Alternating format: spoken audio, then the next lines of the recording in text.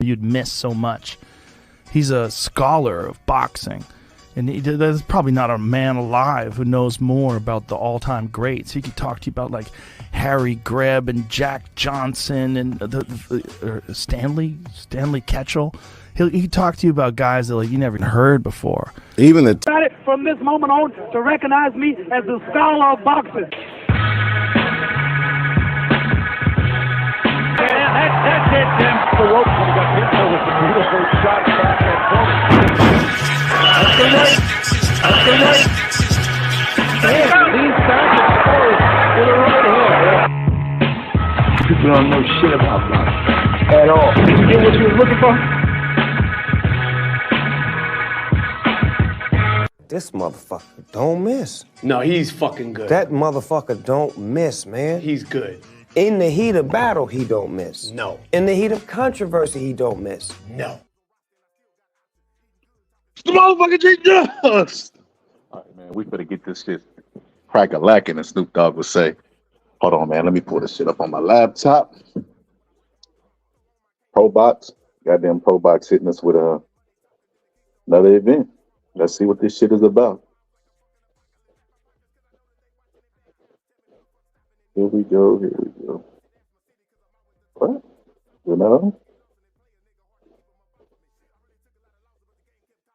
Wait, what's going on? Oh, okay, here we go. All right. All right, I'm on. Turn the volume up. I doubt it. Chris Algieri, and as always, Shout out to Chris Algieri. champion for all of the Magic Man, Manaji, and the new addition to ProBox TV is Mr. Jimmy Smith. Jimmy, welcome to the family. Damn, they talk about welcome to the family. As if they, what was George then if it's welcome to the family? That's crazy. People crazy, man, but it's neither here nor there.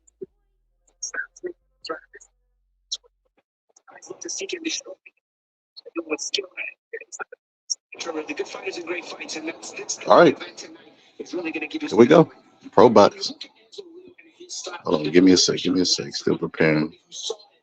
Is that the finish you expect? He said, hey, I just vulnerable to that kind of attack. I think it's bodies are durable, right? So when you got durable guys and they take a good shot to the head, you might want to try the body. Sometimes that softens them up a little bit. Sometimes you can get it. No, ain't no might. You want to try the body. Most people that can take it to the head probably can't take it to the body. You know this, man. Come on, Paulie.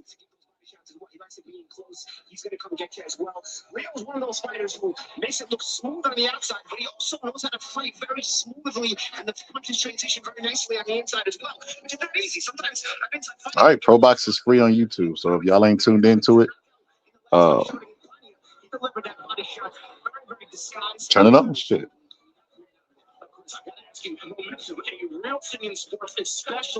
What the hell is my Bluetooth? I didn't even Google the records of the guys that's fighting because I assume that Paulie and Chris have a hand in a choice in the matchmaking that's going on over there. So they normally come up with good competitive fights. So we should see a good competitive fight today. Shout out to Rob G and fucking L Status and my whole YouTube family, man. Blessed to be around some dope ass people, bro. I know suckers. Sucker free zone, man. Here it is. Hold on, bear with me.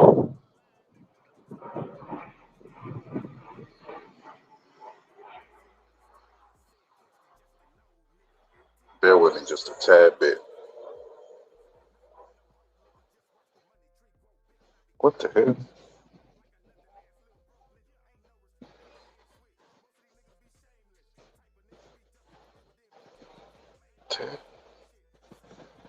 Hold on. Okay, all right, here we go. Gotta pull this shit up in the back screen so I can watch it. All right. All right, goddammit, it's fucking fight night. First fight, who we got? Tell her to take. We got a guy that's 26 years old, 29 years old, 161, 158. None of these stats mean anything if you know how to fucking fight. Anderson versus Wilson. Wilson's the younger guy. Anderson looks like the older guy. In his picture, he looks shocked, like a like a prison photo or some shit.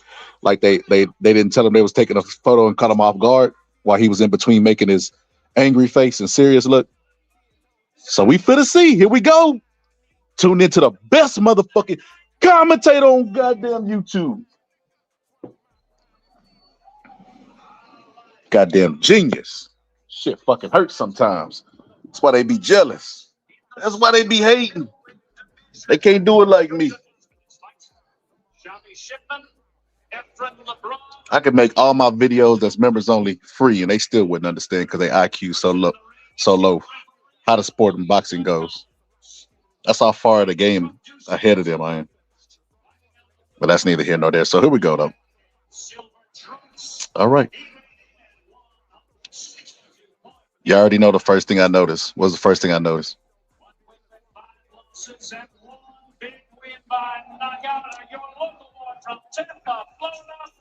Oh, he has a horrible record. Oh my goodness. I thought Pro Box was all about the 50-50 fights. What the fuck is this shit? That's crazy. His record is awful. He's food. No wonder he looked so surprised in his photo. They probably just pulled him off the couch. Probably was still half asleep when he took the photo. Oh yeah, he's for the kill that dude. 3 wins, 2 knockouts. Yeah, that dude's food. Super middleweight scheduled for 4 rounds. Neither one of them got a sweat going. That's how you know they don't watch film. Y'all ever watch the film? Y'all see Tyson come out with that cold sweat dripping with just a towel over him? Yeah, he's fit again. He won't even look that guy in the eyes. You notice he's just looking at that guy's nipples. Won't give him eye contact. He looked like Tony Tubbs. He would not give him eye contact. He finna get slaughtered. He's a sacrificial lamb.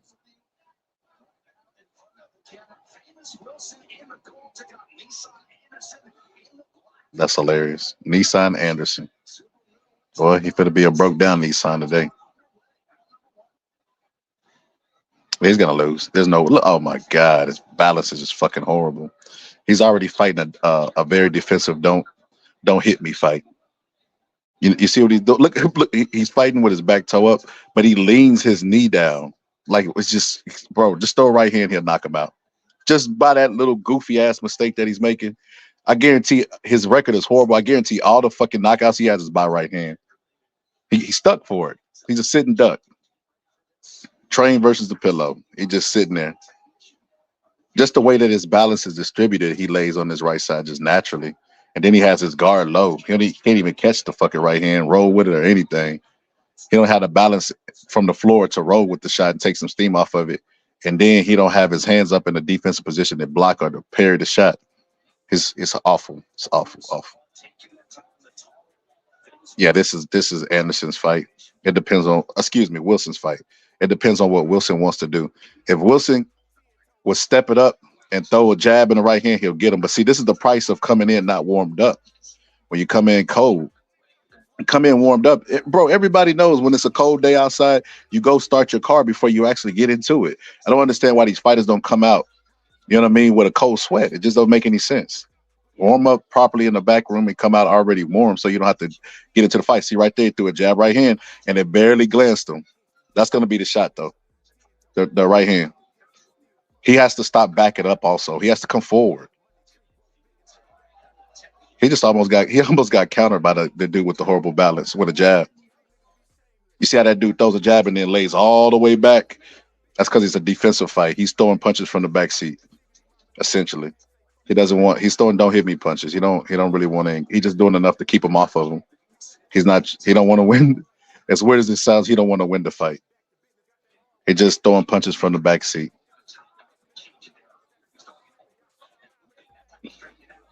See how low he gets? See, he ain't threw one punch outside of a jab. Finally, he throws hooks, wild hooks, and those are only to get him inside so he can clinch. Yeah, he's not interested in winning this fight. Right there, he just threw a right hook, but it was, like I said, it's a scoring shot. Now you notice he started sweating first because that's his nerves. His anxiety's burning him out. He feel like he got to fight life or death because he already knows what he's up against and he knows what he's there to do. He's a sacrificial lamb. He's already perspiring like really heavily. Really heavily. He's throwing shots in the inside. Oh shit. He getting confidence. He's gonna gas out though. He's already breathing with his mouth open. Like I said, he's already started sweating sweating really heavy early on. Like his anxiety's eating him up. It's crazy though. That boxing basics 101 is the warm up in the dressing room. You see the sweat that he's starting to drip now. He should have came out in round 1 with that, with a robe to keep it warm. That's why fighters wear robes. You think it's a fashion choice?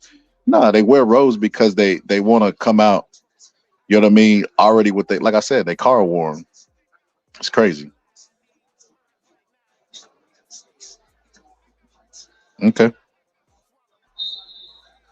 I don't know what his trainer told him, but doesn't make a difference. It's nothing he could do. Just try to survive. Okay. His trainer told him to get inside. Stop standing outside. I feel like he's effective outside, to be honest with you. Because he's throwing punches from the back seat. He's standing a little bit closer. Let's see. Let's see if that right hand finds a home now that his trainer told him to stand closer. If he get knocked out, it'll be his trainer's fault. Because he came closer. See the right hand? What? Slip. That's crazy.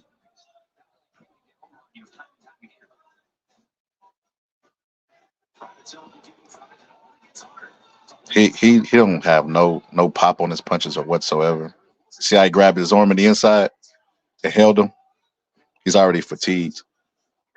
His petrol is burning too fast. He don't got the stamina. He could at least get a knockdown just off sheer fatigue. I don't know what kind of chin that guy's got, but he got losses.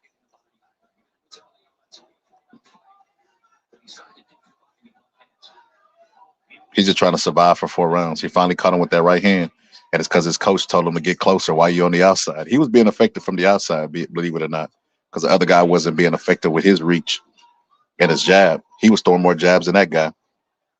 And the way he was leaning his weight back, even though he was in a path for the right hand, the other guy wouldn't come forward and throw it. See, now that he's standing in the mid-range, you know what I mean? The other guy has longer reach than him. The advantage goes to the other guy with the reach advantage.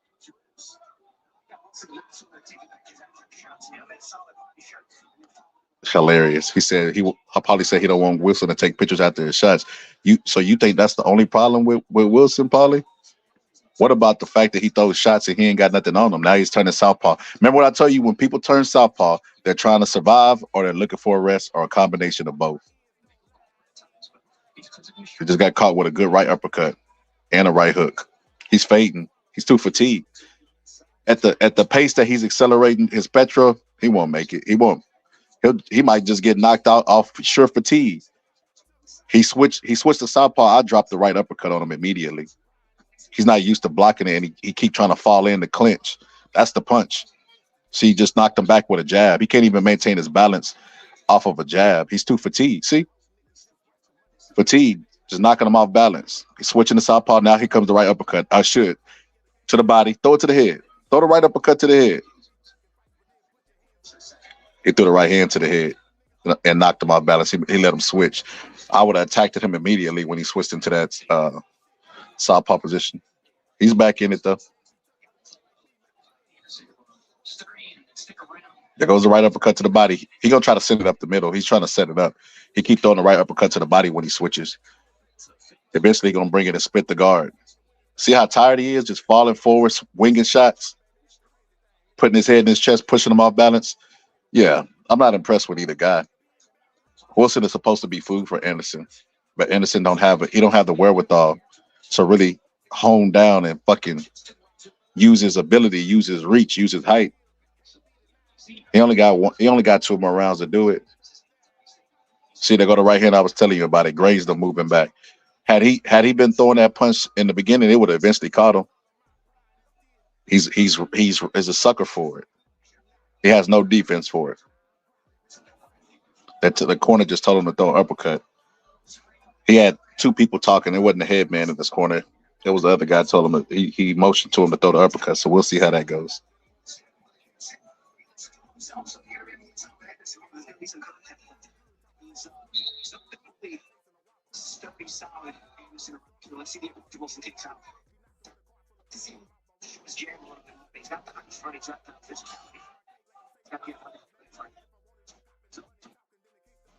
All right, let's see what he does. I think he's getting worse as the fight goes. Look, see, opening up on him. There's gonna be the round right here. He gonna make a statement right here if he gonna survive or not. He's been trying to survive since the opening bell, but this right here gonna let me know everything I need to know. Cause it's the round where he gonna turn it up. He's already warmed up into the fight. He got a rhythm going. The other guy has burned so much petrol to where he's not active with his hands. He's just looking to survive, and he keeps turning to a southpaw position. Throw the right hand. Shoot the right hand. He's not used to the right uppercut. There you go. I told you. Didn't I tell you? Hurt him with the right uppercut. Got him backing up. Push him off. Hit him with the right hand. What are you scared of? Hit him with the right hand.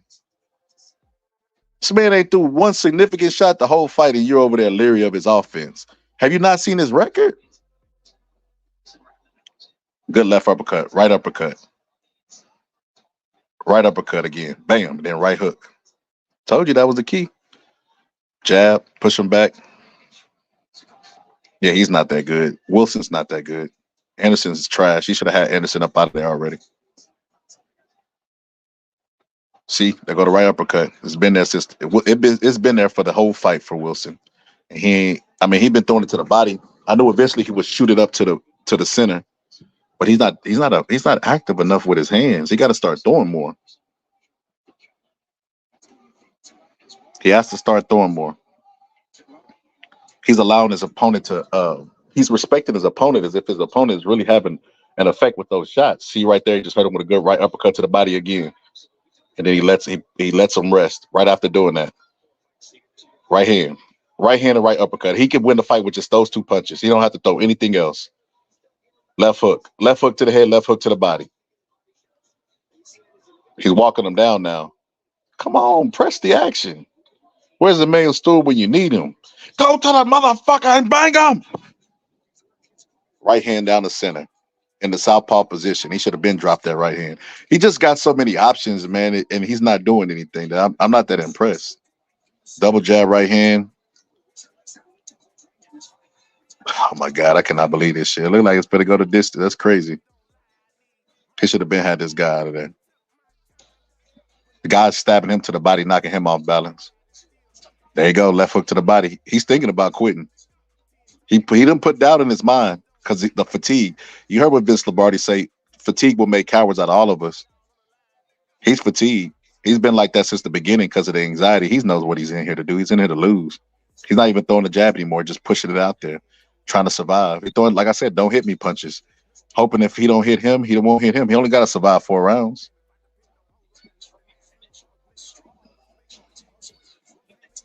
He said active. Mush. I don't know what that means.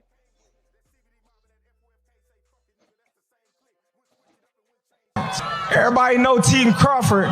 Y'all know I get active.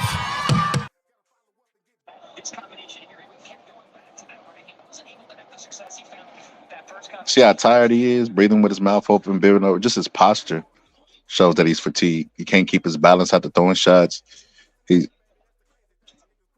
Like I said, the right uppercut is the key. The right uppercut in the right hand, but he's just not throwing it enough. I don't know what the punch stats is, but he can't be throwing more than fucking 15, 20 punches per round. That's crazy. When you got a punching bag. It's so crazy because you get guys in the gym, put them on a heavy bag, they go crazy. Put them on the mitts, they go crazy. Matter of fact, the number one thing in the world that people like to do is the mitts. And it's not useless, but Ali never hit a mitt. Sugar Ray Robinson never hit a mitt. You know what I mean? It is what it is. You know, the game is mental. If you believe it worked for you, then it probably does work for you. But look, finally, he opens up. Finally, he's treating them like his shots suck. Block the shots and counter in between the fucking wide punches. Them shots don't have anything on it. Control his head. There you go. Hit him with an uppercut to the body. Back him up. Fight. Right uppercut. I told you that was the key. Right hook. He can win with just his right hand alone. Bring it back up underneath. He's bending over. Bring him up. Bring it underneath. Bring it underneath. Man, leaning right into the punch. He ain't even got no defense for it.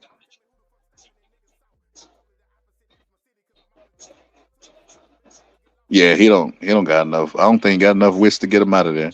I remember arguing with somebody before about being a good finisher is the mark of a great fighter, and they couldn't understand what that meant. This is what it means right here. We're seeing it. If fucking Mean Machine was a good finisher, he might be a Hall of Famer right now. He probably would have stopped Bud. He might have stopped Ortiz when he knocked him down. He wasn't a good finisher. It's a mark because you got to take risks.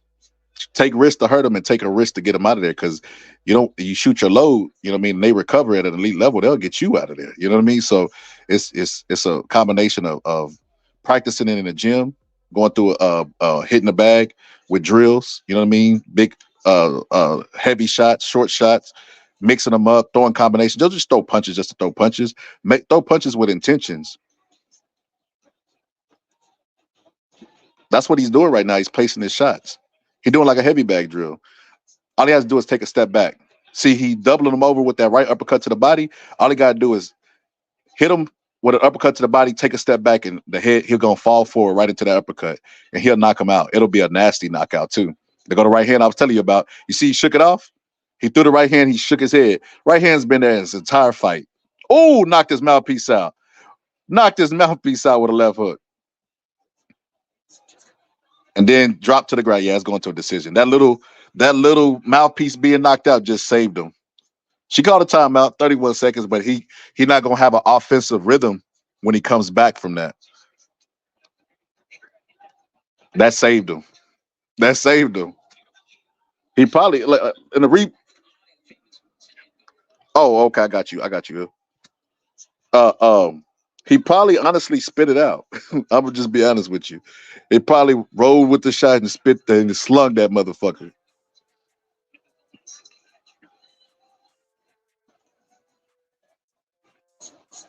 He got blood on his cheek. That guy must be bleeding from his mouth or something. He's bleeding on his cheek. That's weird. Yeah, he gonna survive. She said, 10 seconds, listen to the bell. Congratulations, bro. You did it. You did it. You did it. You did it. Look, he's celebrating. Didn't I tell you? I said, as weird as this sounds, some fighters come to the fight and do not try to win. He's celebrating making it to the final bell. He didn't win this fight. He knows it. He's got his arm raised like fucking Rocky running up the steps in fucking Philadelphia like he won this fight. And the reason he got his hands raised like he won the fight is because he did exactly what he came to do, and that was to survive. That's crazy, man. This is why I'm the GOAT of physics. See this shit, man. Because I learned from watching a ton of fucking cuts videos. I learned the mental before I ever learned the physical. So it's just like a bonus. Learning the physical is why I'm able to commentate the way I commentate.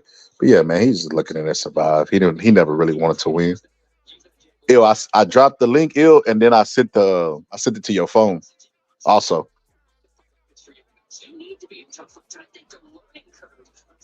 Chris Algieri said he don't know if he liked these type of fights. These type of fights. I mean, he's only 3. This is his 4th fight, which is crazy because people complain about Jake Paul's resume and how trash it is. They say, man, Jake Paul need to fight somebody, fight some real fighters. And you look at this guy right here, who's an actual boxer, probably been boxing since he was 12 or 11 years old. And this guy is in there with a bum going, and the bum takes him to a distance. At least Jake Paul is dropping it. They say, man, Jake Paul need to fight real boxers. Then when he fights a real boxer, I told you Tommy Fury's trash and he beat him. His career's over. Then the next 2 boxers he fight, he knocks out. That's crazy, man. That's everybody's fucking first 5 to 10 fights are going to be bums. Jake Paul's no different. It was an okay fight.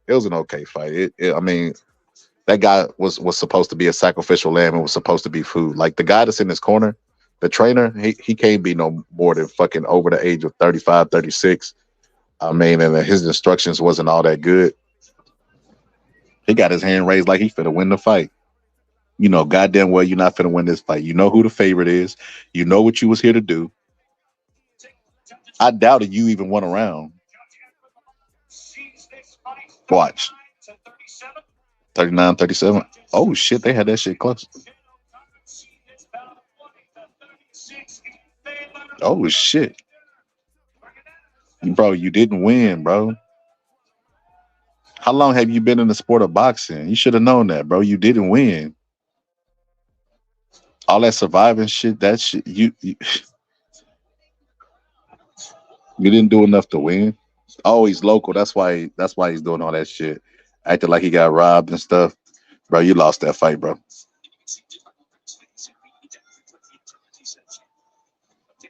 Man, that dude went in there to survive. Thought he was going to fight an amateur light fight and win the fight, and that definitely didn't happen.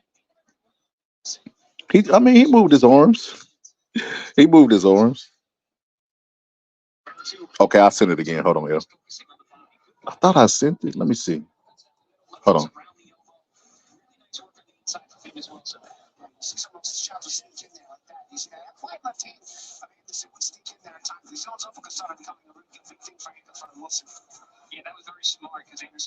Oh shit, I did. My bad.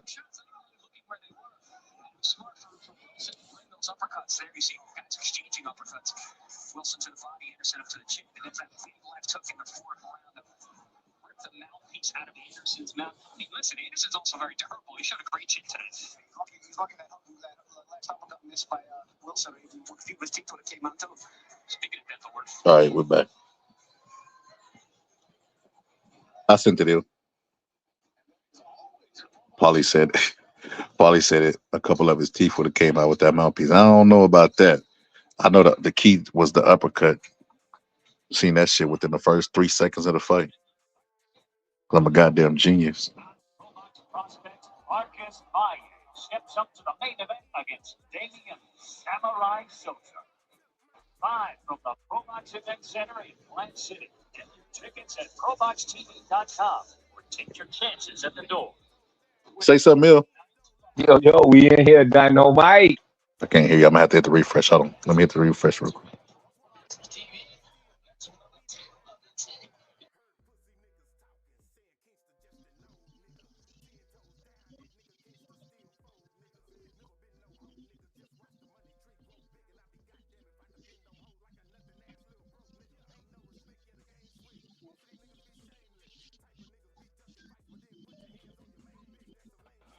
Say something, Mill.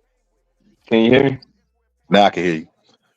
Yo, All yo, right. you know what's crazy, bro? What's good?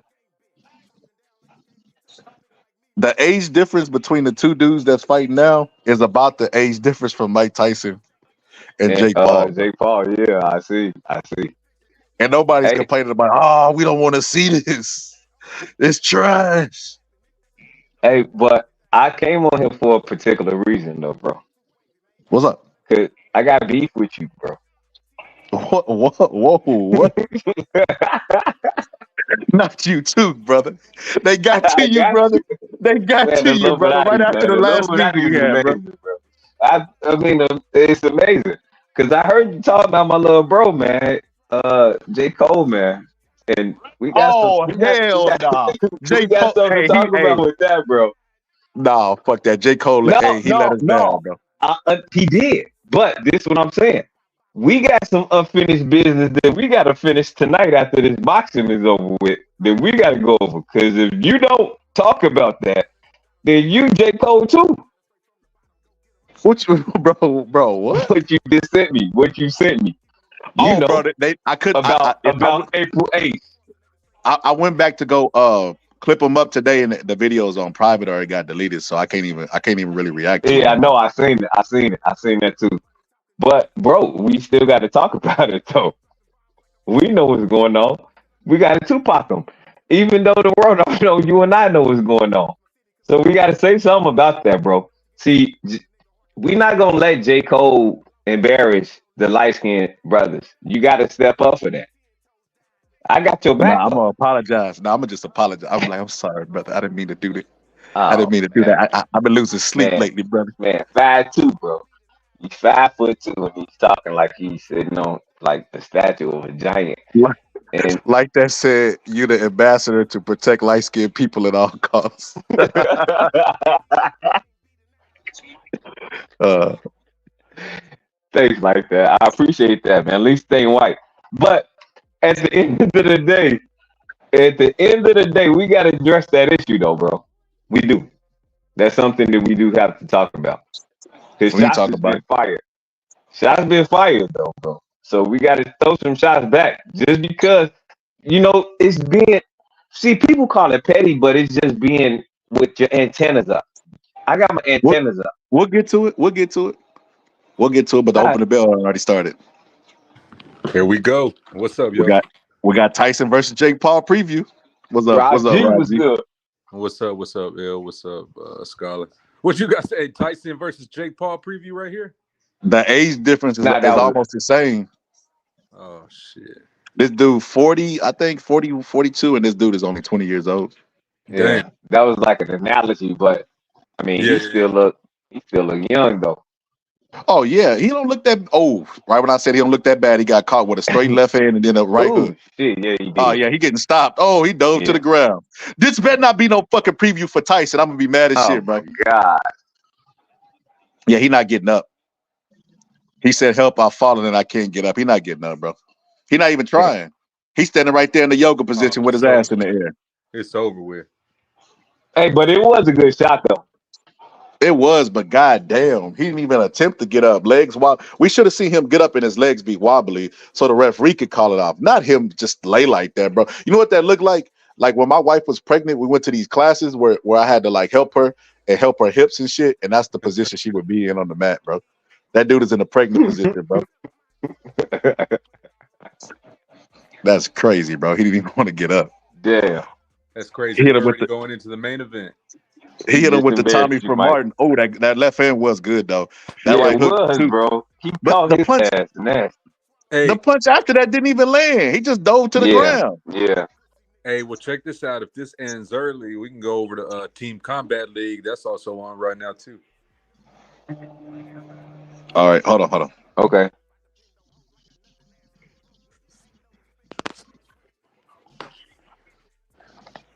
Damn, that's crazy. He got him a stiff one. He kind of gave up. He quit. I seen it. Cause his eyes automatically look like he cock at it or he cross at it or something like that. So he got one of those Seven Farmer eyes. So it's kind of hard to distinguish if he's out of whack or not. It's kind of hard. Yeah. Like Tevin Farmer could get away with murder because he looked like he already knocked out. Oh man, yeah. It said one of them Tevin Farmer eyes. I'm saying, shout out to Tevin Farmer, man. No harm. I'm just saying. That shit just sounded funny. Damn, that's crazy, man. I thought we were about to have a good night of boxing. It's already Yeah, this about is to be like over. he took a dive.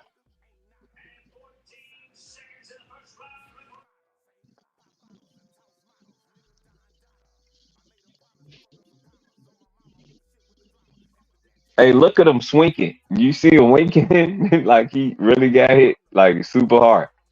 Like that boy ain't got no power like that, man. It was a good shot though. Hey, that looked like Skinny from the Nine.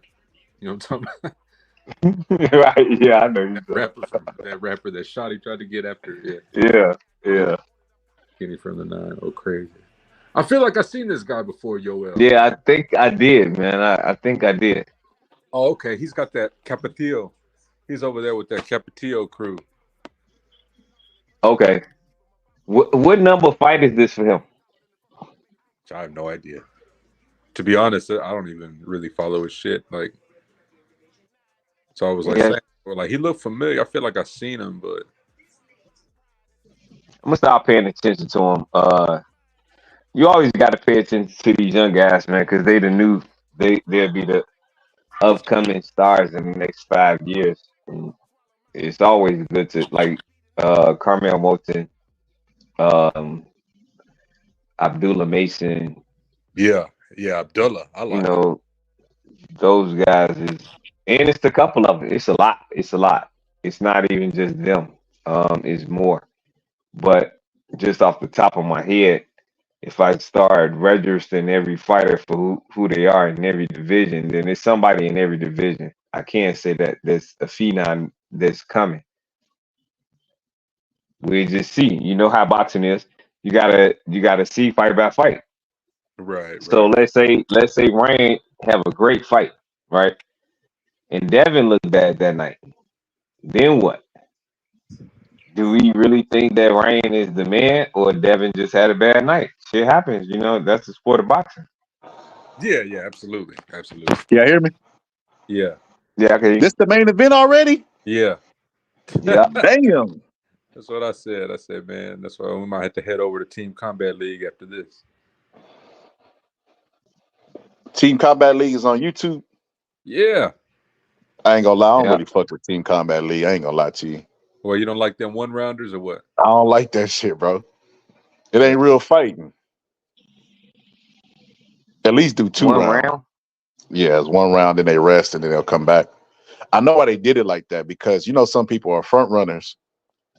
Yeah. Like Caleb Plant probably be undefeated in that league. Oh hell yeah. Caleb Plant would be the star because he the great right hope. He'd be the man. I thought Caleb Plant was black. Uh sometimes. I thought he was a When he slick black lose, fighter. he white, bro. When he lose, he white. When he win, he black. He said Scholar is J. Cole. Hell no, Gus.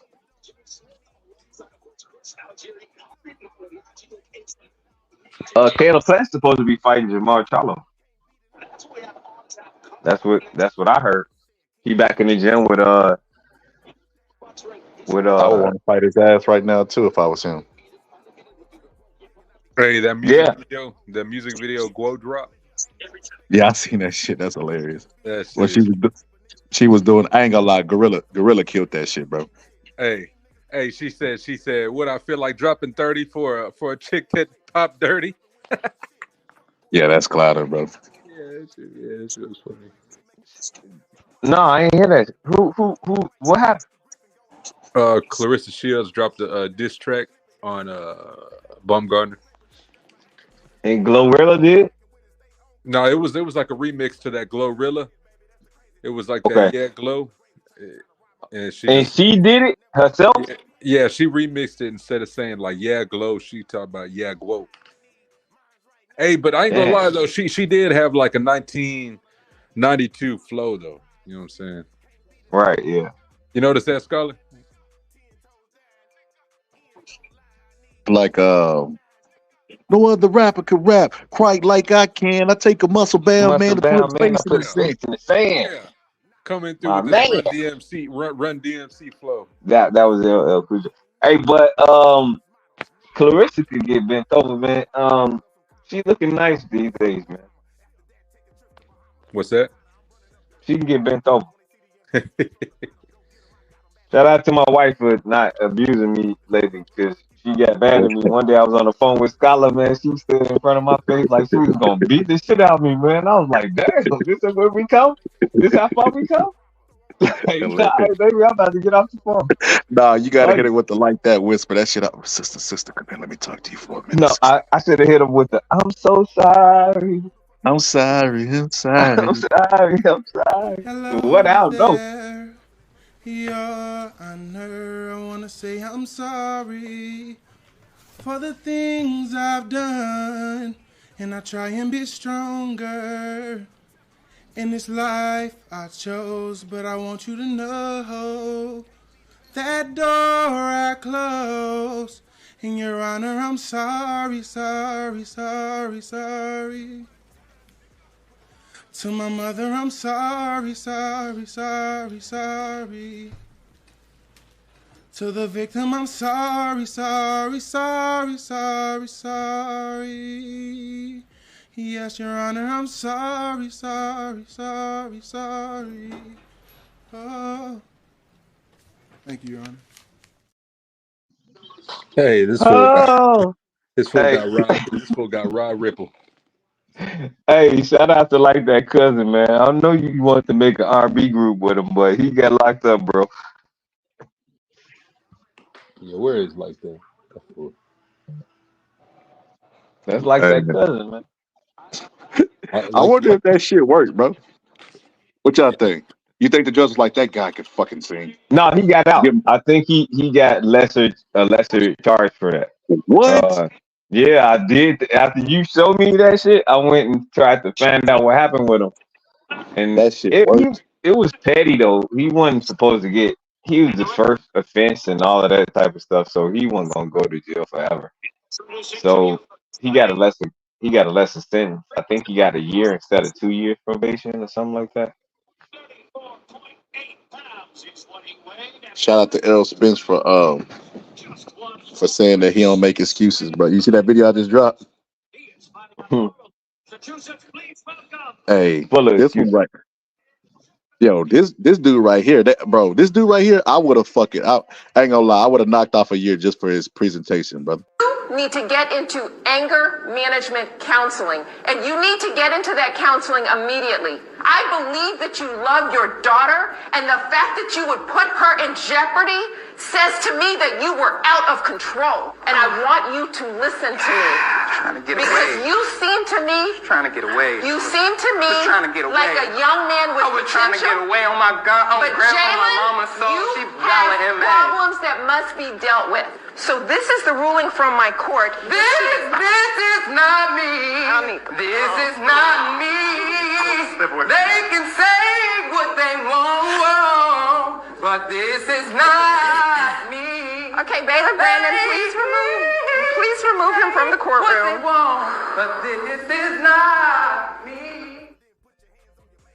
in the NBA. I got contestant number 2, but shout out to like that other cousin because they were supposed to be in a trio. It was called Three Amigos, but somebody stole that shit. All right, main event. Shit. Goddamn. I love that they don't try to stall whenever they get an unexpected knockout, bro. I love that shit. That they just keep going with the program. Because then they can always just give it back to Paulie and Chris and them, and they can talk about future and current event. Oh my God. So automatically, I don't know if that's a white boy, but he's superior, bro. Superior with his technique. He's Yeah, he superior got a with nice his jab. balance, his skills. Yeah. Like he just threw a hook and then threw that guy off, bro. On some Rick and Dial shit. That guy can't fuck with him, bro. Jab snapping his head back. I've seen this guy before. Has he been on Pro Box before, bro? I think he have. I think Yeah, I he's seen already. him think I've seen like him a few before, months too. ago. Yeah, I think I seen him a few months ago. Yeah, This does look like a mismatch, so for sure. yeah, he just fucking him up, bro. Just peppering him with that jab. He just too skilled, too fast for him. He only, you know how I talk about people doing too much movement? He just doing the right amount of movement, just a little step out of range, a little step to the left, a little step to the right, swing the jab. He just standing his ground. He drawing a line in the sand and just daring them, bop, charging them jabs every time he cross. Now I ain't gonna lie, right there he just ducked up under the jab and came up with a left hook, right hook to. Then he stopped. He paused and waited for the referee. What the fuck is that? That's crazy. What is he doing? Right? Yeah. Forehead all red and shit from that jab. He better learn how to duck. He have no. So the main defense, event is though, only 8 rounds. Y'all sure it's the main event? Yeah, that's what it said. Damn, they only put 8 rounds for the main event. Tell Pro Box, I'm sorry. Pro Box responded back to you saying, "This is not me. This is not me." He do good whenever he duck up under the jab and come in with the right hand. I mean, with the left hook right hand. But then this ain't even the co-main. Okay, good. Hey, so there's another fight after Oh, this. it is. No, there's You another see- fight. There's another 8-rounder, and then it's a 10-rounder. Good. Okay, Because they God normally, damn. I've never seen a 8-rounder for the main event. But look, check this out. He comes right back up to the middle after he throws his combinations. He does. First off, his forehead is red from the jab, bro. That jab is fucking him up. He got to find a way to get rid of it. He just can't come through the door. So he was doing good at ducking. See, he'll duck and then he'll spring up. He'll throw a left hook, right hook to the body, and he's in the inside. But he won't work. He'll go right back to the middle, right back to the center, and get hit with shots like that I around the like glove. that white guy, man. How he moved. His body is is still is at a frame when he framed up like he like a statue. When it's time to strike, he strike accurately with that jab. That is a very nice jab, and it's fast, and he know how to throw combinations too, as you just seen. He good, man. I Yeah, like him. if I was to tell the white dude to make any adjustment, it would be not hold his right hand so far close to his ears, put it more Mm-hmm. in front of his face so he can just drop that right hand and guy won't see it. Mm-hmm. His trainer told him Hey, stay in your Scholar, send me base. that. This is not me, so I can finish this to Court Stevenson about his last fight. Um, Hilarious. Bro, that's fucking hilarious. I just Bro, I may make that a drop. Thank you, ill status. See, that's what hanging around geniuses would do. I just need to talk to Shakur for a little I already while, sent man, it, and tell Gus. him that this is not you, man. It's not you. Sing it, Shakur. Have your I'm pretty rainbow. sure I sent it to Gus. Let me see. I think I sent it to Gus. Oh no, I didn't. Gus, that's because you only got 2 minutes and you start to be like what you call it, like press, brother. You pull up, got your 2 minutes, and then you start to fickle, brother. I want to talk to Gus about this eclipse. I want to talk to him. See, damn, I shouldn't have said that. Let him get on first. Pierre hit me with that racism, but I ain't. We'll talk about that shit later, brother. This is not me. I didn't do this stuff. Karma, hilarious.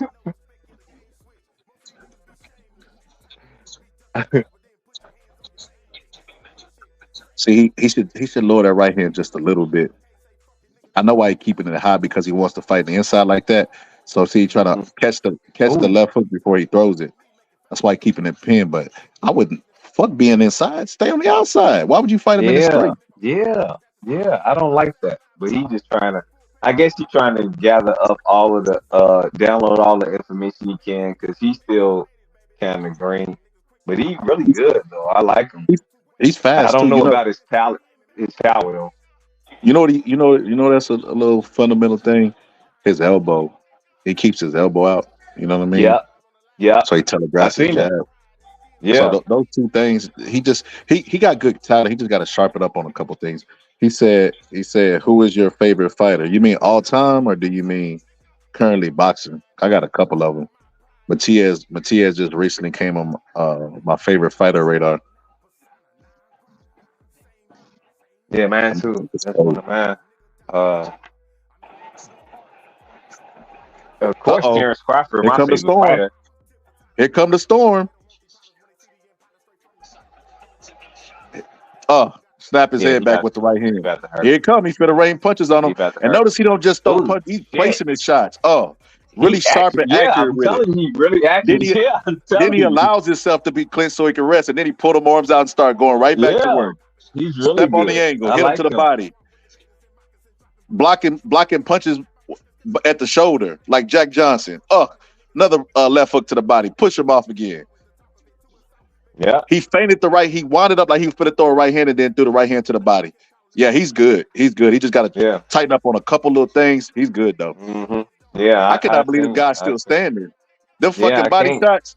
But he Mexican Go to the though. They ground. I got would a take a they knee if got I a was him. hard frame. He finna get knocked They, out. Take a knee, you oh idiot. shit! Referee He's stopped getting it. This is brutalized. why you do not have women Damn! referees. This is She why you let him don't get have murdered. women referees. She let him get murdered. I say, He was Hey, dying in there. hey, I think I've seen her before. I think I've seen her before doing some crazy next to my stuff. mother, I'm sorry. Gus Wade. Facts, bro. That lady ain't got no kids, man. She can't let that man get his ass whooped in there. He should have took a knee. Well, he a Mexican. Hey, You know I he ain't ain't gonna gonna lie. do Tell that. me that dude fighting him like he could be Chris Algieri's brother. Both of them like math teachers. Yeah. Hey, hey, and then you got Lucille from BMF as the referee. Facts, bro. Gus, what did you have to say, brother Gus? What did you jump on the panel for with some smoke, brother? Nah, bro. I just thought it was hypocritical, bro, that you were making fun of J. Cole, bro, and turns out you were J. Cole. You acting like J. Cole this whole time, bro. What the fuck you talking? Let's go. Shots Here we go. fired. Here we Bro, go. what the fuck he talking about, bro? I don't know, The bro. bitch. I came on the fucking live stream, bro, and it was status was saying that you're acting like J. Cole towards another creator, bro. He clouded, bro. He basically. So a couple days ago, I clipped up some stuff and I sent it to people, you know, and it was basically like the whole stuff that was going on with Clips and Puro. And he said that like if I don't address it, basically I'm J. Cole. That's what he's saying. I was Right. about to say, bro, let me find out you apologize to Puro, bro. No, I'm gonna do that. I'm gonna do it publicly. I'm gonna say it's a Puro Eclipse. I'm sorry. This is not me. It's a Puro, I'm sorry. Karma said exactly because I'm going to stop the fight every time. The first time Errol Spence would have got knocked down, Karma would be like, all right, that's it. Yeah. Hell yeah. Hell yeah. Bro, did you hear Clarissa Shields commentating Hitchens versus Yeah. Lemos the other night? Yeah. And every time Yeah. Hitchens would get scraped, bro, she'd be like, oh my God. Like all worried and shit, bro. No, but you could tell like they gonna teach her how to not be biased with one guy because you could tell she wanted Africa to win. Oh, yeah. You could tell, like Yeah. even when he was getting his ass whooped around and he was completely losing around. I mean, let's be He was honest. I still mean, saying positive shit. so I don't know. Look, so like if you go into like the nursing field, bro, the ratio of men to women there is really like low. I mean, high. Yeah. So those women be feeding over people that look like that referee, that woman referee in there. They be feeding over people that look like that, bro. So like when you a boxer, bro, there's not a lot of women in the sport. So the women fighters, bro, they be like groupies, bro. They be when they said Alicia Baumgartner was bopping, I believed it, bro. Just because of the nature of it. The Olympics, they try to take away the bed so they wouldn't fuck because they be having orgies and shit in the Olympics, bro. And those are women that are not just boxers; they like fucking ballet dancers and shit like that. Right. So Yeah. that being said, Hitchison might have gave it that do what I do, yeah. That's probably why she cheering for him, bro. Hey, he put that beat, Baba do that pop, beat, little do that pop on her ass real quick. A lot of people probably did, but Alicia Baumgartner and Clarissa Shields meeting, man, that shit said a lot, man. That it was like she was looking to the stars, she was looking for help, she was looking down, she ain't looking in her eye. Like Clarissa all in her face though. Like she really about that life. Really, she is. So I gotta give it to her. She won a fight, man. I like that. I wish you my girl, I beat the shit out of her every day. Like, man, let's spot. Come on, man, let's get you in shape. And I just personally just beating the shit out of her. But I'm just playing. That was a joke, a total joke. But she about that life, bro. Like she want to fight Keith Thurman, so I don't think she wouldn't be willing to fight us.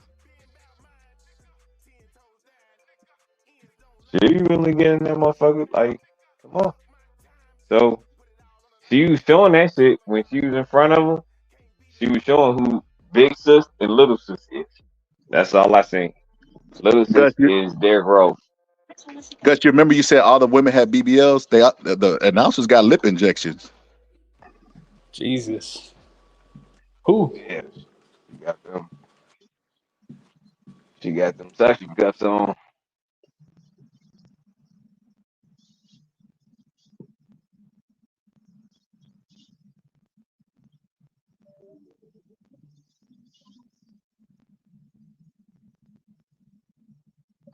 I don't know what they saying.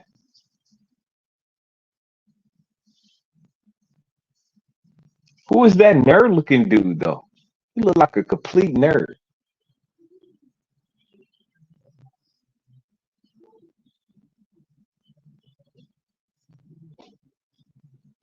It's a Puro. I'm sorry.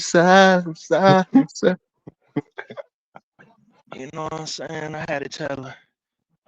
What y'all got going on? You know, Here you we know what I'm go. saying? I had to come in like, you know, I don't want to hit the vocals on there, but you know, I had. You know, I know you got them, so I was just talking about you and your trio. Here we go. me like, Man, like hey. that be sipping, man. I was like, nah, man, what y'all got going on? Crazy ass like that.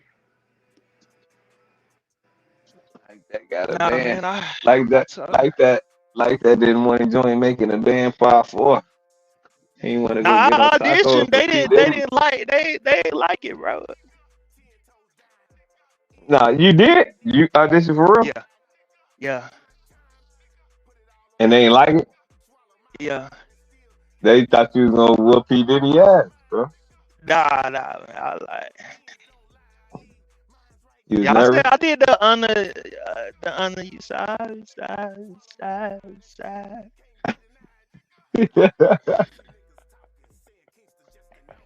Yeah, he was too big for P. Diddy. He was gonna have to just get on your back, and you was gonna have to take him places to get tacos and shit.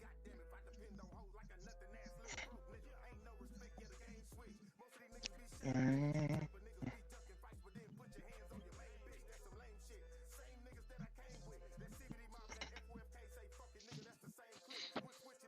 Hello? No, I'm looking at Paulie Malignaggi, talk his shit, man. He Hello there, Your Honor. I wanna say I'm sorry for the. Look, man, I'm gonna hit y'all a little preview that I hit.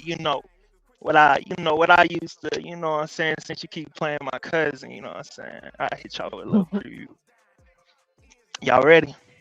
go ahead. All right. Nah, I ain't doing that, bro. I'm just fucking with you. Man, the only time his sipping ass was singing was when Foodie was on the panel. He think he fucking slick. He was singing. He was just randomly singing, but like, "Ooh yeah, can you pass me the peas, please?" He think he's slick, Hey, bro, because like that. Foodie was Hey, on there. like that. Ain't nothing wrong with singing, man. R&B singers fight all the time now. Look at Trey Songz, bro. Like Bobby Brown been whooping ass since the '90s. James Brown, you know they always. Hey, don't you gotta understand. R&B singers is needed in this sport. It's a sport of macking, man. Come on, man. Come back to what you know how to do. Don't get it cracking for everybody. Do you think like the Clips did when he Hey, was on Mark Nash Look, channel? you look. You know, know, this is what I would hit Foodie with if she was on the panel. I'd be like, oh, I'm gonna hit you with a little preview. What I hit her with. I'd be like, hold on, bro. That shit. Hold on. I'll be like, girl, relax, Captain can. Hold on, no. Girl, relax. Hold on. I'll be like, girl, relax, Oh Captain can shit. handle that. I'm gonna take this cruise real slow. Close your There you eyes, go. headed to paradise. All you gotta. Oh my God, my voice fucking up. I'll be like, close your eyes. All you gotta do is let it Oh my god. go. The way your body flow. It's a private Holy show, shit. and I can't stop until it's feeling over. It's a sight to see. But I can't, Oh bro. boy, no, This I'm a motherfucker seriously. little pain in nervous, the bro. building. My throat get dry when I'm a little nervous. But Hey, yeah, we bro. hey, we got Hey, that pain in the building. do your But thing, bro. if she was on the panel, I would let her know. But You a serenader? yeah, man, Mac her down, bro. We from the West Coast over here.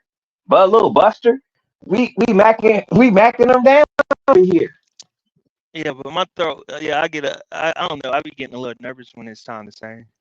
Bro, No, shit gets a no. little out of tune. Hey, but that's still the thing. Low key, do your Yeah. thing. That's still the same though. It's still nothing changed. They still, if you catch them, put them in your own comfort Yeah, zone, I make don't them sing. feel Nah, but good. for real, I wouldn't sing to a female real life. Why not, man? We did that in high school, bro. That shit old. Like, Nah, man. You do that when you jamming. Just when you jamming with her, you ain't never jam with no girl. Y'all doing the cookout and all that. You yeah. still wanna, you Like walk high up to her school, on we some used to personal do shit all and that. say Like your thing. we used to sing like Trey Ain't no Songz shit. used And to, man. You gotta keep it moving. You gotta keep it going, bro, man. I'm too grown for that now, bro. I Oh wouldn't shit. sing. Like, only reason I did that when Foodie was on there because they asked me how the song go, and that was it. So if she No, asked you to serenade her, and get in, like, get me in the mood like that, and then you wouldn't come rise to the occasion, bro. nah, bro. Bro. I only did that Damn, so because, you'll blow it. You'll bro, blow I'm the not. night. I don't sing. I don't sing anymore. Like, I don't sing anymore, But bro. you are not here to entertain. I am not here to entertain. Nah, no, it's just I Like, don't do that shit no more. Like, my voice don't change, and like, man, that's because you don't practice, bro. I don't know, bro. I don't really care about singing anymore. Like, I do it a little bit, and then like I said, bro, I be getting nervous, so it's like my shit be fucking up. So like, it ain't no point. You can make a YouTube channel right now, or you can make a TikTok channel just singing happy, uh, happy morning, grand rising to everybody, or some shit like that. Or can you tell me how to get to Sesame Street? You can sing that shit in your own special way, and everybody will listen to it every day. You'll have millions Bro, and I'm millions of not. views. Bro, I am not. Bro, no, bro. I'm just I saying, don't. bro. I don't even think my voice is good like it used to be. So it's all right. Like, Man, you can still Mac Jake down, man. Think about that, man. Keep that in your repertoire. When y'all vibing, y'all singing some songs together. You be like, "Oh, you got a voice like that?" And you be like, "Oh, she'll call you by your real name." But she's like, "You got a voice?" And then you be like, "Yeah, baby. Yeah, you know, okay, chill." I'm gonna take this I don't do this for real everybody. slow. You know, Like, yeah, I don't even think I don't even sound good like I used to. The way your body flow is a private show, and I don't even think I sound like I used to. So I well, don't even do that take shit no your more. time. Take your time, bro. You sound. Hey, I need y'all to commentate the fight. I'm finna head to the store real quick. We got Gomez and Agrelano.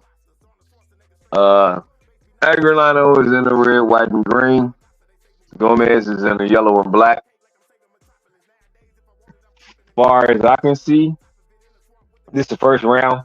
It's a minute and 30 seconds in the first round. As far as I can see, they seem like even fighters. They look both hungry. They're ready. I don't know who's the better fighter at this point because they seem equally matched at this point because they still filling each other out. So we'll see in a later round who starts showing what fatigue or undisciplined behavior.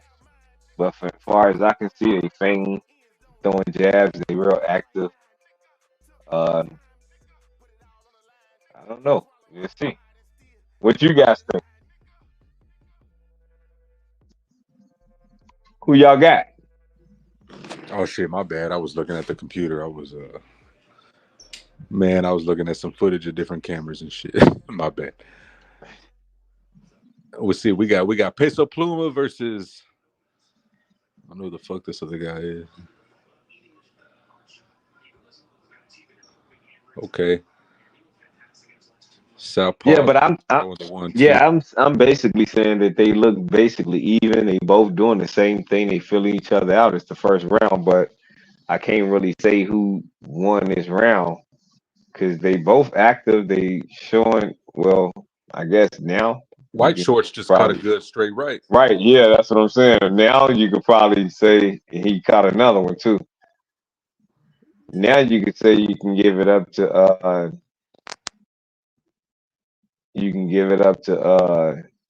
what is that? Aguinero. Shit, I'm not sure.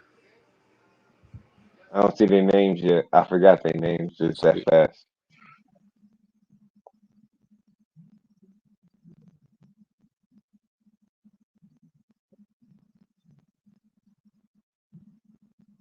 Yeah, but they seem some young fighters though.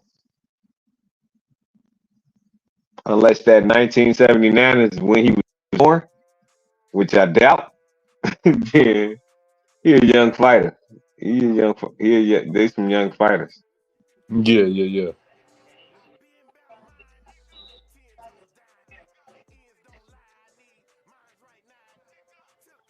All right, this is the second round approaching. We gonna see Can y'all what hear they me? really got. Yeah, I can hear you, Scholar. Oh, dude got a Majin Buu tattoo in the middle of his chest, bro. That's weird. Yeah, I see it. I see it.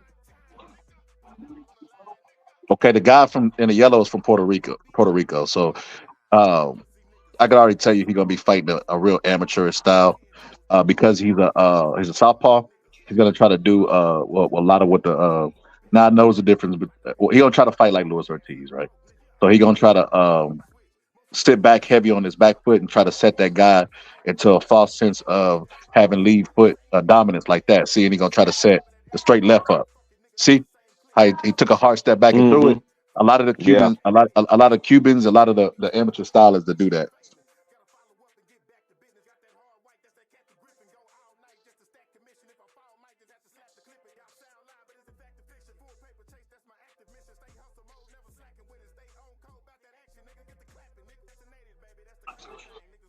Yeah, so but the other guy is fucking up his what is it, Arleno? Arledo? Arleno. Yeah. He's using he has his timing down. He keeps disrupting his timing so he can't land that shot. He's staying really busy with the power and the jabs. And he's just peppering them.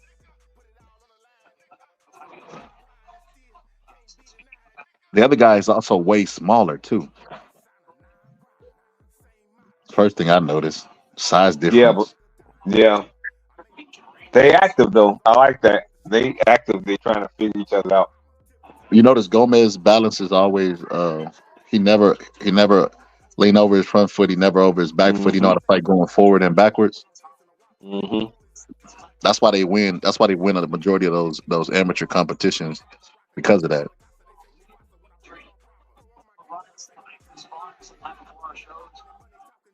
Oh, Gomez gonna have some legs on him. He gonna be able to stand in this fight. I can see how he's moving. He got one of those.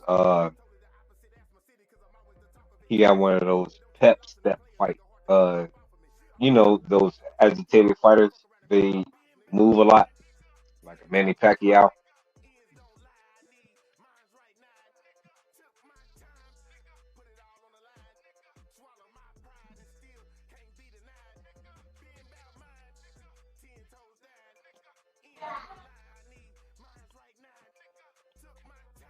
They be on me ill whenever I make the Puerto Rican and Cuban comparison, but they both be good in the amateurs, bro. What you want me to say? They fight similar. They do, but that's the amateurs. In the sport of boxing, like point wise, if you talking about pointing the person out, most Cubans win a lot of fights on the cards. They don't knock a lot of opponents out because they're used to the amateur style, which in the Olympic style. So when they get to the pros, they not as effective. Not like a David Morrell or something like that, or a Frank Sanchez. They don't knock people out like that. But most of them, you know, they kind of got an amateur style.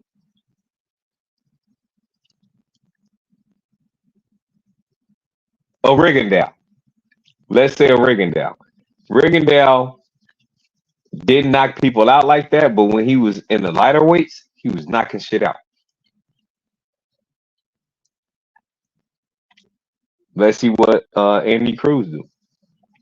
So don't get mad. Just watch the fighters. Like Andy Cruz right there, he had 135. Nobody talking about him like he's relevant in the 135 division right now. Why is that?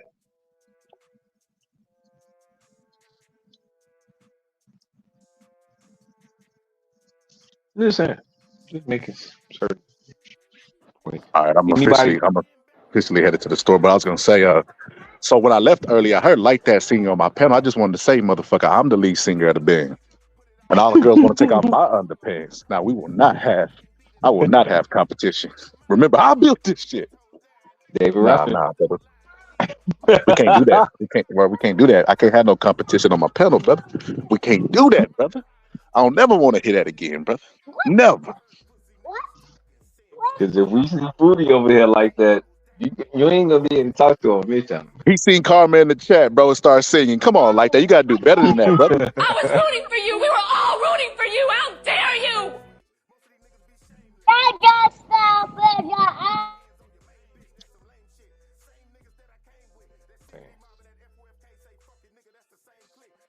Damn,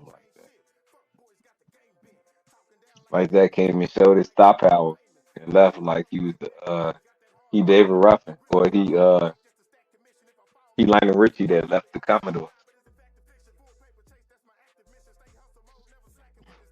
He left his cousins in court. I think I could pull it up in the. Nah, I ain't gonna be able to watch it while I'm driving. I'm just going down the street though, but y'all can hold it down. You and Rob. No, yeah. We still got 7. Well, we got a minute. We got a minute now. This is a hard fight to measure because they both active, but they not getting any work in. Like, um, um, oh shit, he busted up though.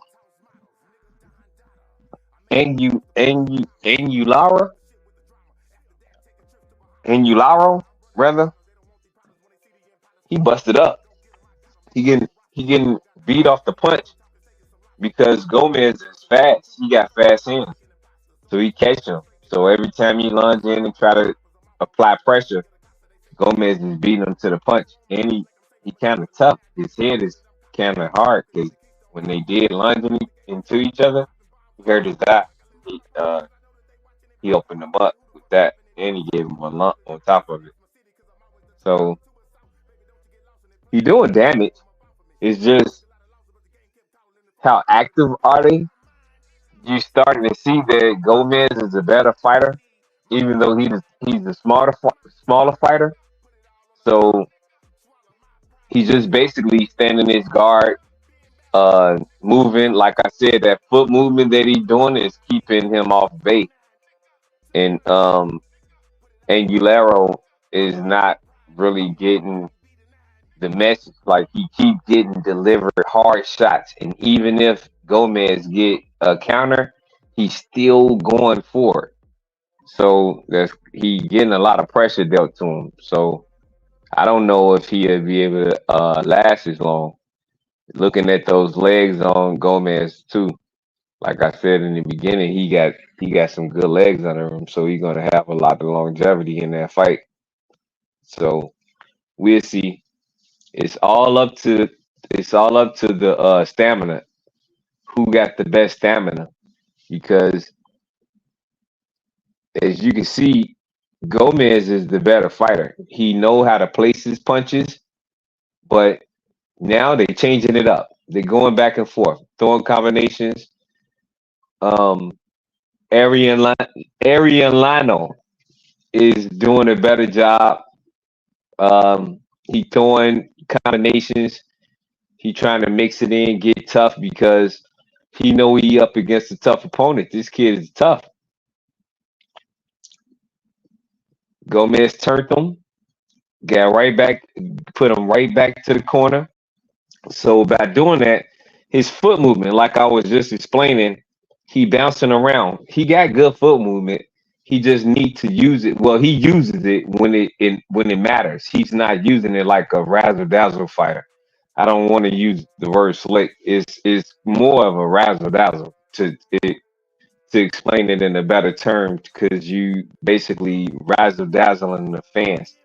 Being slick is like that's a negative word to something that's more complimentary to the sport of boxing.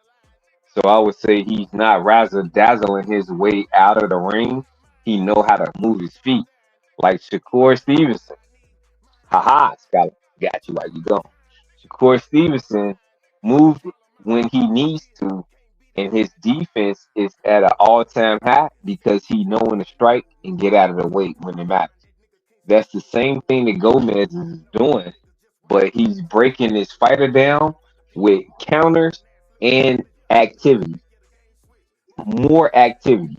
So let's break this fight down. All right, Arian Lionel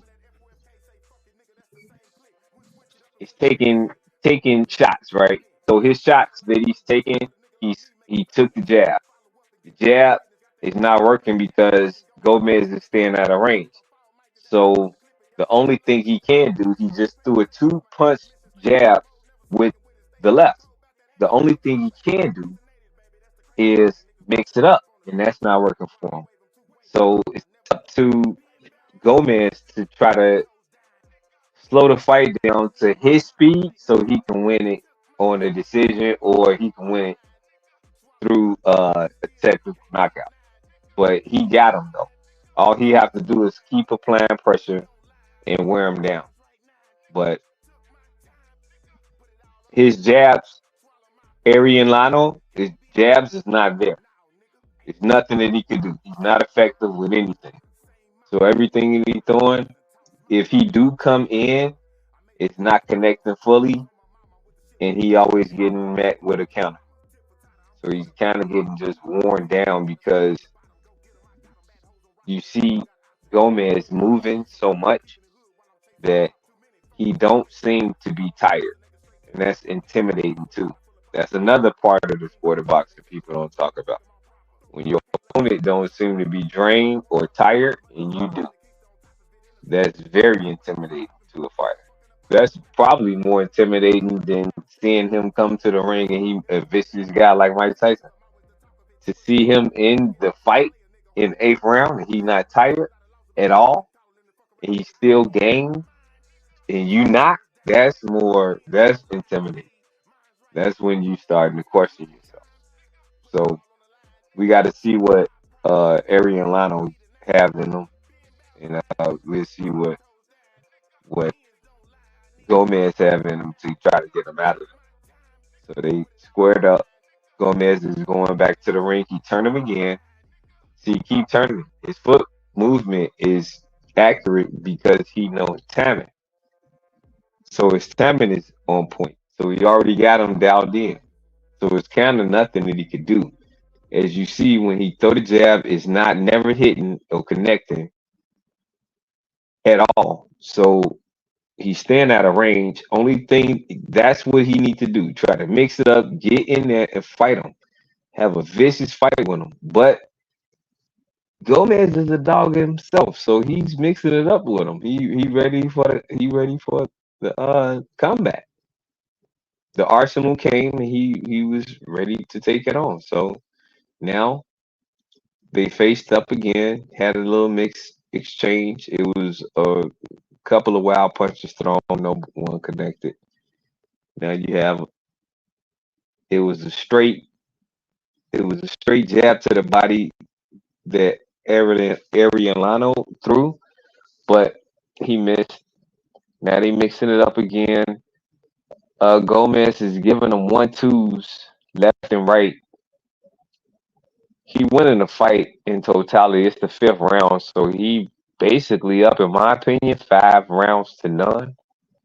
So um, we'll see how the fatigue goes. I think that Ariellano will have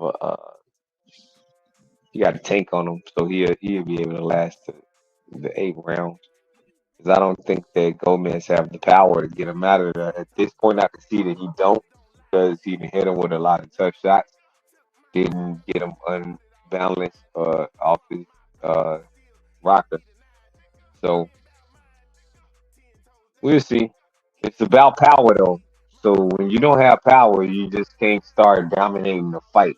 That's why he's not dominating the fight in the sense that anything is working in totality. Like he's not mastering the jab, he's not mastering the counter, he's not mastering the checks, anything like that. He just basically outboxing. So Gomez just outboxing. It's not like he a better boxer. He just have a better game plan and he outboxing. That's in my opinion. That's what I see. Because the bigger guy is not winning the fight, not based on he getting out boxes, because he don't have a better game plan. He don't know how to figure the fight out.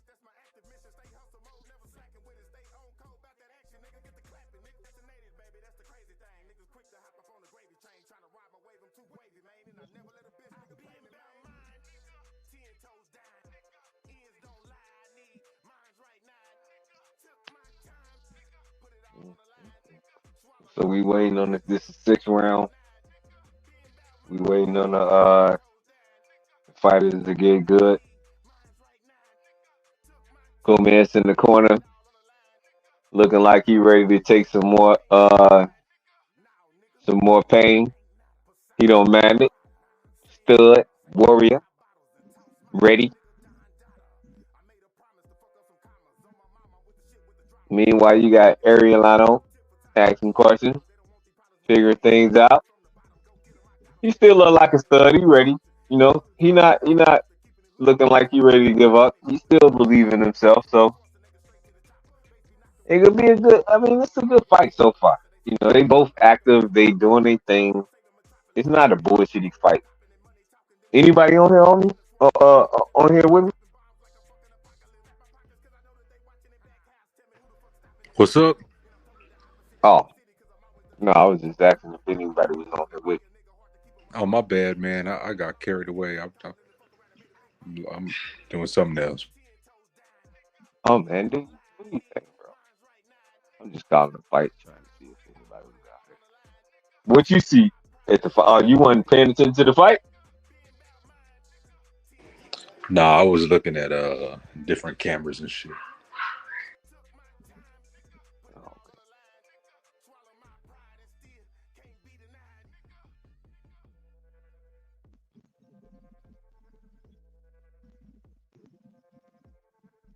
Well, they hugging Gomez. Look like he getting tired though.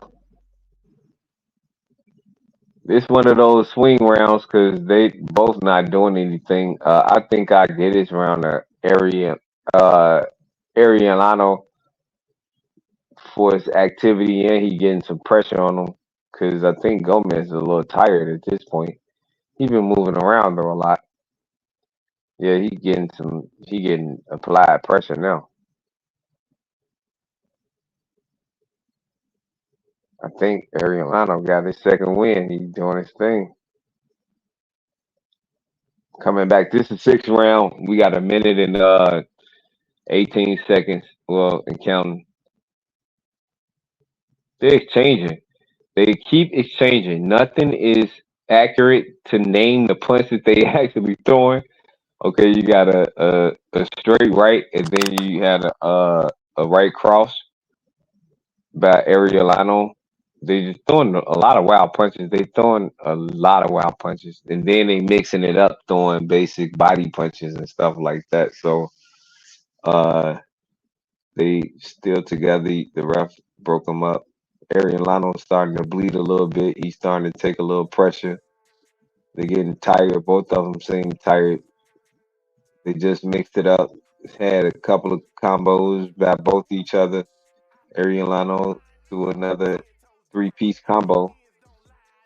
Um, Now we got Gomez back to the ropes where he came off the ropes, and that he back in the ring. Arielano looked like a different fighter at this point because he's starting to figure him out. I think he's starting to figure out that he got to fight a certain way, and he's starting to do that. He's looking better. He got a nice jab. I don't know why he don't use it. He just threw a two-shot jab with the right, and he missed both times, but he never measuring the jab and gaining the distance. Like just because you out of range at your shot, you got to step in to get that shot a little closer. So if he know how to step back, then it's up to you to step in to make sure that you get enough distance to make that shot effective without moving a lot. It's not like he's a mover. So you just take angles and hit him that way.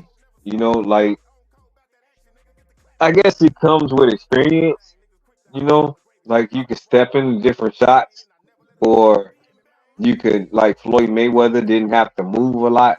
He can move without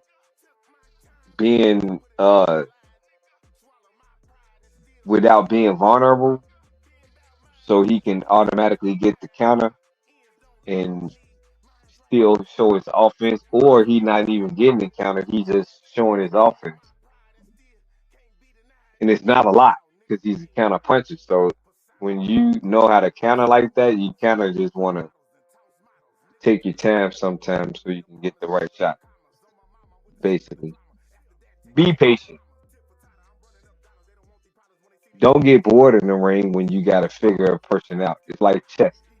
So when fighters say that they was bored, they're gonna get knocked. Those are the guys that I know gonna get knocked out because there's no such thing. It's like I, if the deer is in front of you all the time, but as soon as he hear that pow, he know how to run out of the range of the bullet that fast. Then it's the art of the sport. You want to keep hunting, and that's what uh Gomez left took his foot off the pedal to do, but Arielano put his foot on the gas, started doing it because now he's starting to be more active, even through the activity of Gomez.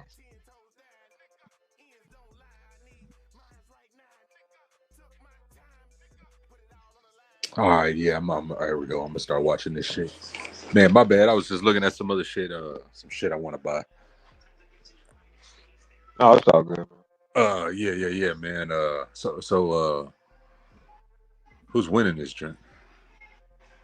Gomez still winning the fight in my opinion because he had the first 5 rounds, but Arielano came back a couple of rounds in, and he looked like a better fighter. I think that he wasn't game at first. He was still trying to figure it out. Probably need to get his body work in. And that Gomez knocked him down. The ref waved it off. It wasn't a knockdown. Yeah, no, that was a slip. It looked So like Gomez got knocked down. yeah, no, no, Gomez knocked Arielano down. It was a foot caught up. Oh, their feet got entangled. It was a Yeah. Jada Pickett entanglement. Angle. He waved it off. They did kind of like Gomez grazed him with a hook, and then Yeah, he hit him. Caught him with a hook as well.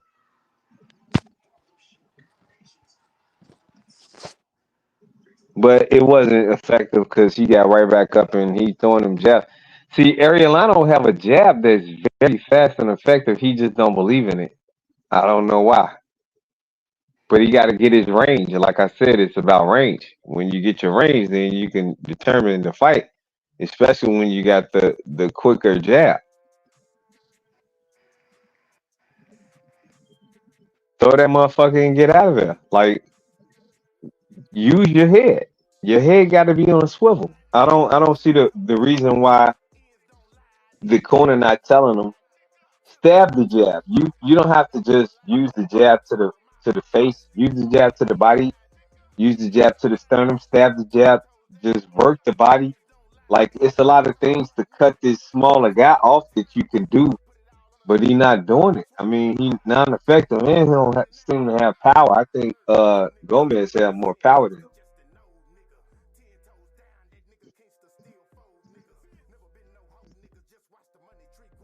Yeah, he got more power than him.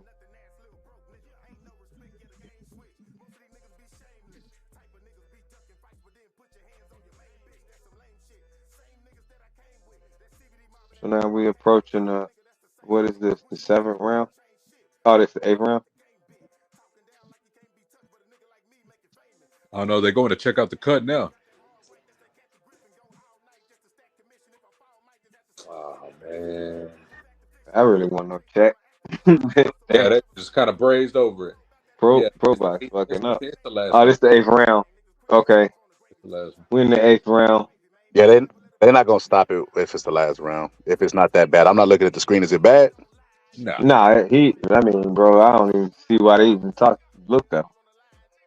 Maybe they trying to get somebody a break. Yeah, probably gonna be him. He losing the fight. Arielano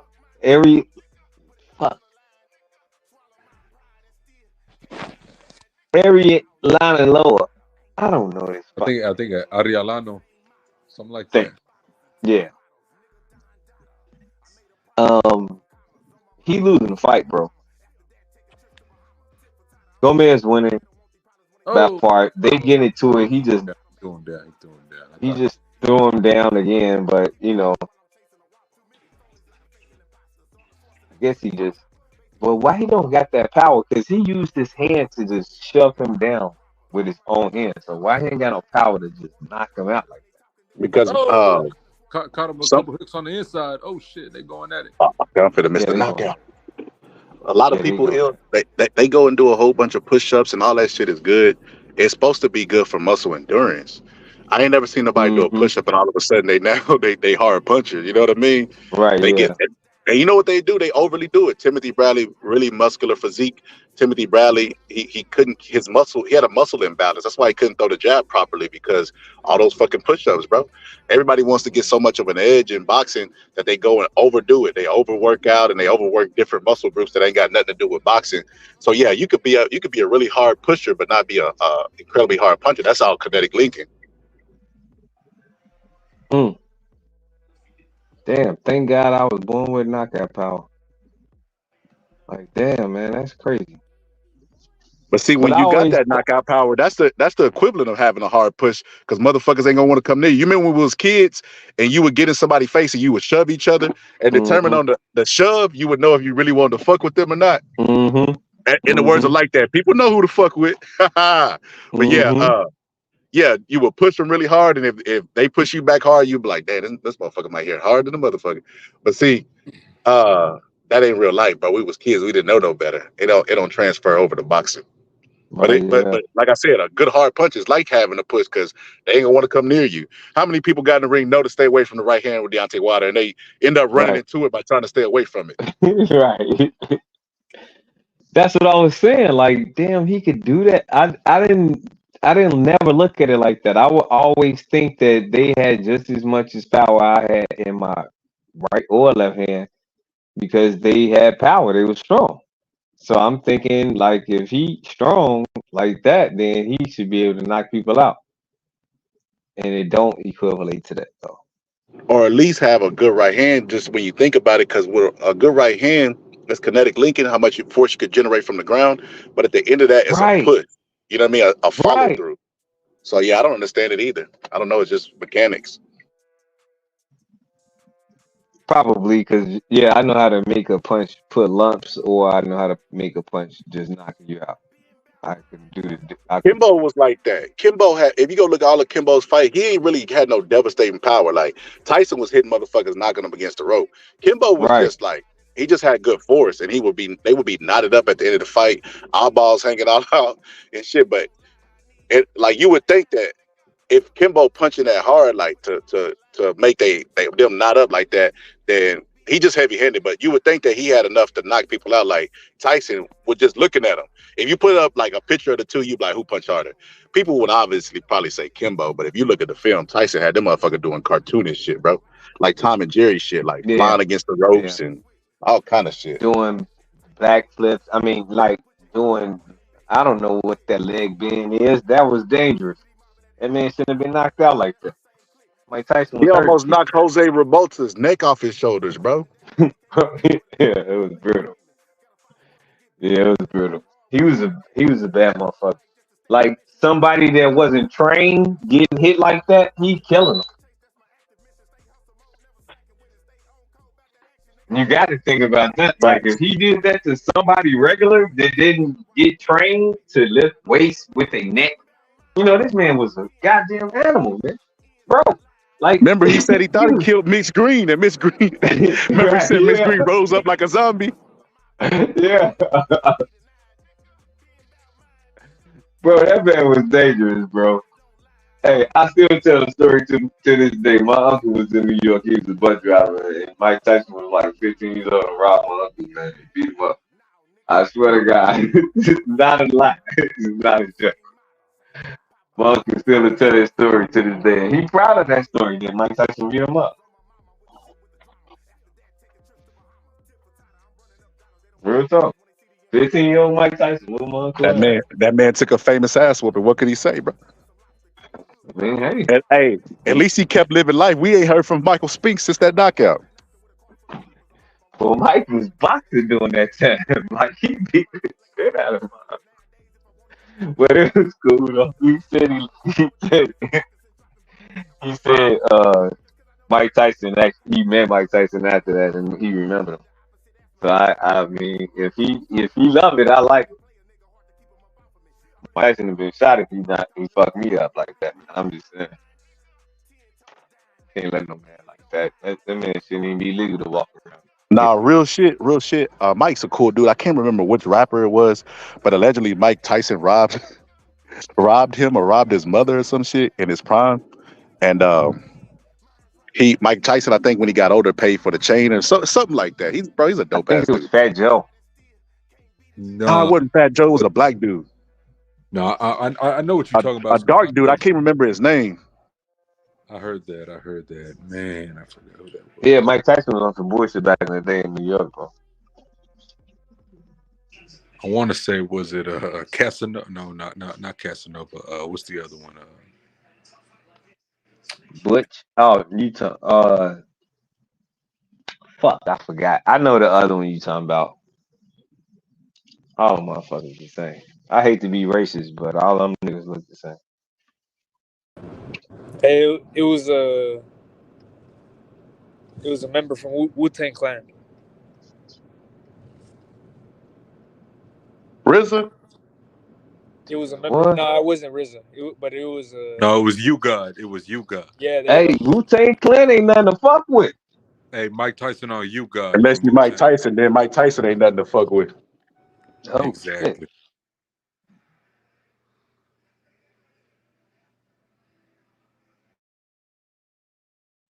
Gus be pulling up random, be like, and then watch me gonna be like, so Gus, can you elaborate on that? Gus? Hey, Gus. Gus is like the butler off of Mr. Deeds. Bro, Oh, I'm very sneaky, sir. I'm very sneaky, sir. Sneaky, sir. Yeah, that's hilarious. Yo, come through and whisper some facts in your ear and be gone. Damn. yeah, bro. What happened to like that? I be having Like that ain't got no. facts, bro. Oh shit! Hold on, bro. Let me see if y'all can see my camera. If I can flip that shit, bro. Scholar, can you see my camera?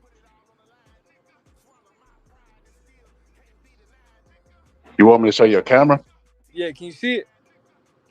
I gotta take the picture out the screen. Hold on. Before this light turns green, bro. Fuck. Shit finna turn green. I don't know if y'all can see that. Yeah, I can see that. You see that? Yeah. Y'all saw it? What's that? The Scientology building? Nah, that was the Mason building. Mason building. Yeah. Yeah, what you Yeah. just come out of a study or what? Yeah, they came in. He on lunch break. You know, we were talking about the eclipse and everything, how we freaked everyone out, bro. So we were talking about. Don't tell me you just went to an initiation, goddamn it, motherfucker. No, bro. And They kicked him out for exposing secrets. Yeah, no. So what makes the Masons bad though? What makes what bad? Masons bad. Like what makes them bad? To me, it's because they want to be God, in a sense. Like they want. So what is the Illuminati? It's I mean it's another part of their group. Like it's like a branch. Another It's like branch, if you're right? gonna make Right. it's like Yeah, if you were gonna I make a understand. branch. Illuminati is like a higher level of that branch, but it's really all the same shit. it's like Toyota and Lexus. Right, but I wasn't asking because I didn't know. I'm just saying. So if the Masons is trying to implement the knowledge or trying to get to God, like say Nimrod, right? Yeah. If they want to be that type of power, right? Because I could talk to you, you know what I'm talking about, right? So if they want to get to that power, then what is the Illuminati? Because they are enlightened to give knowledge about the power. So how do they not intertwine? How is Masons bad and Illuminati Oh, I never worse? said. Yeah. Nah. Like which one is which? Like if they all bad, or because in my understanding, Masons, um, never mind. We'll talk about that after this fight. Yeah. So yeah. So we don't get out the boxing.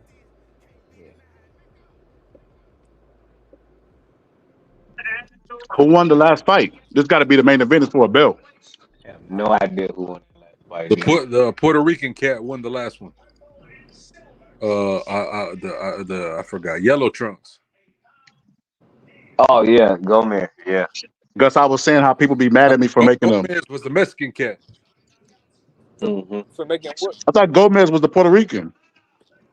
The A word. I forgot. I gotta see it to pronounce it. I forgot what it. Right. Yeah.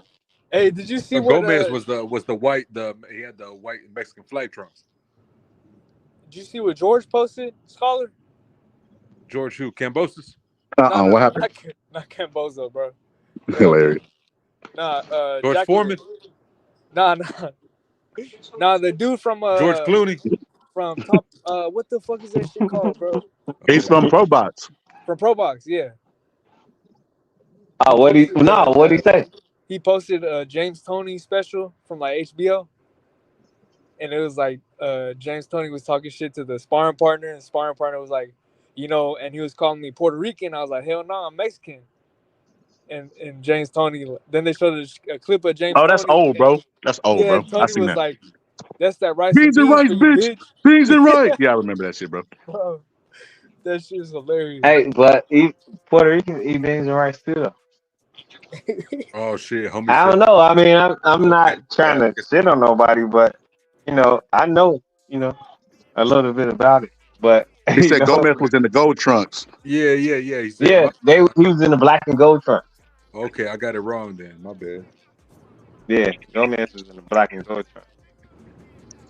Do y'all know that Iron Mike uses the peekaboo style? Really? I didn't know that. Thank you for telling me. What is Iron Mike, bro? He said, did we know that Iron Mike used the peekaboo style? Nah, that's nah. So look, Only Leo. What if only someone people Shout out, who uses that, bro. shout out to the dude in the orange who looked like Virgil Ortiz's brother. But Leo is throwing a right hand to the body, and he's gonna try to land the right hand over the top. Oh, he every jab he throws, he catches it with it. It's a power jab. It snaps his neck all the way back. But the right hand to the body was the key. The right hand to the body. Watch Baez is timid. He do look like Virgil Ortiz's brother though. Baez Yeah. has another twin brother, right? That boxes. He does. Oh God. Gus lying. No, I'm dead ass. Look it up. Look up Baez. That's why you gotta stop trolling, Gus. Gus, you took over the mantle for CCD, bro. Bro, You ever see? dead ass. Baez You has ever a see? twin brother. Nah, even if you're being serious right now, you still took over, brother. You remember? You remember on the Chronicles of Riddick? You got to keep what you kill. Jesus Christ. Yeah. You got to keep that CCD title, brother. You ran them off, Gus. God So damn. basically, I took over Piro's clan. That's what I did. Gusso. We're gonna call you Gusso. Oh no, the clan Puro clan getting bigger because he said, I can't rap like I can't rap. I'm sorry. I'm not supposed to do that. He coming back. You know what I was about to say, right? Virgil coming back. Virgil's twin brother coming back.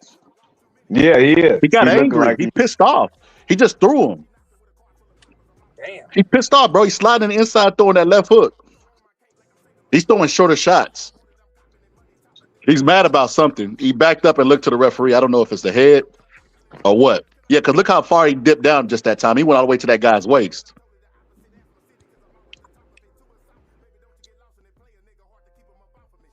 Yeah, he keeping his head out of the center. I think he worried about the headbutts. That was a good round though. He got pissed off. Yeah, that it was pretty good. good. Yeah. I seen it happening.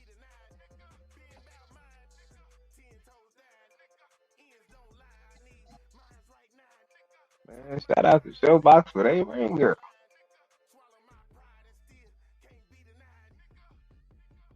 Yo, yo, yo, yo.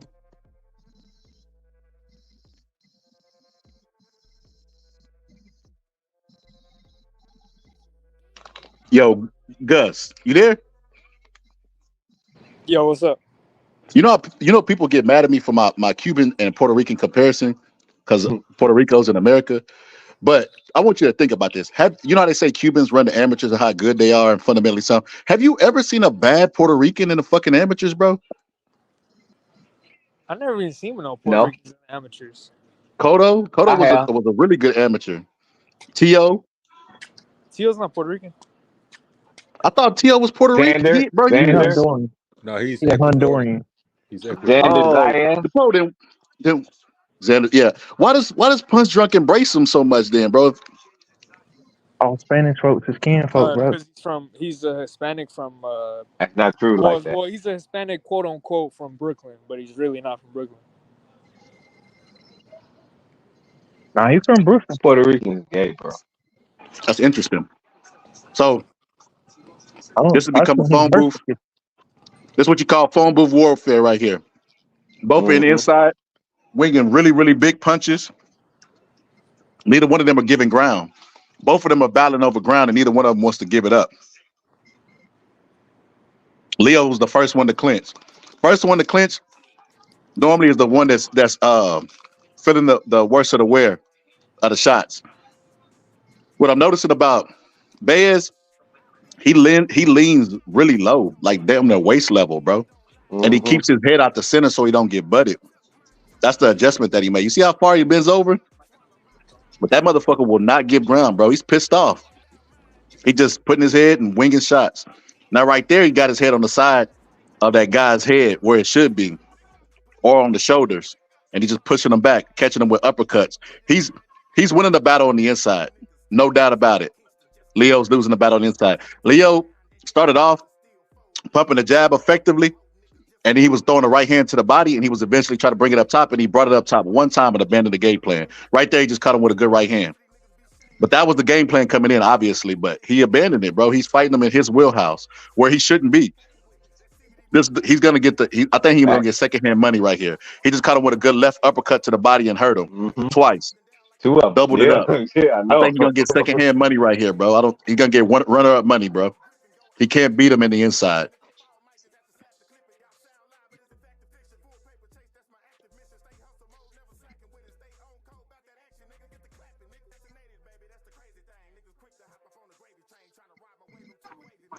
And when his shorts are shotted in Leo's in the inside too.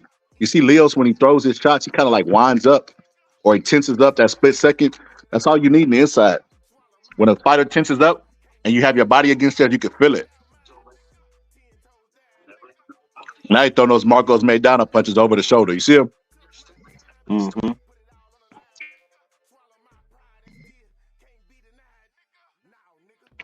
Referee warns for the head.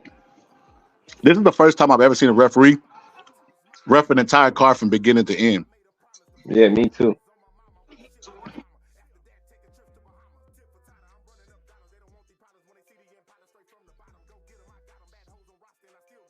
Smoker said Leo needs to let that right hook go. I think Leo's smoking it might be too late. He might have took already too much punishment to do it. He got to make it an outside fight again where he was effective with his jab and his right hand. It's obviously part of the game plan. So it's muscle memory at this point of what they've been training to do. But in the inside, see the highlight. You see the right hand that he threw? Caught him coming in right over the top of the shoulder. Yeah. That's what he got to do. Make it a fight at range. In the inside, he is getting killed and clobbered. He is getting chipped at like a rock. He can't continue to keep taking this. Like I said, he's gonna get runner up money. And it won't be nobody's fault but his. He's fighting a stupid fight. I'm surprised his corner hasn't told him to make the adjustment yet.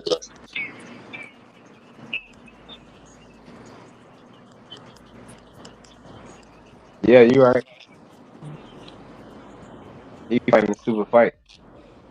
And he's a smaller fighter too, so he needs to be patient, take his time, pick his shots, stay out of the pocket because he's not good in the pocket.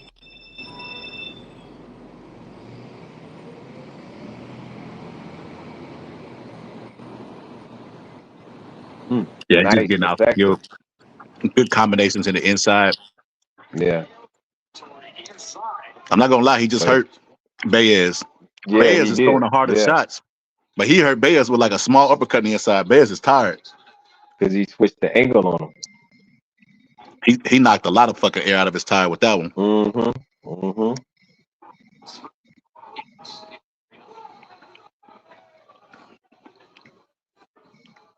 It's because Baez keeps straightening out after he throw. He should stay low where he has the advantage.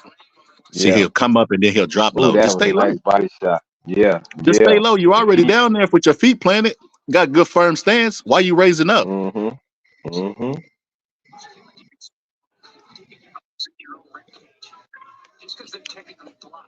Hey, Gus, he lay on the side And like James Toney, but he don't get hit with the right hand because he changes levels frequently, and then Yeah. he'll smother.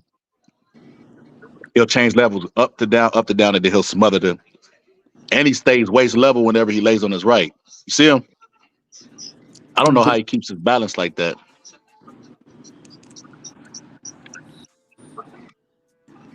I can't do it, bro. You see how he smother his shots and block them and bend them down? mm-hmm. He just covered his mouth in the inside, but the referee don't know enough to know that he did that. Oh, he caught Gomez to the back of the head Oh, twice. yeah. Leo caught him to the back of the head twice. See how he even can't create room on the rope? Yeah, he definitely. Who's his trainer? Gogi? No. He Why would definitely, he definitely, he definitely knows some shit, bro. Like he doing some James Tony shit. Mm-hmm. Who you talking Mm-hmm. about? He Bias? He got angles. Leo. nah, not Leo, the other guy. Bias? Baez? Yeah, the way he splits that guy's body and creates room off the ropes, throw a hook, maneuver around so he could get. And like I said, he lay on his right Oh, side like yeah, James yeah, Tony did, yeah. but he He never just gets did hit it. I with the just right seen it. hand. He just did it. He's never hit with the right hand. Now he's not as skilled as James Tony. I just said James Tony-ish stuff. Even that shit that he just did, he went forward, put his guard really tight, and just leaned forward. And instead of Mm-hmm. throwing the uppercut, the guy threw some punches. He just blocked them and rested.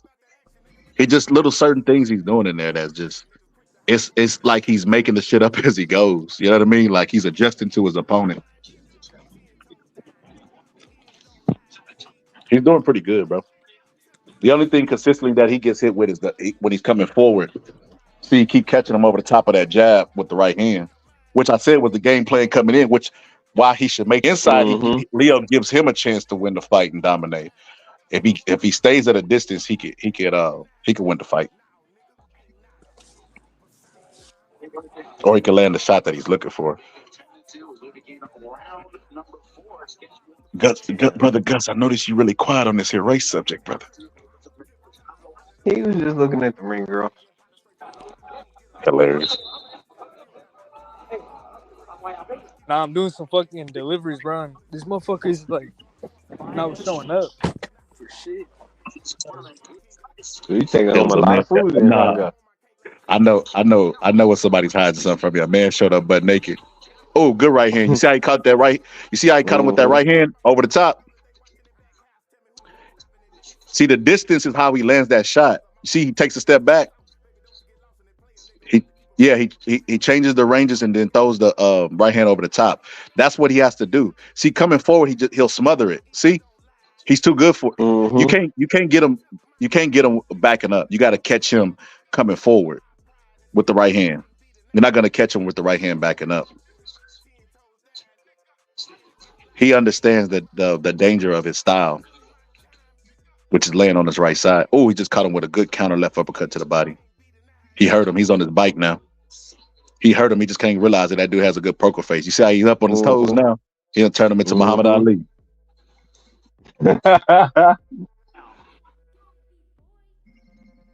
Yeah, he will not fight now. He's just jabbing, resting, recovering behind his jab. See, and every time he throws that jab, he catches him with the right hand over the top. And that's at range. That's at a distance when there's a space in between them to land that shot. He'll come forward and smother his shot.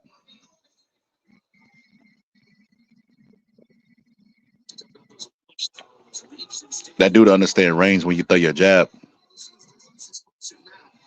Yeah, because he's a smaller fighter. He don't got a lot of range.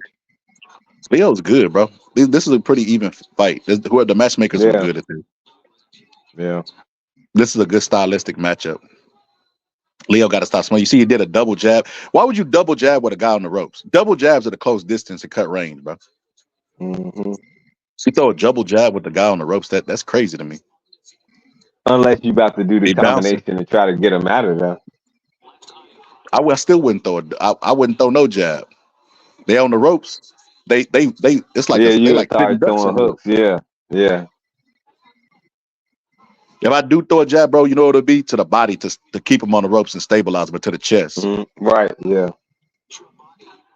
Oh, good right hand he just caught him with.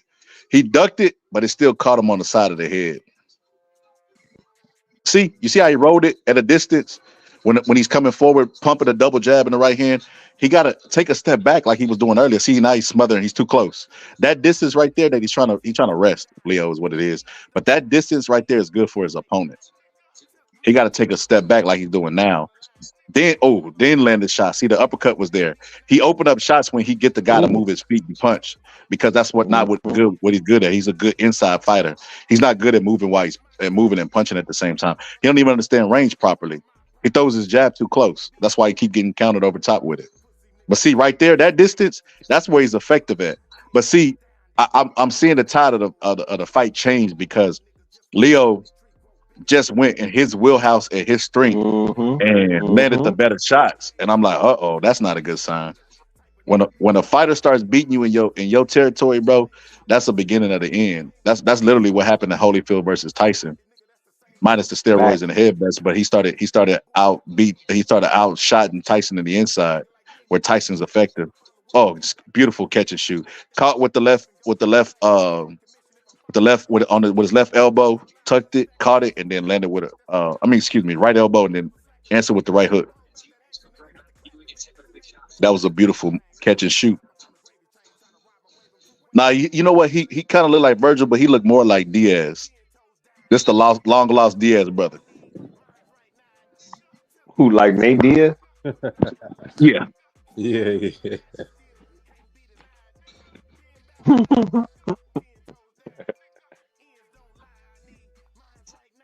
He done turn him into Muhammad Ali again, bro. That dude must got some heavy hands.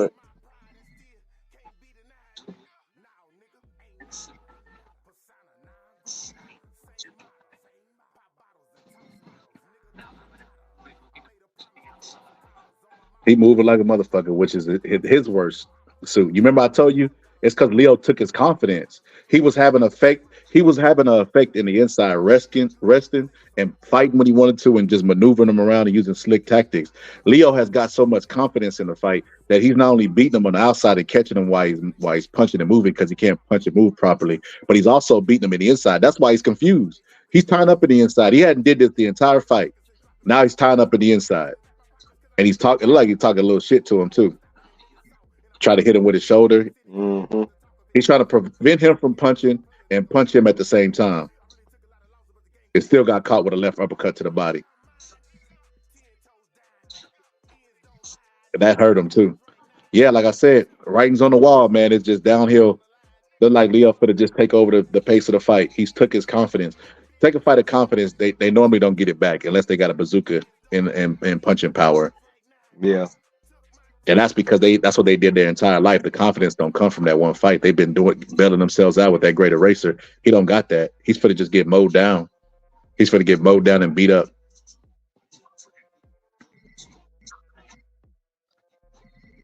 Yeah. It's the beginning of the end for him, bro. See, that left uppercut to the body is crucial. Doubling his body over. He bending even further over than he was bending a while ago to stay outside of the right hand. See, he rested behind the jab. He gotta get angry. Yeah, he's just on his bicycle, bro. That motherfucker said, "Who? Shit, not me. I'm out this bitch." Yeah, that's what he literally looked like. Like, man, I ain't fucking around. What Kanye West? What Kanye West said? I'm gonna tell y'all like George Bush told me. Fuck y'all niggas, I'm out of here.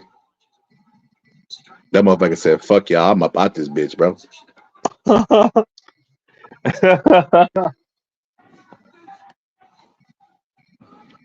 Well, he's still trying. Well, nah, he ain't Nah, looking good. But yeah, see, it's over, bro. He just fading. He looked like he looked. You know what he looked like? He looked like in fight night when I used to play my brother. I would get Manny Pacquiao. You know, when Manny Pacquiao was a small for 147, he would get like Sugar Ray Leonard, which obviously ain't. And then I would just throw body shots. But at some point of the fight, you know what I mean? If Manny Pacquiao would get tired from the abuse he was taking, I would just go around the ring doing stuff like this, and then I would foul him, bro. I would like give him a headbutt so the referee would stop it so I can get a little break. That's what he's doing right now. He's just surviving. That whole round was a don't hit me round. I'm just here to survive. I'm just here so I yeah, won't get fined. yeah. But I mean, if he feel like he up, he should be able to take a round off. He said, "Get that woman beater." I'm like, "What?" He talking about Tank, bro. That's hilarious. I thought he was talking about the fight we commentating, bro. What Tank did? Oh, Tank ain't beat nobody recently. Nah, he talking about Tank because that's what I'm playing on the screen. I got Isaac and Tank. Oh, yeah. Well, yeah, you gotta get. I mean, Tank get a pass. You know, Tank's a star. That's what LB say all the time. Tank's a star. Tank's a star. So you give him a pass.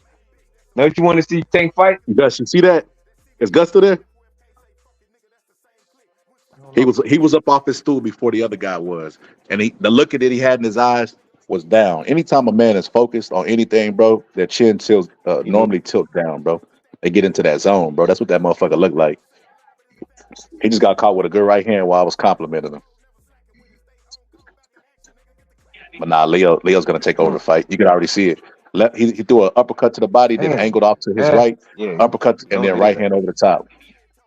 Yeah, Pushing him off. He taking over the fight. He becoming the boss in there. Even whenever the other guy has success, he comes right back to let him know, like, nah, bitch, it's my fight. Because the other guy be like, my fight. Nah, bitch, my fight. 2 more punches, and he get right back on his bicycle. Yeah. Pinned his guard inside with his head and his shoulder. You see that? He should use his hands a little bit more. Like that. Right when I said it, he did it. Use his hands a little bit more on the inside because he crippled himself by putting his guard like that. There you go. Put the hand on the shoulders and then maneuver to his right and land the uppercut to the body. He's out slicking him in the inside, which is crazy, like I said, because before it was the other way around. He was getting out slick, but he just done changed the pace of the fight. He's beating this guy up. Now, I don't know if he has enough power to stop him, but I know that guy is fading, and the game is mental. Very rarely do you see any flush knockouts. A lot of the times what you see is fighters just get beat, and they get debilitated in front of their family and friends. They become game quitters. So maybe he might become a game quitter. I don't know. I've never seen him fight before today. So we're going to see. Like they say, that shit is the truth chamber, bro. He just bent all of his weight down on Leo, and the referee warned him. I'm surprised she didn't stop it. Oh, you getting it in now. See, he catching his shots now. He countering in between. He's doing exactly what he did a while ago. He's got his timing down. He got confidence, timing. It doesn't look good. It does not look good. Be honest with you, the only adjustments that he can make is in the ring, in the outside the ring adjustments. He, like, all the flaws that he have, not understanding range, throwing a jab from too close, front foot heavy, all that stuff, is stuff that he would have to fix in the gym. He's not going to fix it the night of the fight. So I don't think there's anything he can personally do besides what he's doing. Move around, so try to survive. Throw a hard punch every now and then, but try to survive. He's beating you up in the inside. He's already took his balls in the inside. He got this man to where he don't want to fight where he was having success at. I would say hit him to the body and then wait for him to come to the middle. Throw a shot where his head is going to be at. Because he straightens back out. Look, he'll do that and then watch, he'll straighten back out. Straight back out and then he'll move. I will wait for him to straighten back out and throw a hook where his head's going to be. Watch. He'll bend down and then he'll straighten back out. I would throw a punch where his head's going to be. See if I can clip him. Yeah. Did y'all I don't answer know the guy what the corner tell him though. who was fighting? Somebody in the comments asked who was fighting. I missed it earlier. I was at the store. Did y'all see that shit? Did y'all answer him? C Breezy? What's that? Who was fighting? He said, I'm here with you. He said, who's fighting? My bad, bro. I didn't see you earlier. I was on my way to the store. Silent Sniper said, "Nah." Oh yeah, we told them. Yeah, we told them. We was naming their names through the whole fight. Okay. He said, "Do y'all know that Iron Mike used the peekaboo style?" Damn, bro. You learn something new every day. That's why I love the sport of boxing. I thought Mike Tyson used the crunch style. Crash.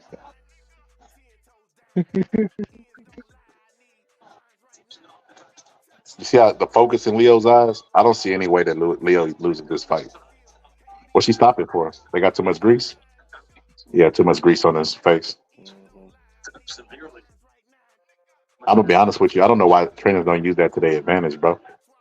If Yeah, Rob G come back to my I do corner and that he losing too. the fight, I would slap a big glob of Vaseline just to buy him a little time. I Yeah, would do a last second too, bro. hell yeah, and talk to him while you taking it off. Whisper. I would be like, "Where are my gloves? I can't touch that with no gloves. Where are my gloves?" Facts. Remember Mike Tyson? Anybody knows Friday's name? What's Friday's name? Hey, why Mike Tyson would try to pick up his goddamn mouthpiece, bro? If he just would have left the mouthpiece out, got Nah, up, the referee he would was have still had got. to. Nah, he still got to stop. He fucked up in training. That shit, all that shit started before the fight even. He was dropped by a sparring partner. Yeah, I remember. 7 rounds. I mean, 3 more rounds to go. Oh, see, you see what happened when he moves and gets that guy to come forward and punch. That's when he opens up count like big holes and takes advantage. Like right now, he threw the right. Oh, well, a while ago he threw the right hand right over the top and it landed flush. He needs to move his feet more. See, he's changed up the pace. See, before when he was coming forward, he was chasing. The other guy was just doing enough to survive. Now Leo's retreating, and this idiot Yeah, is walking forward and trying to give Leo counter punch opportunities. He don't realize it though. He Leo caught Leo strong with a good because he right just hand. pushed his ass off with his shoulder and got him off with a far distance. Leo's throwing little shoe shine punches and then come up to the head with a right hook. Then Leo just bent his head down because he's Mm-hmm. already bending forward. Leo slid in and he bent Leo's head down now. He hit Leo in the back of the head twice. Yeah, He then caught him with a low blow. uppercut, A low blow no with uppercut. on the opposite side of the referee. It was an uppercut, but it was low. On the opposite side of the referee, you're gonna do it again. Watch. See, throwing the rabbit punches and then he's Damn. fouling. Yeah, He's doing man. exactly what I said I'd do in fight night. Whenever I would be losing to buy time. He's doing dirty shit right now. This fight looking good. He said, "This alive?" Yes, alive, bro. He said, "I thought it wasn't sure." He said, "Isaac got that work." That's alive. We commentate another fight. I just keep graphics in the background, but he said,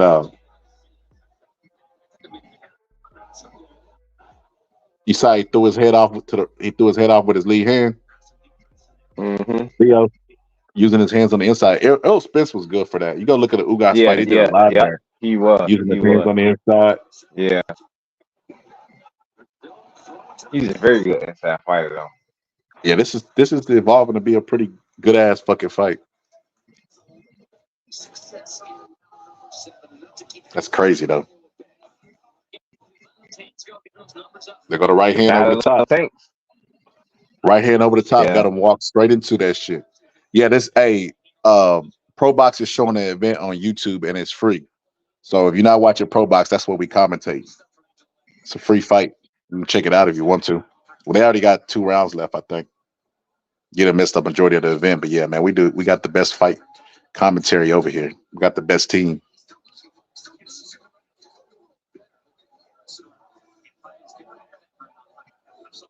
Hey, what do you think about Earl trying to go to Bozy? That's stupid, bro. Bozy's overrated. Like Gus always say, Manuel Stewart said, fighter trainers only as good as they fighter, bro. It's because Boost Ennis is a elite. He's a talent, bro. And because he's a talent, Bozy Ennis is to the forefront. But if Bozy didn't have boots, bro, nobody would even be talking about Bozy, bro. Fighters wouldn't be going to Philadelphia to train for Bozy, bro. Oh, two good right hands. He had two brothers, older brothers that was boxing already. So I know I seen him spar. I'm not that impressed. The Karen fight showed me everything I need to know about Bozy. yeah, me too. But I think he'll get better with time. You know, they all got to grow.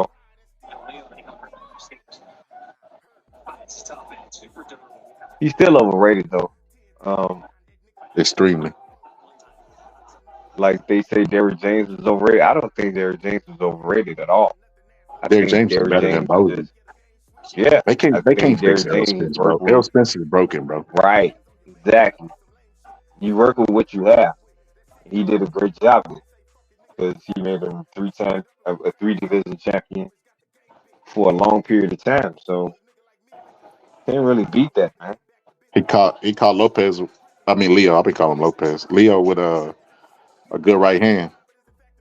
He got a little lazy and lackadaisical. Mm-hmm. But he's still backing him up. You notice he caught him with the right hand and he's still retreating. That right there it describes the whole pace of the fight, the whole attitude.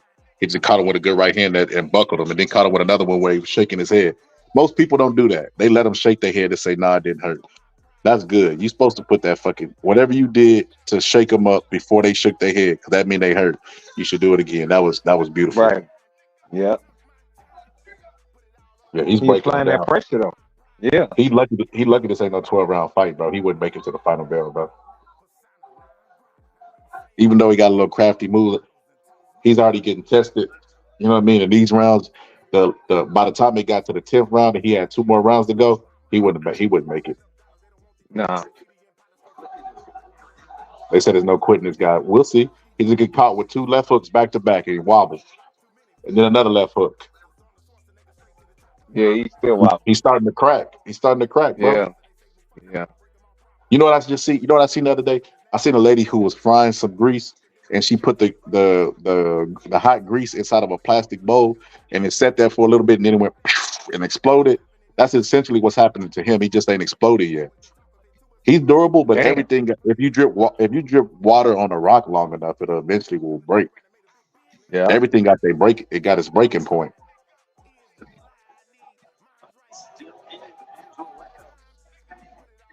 Yeah, he gonna break though. He almost jumped out the ring. Damn, he down and fell out the fucking ring. That motherfucker almost jumped out the ring trying to get away from them punches. Bro, he at his breaking point. When I was saying that, he's at his breaking point. I think he's breaking down dramatically, so severely that he's running. This is what running looks like. I don't know if they be saying when they talk about Jermaine Ortiz was running or now I understand Rigondeaux, but he still looked good when he was running that. He was clearly outboxing who the fuck he was boxing that fight. But nevertheless, those type of fighters, you would think that being on the back foot is running, but this man is literally running. So I don't know what the judge gonna do. I mean, what the ref gonna do in round 9 because I mean, if he running, then how you gonna judge the fight? Do you tell a fighter? Do you take a point away from a fighter for running? Leo is it Leo? Is it Leo? Can you hear me? Yeah, I can hear you. Is it Leo or is it Leo, bro? Leo. Oh well, Mexicans call him Leo, but Paulie called Javante. that's because Paulie's a piece of shit. Yeah, I don't agree with Paulie his know politics. boxing, but he's still a piece of shit though. I like his boxing commentary. Yeah, his boxing is he has a high IQ, but his politics bore me, bro. Yeah, he's an asshole. You notice the difference between Leo and the other guy. Remember I said Bez needs to keep his knees bent because he straightens back out, then he got to bend again. That split second, bro, he loses split seconds. You don't want to lose split seconds, especially in a sport like this. Leo keeps his knees bent the entire time that he's working. Watch when he slide up in there. He gonna keep them knees bent and he gonna keep working. Oh, good right hand over the top of the jab. Oh man, low Ooh, blow to that was mess a up the nice rhythm. body shot. I told you he's gonna start fouling, I bro. do that. I do that, bro. I would do that because he He's gonna all start over fouling, his bro, to ass. break the waste time. Got to And I slow him hurt him. down. If I can get him hurt, yeah. If I can slow him down a little bit, because he's a fucking pressure fighter for sure. Right, two right hands back to back. Throw another one. Throw Damn. another right hand. He lay on the right side. Right uppercut to the body hurt him. Push him back. He finna fall over Yeah. through the ropes. Oh He shit. looking for a break. He don't Got know him. where to go. I told you, Got him. everybody got their breaking point. Bro, I'm telling you, if this fight was to go 12 rounds, bro, he would get stopped. He already breathing. He already looking like he want to quit. Just trying to jump out the ropes. He can't find refuge. He throwing little shoe shine, slapping punches, and that ain't working. He's gonna get stopped. He's gonna get stopped, I think. He's showing signs of it. Showing Yeah, he signs of is. slippage. He's sliding time. Keep on slipping. He just slowly slipping into the future, bro. Woo. Stop it. Yeah, it was that nice right hand. Oh, right hook, brother. There you go. He what he got to do is duck up under that guy's right and answer with a right hand, or even just slip it, or just roll to that side. Roll up under the shot and throw the right hand. Roll up under to your right, and throw the right hand. Every time he throw that, he land. He's able to double up the shot because he lays onto his right. That level changing ain't working, or that smothering. If he smothers and he changes the angle, he just comes over the top. He's not as skilled as Tony, bro, or balanced. James Tony would pivot with you, so you couldn't do that. It's a lot of dangers to land on your right. You got to be. That's another reason why I have so much respect for James Tony, bro. The fact that he can lay on his right, Mm-hmm. never been stopped. Yeah, that's something special. But he a special defensive fighter. Shout out to Big Mama refereeing this fight, man. She doing a good You know job. what he just told him? What? Give it all you got, but be smart. Which is it? You can hear him? Yeah, I got the volume up. Okay. Oh, because it's on YouTube, so they shouldn't be able to ban this shit, Yeah, right? that's what I figured. That's what I figured. I'm like, Okay. why would? Okay. And I've used Pro Box's what you call it before. Their commentary, so I doubt it. I doubt it's an issue.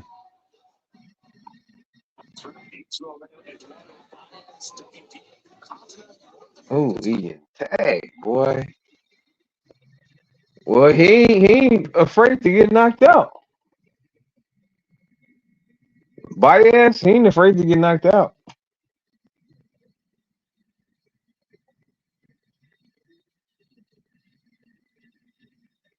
Shit. He don't got no power, bro, because he catching Leo too, and he can't hurt him. It's looking ugly. Baez taking some punches. Oh shit, he catching Leo. He threw a 3-punch combination on Leo. Leo now stepping in the pocket, grabbing his arm, getting at him, working the jab, still. Overhand right or overhand? Yeah, that was the overhand right.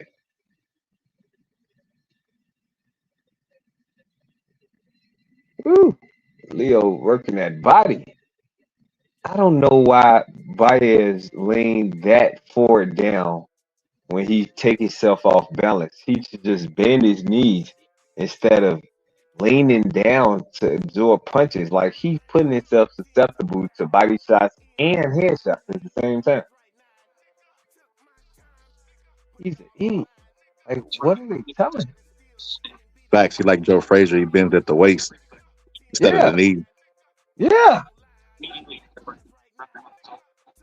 and then he'll bend in front of him and just stay there. A while ago, he right. was at And least then putting his head to his chest so he couldn't uppercut him. He won't even stay close anymore. He's so fucking fatigued. And it looked like he might have like his nose is buddy. Why do he keep touching his nose? Something happened Yeah, to his nose. Look, yeah, he put to jump yeah. out the goddamn ropes. That motherfucker put himself so far in them goddamn ropes. He hear him breathing in his ear. He tired, bro. He tired. Oh, jab right hand. Ooh. Then left uppercut to the body. Bend him over. Throw another hard right hand after the break. Catch him off guard. He missed his opportunity. There you go. Jab right hand. Oh, Ooh. Yeah. Yeah, he lost his fight bad. And he could go back and look at this. Now, this is something because he didn't get knocked out, right? So this is something that you look at and say, how did you lose this fight? And then break your effort or assess your effort and how you put in or what you put into the fight. And you got to go work. You know, it's easy. I think he'll be all right. He just need a better trainer, man. Because his training, they got to stop that dumb shit with that crouching, hidden dragon, late lean. That ain't gonna make it, man. yeah. Leo came out with a slow start. Baez was dominating the earlier Yeah, rounds on the right. inside. Yeah, yeah. Once they got me calling this motherfucker Leo. That's why I watched with the volume off. When Leo got his timing down, bro, and started beating him and catching him with the right hand, which was the game plan from the beginning, he just started beating him on the outside, beating him in the inside, catching him calling, Mm-hmm. catching him coming, bro. And it was just he started to dominate the fight.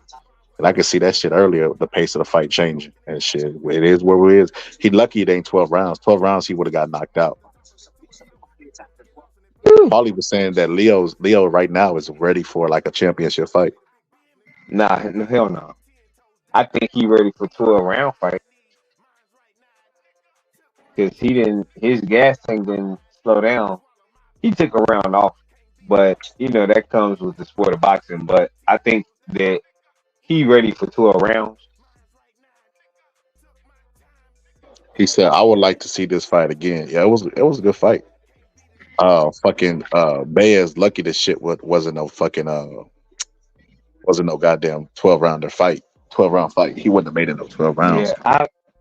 I don't want to see this fight again. I think that he needs to go back to the drawing board, learn a little bit, and get him another opponent that's active like this, and see what he do with him. But he don't have that much power. You got to groom these guys, man. They so emotional and sensitive from taking a loss like this, and he got Leo's dominated. Leo's already been in a championship fight.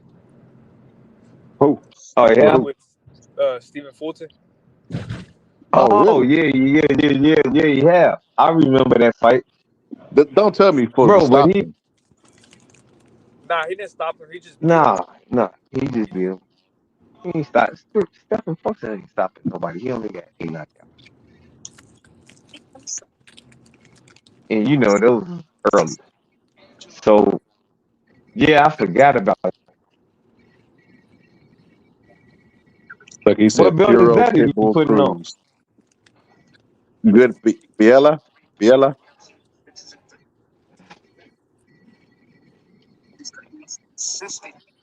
That's the WBA what? Gus and Ill. What does Pelea mean? Fight.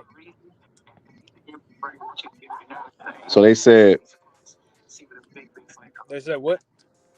Puro Pitbull Cruz, good fight. Oh shit. Wait, let me see the chat. What belt is that he got? The WBA what? Yo, that's Brent. That's BT in the ring with him, bro. Oh yeah. That's True School Sport in the ring with him, that's bro. true. Yeah, that is. Damn, that's what's up, man. You said what? He's with Leo?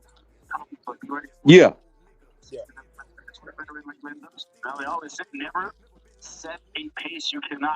That's crazy, bro.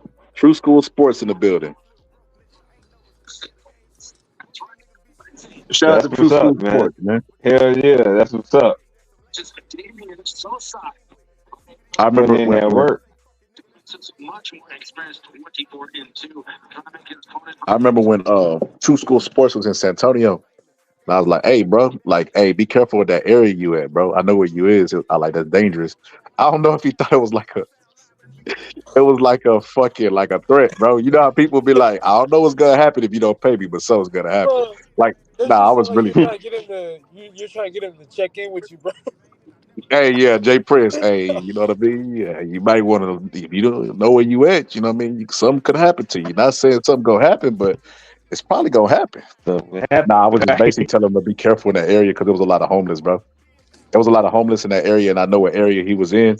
So I just tell him to be careful, bro. That's the area he was at was the area I was telling you where that homeless dude shot another homeless dude in the head, and I was like, "What the fuck? These motherfuckers be panhandling for sandwiches, bro, and got guns." Facts, bro. He said, "I watched Leo fight, and he was out there thumping." He said he's good friends with Leo. I didn't know that, Karma. He said, "You think Julio Cesar Chavez? You think Julio Cesar Chavez what?" I don't know. I don't know what you mean, brother. And why you coming here with that Puro nonsense? You from Puro's channel? His Puro name ain't Puro no more. It's Susio. Gus took his title of Puro. He now banished to the Outlands. He had to form a new group called Sensitivity Causes Destruction. Gus is the new management of Chaos Causes Destruction. Hell nah.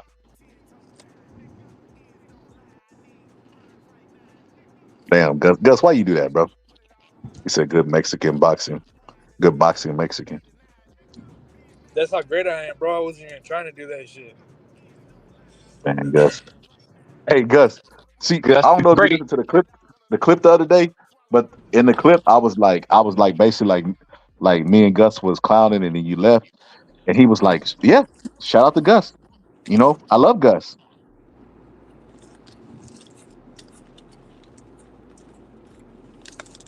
Who was that? Piro was basically saying, "Shout out to Gus." Like he still Oh, fuck with the Gus. He day still that Gus love told Gus. it so. Yeah, No, I'm the still day I good with brought it Puro, up, bro. I put up this channel. that's crazy, bro. That's crazy because I can see that. I know racism when I see it, brother. Damn, Scholar, you always saying something before I say it. I was just about to say I had to unsubscribe to Pure channel. I'm still subscribed because I like gossip, but but I faked unsubscribe to Pure channel because they racist over there, man. They really racist. So But look, shout out L. to racism, man. So look, Racism L. needed. So look, L. Here's the thing, bro. You know I'm not Let's for get it. Muslim people. You know I'm not for Muslim people on the panel, bro. But bro, we Damn. 57,000 strong, bro. We 50K strong, bro. We lap. Do you really want to talk about them, bro? They like. Do you really want to talk about the weirdo gang, bro? You want to talk Hey, about you want to talk about fucking Eclipse? Everybody know I'm an Eclipse natural predator, bro. Like that. He don't even I'm drink. He don't Muslim, even. bro. I'm Muslim. He don't even drink. He don't even drink water out the pool no more because he's scared, bro. He like the fucking antelope, bro. He's scared. How? He's scared of danger. I mean, Cliff's not no damn Muslim, man. No, He I'm can't just have saying. that name. I'm saying we already running the score up on him. We the Monstars, Oh, bro. right. Okay, Do you really want? Do Well, you really? fuck it, let's do it. Look, if you want to talk about him, then talk, you can talk about it. I'm just saying, bro. I don't know. I don't Thank even know if I want to. Okay. I done already Well, addressed him. I done already exposed that my name was lied on, and it is what it is, bro. I ain't kicked nobody out my fucking panel, bro. I didn't. If I didn't kick fucking what's it called press and for that day that he had, bro, he'd have had 2 days like that. If I didn't kick him off, why the fuck would I kick Puro out, bro? So I done already address. I done already fucking addressed it as many times as I can. Tom blue in the face, bro. It just, I don't know, bro. I don't like I said, the internet comes down to the bold and the spineless, bro. It's a whole bunch of J. Cole's out there, bro. They won't say your name. They just send subliminals. Eclipse explanation to me what I that it was taken down. I was gonna react to it today to the clips, but he said, "Man, I ain't gonna go back and forth with this punk ass nigga." And then when I was fit to hit the link when happened, everybody was, no, I'm gonna leave the panel if you get up here, bro. All bothered, bro. because I'm his natural predator, bro. He knows, bro. He has to bow, bro. He has to bow. He know he can't match wits with me, and he know without his supreme leader, bro, he powerless. Can't fuck with me, bro. I'm unfuckwittable, bro. And he knows that, bro. I know that people base they confidence and they like their everyday life was based off of numbers. So I just had to show him, bro. Like, we laughing, bro. We like this shit ain't even fair, bro. Like the gap is getting so wide, bro. It's just getting ridiculous, bro. Like they gonna start accusing me of buying subs and being the Illuminati, bro, like they do Red. Damn. Well, I mean, hey, but the way I look at it, though, bro, it was uncalled for him to even have an opinion. When you like, I don't know what everybody be saying when I'm on the panel. I have to, you have to let me know, like, blah blah blah said what, and then I go to the chat. But other than that, I really don't go to the chat. Not like that. Like, not saying that the chat is not important because it's very important, but it'll just be when you remind me. Now he pay attention to it because his feelings are sensitive. But if he noticed something that was said in the chat about him or anything like that, he the controller of that. He don't have to. He could just show his characteristics through not saying nothing and letting it go straight past. And it's like, damn, man, I have to do it again. I have to do it again. And then it'll make them look like they obsessed with this person. And then you can say something. But he's so sensitive, bro. That's the point. And then he want to talk about Mark, like Mark is the end all say all to YouTube boxing when they not really the real boxing community. Like they are entertainment channels. You know, it's like WWE. It's not real wrestling, but it's entertainment wrestling. So you will look at it and say, all right, y'all get a pass because you athletes and you still, know the sport of what it is. You athletic, but you don't know or you can't make it to the Olympics. You can't do all of this stuff. That type of stuff. So they're not the best of the best, and he not neither. That's why you see him. I only go on one channel now, bro, because don't nobody know enough boxing for me to go on their channel now. That's how arrogant I am about my boxing knowledge. So if I'm not on this channel, I ain't on no channel. Clips got to go to other channels because he's still trying to make a name for himself. Any other time I go to another channel that's because they personally calling me saying, "Bro, come on through, man. Everybody coming through. We doing blah blah blah. Conglomerating with me." But nobody's doing that with Clips. He don't know enough about boxing. He's a homosexual from the Midwest that's still looking for friends as a man. And I find that very, very eerie that he linked up with a dude that's a weirdo in his own right. And they seem to link like that. Hey, bro, birds of a flock together. But stop mentioning people's names when and dissing them like that or disrespecting them like that when you kind of just basically supporting somebody that don't really give a fuck about you. And this is the whole gist of the whole conversation. It is not about whose side is we on or whose side is he on and all of that shit. It's about, bro, all my man was just saying was he disrespect you so bad that you should want to never fuck with him. But you fuck with him loyally because you like being disrespected as a man. That's all it is. So Period. right now, what I got to do is I gotta fight my pettiness, and I gotta pretend like I'm not petty as I am. Man, no, we're not gonna do that, man. We're not gonna talk about homie on this channel. Ill, we can't do that, brother. We can't do that as a people. As a matter of fact, Puro, Mark, Eclipse, and fucking what is his name? Kimberly, Brimley. I'm sorry about that. Hello there, Your Honor. I wanna say I'm sorry for the things I've done, and I try and be stronger In this life I chose, but I want you to know that door I closed. In your honor, I'm sorry, sorry, sorry, sorry. To my mother, I'm sorry, sorry, sorry, sorry. To the victim, I'm sorry, sorry, sorry, sorry, sorry. Yes, Your Honor, I'm sorry, sorry, sorry, sorry. To my That's right. nation, sorry, sorry, sorry, sorry. Take that. Take that. But now, real shit though, bro. This real spit right here, bro. I felt like ain't even no need to even mention those guys anymore, bro. I've already did what I clear my name of any wrongdoing. I've already like showed the character of the people that we're talking about. At this point, bro, it's like shooting a corpse, bro. It is what it is. They can't run from the truth. They can say I didn't say that, I didn't do this, but everything we do is recorded. That's the craziest part about it. How you gonna say I didn't do something and you're being fucking recorded? That's crazy, bro.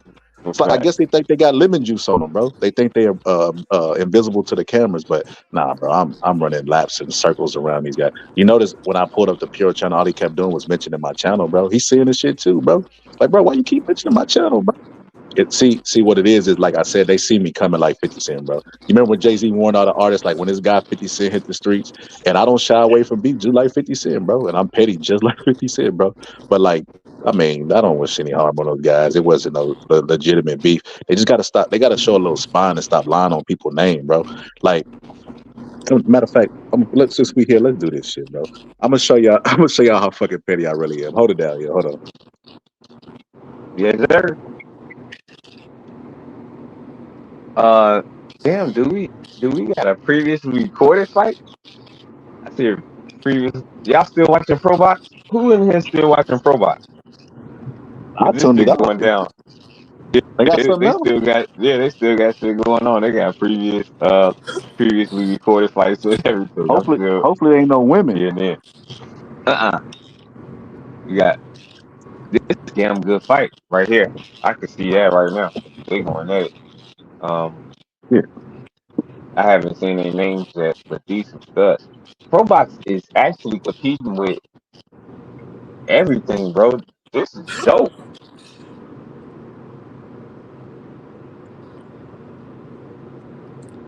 How It's y'all a good. feel Yeah, about it's Boots, still going on. bro? You see how we feel about who? Boots and Matchroom? Boots going to matchroom. Yeah. I was gonna cover that today. I'm gonna cover that, bro. I got the clips already queued up. We'll address that. Hold on, bro. I want to talk about man, there's so much shit to talk about in the sport of boxing. It's like a soap opera. Lack of fights, but a lot of gossip. Like shit, it's better than Real Housewives of Atlanta or Love and Hip Hop or some shit. So let's get into it. Who wanna see Clarissa Shields beat up Derrick Rose? I mean Elisa Bumgarner. I don't. Cause I don't want to see that shit. Me neither, man. After what I seen, that shit was she don't want no smoke with her, man. She little sister, that girl. And that ain't cool. Like, even if Alicia Bumgarner is older than Clarissa, Clarissa is she the GOAT. If you the GOAT, man, you don't be Nah, they bullying don't got people no. like They that, don't got man. no more. They don't got no more fights on, bro. I think it just took you to another fight. I did. Yeah. Damn, Oh, I put my commentator hat back on. But go ahead, my bad, brother. Speak your truth, brother. yeah, I just want to see him have a fans only fight. Only fans, ain't that right? What is it called? I'm not with the young people. But That's yeah, what they it's can have called. an OnlyFans. OF. OnlyFans. Go ahead and have an OnlyFans fight. Nah, AB says she can't ride the dick. Derrick Rose. Bro, AP is fucking hilarious, bro. Yeah, man. He said, Shout out to Tony, Derrick Rose. we know you did Montana. He just started naming motherfuckers off, bro. Throwing everybody under the bus. I can't be with nobody like that, man. You Hey, can't be. real shit. I don't know if y'all noticed the edited version, but he named all positive. He was like, all positive. All positive wifey. He's all positive.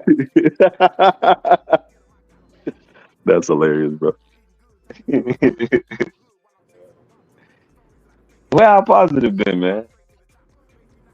Me and him was supposed to do a lot the other day, bro. Did On you his see channel that? or yours? I was gonna pull up to his channel. Man, we ready for Broner versus what's his name? Vlad Flair. The Flair, yeah. Hey, I ain't gonna lie, bro. Now watch what's happening, bro. As dead as they say his career is, as dead as they say what you call his career is, watch. As soon as he fucking fights, they're gonna be glued in, bro. Who, AB? Yeah. I'm an AB fan like a motherfucker, man. I love Bro, AB. I'm not gonna lie to you. I'm for sure finna watch that shit, bro. Of course, I bro. That's love what I'm trying to AB, say. bro. How many times career though? He got the Red Dead. He's the Red Dead of careers, bro. Bro, but I'm not gonna Yeah. pay for that shit. Ain't no one finna fucking pay to watch this shit, bro. But I'm finna watch that shit for sure. Y'all Bro, some bad influences to me, man. I've been paying for fights all my life, and since I met you guys, I stopped paying for fights, man. I need to change the new. Did y'all see? No, because I gotta save up because I'm finna for sure buy Bivol versus Better Beef and Fury versus Usyk. Because those cards are looking good, bro. Yeah, I'm gonna pay for it because I know people gonna want to come over my house, but I've been kicking people out my house like Martin lately, man. I don't know what's wrong with me, man. I think Mama Oya sent the solar flash to my house before it happened. I'm not gonna lie to you. Sometimes the fight's too good, and like I want to have a fight party, but then it's like, nah, bro. I just want to watch this shit by myself. Bro, I be kicking them with Selfish, that's y'all, why. and they don't understand. Yeah, I am. I'm a piece of Gus shit. Gus is selfish. He don't want to share. He be like, shut up. The scholar's on. Facts. I was just saying that, bro. Like I be with y'all, man, and I be like, man, I got stuff to do, real. man. And they be Because I'll be like, having my friends over, and then like in between fights, I'll hop on. I'll hop on for a little bit, and they'll be like, "What the fuck is wrong with this dude?" Yelling about boxing and shit. That's hilarious. Tell them to hop on. See, that's the problem, brother. They don't support, brother. They don't support, brother. Gus. Did you see what I changed your name to, Gus? Nah, what changes to? Let me put it on the screen. Your Honor, I'm sorry. Like that, I'm sorry. That's what I'm gonna say. Broner, I'm sorry. Here we go. oh damn, I gotta say I'm sorry to Karma. Could you see your Karma, name, I'm Gus? sorry for telling Karma Gus that sensitivity. God damn, bro. I'm sorry, Karma, for telling the truth about your husband. Clip. Karma has a husband? No, Karma, Karma dad, Oh, I Karma boyfriend forgot. Clip is Yeah, a they is a homosexual from the thing. I'm Midwest. sorry. She To got Karma, mad I'm at me. I'm sorry. sorry. Karma, I Hey, usually don't do this. Just trust. This is not me. Yo, Status, did you watch the Eclipse with no glasses? Yeah, I seen it. Yeah, I was shooting laser beams out my eyes after that shit, bro. Yeah, bro. Like, come on, man. That's too much. Did y'all see what they found in Diddy's house? Nah, what they What? find? Ryan The Garcia? screen. Nah, they Oh. found it in Diddy's raid. Fed raid Diddy's basement and find 7 gallons of pure Cambodian breast milk. Is that real? Nah, bro. Did they find clips down there? Nah, it's from that skit, that Making the Band skit, where Diddy was like, I want you to go and give me some real 100% Cambodian breast milk. Yeah. I only drink the best breast milk. Nah, it's a joke, bro. So look, this is me. This is me, Gus, being petty, bro. This is me being petty, right? Love it. What is that? Speaking. Okay. Who's that? Wait. I can't see who that is Oh though. shit. It's Let me see. Eclipse. I text him. I sent him my show. Now this ain't the link, right? This is just him watching because I know they be hate watching, bro. They can't help it, bro. They love my show and have to consume it just like everybody else. So I know they be hate Let me watching, read bro. it for you. Let me read it for you so you can understand what he said if you can't see it.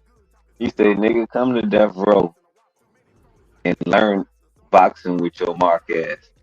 And his reply was, "Bitch, nigga, get your fake rent cop troll out of here." He didn't know what to say. He just said, "Get your fake rent a cop troll out of here, off my phone."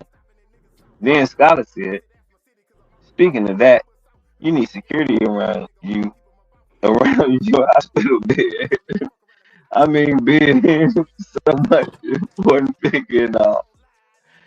Let me get back to those dope ass shows, running these numbers up. I know it ain't fair, but I mean, And the next text oh said, god, "I'm me, I'm me, baby. Who you? You're not me. So me, fuck you." you, I understand.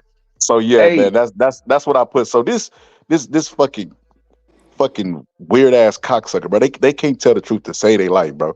When I pulled up on the other show, bro, he was like, "Man, remember Puro? He tried to act like he ain't had my number." First off, bro, I've never had a conversation with this nigga outside of Mark.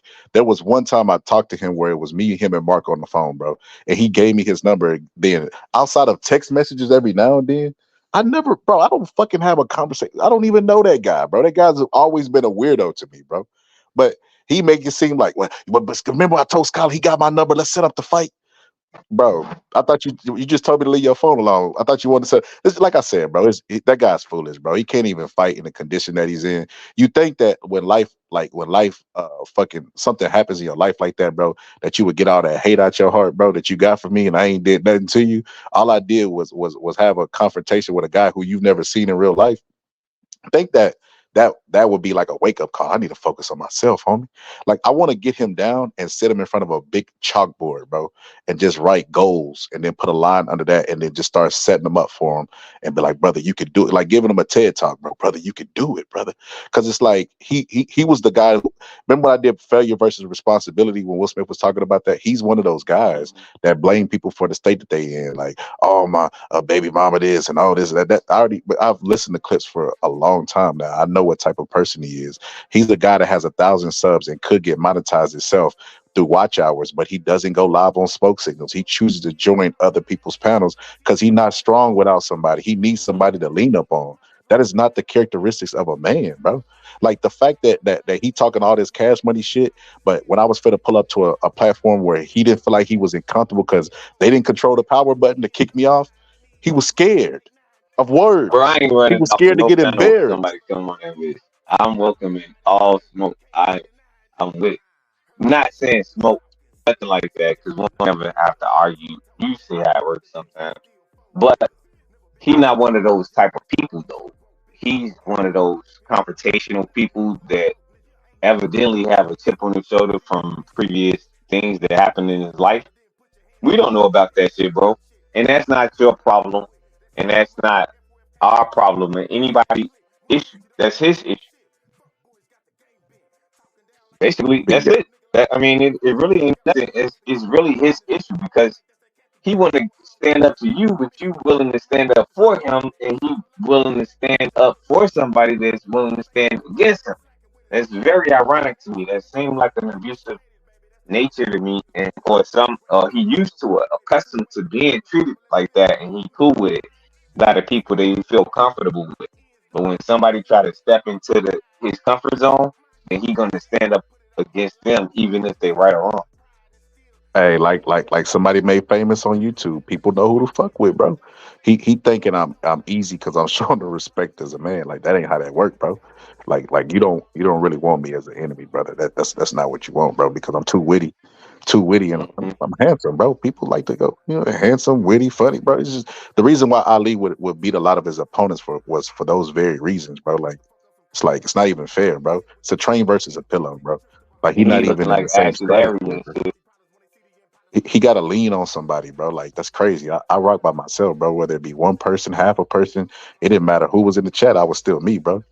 So he said somebody say the names, brother. We already said the names. We said Eclipse, bro. We already said. We said it. We said Eclipse. We said Eclipse. And what's funny is Pure tried to put a battery in his back when he was like, "This old fuck ass nigga." Pure was like, "Ha ha ha, Clips." Like he was trying to put a battery in Clips back because they jellyfishes, bro. They spineless. They don't. And like I said, I don't understand how they make it to that age and not standing up for themselves, bro. Like where they're dominating and the person is manipulating them, bro, pulling a string. Like, bro, I got to keep it real. I got to keep it real. Look, I've criticized a lot of Mark, bro, but Mark is the fucking Kendrick Lamar of YouTube, bro. No, he's not. There's no doubt, bro. The way he got people apologizing to him, the way he got people like, you know what I mean? Like, bro, I just look at it like, damn, bro, what the fuck is this? This nigga know voodoo, bro? Like, bro, Puro was still pulling up over here in probably like the height of the quote unquote beef. But then when the shit died down and it's over, that's when Puro strikes up an imaginary beef, bro. That's crazy, bro. Yeah. I'm like, bro, what the fuck did he has risen the shit out of them, bro. I don't know what the fuck he doing, bro. He is risen their ass up, and what is he locking them in a room, bro? He take them to a Diddy basement or some shit, bro, giving them Cambodia titty milk and then hypnotizing the shit out of them. You hate the scholar. I hate the scholar. I don't know what the fuck he's doing, bro. That shit is working, bro. Like I said, got to give that man credit. I'm gonna start calling that man K dot M dot, bro. That man the M dot of fucking YouTube, bro. Well, thanks M dot for making sure that this channel grow to the success that it's supposed to be at. And without people like you, then hey, we'll never be where we are. Thank you. And if I'm wrong for that, I don't give a fuck. Straight up. But I'm with you, bro. I ain't gonna say nothing, but they better not say nothing neither though. So like it's like that. They never really do. I'm gonna be honest with you. All of them fucking eunuchs, bro. The only one that really even do got balls is Eclipse, bro, and that's because I be trolling him from the comment section, and he can't shake the demons that I be putting on his ass, bro. So he got to respond and go back and forth, bro, because I speak to his insecurities, bro. So that's the reason why Eclipse be fuck, bitch ass, like he be angry, bro. That's just be hilarious to me. Cause I just be laughing like, bro, you would not have this energy in my face. Why you having it? I know you feel like you have to be so, but he's an easy target because he makes himself trollable because we know he's lying, bro. This motherfucker didn't live the life of 1,000 people, bro. Like he does everything. When they were talking on Haplo show, they was talking about grizzly bears and shit. He was, oh yeah, I seen a moose in real life, motherfucker, in Ohio. Like, bro, shut up, bro. Stop lying all the time, bro. We know, like, we hear this shit coming out of your mouth. Like, we know that you said, bro, he's the one that I be talking about when I say speak without commas, bro. Eclipse him, bro. That's a saying online, bro. Before. We know what mooses are. But to be honest, a Kodak bear is the biggest bear, but it's not the most vicious bear. A Kodak bear would get destroyed by Alaskan, not even Alaskan. Any goddamn polar bear would kill any carnivore would kill a herbivore. It's period. Except a lion against an elephant or something. Other than that, yeah, it's over with. So carnivores have straight fangs as teeth from the front to the back. Herbivores have two fangs, and the rest is just straight flat teeth to chew, vegetation. So no, that wouldn't be. And the polar bear is much bigger, just as big. Actually, they're the same size, and his claws is much sharper, deeper, stronger for all of the shit he catch. So nah, it wouldn't even be. I don't know what the fuck. So there's a term that I invented. Y'all get it from here. Y'all can get it from me, man. Y'all can use it around. Y'all free to use it. Just make sure you give my credit, brother. I got a trademark and I will sue the fuck out of you. But nah, it's called eclipsing, bro. Not the shit that we just seen when we had to look in the sky. Eclipsing online is where you talk without commas and you just vent, right? So everything you do, you can't even talk about because this motherfucker will interrupt you, right? So you be like, yeah, man, I remember entering this tournament. Oh, I used to box back in my day, and basically what I would do is I would throw that uppercut, and then, bro, he just goes on for another hour, bro. And then when somebody be like, oh yeah, man, lions. Oh, I seen a lion in my voyage to Africa. It was 97. You should have seen. It was the meanest lion I've ever seen. Nigga just talk with no commas, bro. I don't even know where the fuck bro. We seen fighters get less gas from like taking punches. This motherfucker has the ultimate fucking long-winded ass fucking lung in the world, bro. In the entire world, this motherfucker never shuts up, bro. Talks without comments, bro. Interrupts people, disrupts the flow of the conversation, and then he has the nerve to say that I begged him to. That you can't make this shit up, bro. I begged him to come back. Like, bro, like I said, there hasn't been one single person that's ever pulled up to my panel and asked for Puro or Eclipse. Not one. They are so irrelevant. They like even to the person who they cool with, to Mark's channel. They like the dude who used to come out with the Saint Lunatics that had the Band-Aid under his eye. They said Nelly Stella. Slow Bucks was his name. They like Slow Bucks. They like the dude with the mask on, bro, the irrelevant guy, bro. But they really think they be giving some dope ass content, bro. Like, nah, they can do without that shit, bro. Like Eclipse don't. The boxing takes are fucking horrible, bro. And Pure just spend 90% of the time trolling, bro, and being sensitive the other time. So yeah, we could do without that shit. They don't really add to the boxing world. That motherfucker said I begged him to come back to my show for content, bro. It's crazy. Out of the entire 2 years I've been knowing him, he has one clip that I clipped up of him versus Evan Deer, and I'm in it. It's really me and Evan Deer going back and forth, not Puro and Evan Deer. And this motherfucker really believe that's what I'm saying. These people, like, I used to call him the Rolly of YouTube, bro, because Rolly gonna come after a couple days and say he won every round before Isaac Cruz knocked him out. Watch. Rolly is really that delusional and confident, bro. And Puro has that same level of delusion, bro. That's crazy, bro. But yeah, man, I'm tired of talking about them, bro. Like I said, I'm running laps around them, bro. And this shit getting kind of ridiculous. You know what I mean? So it is what it is, bro. Just keep doing what I do, bro. Giving authentic shows, and it's not forced. That's another thing, bro. When I was trying to give advice, and he was like, "Oh, show, ha ha ha ha. This is just me rocking up here. This is that." He should have fucking been listening, bro. That was some real advice. See, you know, bro. You could always tell if this is some game right here for anybody. You could always tell if somebody is really your friend by how they treat you when you fucking up. When you fucking up, if they dare to praise what you're doing while you're fucking up, bro, they not a real friend. They not gonna give you constructive criticism. That's horrible for you, bro. In boxing, we call them yes men, but in real life, we don't call them yes men because the person's not rich and famous, bro. We call them friends. That's the weirdest shit in the world. It's the same logic. It's the same thing that they're doing. They're pacifying that behavior, bro. So when I was giving, that's why sometimes when you're surrounded by people like that, the enemies be where you get the most tidbit of knowledge from, because they don't care. They're gonna tell you the truth, like you suck. Right. That music suck. You know what I'm trying to say?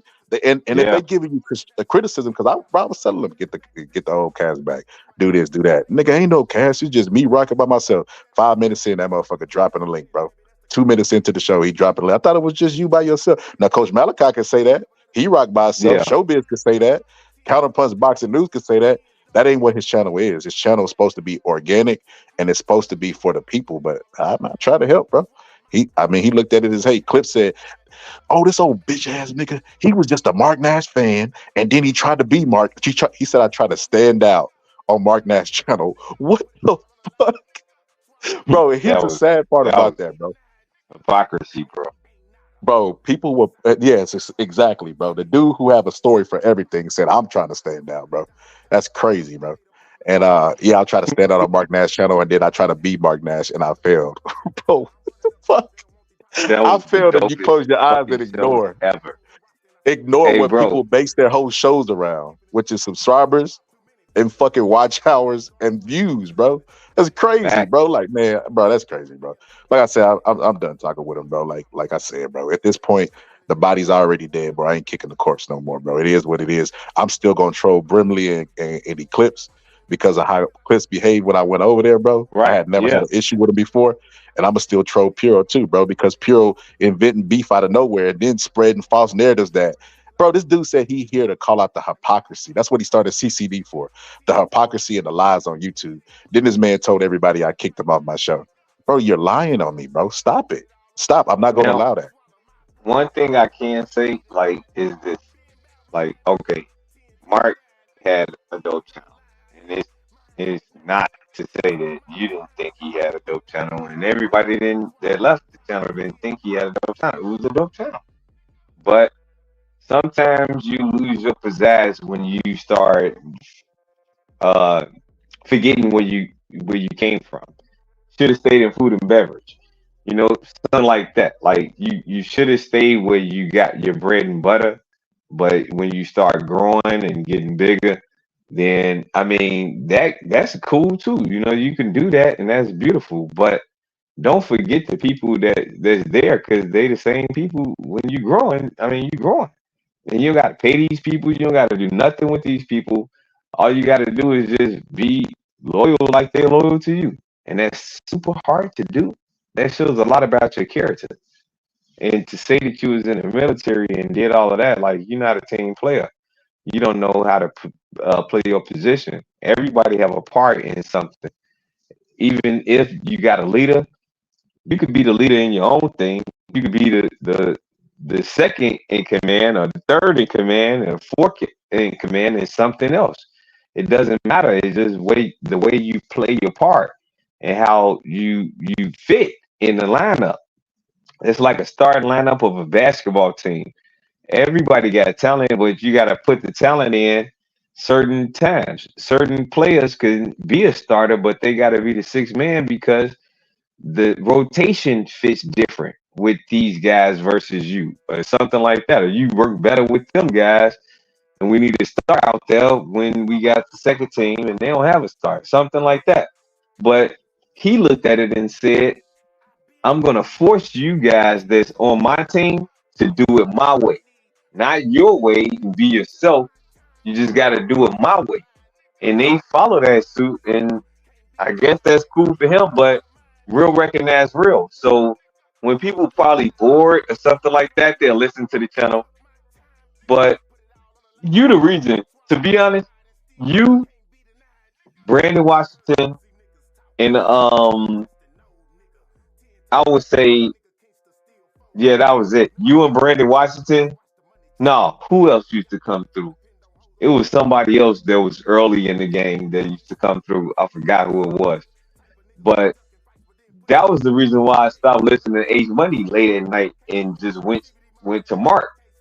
But once that faded, it wasn't that I didn't have a gang of channels, but when you have somebody that's totally knowledgeable in everything that you want to talk about and you got opinions on, or even want to voice the topic on, and they want to share your opinion with you, or you want to share with them, then that'll be a channel like this because it don't have all of those stimulations on it. And you know look what I for gotta it, say? 'cause it's You know what I boxing. gotta say? I criticize a lot, so I'm gonna give a compliment now. You know what I mean? Shout out to respectfully. I gotta give Right Side credit, man. So look, I don't know if y'all noticed this, but Right Side, when he be on my channel, I give him a hard time, bro. I give him a hard time because I already know how he coming in. He gonna say everybody name on his panel and brother Gus and brother like that. Remember that day you said that after he done with his greetings, bro? We like an hour into the show, bro, and he done forgot his talking point. What are we talking about again? So like I used to always troll Right Side for that. Right Side, when he see me now, he be like, man, fuck Buck Scholar. But he be like, respectfully, that's my homie. He's a boxer survivor. He give my credit. I hear what he really saying. What he really saying is like, man, don't think shit sweet because you always making fun of me. But he's starting to develop a personality to me. Like that's what I was trying to bring out of him, where he like himself, bro. You ain't gotta agree. Look, just because you disagree with me don't mean you're my enemy, bro. And that's all I wanted to get to him. He don't have to be like, oh, like I love for you. Just have a conversation. That's what we here for. That's what the fight fans are here for, boxing talk. So he coming out of his shell. I seen the Right Side the other day disagree with them, tell them they were deluded. I'm like, this is, bro, he doing good, bro. The Right Side is coming. He's evolving into a really good content trend. I think I'm gonna keep trolling him until I can bring it all the way out of him. And before you know it, he gonna be like Tyson versus Burbick, bro, in this bitch. Because Dub last episode he was like, man, fuck Scholar. But that's my brothers. Respectfully. But no, I got what he was saying. I got what he was saying. He's like, basically, like, man, stop teasing me so much. But then when I pulled Yeah. up, man, we had a pretty good conversation on Dub Right Side channel. So yeah, man, I like Dub, bro. But yeah, man, I had to give Dub that credit, bro, because he not delusional. Like, even though he be around there with all those delusional Errol Spence fans, bro, he wasn't buying into their bullshit. They try to blame Bud for the fight not happening. Yeah. Like, Yeah. Bud is ducking a fighter that he beat the shit out of. They don't even fucking make sense, bro. So yeah, man, I got to give Dub a lot of credit. I liked what he's evolving into. I like that Dub is he's branching off and becoming his own. Like, he's evolving into his content creator, because nobody is the way they start out as. Some people evolve for the better, some people evolve for the worse. You know what I mean? So I'm gonna turn into Ric Flair. I'm gonna be bad on everybody. I'm stepping in as Razor Ramon, but I'm gonna turn into Ric Flair so I can be Hollywood. You know, I'm gonna try to be up there with you and Reggie, Scholar. I ain't selling no booty, but you know, I'll probably sign a couple contracts. You know, sacrifice Margaret Nash and Eclipse. You know, something simple. Whoa, brother! You say you was gonna sacrifice Eclipse, brother? Nah, brother, we can't have that, bro. Brother, we can't have that. Brother, we can't have that black on black crime, brother. But yeah. We just had the Eclipse and shit, man. I'm sorry, Eclipse. What'd you say, 33rd? What'd you say, 33rd? That was Said, on his brother, birthday. we can't sacrifice that brother until the 31st of next month. What happens on the 31st, bro?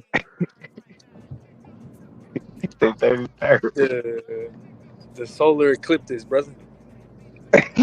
Bro. Well, I know a person who I would sacrifice on any day of the week, bro. Even if it was the Sabbath, bro. If it wasn't the Sabbath, I'll give you a big hint. And if I'm wrong for that, I don't give a fuck. Straight up.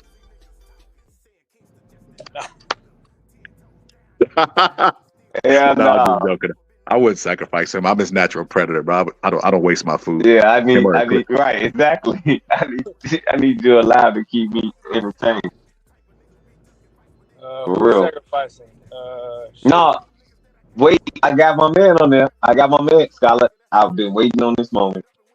I have to make my runarounds to tell everybody about this Eclipse that we had. Let's go. Shout out to the Eclipse, the real one, not that fake shit that looked like Ashley Larry. I'm talking about the real Eclipse, solar Eclipse. Yo. Now, 33 and the third.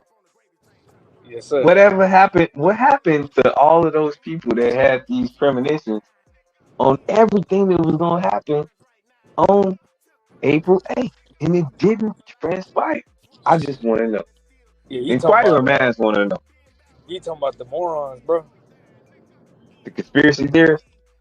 Yeah, you talking about the brothers who fall for the tricks and the traps of falling into paranoia and buying out. Why they want to scare all of them people like that, man? They just trying to make everybody buy up all the water. So that you know, I bought 15,000 gallons of water, man. I'm sitting up here on top of this water, and I know it's gonna spoil in 30 days. Look, bro, when we scare them, what we do is we invest all our money into toilet paper, into Charmin, into the Ultra Soft, because that's just gonna be bought out the stores. So that's when we make our money. Damn. So I should invest in some stock. I should have bought some stock into Charmin and Mountain Spring water and all of that. The smart businessman uses the panic to his advantage. That's a fact. Damn. Should have capitalized on this business day. This is like Black Friday, huh? Yep. Start investing in ammunition and guns, and you know what I'm saying? Well, ain't nothing wrong with that. For an eclipse. I want to shoot at the sun too. Everybody was shooting at the sun. I thought CERN was shooting at the sun. The government, everybody, NASA was shooting bullets. Everybody was. I heard everything. Scott, this is just me. I'm just the person that don't know nothing, and I'm trying to find out what happened. Because I was supposed to be getting me a new I was supposed to get me a new wife. She was supposed to turn into Jean Grey. I was supposed to turn into a Super Saiyan. I don't know what happened. Everything that I was promised, I didn't get it. What happened, man? I'm disappointed.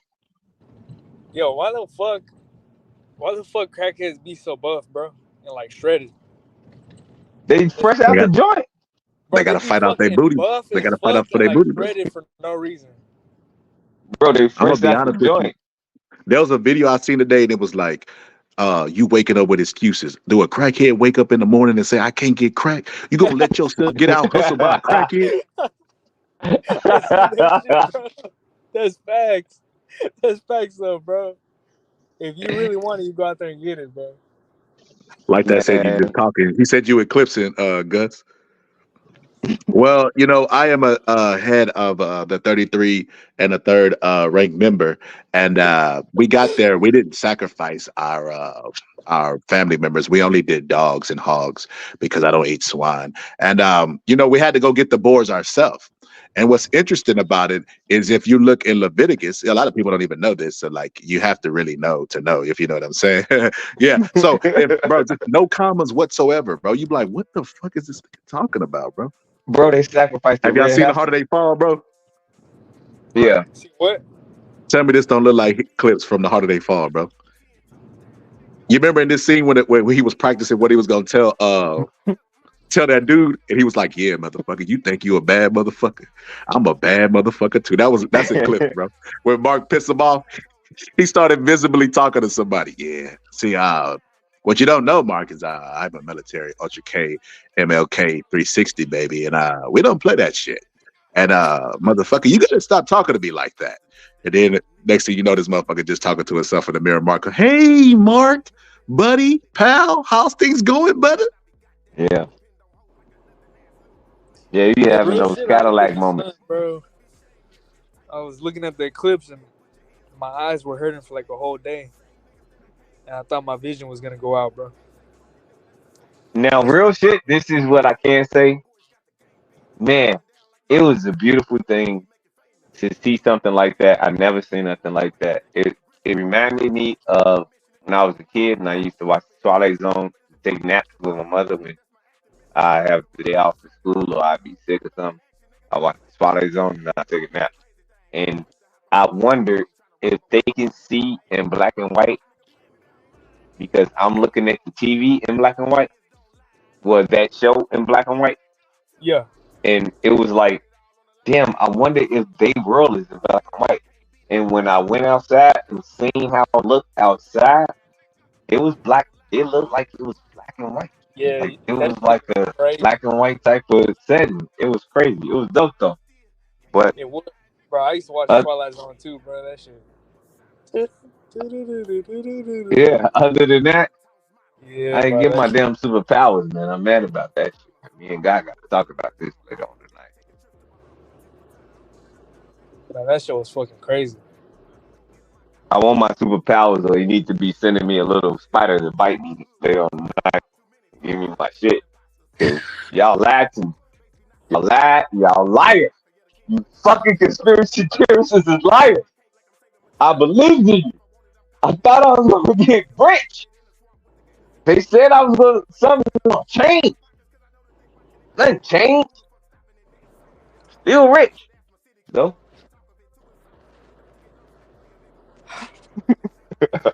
I'm playing. I'm just playing. I'm poor. I'm poor. But um, I thought something was supposed to change. That's what they told me. So I was expecting something to change as far as they paradox.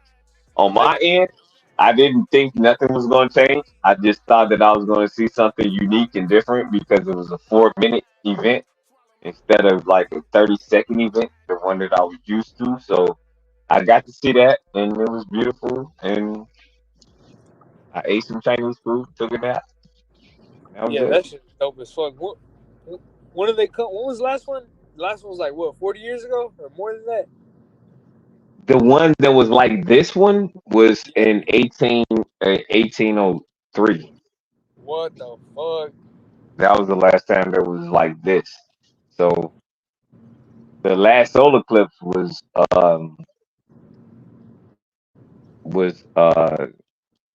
like 17.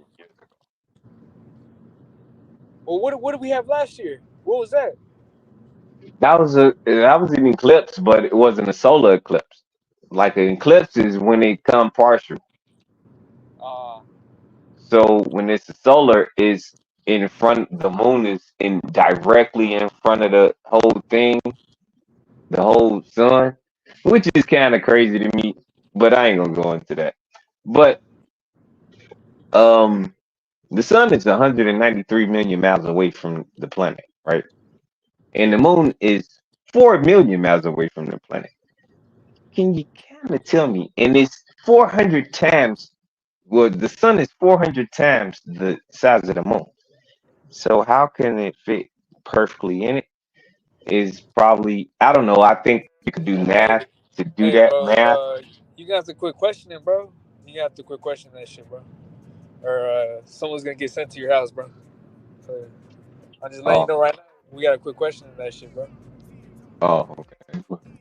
I was Yeah. just thinking about it. It's Nah. nothing important. I don't give a shit. I'm still gonna do me. Like I said, I didn't get my superpowers, so I'm kind of moving on with life. I still paid the bill that day. That morning, like at 4:30 that morning, I paid the bill. So I Nah. kind Look. of wasn't thinking that You if know what this something this was shit made going me to think end, of, I bro? need to pay my fucking bill. This shit made me think Oh, of the clip that Scholar pulled up of Neil deGrasse Tyson talking about that bullshit that like Christopher Columbus told the natives that a solar eclipse was coming. yeah, that was. I don't believe That that at was all. fucking I bullshit, don't bro. believe that at You all. telling me like advanced No, I don't believe civilizations that. back then that Because built that didn't temples? happen. No, that eclipse that he's talking about didn't happen in 1700s. It happened in 1803, which I just told you. So he can't be right. That Wait, the numbers don't even match. yeah, So he and then was and lying then about it's the whole like story. we talking about civilizations that made temples according to the stars. It's like, bro, you really think they have no idea what an eclipse was?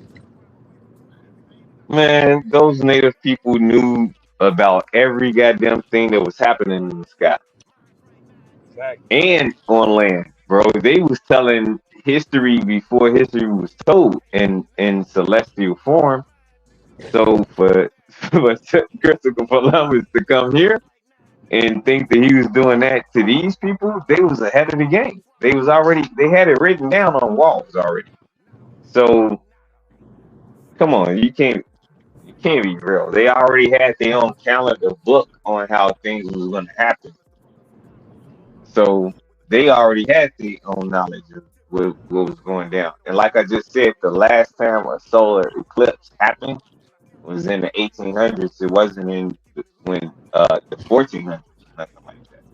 So just kind of got to do your math, and then you understand that he kind of off on the story. I don't know. He probably just telling the story because I know that Neil deGrasse is an asshole, but he's very intelligent. He know what he's talking about. But he's an asshole because he'll tell you homosexuality is like some legit Wait a minute. shit. So wait a minute, Gus. You doubting the validity of that story? Yeah, I am Hell too. yeah.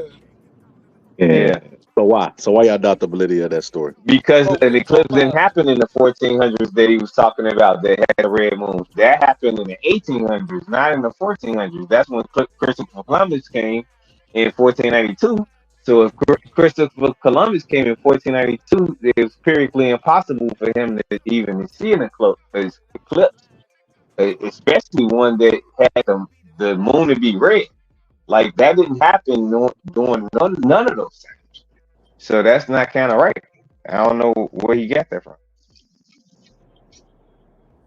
So what y'all telling me is that Neil deGrasse Tyson made this story up for no reason. Look it yes. up, bro. I'm not lying. Like the last solar eclipse was in the 1800s, and before that, it was in like the 1300s or something like that. So, Let like me that's a see. lot of time from each other. So I don't know how he got that type of eclipse to happen during 1492. I don't know.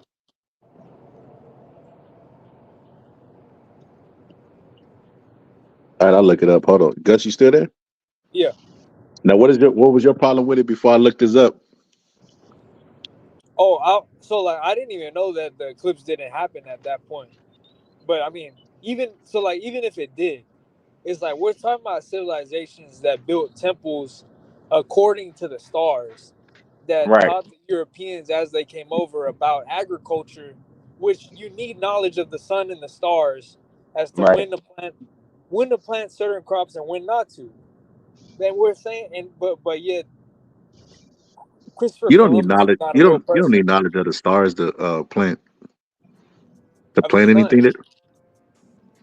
Yeah, but Of the sun. bro, the sun comes up and goes down every day. Yeah, but An bro, Indian it's could like figure that out.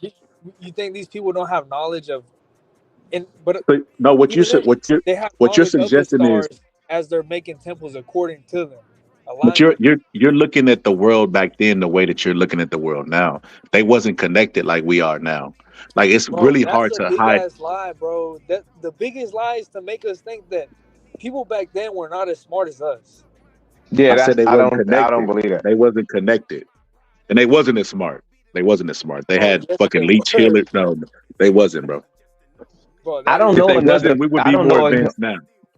I don't know a modern human. That's because they took a lot of technology from people. But I don't know a modern human that's more smarter than Nikola Tesla right now. No human. Nikola Tesla was a motherfucking genius, bro. Or Albert Einstein, or even Eric Von Daniken. Like I don't know people that's that smart.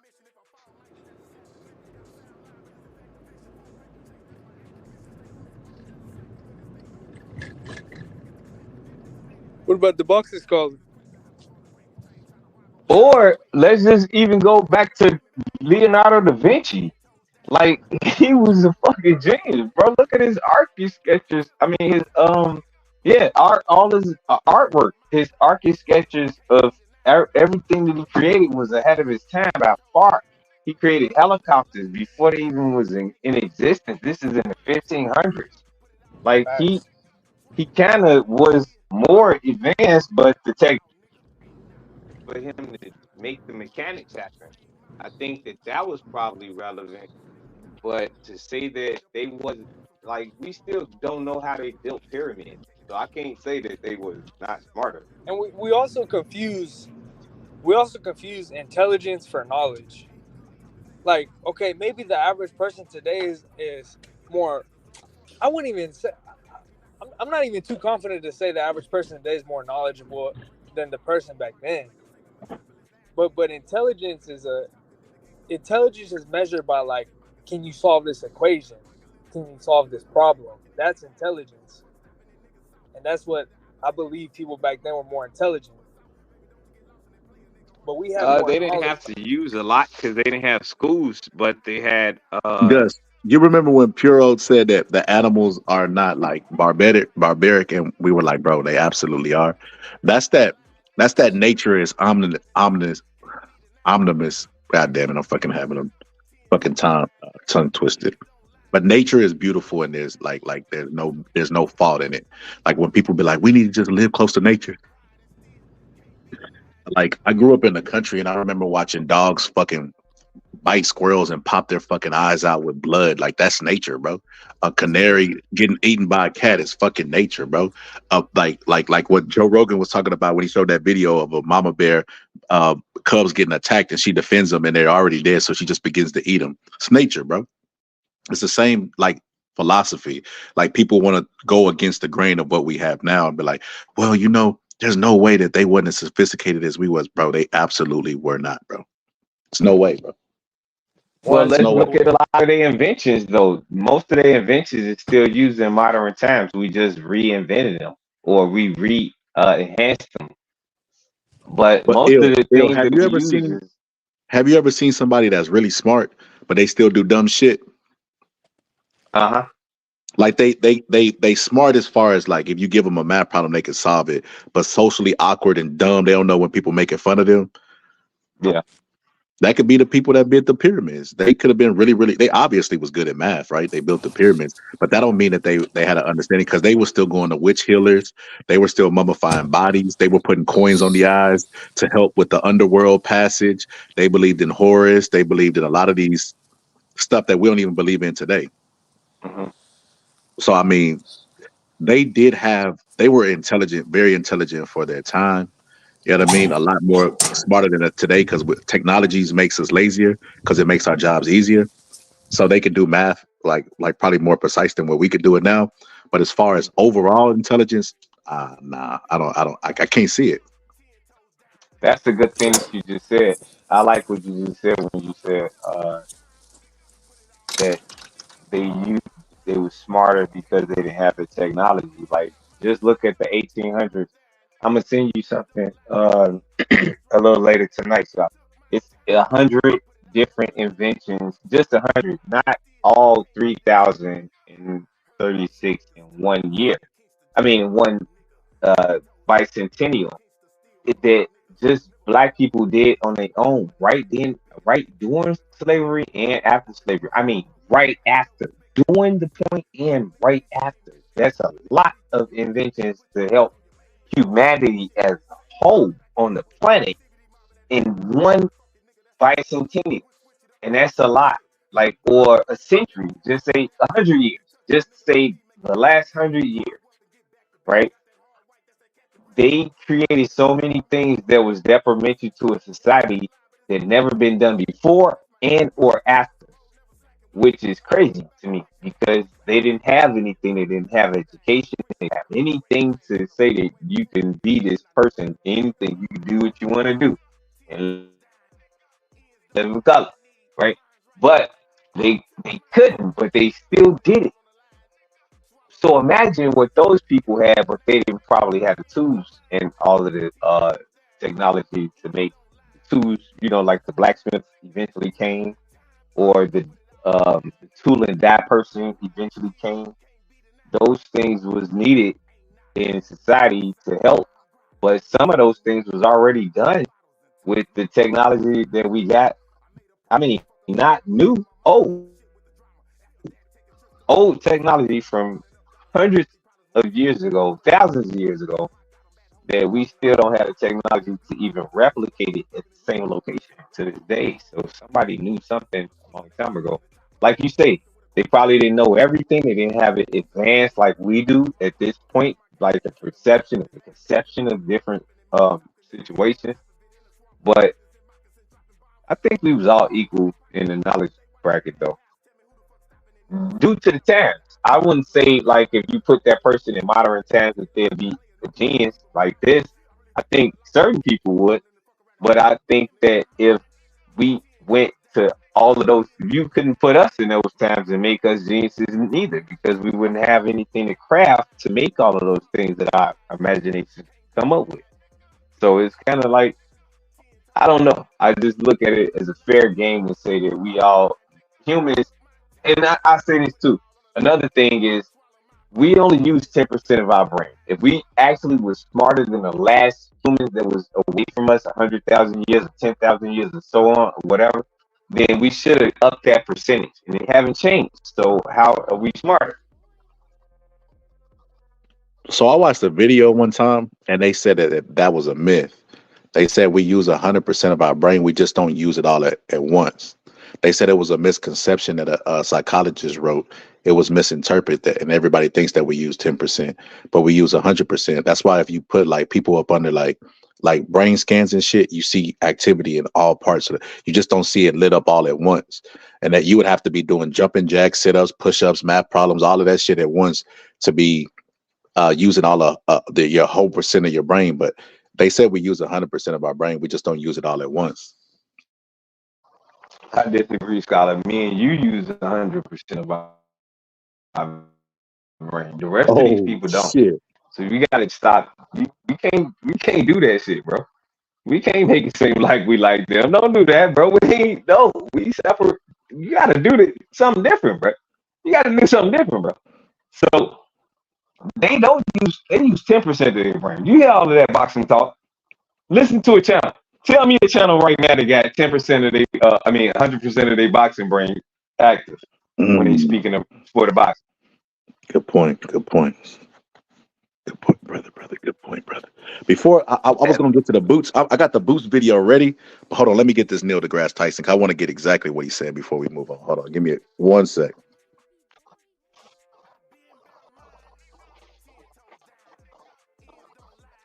Yeah, but we can't be mixing ourselves into the category with other people. See, I'm like Bo with this one, man. If we got to do that, then I'm gonna abandon them. I'm gonna leave. I'm gonna drop them off at a gas station and keep on going. I'm not a part of that society. I'm a motherfucking genius.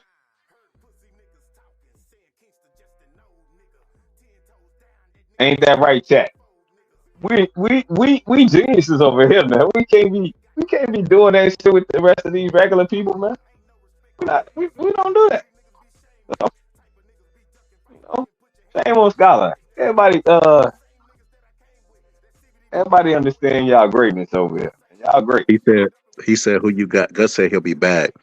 Stinston said punching contest. MMA is where it's at. Boxing is a punching contest. That's how you know you don't know the sport. Yeah, he definitely did. He used 2% of his brain. And then he asked them, then why are you here? Facts, bro. Why are you here at a boxing channel? You notice they don't have a lot of MMA content creators. Most of the people who cover MMA are boxing channels themselves. That's not a coincidence, bro. It's not a coincidence. MMA fans are so fucking brainwashed that whatever Dana tell them they believe, bro.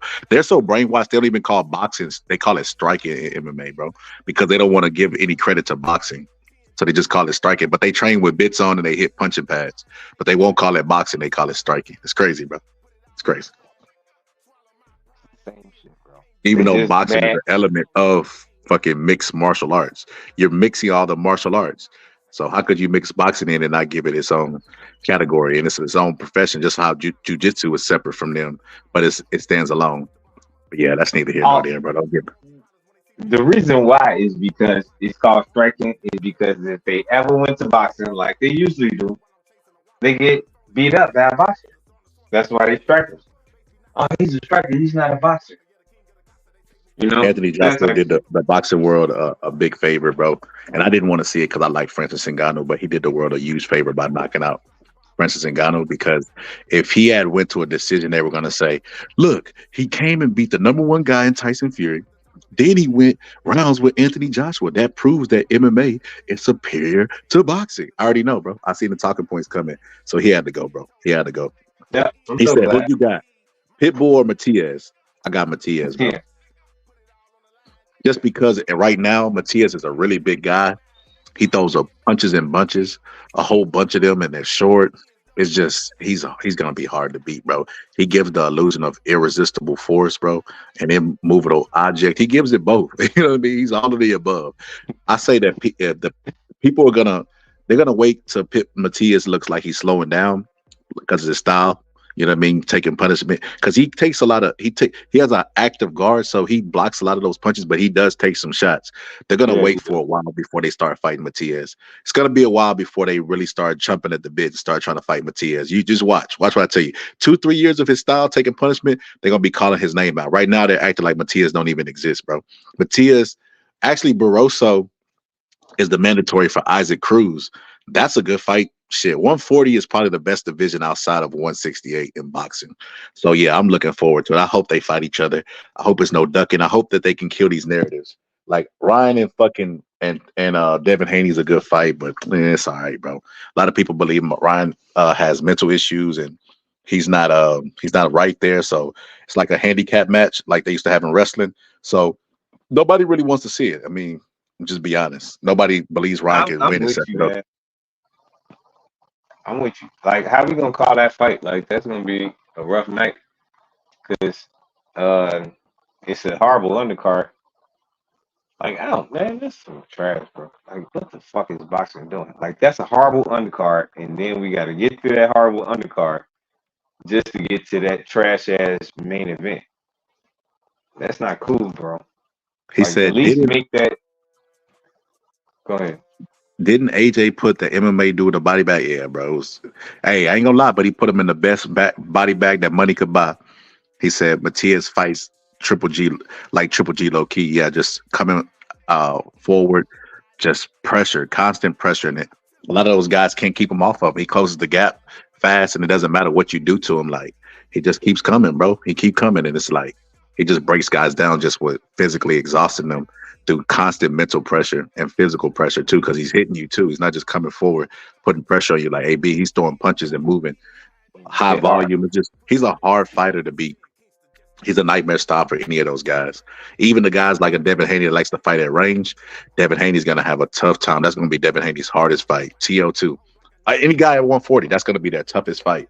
He's a hard style for any one of those guys. Now, I think Pitbull, with that being said, Devin Haney versus him would be a good matchup, but I think Devin Haney can do enough to nullify him, use his physicality, his strength to control range, and outbox him like I thought Rolly was going to do. But I think Devin Haney could do it, take advantage of Pitbull's slow plodding feet. Because Pitbull was like, his name should be Tank, like I said.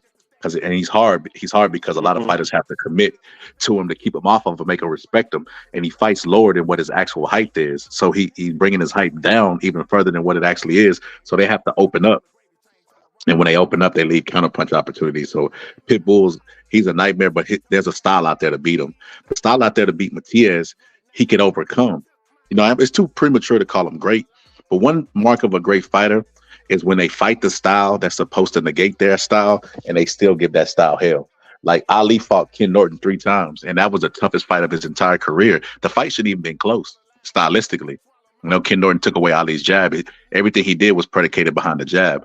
But even though he took away his jab, he still was able to give competitive close fights. You know what I mean? Like Ken Norton didn't just blow Muhammad Ali out. And that's a sign of a great fighter, when you can fight a style that's supposed to be the vinegar to your baking soda, and you still can go in there and put up a really, really good fight against him.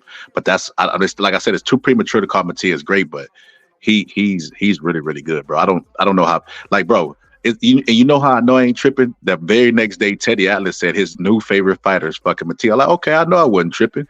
Old man Teddy Atlas stamped it. Okay, but this is what Christopher Columbus said. I mean, this is what Neil deGrasse Tyson actually said about Christopher Columbus.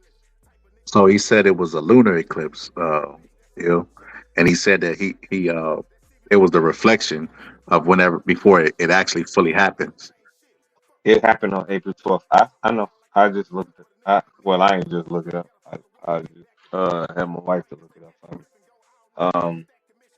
Yeah, it happened on April 12th. Yeah, when he said lunar, I instantly started looking it up because I thought he said solar. But yeah, it happened on April 12th. But the lunar eclipse, they talking. Yeah, it happened on April 12th. So one thing I wanted to get y'all opinion on this, because see, Gus done already left. Gus be sparking conversation and leave. He said, "I'll be back." Gus you remind me of my father, brother. You remind me of my father, brother. Come back. Nah, just play. I'm glad. At the same time, feeling all sad. I miss my dad. And sometimes that make me mad. But I'm back to being a real.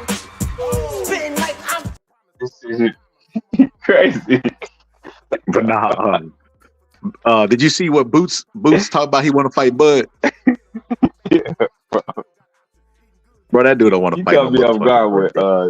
You caught me off guard with little man. But man, he don't want to fight no motherfucking Bud. Nah, he don't want to fight. He went to matchroom, bro. Bro, and you know what's crazy? He went over there under the impression that he really want the Bud. But we'll get into it. But he went over there under the impression that he want the Bud smoke. But this is what he had to say about Bud. Check him out. Interim RBF champ to full champ back in November. Has anything changed for you off the back of that? Nothing changed. You know, I'm still the same person. I'm just the same guy. Terence Crawford is a name that you've publicly reached out to. Do you think he wants the fight? I'm not sure if Terence Crawford wants to fight or not. You know, he went out publicly a few times saying that he's not looking my direction, he's not looking my way. I'm not a big enough name. I'm not this, I'm not that. But there's nobody else left for him to fight. Either you fight me or you fight nobody. So I don't know. If it's not Terence, you must have a hit list. Can you name some guys that are on that? I don't have a hit list. I just want to fight. I don't care who it is. I don't care if it's Terence, Spence, Anybody in 154, anybody in 47, I just want to fight. I don't care who it is. One name you didn't mention there, our UK stable includes Conor Benn. I know he teased something on his Instagram the other day about Ben versus Ennis. Is that a fight that you would potentially entertain? Yeah, I'll fight anybody. I don't care who it is. I just want to ask as well, in terms of this being the next chapter of your career, I know it's a big move, moving promoters now, but if there's one thing you're most excited about in terms of this new chapter and the things that it unlocks, what would that be? What I'm excited about is, collecting all the belts, getting the rest of the belts, the WBC, the WBA, and the WBO, and become undisputed. That's what I'm excited about. And in terms of a message you want to give to the fans who've been kind of patiently waiting for that next move, they've been a year now. What's the message to those guys? I'm sorry for the wait, but the wait is going to be worth it. Stay tuned.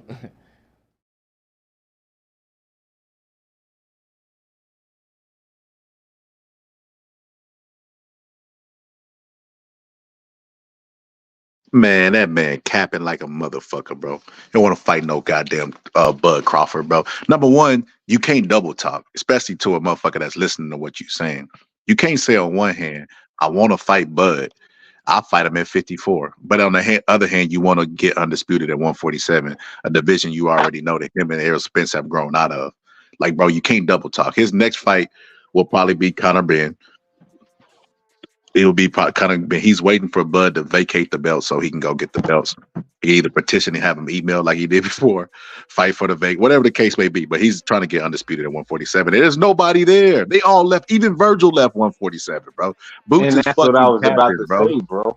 Why he ain't naming Virgil when he said 154?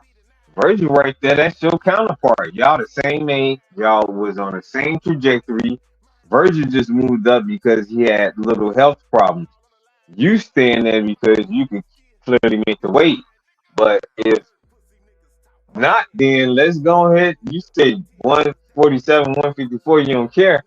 Like, I would do that with everybody. That dude like, talking. fight at 154. Don't fight at 147. Like, let's just get rid of the division because you're the only one there. So just throw that division out. Go to 154 and meet everybody there so you can say, I want to smoke with everybody. That's if I was the man like that, bro, I would go to 154. I got the belt at 147, so I'm already on paper as a champion. So now I'm moving up to go get a real belt because I'm going to beat somebody for this belt. Fuck it. If I don't get the big names at 147, I'm going to 154. Period.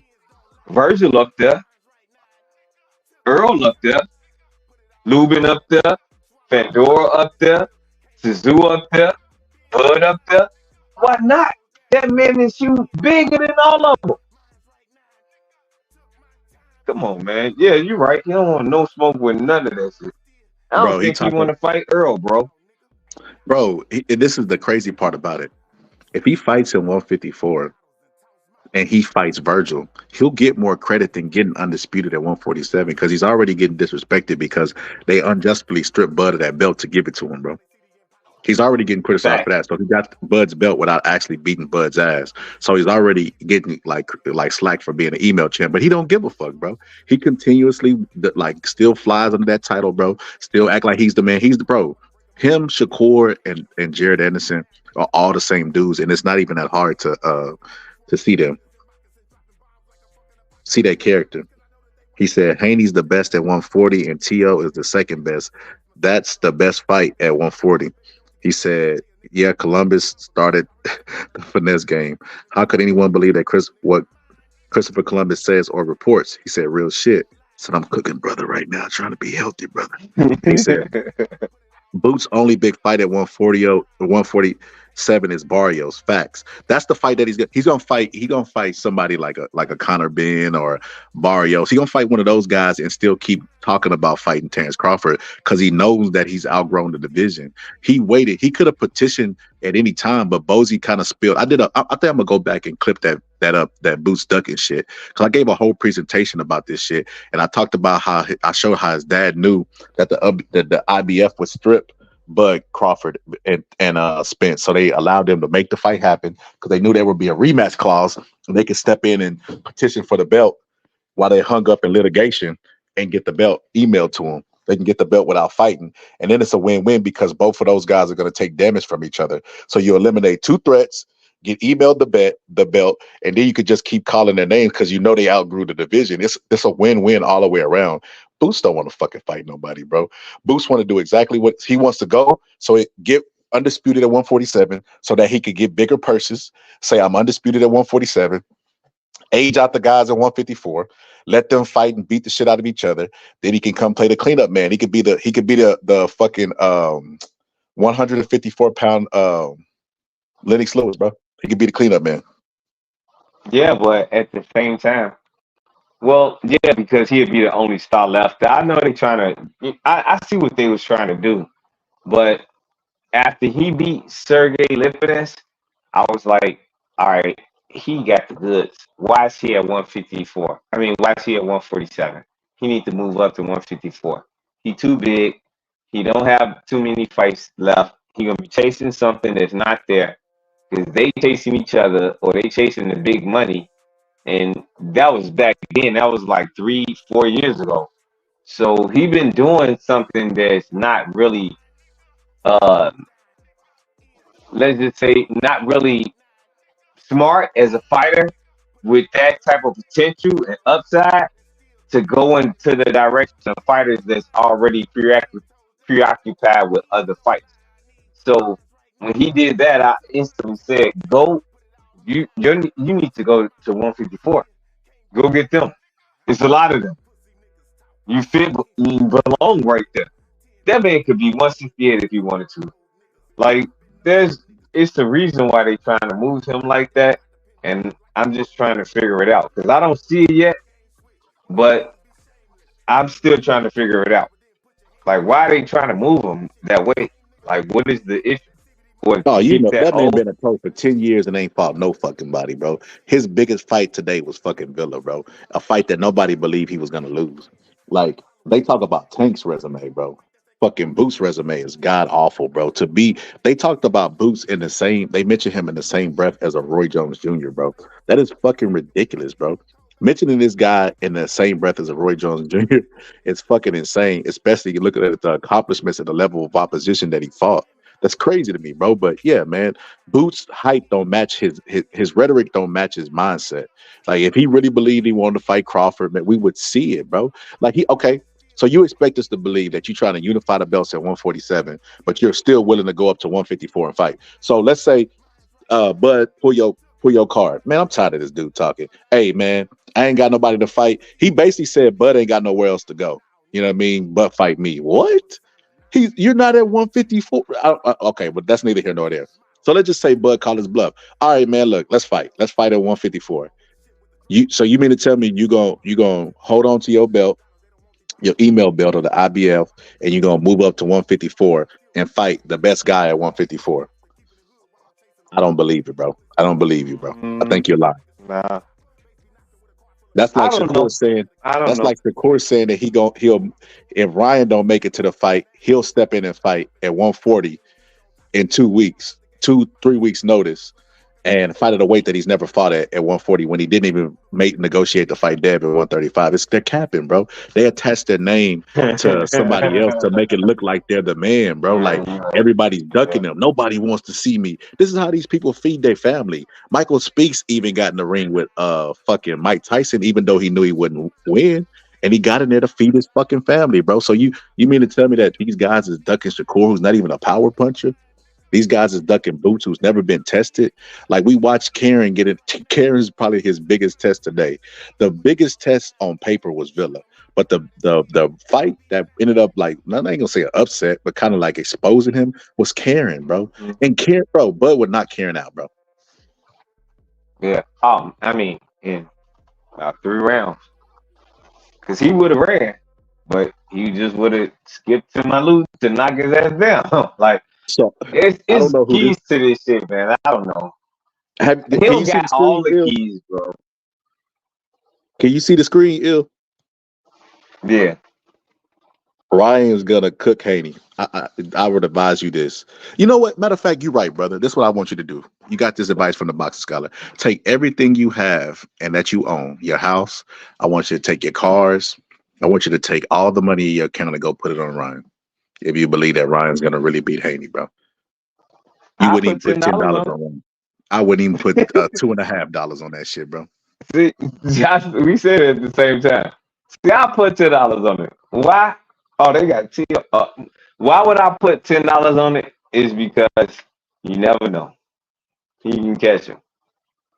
So Man, you know what that sound I like? give him a puncher's chance. The puncher's Just chance. be That's what honest it with felt me. like. Just be honest with me. Tell me what chances I have with you. You probably have 1,000,001. So you're telling me there's a chance. That's what that shit sound like to me. Exactly. It's a chance, bro. $10 ain't bad on the chance. I buy a $10 scratch off ticket. Fuck it. Man, I can't do it, bro. And no, I'd I'm rather gonna buy the lose. ticket.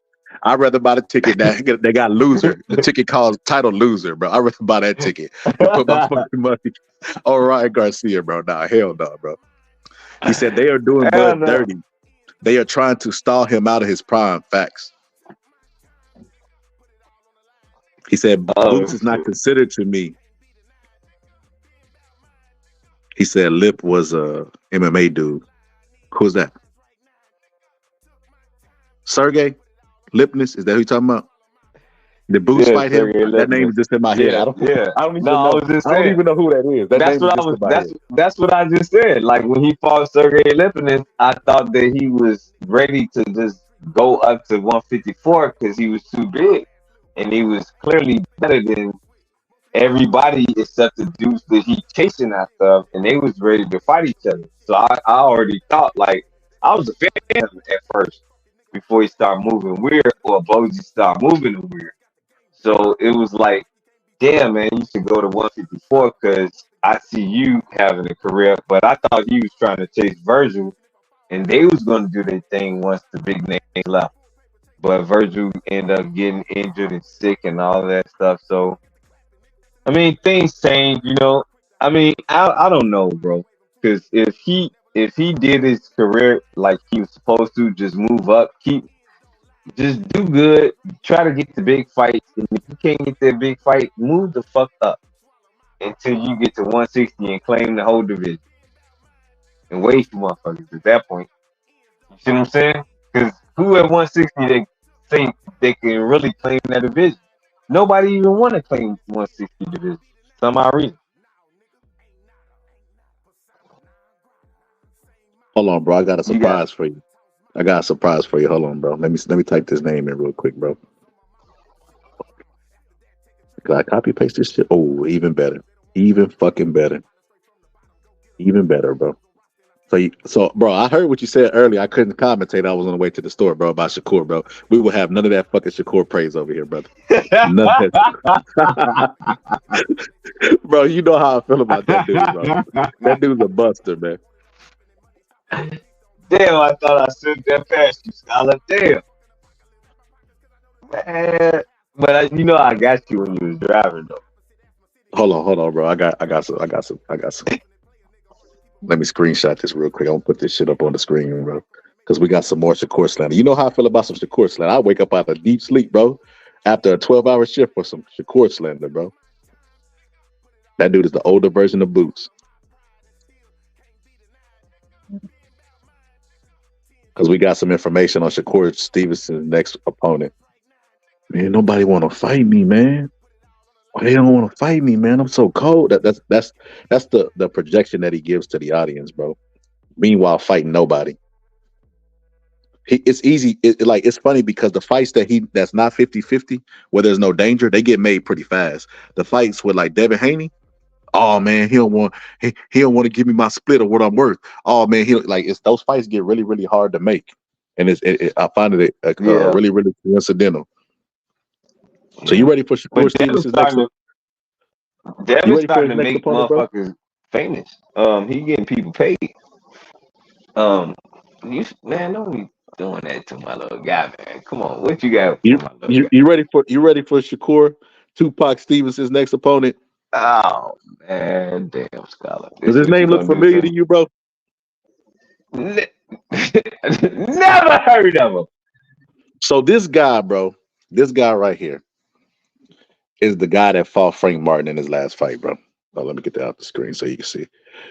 He was Oh, the he guy that took did. the L to Frank Martin in his last fight, right? He took the L to Frank Martin, and Shakur Stevenson was by the phone, like, yeah, get me on the phone with that guy. That guy's a beast. Like, bro, that's so crazy. Remember when he said to Gilly, he said, Gilly, Gilly said, what do you think about Frank Martin? Frank Martin is the biggest pussy in the sport of boxing. And they was like, wow. He was like, that dude is so pussy, man. And then they try to make a case for him. He like, nah, man, he just don't want to fight me. He's scared. And you go and fight the last guy that he beat. You can't make this shit up, bro. Shakur And he Stevenson, getting the like, tank what fight the though. fuck has he? They look. Everybody made a big deal out of Errol Spence trying to skip the line. Why the fuck did this? Look at this motherfucker's record, bro. Frank, like, press come over here and joke about Frank being a 40-year-old contender, bro. Like, this is the level of opponents that you fight before you get like a big fight, like a tank fight, which is what he got now. But look at this. This guy's resume is even worse. If Frank Martin is a contender, this guy's just a journeyman, bro. He's a professional journeyman who's did nothing but beat other journeymen his entire career. And that's the guy that Shakur Stevenson's gonna fight. What are you getting by fighting guys like this, bro? I don't understand it. You got gifted and emailed your belt because David Haney vacated and moved up because he couldn't make the weight any longer. What the fuck are you getting by fighting guys like that? I don't understand. You couldn't possibly believe that you're the I'm on best the phone with in the Shakur. sport of. Hey, he Huh? he don't mean that. He don't mean that, Shakur. I'm talking to Shakur. He don't mean that, Shakur. I don't understand. That's a lot. I definitely mean it. I definitely mean that. Shakur, what the fuck are you getting by fighting guys like this at this point in your career? Frank Martin is not a champion. So like Gus, not Gus, Press always joke about he's a prospect, right? Because he finally getting his shot against Tank. So this guy, Shakur, is actually a fucking champion, bro. Why the fuck is he going to go fight guys like this, bro? He can't make himself out to be a dangerous guy because he's not even a puncher. Like I've heard people talk about sparring him and they say like, yeah, he's good, his high Q is good, but he can't punch. That's what they say about Shakur, bro. So you mean to tell me your sparring partner, people that are feared in boxing, they sparring partners put fear in them, like they add to it. Like they be like, oh man, you don't want to fuck with Tyson. And one time I went in there, motherfucker broke my ribs. Motherfucker hit me in my goddamn rib and broke my goddamn toe. Man, I don't even know how you break a toe in a goddamn rib. Like that's how they be, bro. They spread fear.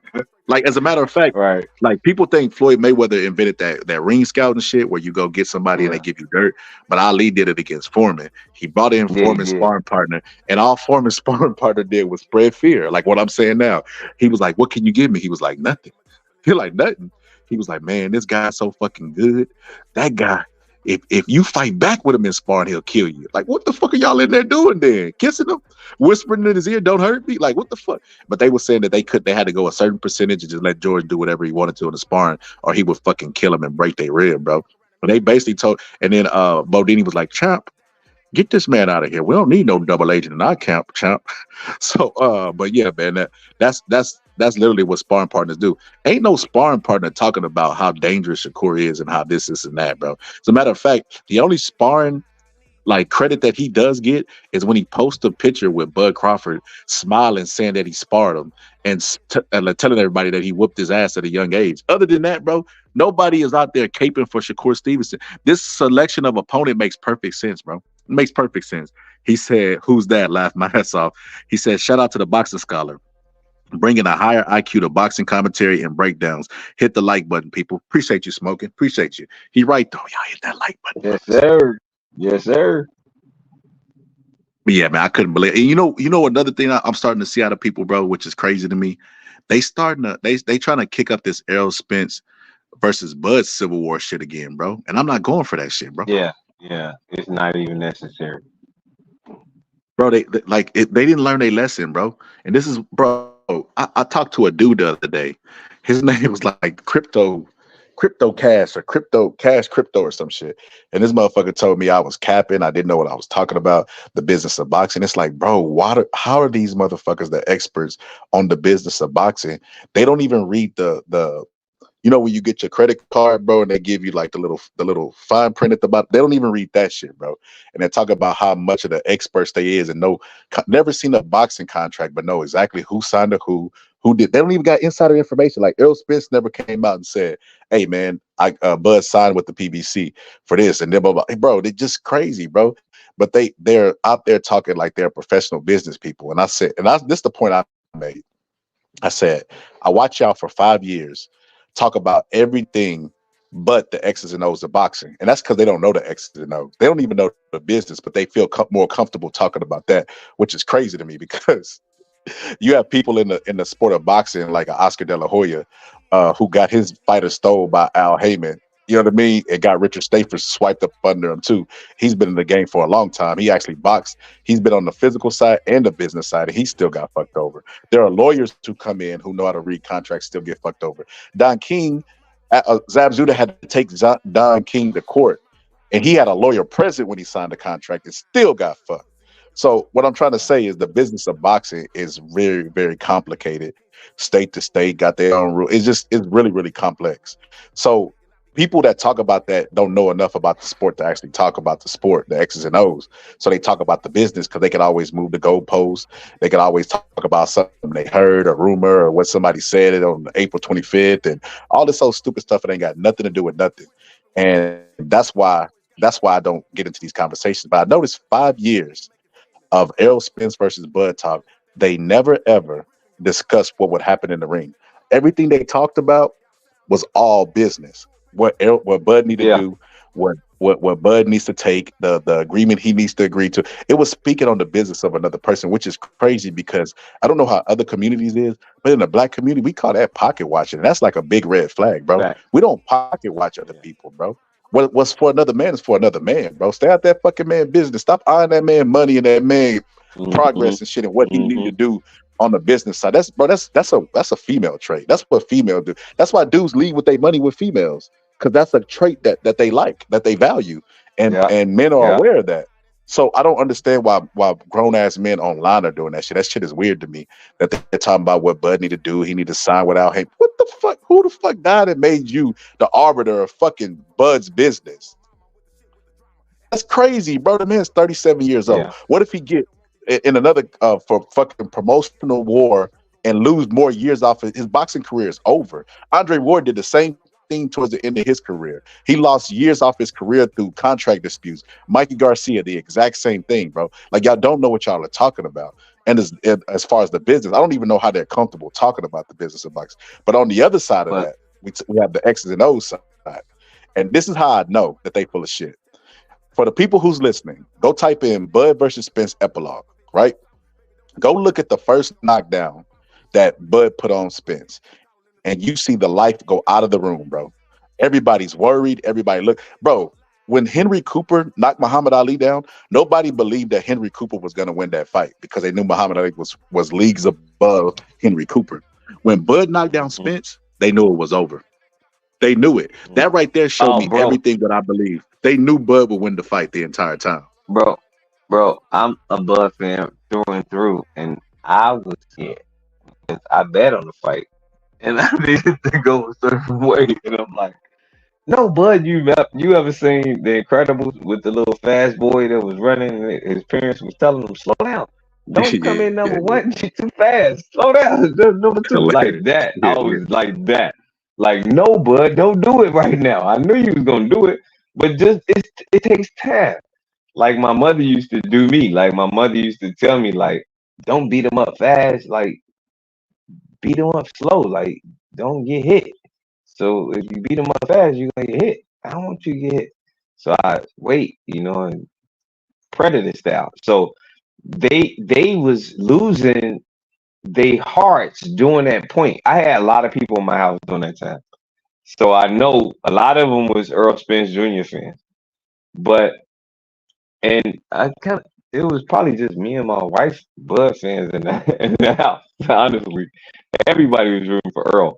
But the way I seen it, I was telling them, bro, I did an abracadabra match. I mean, I had everything going, and I knew everything was supposed to be, but it wasn't me saying that my speculation was wrong. I just know the sport of boxing, and I know what I'm looking at.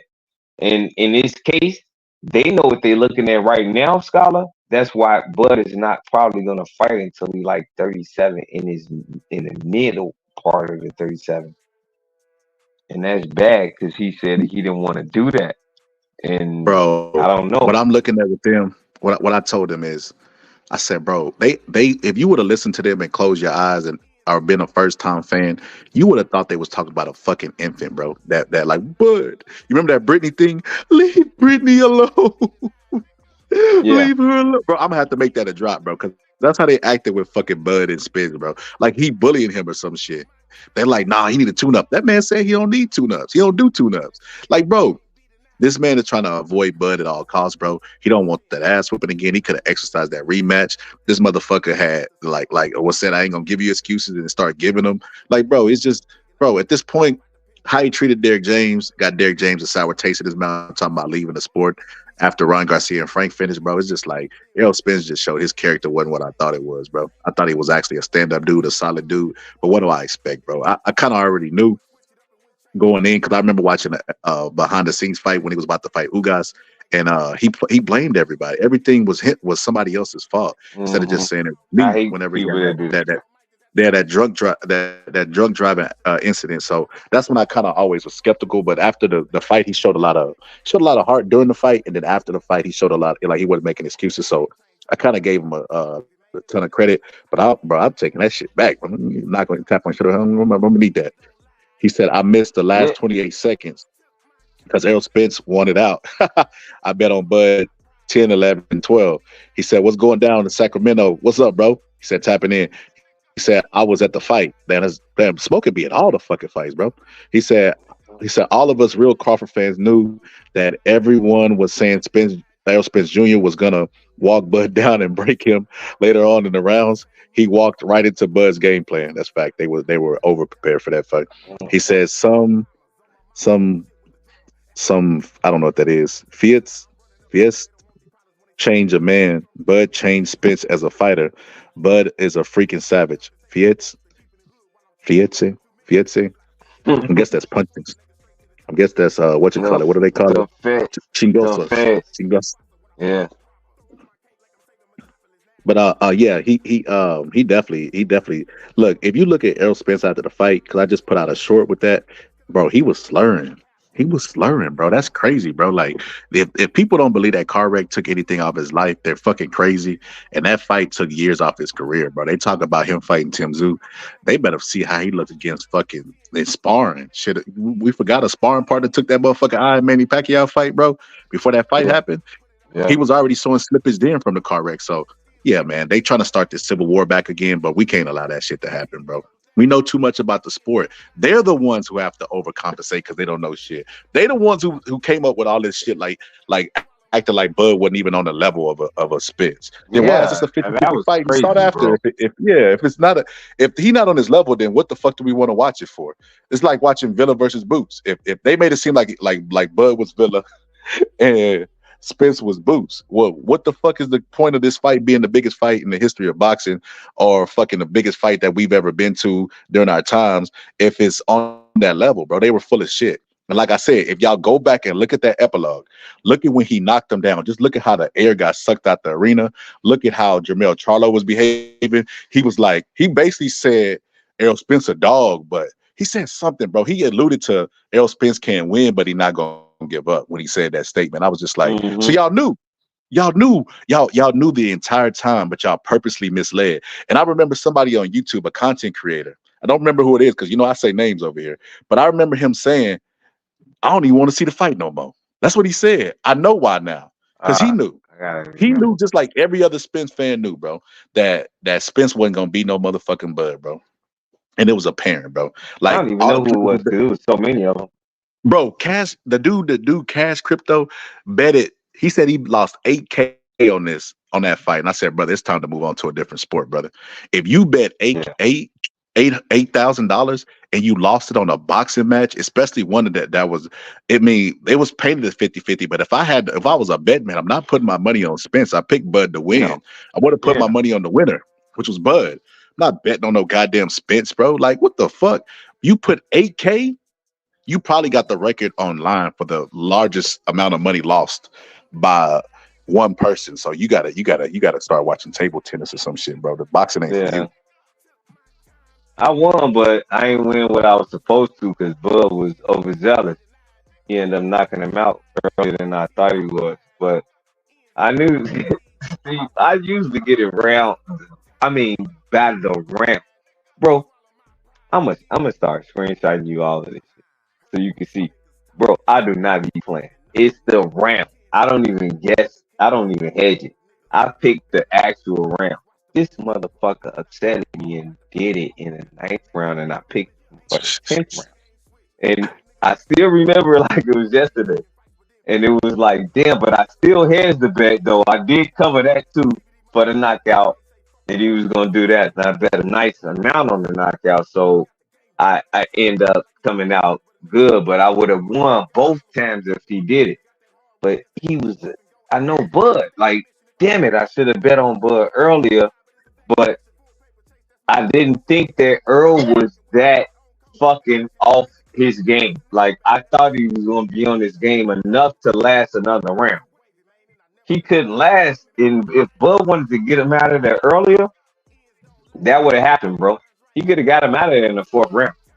Fourth round, it could have been over. He said that's Bud, the truth. Spence was never the same after the wreck. Rob G put laughing emoji. He said, Texas boy in the crowd. We were trying to bet, but I don't straight bet at the fights. Peep the way people get way too emotional. It's facts, bro. Facts. You can't do that shit, bro. They not gonna want to pay you, and then they gonna get mad about owing you money. Errol Spence was about to be done before the Bud fight. Bud just finished his career. Charlo lost 20K that night. You know the funny thing about Charlo is I know that had to crush Charlo's spirit because he had so much respect for Errol Spence because Errol Spence would be piecing him up in sparring, and the fact that Bud just dismantled him the way he did, that got to be debilitating for Mel. You know, that's another fight I wouldn't mind seeing. Mel versus Boots at 154. That would be a good fight, bro. That's what I'm saying. Boots should have jumped up there before Bud and Earl even had to fight. After Sergey Lipidus, he should have did that. That's what I was making that statement about. He should have went dead to 154 after that fight because he could have seen there's no belt to me right here. They're about to do their thing at 154. They probably got a rematch clause in it. I might as well go on about my business and go to 154. Period. I don't know why they do that, bro. That's not a smart thing to do if you boot Bozy Ennis to try to move. If this my son, I know that's a big spot. If I'm Earl, I will go to 160, bro. It's not no smoke there. Why would you want to go to 154 and you got to see Bud again?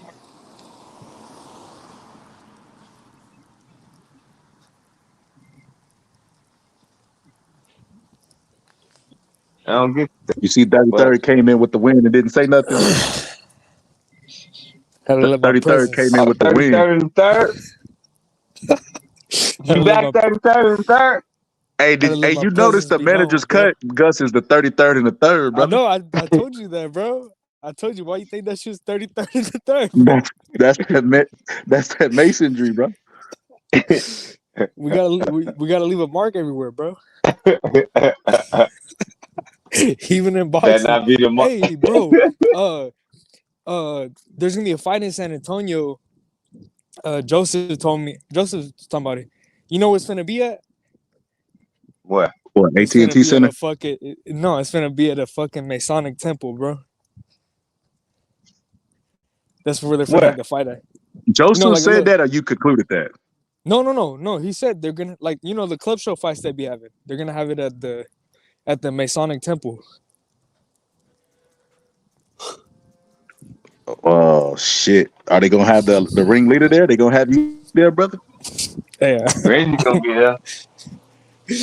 Yeah, bro, but that's hilarious. I remember Reggie gonna be in the back, bro.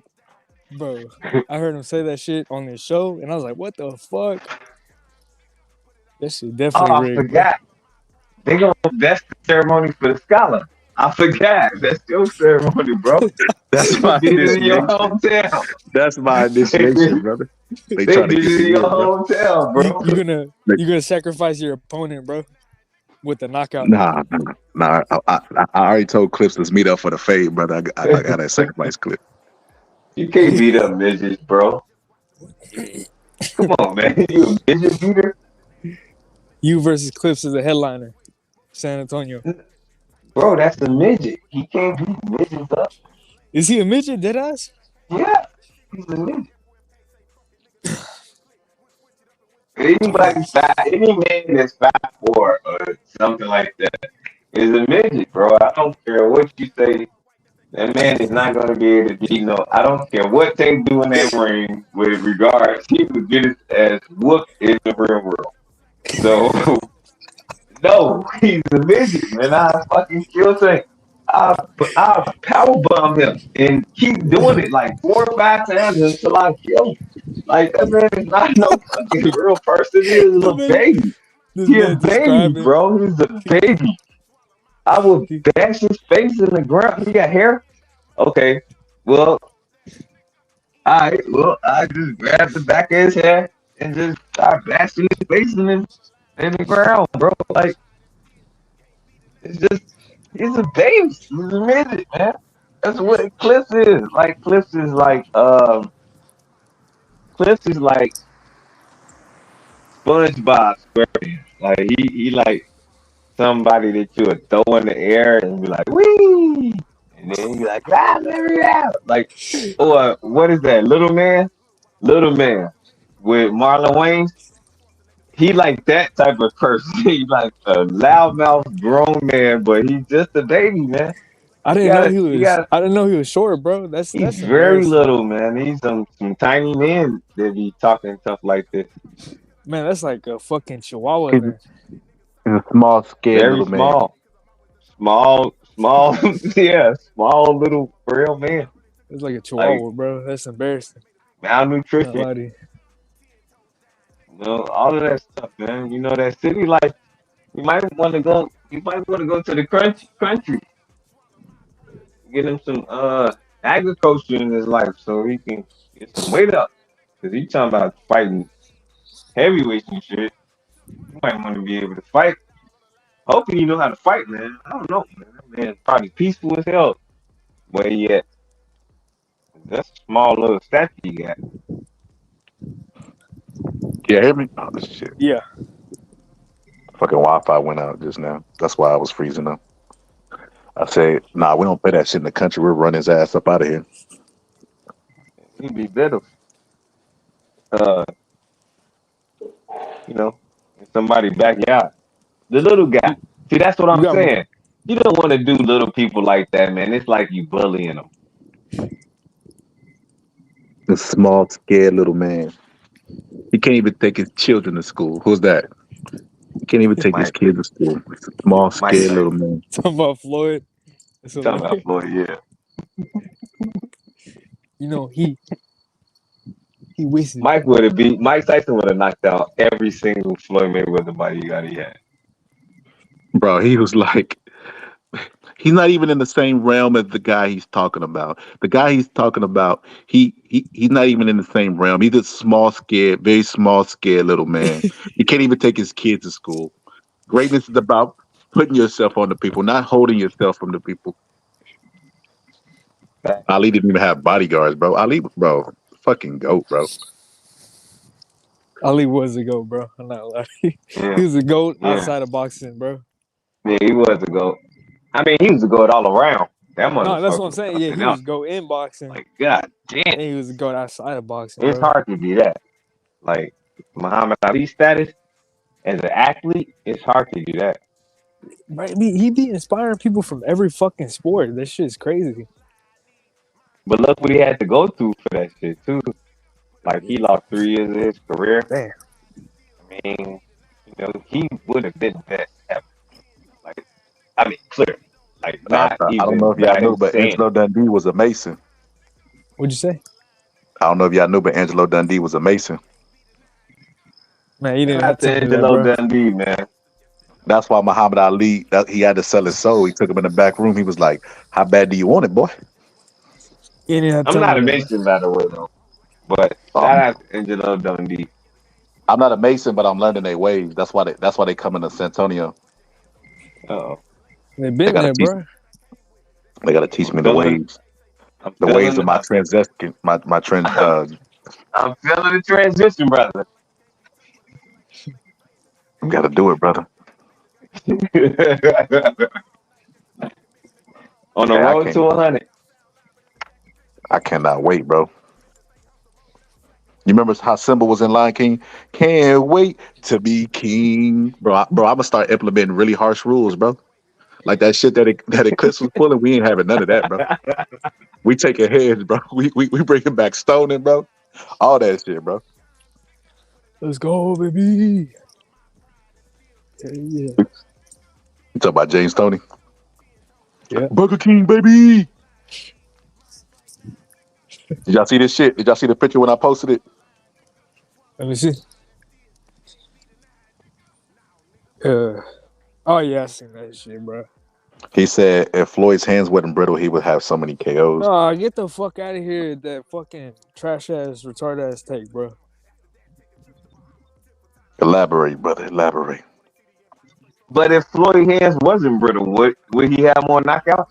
Nah, he just moved up You don't away, think bro. so? Nah, he just moved up away. He couldn't knock out this. I mean, he was fighting bigger dudes, bro.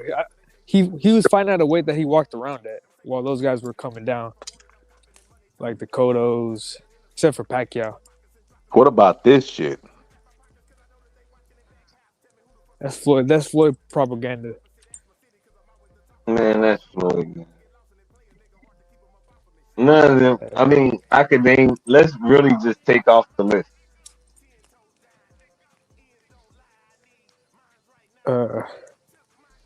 Bro, I remember they had Triple G pound for pound #1 for like 3 years on there, and that was like recently.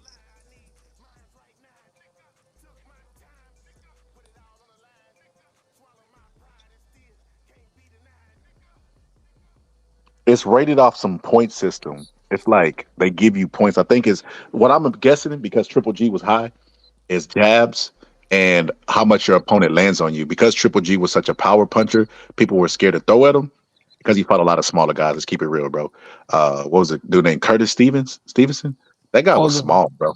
All them dudes are small, bro. They were small, and Triple G went Yeah. in there and dominated them, bro. So, and you know what? That Triple G's power, if we're gonna be honest, is overrated, bro.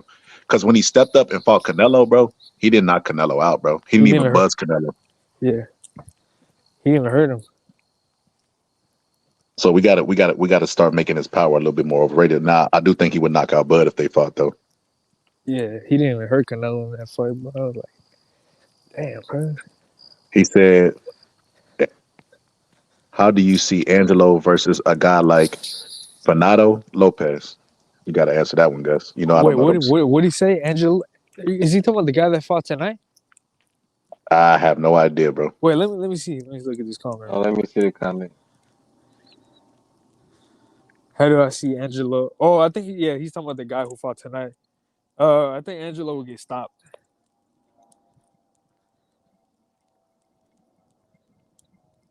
Yeah, I think Vanilla was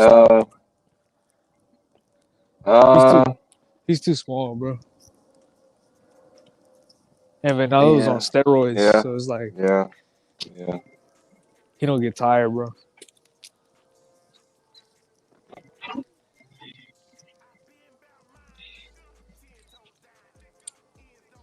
Who's he talking about? Who's he talking about? Elaborate. Let me know. Let me know. Fill me in. You know I don't know these guys. Vanilla, you watched him. You had a live stream for his fight. You just seen his fight. Yeah. Yeah, it was like maybe a month ago at the most. Yeah. He fought a Japanese dude. Was it on the third of the month? It was on. Was it the third month of the third day in 2023? Yeah, bro, that's my secrets. Nah, bro, he fought. He fought on the top rank card. He was main event, and he likes to leap in the punches. He just jumps into punches. Yeah. Throws wild uppercuts, wild left hooks. We did. I think we did a commentary on that. Yeah, you did. Yeah, you did a live stream on. Yeah. All right. Okay. All right. Yeah. Okay. All right, so we caught up. We answered this question. Where am I at? He said for sure he would. He said, "Come on, Floyd in his early 20s was sleeping guys." Was he? We was talking about when I asked what if he didn't have brittle hands, would he be able to knock guys out? Still at that moment, like after the point where he came Money Mayweather, the defensive fighter that countered and caught fighters slipping. But Floyd still had a jab, and Floyd still had punching power that can keep his opponents off of him or keep him at bay. And he was really good at that. He would catch the fuck out of you if you was slipping, man. I don't care how good of a fighter you was, he was beating you though. So I Oh gotta yeah. still give Floyd his credit. Floyd had good power. Floyd had good power. He ain't overrated, I can tell you that. But Yeah. they overrate him with all of the shit that they be saying, like, nah, man, you can't do nah, but he not overrated with his resume. He actually earned it. And I don't like taking away from fighters about what they earned or not and who they were in their prime and who they were later in their careers. He knew how to adjust and he became Mike from the early age to fadeaway Mike, like he came Air Jordan and then he was fadeaway Jordan. He did that. And I give him his credit. He was able to successfully walk out of the sport unscathed, even though his last couple of fights was questionable. But hey, Yeah, I got him. I got him top 20 all time. uh, top 20. I would say top 25 because I put him. I mean, I got a lot of people before him, Yeah, I got a so yeah. I I'll got probably high put him there. like at 25. He's 25 on the list. Boots gonna have an undefeated record at 50-0. I'm fucking Hell, tired of Boots Boots, bro. 32 and Boots 32-0. I'm tired of Boots, bro. I'm tired. I'm Fucking saying he only 25, so I'm 24 or whatever. The fucking kid, he's just a baby. So I no, mean, he's 27. are you 27? Yeah, he's It's 27, bro. now? Yeah. Well, years do change, so he probably is 27. Well, he can hit that mark if he start. He about to fight another bum now, so Bro, that shit be having me so fucking pissed off, bro. it is what it is. You so fucking talented, bro, and you fucking find Yeah. these trash cans. But kind of Ben was on a trajectory of talent, but we thought that he was really talented. Well, he was a Nah. smart fighter. He did learn the sport of boxing pretty fast, I and never that is something to give him a nod to. Because it's hard to learn a sport with hand and eye coordination and foot movement. On top of that, like he know what he doing, but he was taking steroids and he was eating all the eggs in the world that he could to get some point that he was able to get some knockout power.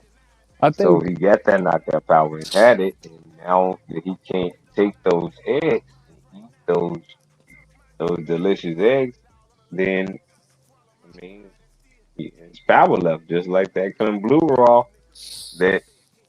that your man Canelo was supposed to not been taken or taken, and they leveled the levels down. But ever since they took that away from Canelo, he haven't been able to knock nobody out. Canelo be overrated, bro. I'm Nah, just saying, he was all of those knocking guys.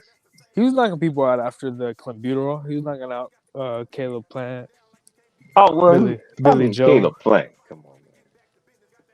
Billy Wait a minute, Joe. I thought he had it after Caleb playing. What fight did he have the clenbuterol No, he shit? had the clenbuterol Nah, that was after the before first. Billy Joe. That was It after was the first. what was it? Triple G? Was it the Triple G Yeah, fight? What? that was after After the first Triple G fight. They're trying to make the right. rematch, and he got busted, Yeah. so they had to wait a whole year. He's smart, bro. You know what he did? He pulled out of the fight so he wouldn't have to pay any penalty money for the event getting canceled. I don't know if he pulled out. I think he just got. No, he did, bro. I read it because, see, you remember I did a whole episode about Canelo being exonerated for clenbuterol. Well, you know, Puro just took that and ran with it, bro, without doing any research on it himself. So he couldn't articulate the talking point. So when he was challenged on this, he was killed in the debate by Brendan Washington. But basically, bro, when Canelo took the PEDs, or allegedly, well, he took the PEDs. Obviously, there's no debating that. But his argument wasn't, "I didn't take the PEDs." It was, "I took it not knowing." See, and that's a different conversation.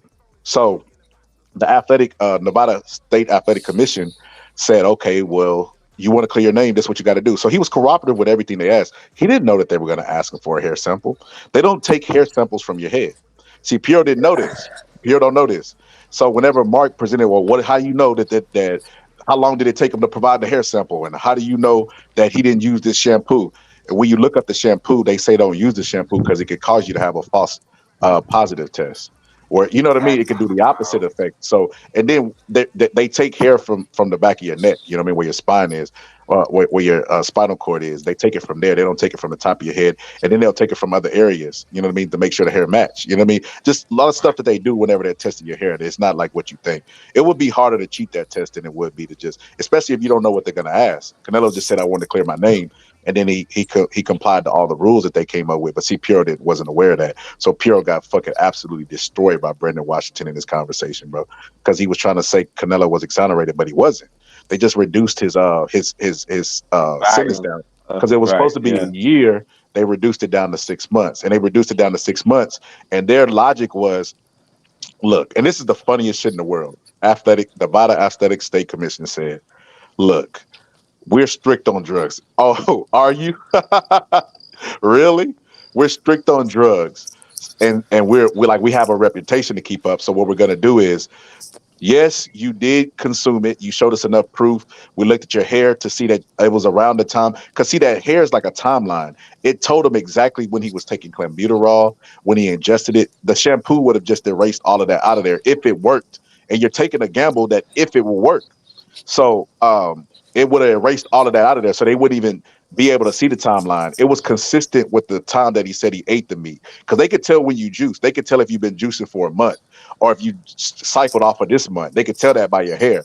They didn't see any of that. It was consistent with the story Canelo gave them. So they said, "You know what?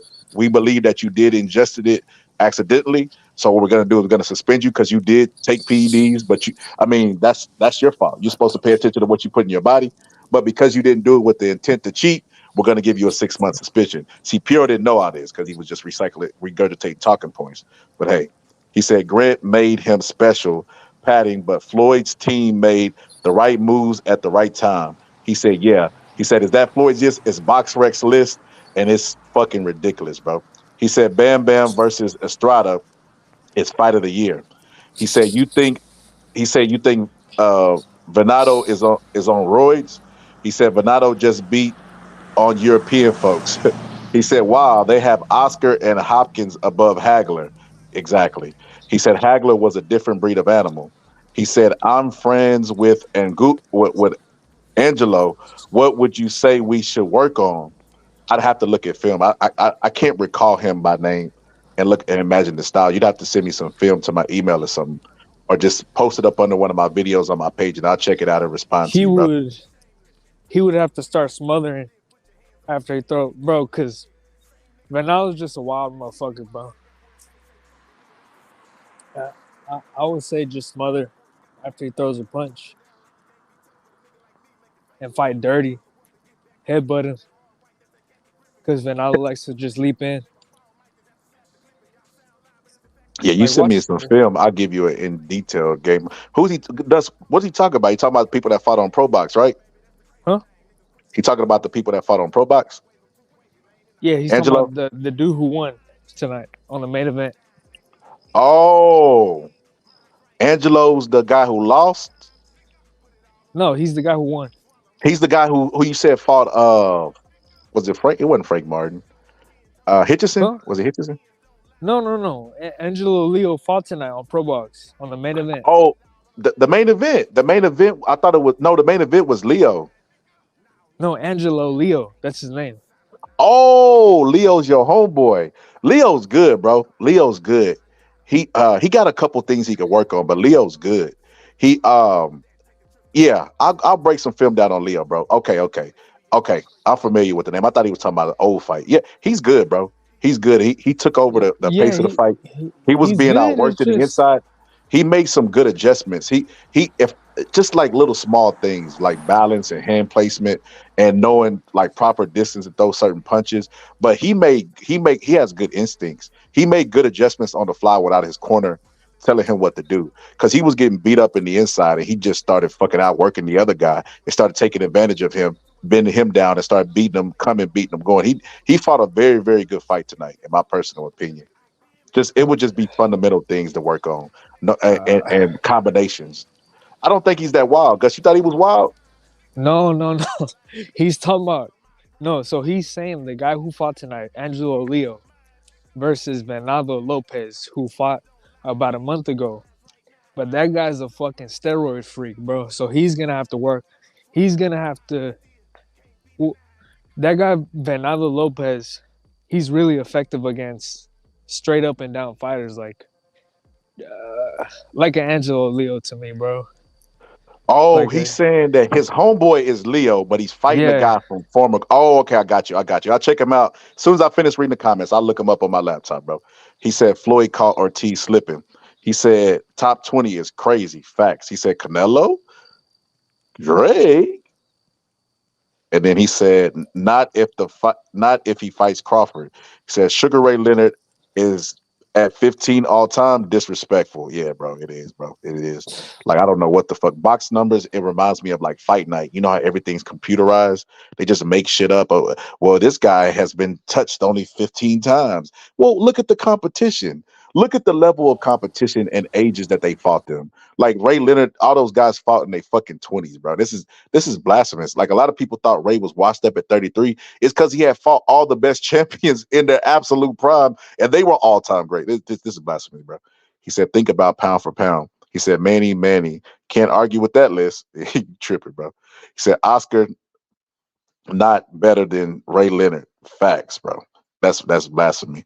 He said, if we talk about pound for pound, Sugar Ray Robinson is number one. I disagree with that, but hey, a lot of old school people agree with you, brother.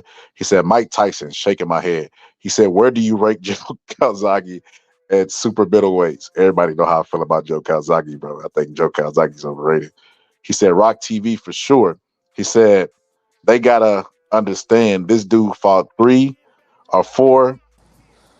different weights and won like 100 straight after his first loss. Yeah, that's very impressive. He said the GOAT list by BoxRec. He said Leonard is better than Robinson in my opinion. I don't disagree with that, Shadow. I've actually argued that on my panel with knowledgeable people. He said your opinion, but nah, Ray Leonard not even close to Sugar. He said he got his name from that. That says enough. That's like saying Mike Tyson mimicked Jack Dempsey so he could never be better than him. I think Muhammad Ali's better than Sugar Ray Robinson, and he mirrored his style off here. So look, the same reason I can't say Roberto Duran is the greatest fighter of all time. You know, the only asterisk Roberto Duran has to me is that he quit in a fight. If he didn't have that, he could make an argument for the greatest fighter that ever lived, bro. Because he beat Sugar Ray moving up from lightweight at his absolute best weight, and that is an all-time great. Yeah, he got knocked out by Hearns, but Hearns could knock out a fucking cruiserweight, so that's not even nothing to hang your hat on. Hearns was who Hearns was. You know what I mean? And then fucking Hagler knocked out Hearns in 3 rounds, but Durant had a close-ass fight with Hagler. Yeah, out of all those fighters, the only person that dominated was the guy with a lot of reach. Durant's the only guy.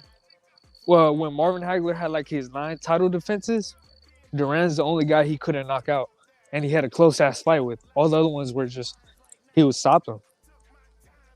So like, yeah, bro. He said Bivol exposed Canelo. He said, who did Rob fight? Who's Rob? Bivol exposed Canelo? I think he's been exposed before that. He said, no, by Tyson. Then No Mike Tyson, this list is whack. Head explode. He said, Mike Tyson. He said Robinson is too strong and had a higher boxing IQ than Leonard. What the point I was making with Roberto Durant, I make the same thing with Sugar Ray Leonard, right? I mean Sugar Ray Robinson, because he quit in a fight, bro. I know the stories about the temperature being high, but Ali fought the Thriller in Manila against a killer in Joe Frazier, and he didn't quit, bro. He didn't quit. You know what I mean? He collapsed in his corner after the fight. I mean, just bro, and he's a heavyweight. He's a bigger guy. You know, the heavyweights have less stamina than the smaller guys. So the fact that he quit against Joey Maxim, bro, and Muhammad Ali didn't. That's why I rate Muhammad Ali above him. But there's some knowledgeable people, Teddy Atlas, fucking Bert Strickland. There's some people who disagree with me. So, but that's just my personal opinion. He said Robinson is okay. I read that. He said, will Bud be number one when he retires? If he goes up and gets, let me tell you what Bud could do to be number one. Bud could move up to 54 and get undisputed, right? If he moves up to 54 and gets undisputed, and then he goes and beats Canelo at 68, we'd have no choice but to at least, he got to be at least 1, 2, or 3. He got to at least top 5, no lower than top 5. Said Mike Tyson, ? He said Leonard beat Hagler, Tommy, Durant, the 3 kings. Come on. He said Mike Tyson would be on my list, but pound for pound, there are better fighters than him. So I understand why he's not on there. He said this list is garbage. He said Robinson killed the man in the ring, Jake LaMotta 5 times, and Randy Turpin. He said, who finna win, Mike Tyson or Jake Paul?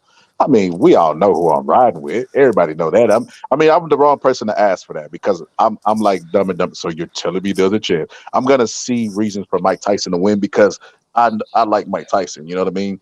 And I'm biased, so I'm gonna look for confirmation biases, stuff to confirm my opinion or my view. So I'm the wrong person to ask, but I will say this is gonna be a tough fight for Mike. Jake Paul is on steroids, obviously, clearly. I seen him throwing a bunch of combinations on the bag, and I was like, oh. The only thing that Mike Tyson has going for him is that Jake Paul's never fought anybody with that style. Like with Anderson Silva, because you know Anderson Silva likes to slip and slide. He gave him problems, and Anderson Silva doesn't have near as much head movement as Mike Tyson. So Mike Tyson has that going for him. And Gus, you want to bring up the point you brought about Anderson Silva? Roy Jones and the guy he went to fight in MMA and stuff like that. Yeah, man, I don't really give. I think Mike Tyson's gonna beat him because look, bro, like fucking Roy Jones beat Anthony Pettis, and Anthony Pettis. I mean, we seen what Anderson Silva did to fucking Jake Paul. I think Anthony Pettis will give him the same tough, close fight. It's like, I don't think he's gonna knock out Mike Tyson, bro. If he does, bro, that's gonna be sadder than J. Cole not responding to Kendrick Lamar, bro.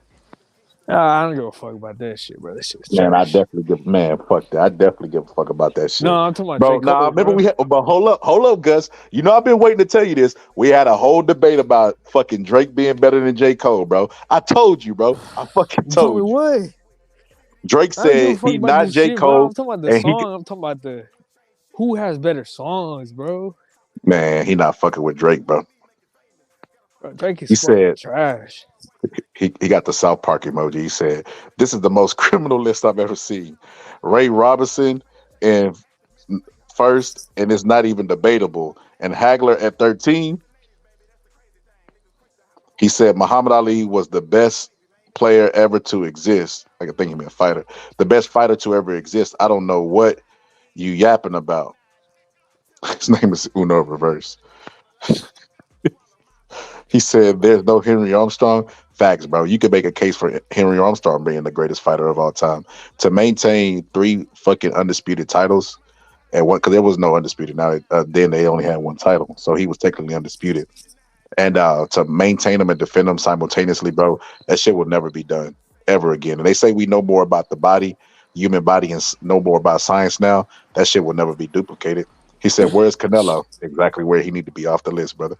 He said, "Money May all day." He said, Ray Robinson is in top 10.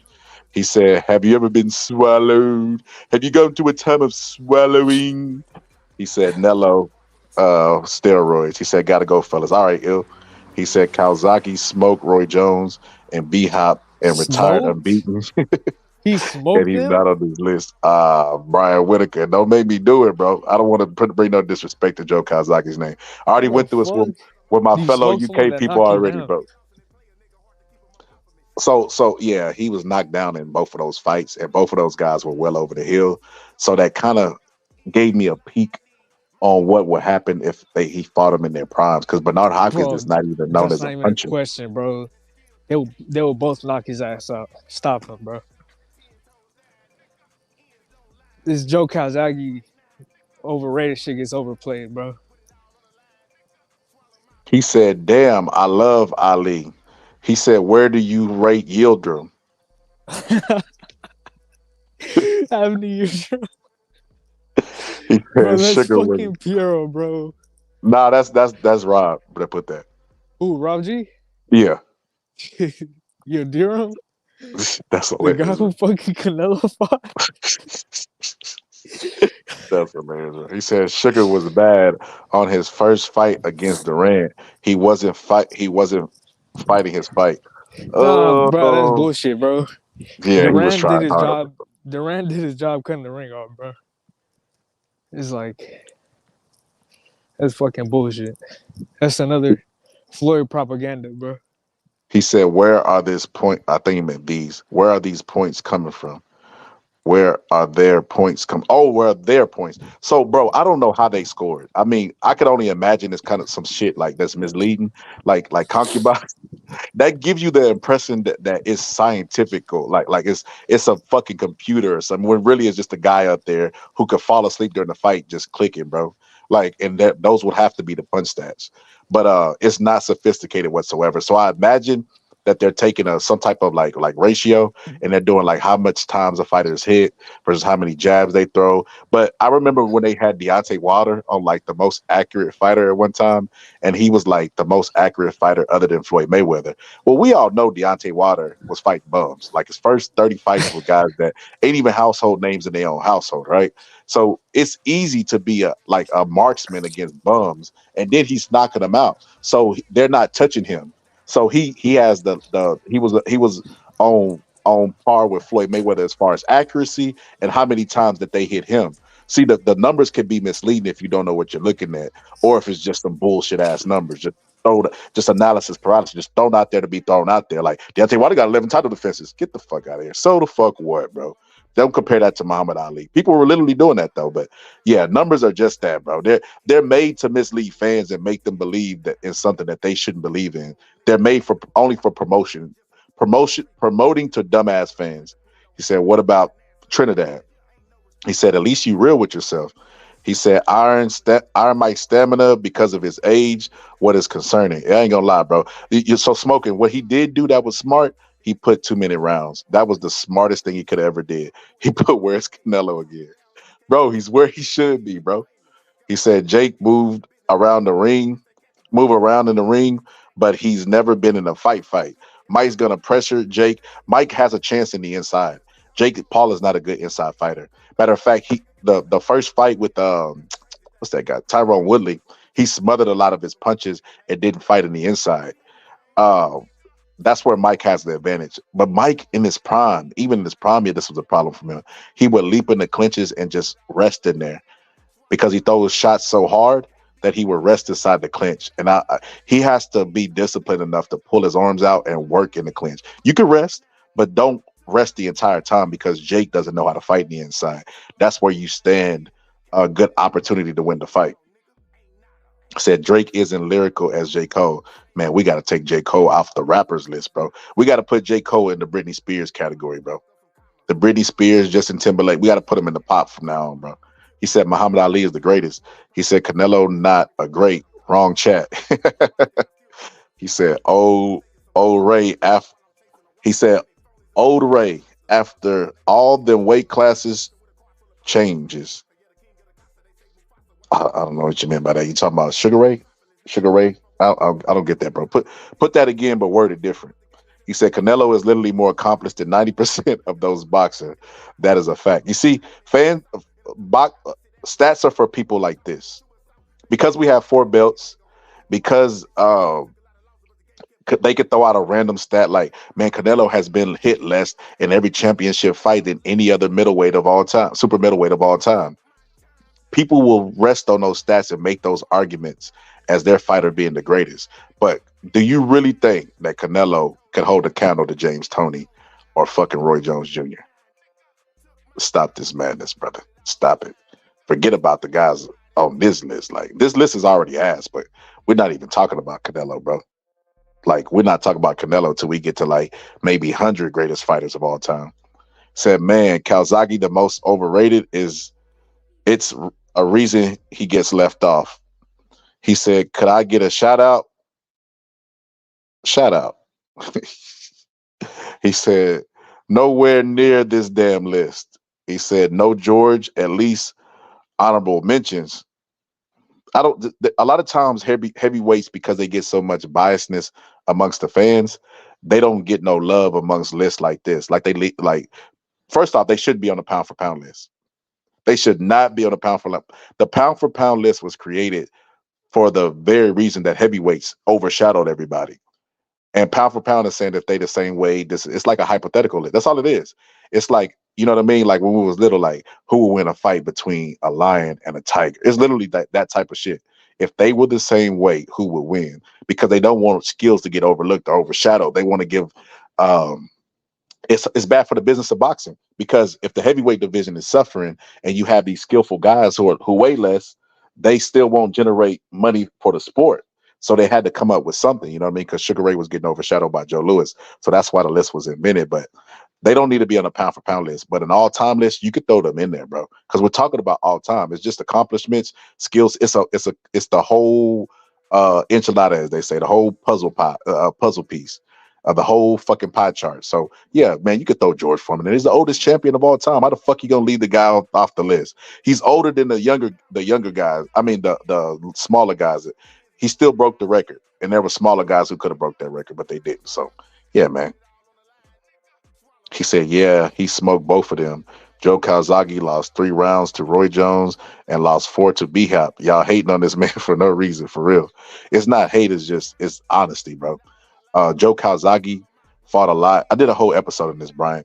He fought. He wouldn't leave. He wouldn't leave and come over to the States to fight. And when he finally did, it was an old Roy Jones and then an old Bernard Hopkins. And when you score that fight, I personally think Bernard Hopkins beat him. If you look at the knockdown, of course, that's 10-8 automatically, right? If we're going by the rules of boxing, the unofficial rules. And then you look at how he got Calzaghe to fight his fight, slowed the pace down, the rest of the fight, bro. I think he did enough to edge that fight out, especially if you're looking at all the other wins that Bernard Hopkins got. I think he did enough to win that fight. I think they just gave it to Joe Calzaghe because it was more lucrative. Bernard Hopkins wasn't. You know what I mean? He never was really a big draw here, even when he was on the game of the cover of a game. I think they took that fight. And then Roy Jones knocking him down. We already know what type of finisher Roy Jones was in his prime, bro. He would have hit him with 3 left hooks before he could even turn around. So, like, you don't get sometimes when you fight an aging legend, you do more harm to your career because they're beloved amongst the people. And you beat them, and then you get the hate like Larry Holmes did with Muhammad Ali. And then sometimes you get dropped by them, and they're like, "Wait a minute, you got dropped by this old ass man?" Like his toughest fights are against people that were well past their prime. Nigel, right? So he had this fight with was Nigel? No, it wasn't Nigel Ben. It was Eubanks, Roy Jones, and B-Hop. And he took that fight on 10 days notice because Collins ducked him. Collins ducked Joe Calzaghe, but he stepped in and took that fight on 10 days notice, and he said that was the toughest fight of his career. And then not to mention he got dropped by like nobody's, bro. Like he's been on the floor picking himself up against bums, bro. That's why Joe Calzaghe to me is overrated, bro. Like I don't know. I wasn't that impressed with Joe Calzaghe. That's just my personal opinion, bro. He said he made him quit in the second fight and made it look easy. He said, I hear you, but Ali was very close to quitting in the Thriller of Manila. Close don't count, bro. Don't count. He said it himself. He said, Robinson, like you said, was fighting a bigger Joey Maxim. He said, where do you think Ken Norton should be ranked? As far as heavyweights all time, that's two different answers that I would give you. Of course, right? All time he would be lower. Heavyweights he would be obviously higher. He said, "I'm trolling." I know we know he trolling Rob G. He said, and Calzaghe was also at the end of his career when he done it too. He was way younger than those. He was more closer than his prime than they were removed from their prime. You know what I mean? He said, "I got Tyson as the best ever." He said, "That's me." He said, "Mike Tyson needs some EPO." Facts, bro. I hope Mike Tyson is taking every drug out there, bro, to fight this young guy. He said, "I don't know if I can respect Ray Leonard. He's supposed to be the best, but he wouldn't fight my dad, even after him being number one contender for 3 years. Look up James the Heat Kitchen." Is he trolling? Gus, you there, bro? Yeah, I'm here. Did you hear that? He said he ducked his dad, James the Heat Kitchen. I'm gonna look him up, bro. I'm gonna see if this. I'm gonna see. That's hilarious, bro. No, that's a real fighter. Oh, I thought he was trolling, bro. No, it's a real fighter. I don't know if he's trolling about him being his son though. That's Yo, crazy. yo. So you're his son, bro? Are you trolling or did he really duck your dad? Is that your real dad? Let us know. Let us know, brother. He said, "By the way, I think Ali is the greatest athlete of the 21st century. He's my personal favorite fighter." Yes, I love Muhammad Ali. He's the GOAT to me. He said, "You think they actually going to fight? They recently said exhibition." No, Mike Tyson said in the interview, he said, if you look up the rules of an exhibition and you look at what we're not doing exhibition. He said, "I'm coming to hurt him." He said, "And I'm not taking him lightly because a lot of people think he's sucked, blah, blah, blah." He said, "No." He said, "I'm like basically scared to death, but he get more confident as the fight go on." And he said he's taking him very serious. He basically came to reassure everybody that you got to remember this. We're talking about a man who bit somebody's ear in the ring, right? That guy is really serious about the sport of boxing. He's doesn't know how to take it. He only knows one gear.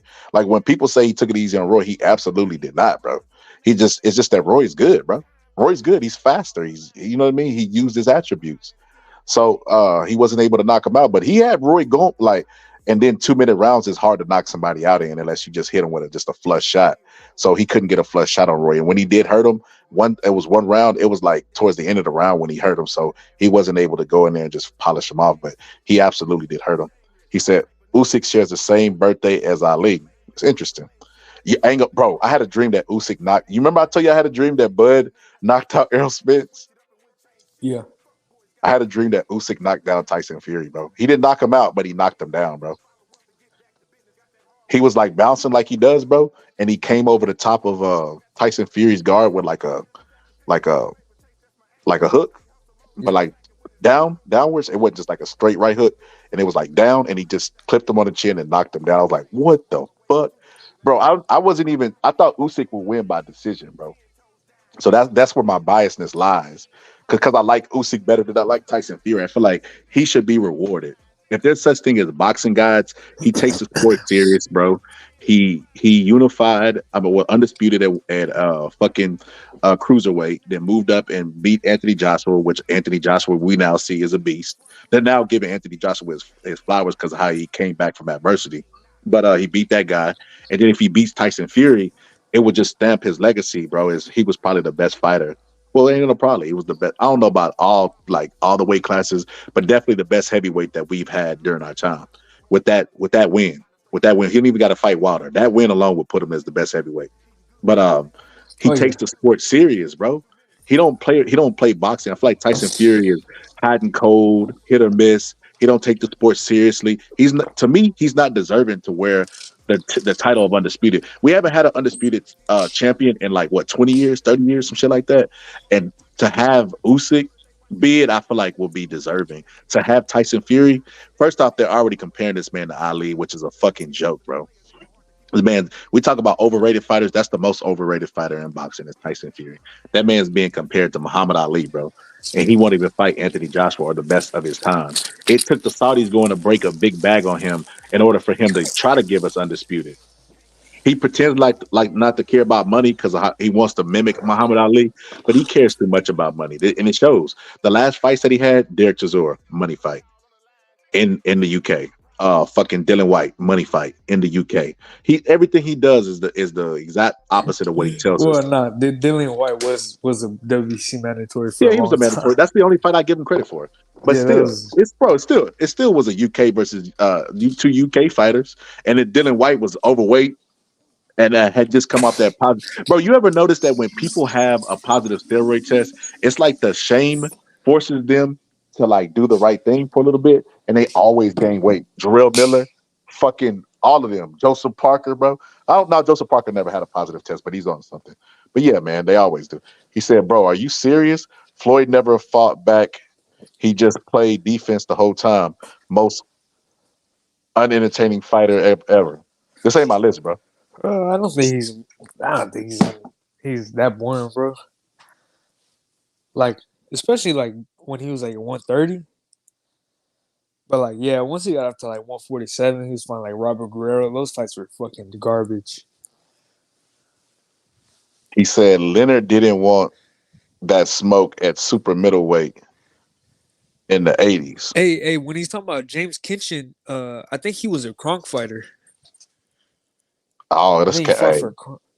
learn something new every day. I never heard of him. I know that early on in his career, because the main story said it, he said that Sugar Ray used to hang out at the Kronk gym, and he was somewhat of a Kronk fighter. He used to take him to local tournaments and stuff. So he might have sparred him and not won. Look, I'm not fit to sit up here. Look, you can never take away Ray's greatness or his wins, but we're not fit to sit up here and act like Ray didn't play games, bro.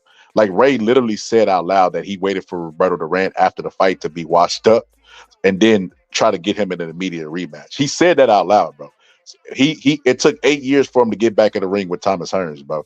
And then he got a favorable a draw that should have been a win for Thomas Hearns. He also said that shit too. So we can't act like Ray Leonard that retiring shit, having a press conference to announce the fight that you want to see. Could you imagine if Bud was like, or Canelo was like, I got a big announcement to make. He actually kind of did do that with the news shit. He said he had a big announcement and just announced that he wants the fights to be for free in Mexico.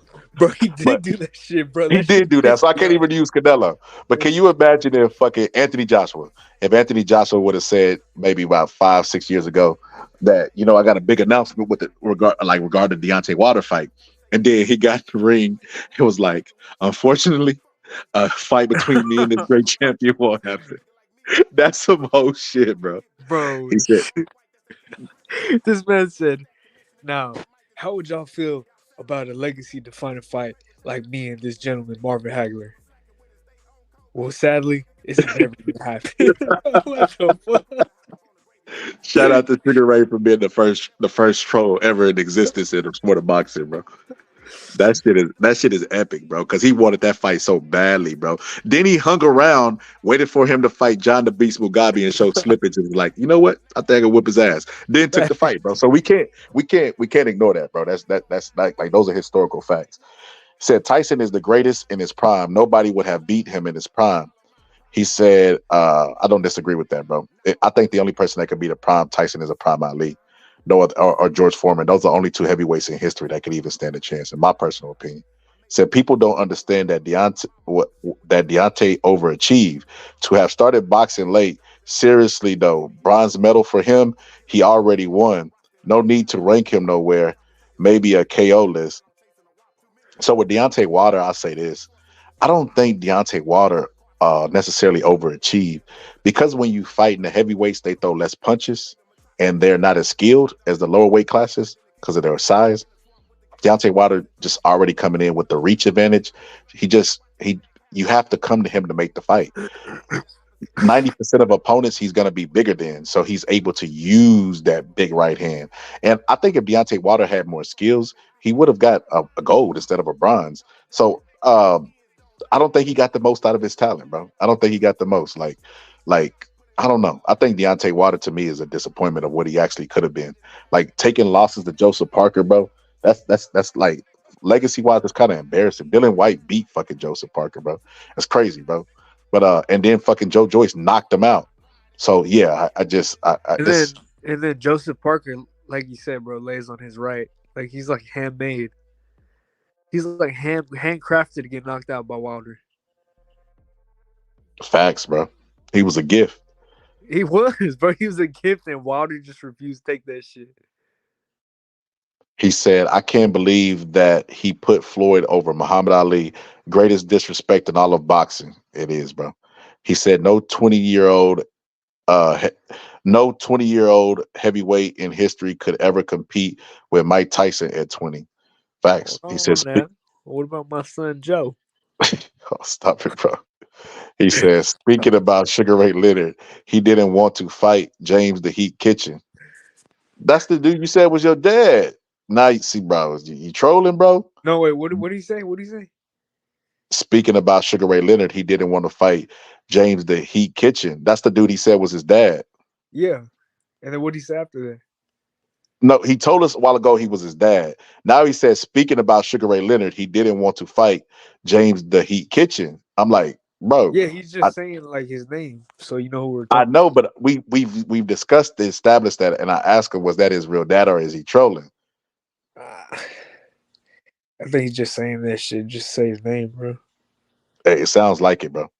Might have read it in a book somewhere. Maybe he heard through the grapevine. I don't know. Is that your real dad, bro? Let us know. Don't put the same comment. Speaking of Sugar Ray Leonard, he said Tyson would have beaten anyone in his prime. He said Canelo needs to beat Triple G to be what? For real, he said needs to be Triple G for real before he gets on any top list. What? What the fuck? Triple G's 145, bro. Nah, we can let that Triple G shit go, bro. He don't get no credit for beating Triple G up until this point, bro. He said, did Rocky Marciano duck anyone? I mean, there's rumors that he did, but I don't think he did. He said Prime Tyson would annihilate this whole list. He said Foreman won the belts 20 years apart.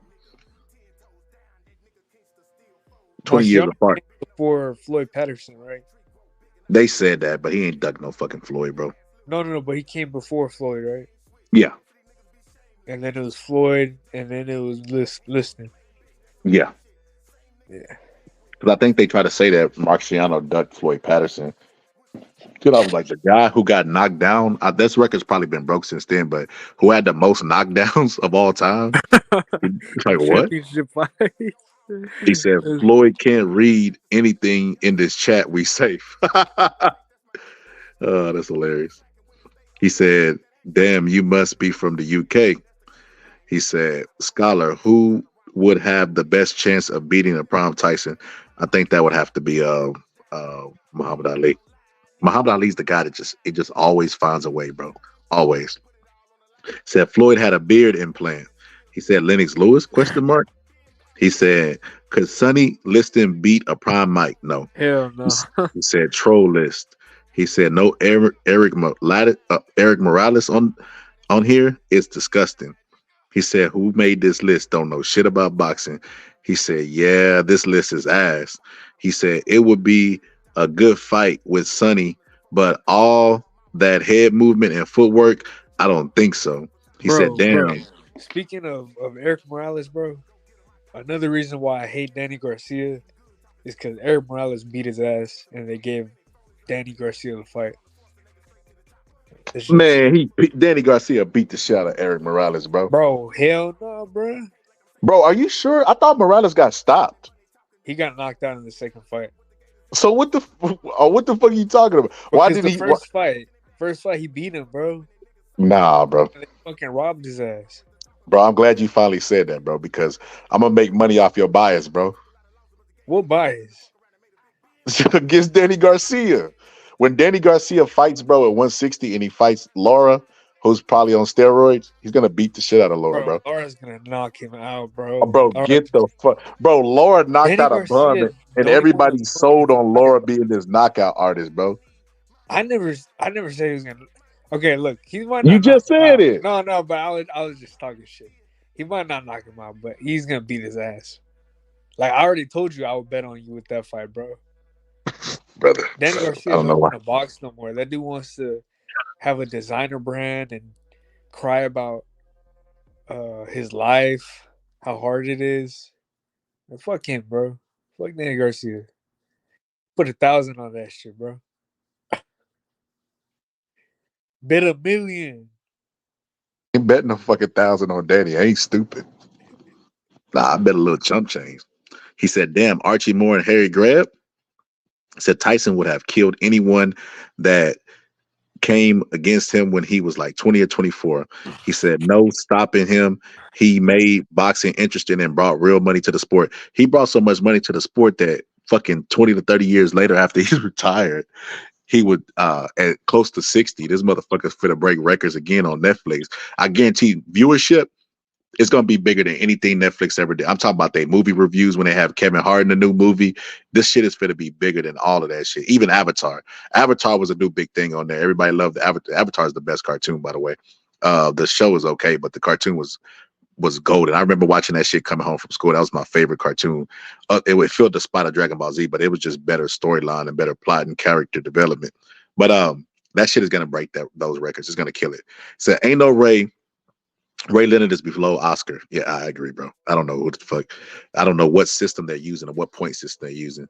Is it because I don't even know? I don't know, bro. I don't know. Because even if you take the losses that they had towards the end of their career when they washed up, Manny Pacquiao put more damage on Oscar De La Hoya than fucking Hector Camacho did on Ray Leonard. In my opinion, Manny Pacquiao was relentless with the shit. He said, I don't think Mike needs to juice like Jake Paul to beat him. Shit, fuck it, why not? If they allow Jake Paul to do it, why not make it an even playing field? It's only exhibition. He said, I'm not trolling at all, bro. So is he really related to you, bro? That's what I'm trying to figure out. I'm trying to get to the nitty-gritty of this shit, bro. Is he really related to you? So he said those were his last two fights. He got up off the canvas to beat them. He said that's hard. One of the most underrated attributes of all time. Said Tyson has a very short fuse. He said he really did duck my dad, and I'm not trolling, bro. He said my dad was number one contender for 3 years. He said took him to court and made him fight. Court to make him fight. So why did they fight? And they didn't make him fight all my life, bro. Okay, bro. Okay. Hey, I'm gonna subscribe to you. Tell your dad, man, I want to do an interview on the show, bro. So I'm gonna do a whole fucking thing called Duck Season, and I want to talk about shit like that, where fighters duck fighters that you didn't know, or that you believe to duck them and they didn't really duck them. Man, I'm telling you, bro, I got the best fucking boxing conversations on YouTube, bro, because I know the science and I know the history, bro. Then I got a pretty sharp mind and I got sharp people on the panel to bounce ideas off of. He said, nah, he had to hold back and he took weed before the fight to calm himself down against Roy. Real shit. He said, Andre Facts, he said Sugar was doper than De La Hoya. He said, I had a dream that Wilder knocked out Zhang late in the fight. I think Wilder will knock out Zhang, in my personal opinion. I'll tell you why. So Joseph Parker is short and he laid on his right, but he got even shorter, and Deontay Wilder was unsure of throwing the right hand, right? Zhang is a fighter that's tall and he blocks punches with his hands. And Wilder is so fast and sharp, especially at the age that Zhang is. You don't want to fucking be in there trying to block shots, bro. I think it's going to end up detrimental for him. I think he's going to, if you go look at Ortiz in the second fight, Ortiz got lazy and tried to block Deontay Wilder's right hand, which is fucking stupid, bro. Just clear it, duck up under it. But he tried to block it with his hands, and that's why he got knocked out so devastatingly, bro, because he didn't see the punch. He was trying to be lazy and fucking, because he was already older. It's an older fighter. Trying to be lazy and catch the punch, and he ended up getting his fucking block knocked off. He ended up doing that same little leg thing that Deontay Wilder made fucking Stavern do, and the same little leg thing that Anthony Joshua had fucking Francis Ngannou doing. He said, I do like Usyk. He said, where's Hopkins? He said, you don't know what you're talking about, Tyson. He said, I pray Usyk pulls it off because Fury has delayed undisputed multiple times. Facts. Liam over Fury. He said Fury delayed White fight a lot and waited till Povetkin KO'd White. He said Fury damn near got knocked out by Francis. He said Floyd ain't number one. My boy Duck Winky right. This ain't my list, by the way. Just got to keep reiterating. This is BoxRec's dumbass list. The list brings out the emotions. Laugh my ass off. It does, bro. It does, because they spit on the face. They leave a lot of people out. You know, some people's lists you could disagree with. You'd be like, man, I disagree with that list. But you'll be like, you know what, though? I can respect it. Like how I would say people who say Sugar Ray Robinson's the GOAT, even though I disagree with them, I respect it, bro. I get why they say that. He was a good fighter, right? But this list is just fucking it's blasphemous. He said, in the end, it's all about the bag, legacy, or Money Mayweather. Jose You got something to Alvarez. say about that, brother? Well, what did he say? He said, in the end, it's all about the bag. Legacy, huh? I Bro, think he's saying, get the he honestly, I think what he's saying is, uh, like, I think he's not caping, but I think he's making a case for Floyd. He's saying, like, at the end of the day, everybody's talking shit, but Floyd Mayweather is who he is. That's what I'm hearing. I'm guessing what he's saying, but I yeah, that imagine that's don't what mean he's I'm finna rate you number one, bro. At the end of the day, you pick money, so like that's cool. Bro, it's you know what it boils down to, and I said this shit when Floyd was fighting, and I'm gonna say this shit after he's retired, bro. When Floyd Mayweather was fighting, he always constantly said, Muhammad Ali had the greatest. He said this, bro. It's like you could pull up a video of him saying this. Muhammad Ali had the greatest. I don't care about being the greatest. I just want to be the richest fighter that ever lived. It's like, okay, there's nothing wrong with what you say. It's called prize fighting. You're saying I want to be the best at making the prize. Don't then retire from the sport and all you have left is your career because your money, your earning potential is not the same. All you have left is legacy. Don't get to that part and be like, well, no, I'm the greatest. No. That's not what you said. You said Muhammad Ali could have that. So you took yourself out of the argument by saying they could have that title. So don't then turn around that your career's over and that's all you have left because you can't earn like that no more. You know, you talk about these smart investments, but them paydays, them historical paydays are over, bro. He will never see paydays like that again, bro. Facts. That's facts, bro. He could come out and fight a Manny Pacquiao exhibition. I don't even think it would do as good as Tyson for to do with Jake Paul. So now that you're done with that shit, just shut the fuck up about your career. He said, thank you for saying it out loud. I've been hearing that Tyson Fury would have beaten Muhammad Ali, and people like Andrew Schultz been riding on Tyson Fury. I feel like I'm living in the Twilight Zone. That's crazy, bro. Yeah. They have a bias in this recency bias to their times. He said Tyson Fury is a sack of shit compared to Ali. That's true. That's true, bro. He said if Bernard Hopkins didn't do time, I think that's the best thing that ever happened to Bernard Hopkins. I always tell Gus this. If you go look at the fighters who started late in their careers, a lot of people put a what if on their career, but I don't. I say, if you look at the human brain and when it starts developing to when it stops developing, it's in your late 20s. So if you start at 20, your brain has did a lot of growing. Probably don't got that much growing left to do, right? But if you're making weight at a young age, you're taking punches at a young age, you're putting a lot of stress and a lot of wear and tear on your brain, and the brain don't repair itself. So by the time you're fucking 20, your brain, you probably have the brain of a fucking 50-year-old if you've been in the sport that long. What'd you say, bro? No, I was saying that's facts, bro. So I think the people that start late, they're more preserved. They're more preserved. That's why they have longer careers. I remember when Bernard Hopkins was with I think he was with Andre Ward, or Andre Ward just said it. But he was like, you started later than me. He told Andre Ward told him that you started later than me. But because I think he was like, the longevity, you got to make it to my age. But fucking Bernard Hopkins went on to what, fucking 40 something years old. Oh, 52. Andre Ward retired in his fucking prime, bro. Yeah, Well, people 34. would consider his prime because he had been used up. He said Ali was a troll as well. Yeah, he was, bro. Same thing with Riddick Bowe. Riddick Bowe retired like fucking 28. Bro, he was slurring his speech early, bro. He was washed up very, very early, bro. He said Ali was a troll as well. He definitely was. Usyk beats Fury if he doesn't prepare, but if he comes in shape, he might put up a good fight. So I say this about Tyson Fury, especially, bro. You notice that people are so they're so so much of an echo chamber and like following people's thoughts and own opinions. Ask Gus. One thing Gus could tell people about me is I'm gonna believe what I believe until the evidence is undeniable, bro. Nobody could convince me otherwise, bro. I need proof. And and the reason why I'm like that is because I'd rather be wrong believing me than believe somebody else and be wrong about their opinion, bro. Cause like then I'm gonna have regret. But when Isaac Cruz fought what's his name? Rolly. I thought that Rolly would win the fight fairly easy. And I assumed, and like saying it out loud, bro, it's kind of foolish. But I went on the fact that I thought Rolly would be smart enough to come up with a game plan that would negate anything that Isaac Cruz was trying to do. Because I'm like, if I could see it, then he should be aware of it. All he throws is the fucking left hand. You know what I mean? I just certain stuff I started to notice, right?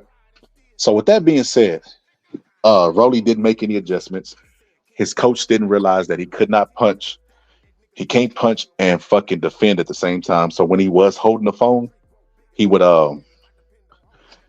drop his hands to try to keep Isaac Cruz off of him because Isaac Cruz was putting so much pressure on him. And when he would drop, he would get caught. Simple as that. Just simple math. And he couldn't make the adjustment on that. But I still would make the same pick going back for the very same reasons. Like not knowing the outcome, of course, but I still would make the same pick. But I'm right a lot more than I am wrong. And I ain't even talking about like a small percentage. Like the shit is ridiculous, bro. Shit's ridiculous. Now I ain't talking about predicted knockouts or anything like that, but who's gonna win the fight is literally 50-50. Now it's how they gonna win it. Now that be the shit that be surprising to us, right? Like fucking got lucky. People who bet on Fandora, bro, only threw money on him because I heard somebody talking about it. Eclipse was talking about how he put money on Fandora and made a bag off of him. Bro, you only put it there because of the odds. A bag to Eclipse is like $20. So he probably put like $2 on that shit. But bro, he's acting like he knew that fucking Fandora was gonna win, bro. And then he was like, "Oh, because of the size, bro." So we gonna ignore the fact that he was about to get stopped before the cut? Come on, bro. What the fuck are we doing, bro? He was on his way to getting stopped, bro.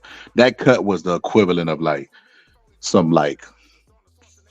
a freak accident happening during the fight, bro. Without that cut, he loses that fight. As a matter of fact, Fandora has become the Cambooses of 154, where everybody's licking their tops trying to get that fucking belt now because Fandora has it and he's not deserving of having that belt, bro. So everybody's trying to get that motherfucker. Damn, I lost my place in the fucking chat. Shit. Okay, I see it. He said, did I find it? Damn, I just seen it. Son of a bitch. Hold on. Let me get back to. Okay, here we go. He said Fandora's still not defending. He won't last long. Oh, fuck. It went all the way to the bottom. Damn, I done skipped a bunch of comments. Damn, bro. Okay, I'll start with here. I think I'm right here. Yeah, I'm right here. My dad fought Thomas Hearns and beat him. He said, but they gave it to Hearns. And I guess who got to train with him to get ready for the Hearns Ray Leonard? You? Nah, you too young. James Toney, Mike McCallum. I know he was at Crunk. Who else was there? Gerald McCullough. It got to be a star-studded name. He's talking about his dad. He's talking about his dad, bro. Oh, his dad helped Thomas Hearns get ready for. Fight. Got you. Said he started at 20 though. He said Hearns paid my dad to get. It was the next one. Hearns paid my dad to get ready for the second fight with Leonard. Hearns won that fight, but we all know what happened. Yeah, we definitely do, bro. Archie Moore was trading huts with guys. So tough. I don't know what you mean by that, bro. I guess hits. It's probably supposed to be trading hits with guys. So tough. He said Floyd can't read this list. Hilarious. He said Triple G beat Canelo and they said it was a draw. I don't know about I watched that fight, you know what I mean? And I look up to Teddy Atlas. I ain't gonna say look up. I respect Teddy Atlas's opinion. Like I think he's probably got one of the highest IQs in boxing, if not the highest. But he's tripping on that shit, bro. That's his Canelo bias. Him and Paulie come together because of their bias against Canelo, bro. When I went and watched that fight, and this was a long time ago, bro. This was when I was in the gym. I've always thought Canelo won that fight, bro. I think it depends on what there's nothing more subjective than a fucking scoring a fight, bro. What some people would consider great or goodness or greatness or whatever the case may be, some people might consider ass, bro. So it's all depends on what you like and what you're looking for as a fighter and how you score the fight. You know what I mean? They come up with a criteria, but how could you get rid of a judge's biasness? So if you have a criteria, one thing on the list is going to stick out to the judge more than the other, so you can't get away from biasness in the fight. So with that being said, I think Canelo won that fight, but hey, that's just me. He said, I forgot these messengers slow. He said, yeah. He said, Kitchen is my dad, but you made it seem like Toy, like Ray. Like Ray could have been talking about Ray Robinson. I was just clarifying who I was talking about. LOL. He said, I remember when Foreman beat Moore. He said Moore tore George's body up. He went to the corner after the 12 rounds and threw up every last drink of water he took in that fight. He said Eric beat him in the first fight. He agrees with you. He said Willie Pep is a master class on footwork and positioning, the sweet science. Yeah, Willie Pep has good. You know what's funny? Me and Gus, I think I made a short on this. Didn't I? Yeah, I did. Where T.O. was like, man, he didn't even do anything but run. And then he said, what happened to the days of Willie Pep where a person could win a fight without throwing a punch? And then I showed where Willie Pep said, he who hits and runs away lives to fight another day. That's the most hilarious shit ever, bro. He said Laura like 50 though. He said Laura is not half bad at 40. We got to consider what Laura was up against, bro. The guy he knocked out was, bro, we got to be honest. If Boots had knocked that guy up, we would be saying, man, we waiting for Boots to step up and fight some real competition, bro. That guy was a no-hoper, bro. He was exactly that, bro. The guy was a no-hoper. Like, even the shot that landed and ended up knocking him out wasn't even a devastating punch. That was let me know he was weak, bro. I'm like, what? Grazing shot and Laura's not even a knockout puncher, bro? He said it was two punches. It was the right hook and then it was a left hand, I believe. Or can't remember. He said Danny Garcia KO'd Eric in the fourth, and he put laughing emojis in. You know, Lara's always had underrated power, bro. He fucking knocked down Angulo. Fucking Canelo couldn't even hurt that dude, bro. Him and Angulo had like a fight of the year. And then bro. Yeah, bro, he did. He's ass though, bro. He ain't got no underrated power, bro. I've always thought Laura was ass, bro. I'm gonna just be honest with you. I've always thought that. I've never liked Laura. I'm gonna just be honest. That's my biasness, but that's why at 160, bro, when he got the belt, I was like, he's gonna be food for somebody. But bro, 160 is probably the weakest division that we got in boxing, bro. It is. 160 is fucking garbage, bro. If I was male, I would move up to 160, bro. Because what he has at 154, bro, is Ortiz, Boots, Spence, Fundora, Timzu. I would move up to 160 and go fucking. Because they didn't strip him on virtually every title we own, if not every title. I think he stripped him everything, bro. I don't think he has a title left. If he does, it's one belt. Because I think, I'm pretty sure they stripped him of all his belts. I don't know. Somebody look that up for me. They stripped him of all his belts. So, like, coming back from that video recording where he's talking about beating up his girlfriend, his career is it's possible we never see him in the ring again. But that's neither here nor there. If he does fight and happen to fight, 160 is the weight for him, bro. I don't know what he's sticking around at 154. He don't want to fight Spence anyway because they're training stablemates. And I know he don't want to fight Bud because what he did to his stablemate. So with that being said, bro, 160 is the weight for him. But I wouldn't mind seeing Boots versus fucking Mel. That would be a good fight. Who? Boots and Mel. Yeah, they're not gonna make that shit, bro. I ain't talking about if they make it. I just saying that would be a good fight. That would be a good ass fight, bro. He said. That would be a good ass fight. He said Tyson is great, but I'm not putting him over Ali. He said Buster Douglas does not compare to Joe Frazier. He said, did it? What's that dude's name? Matisse beat Danny. Nah, he knocked out. Danny knocked out Matisse. Danny beat Matisse.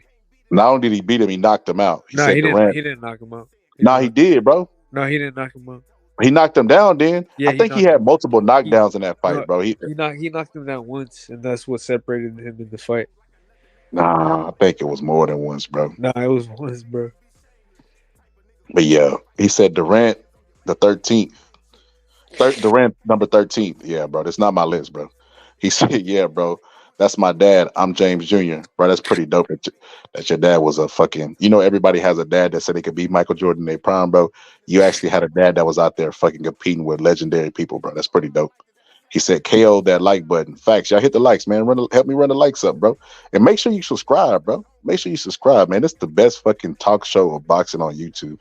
He said, as a DC nigga, I do feel Floyd ducked Winky. Bro, that fucking comment is hilarious, bro. She's crazy, bro. That's crazy. Hey, I ain't gonna lie, man. I can't say that Floyd ducked him, bro. I gotta be consistent. I say, how could you duck somebody that's not in your weight class? But I will say that Winky was trying to get that Floyd fight, and he wasn't eager about giving it to Winky, bro. I will say that. Even when Winky kind of looked washed up, it was towards the end when Floyd would normally pick an opponent, he still didn't want no parts of Winky, bro. And Winky at one point looked like I say Matias looked where he was gonna have a hard time getting fights, bro. Manuel Stewart said it during the broadcast. He wasn't lying, bro. Winky looked really impressive against the elite, and people didn't want to fuck with Winky. He looked not unbeatable, but as close to it as a person looked, he just looked unfazed, bro. Like he was just a lot of mental pressure, really mentally strong fighter, and he was gonna come and fucking counter punch you, high active guard. He was good, bro. He was efficient at his style. And people were reluctant to box him, bro. So yeah, there was a time that Winky was that guy. He said, preserve this body. Preserve this body. I think he meant his body. He said, yes. Starting later does seem to be safer. He said a lot of Hispanic fighters have CTE. That's fucked up. He said, Rolly Dunn, call it a career. I agree. He said Fundora's still not defending. He won't last long. Yeah, they're gonna strip him of one belt and Bud's gonna fight for it. And then when they do have the rematch, he's going to be knocked out by fucking Tim Tszyu. So, yeah, they should have stopped it in 4 rounds, and Tim Tszyu would have kept his belt. That's facts. He said, James Toney or Canelo. That's easy, bro. James Toney, easy. Bro, he I says, explained that shit to my friend the other because we were in my living room and I put on James Toney versus Jirov. And my friend was like, why that motherfucker so calm, bro? I explained to him, bro, like this dude with like Canelo today is supposed to be the best. He beat the shit out of Canelo, bro. It was like, damn, bro. I had to explain his greatness. And then be like, Burger King, baby. Brother. That's what you should have said, brother. Let me say. He said, Matias, yes. He said, I think Canelo won all 3. Bro, you're not alone, bro. I think Canelo. We're not going to debate the last one. That was nobody has that one up for question. But the other 2, I think Canelo won also. He said Archie Moore too high. What? He said, oh, he was talking to this guy, Cerebrus. I thought he was talking about Matias. Okay. A boxing fan was. He said Canelo juiced in all 3 fights. He said, bro, I remember this. Now, y'all know conspiracy theorists, bro. When I was kind of like going to the gym and I was soaking up every fucking boxing channel I could remember a time whenever they was saying that Triple G's mom had like gene doped him, bro. Now, this is a real thing, bro. I don't know if you can find these videos, but this may be like 2010, 2011, 2012, around that time. But they were saying that Triple G's mom is a chemist, and that's why he punches so hard, bro, because his mom like gene doped him or gave him some shit that was undetectable. I think his mom ended up passing away, bro. I can't remember. Now don't quote me on that, but that was a real thing. I remember people literally saying that, and that was a thing. People were reacting to that. He said, yeah, LOL. He said, where's Mike? It's not my list, brother. He said Pitbull versus Ryan, and by how. Oh, Pitbull. Easy. I'm going with Pitbull. So Ryan's talent gets overshadowed by what's between his ears, his brain, bro. Ryan Garcia is exactly like Oscar De La Hoya, bro. Meaning Oscar De La Hoya has a better resume and has more God given talent, but their mental lapses for the amount of star power they have and as much talent as they have, they're gonna be underachievers. Like they're not gonna win all those fights that they're supposed to win because Oscar De La Hoya was up against Floyd, and what he say? I don't know. I hit him with every jab, but tonight just wasn't the night for the jabs. Oh, well, were you saving it for the next night? You dumb motherfucker! When is the night for the jab other than the biggest fight of your career, bro? If Oscar De La Hoya had beat Floyd, he'd have been the only person to ever beat Floyd, bro. Or even get a draw with him. Like what are you saving it for? He said 118, 110. He said Bonello. He said Larry Holmes and Rocky Marciano got to be higher than Permel. Come on, it's not my list, bro. He said, what do y'all think about that robbery versus Lemons? What do you think about it? Lembo, see someone from this weekend against Hitchens. Yeah, I'm familiar. Yeah. Nah, I just yeah, that was a dog shit fight. I think Hitchens is trash. I thought that was bad robbery.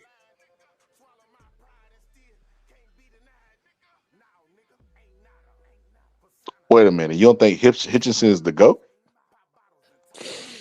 Nah, I've always thought he was extremely overrated. That is fucking trash, dude. At most, that fight should have been a draw. At most. And that's me being really generous, looking for reasons to give Hitchison's rounds, right?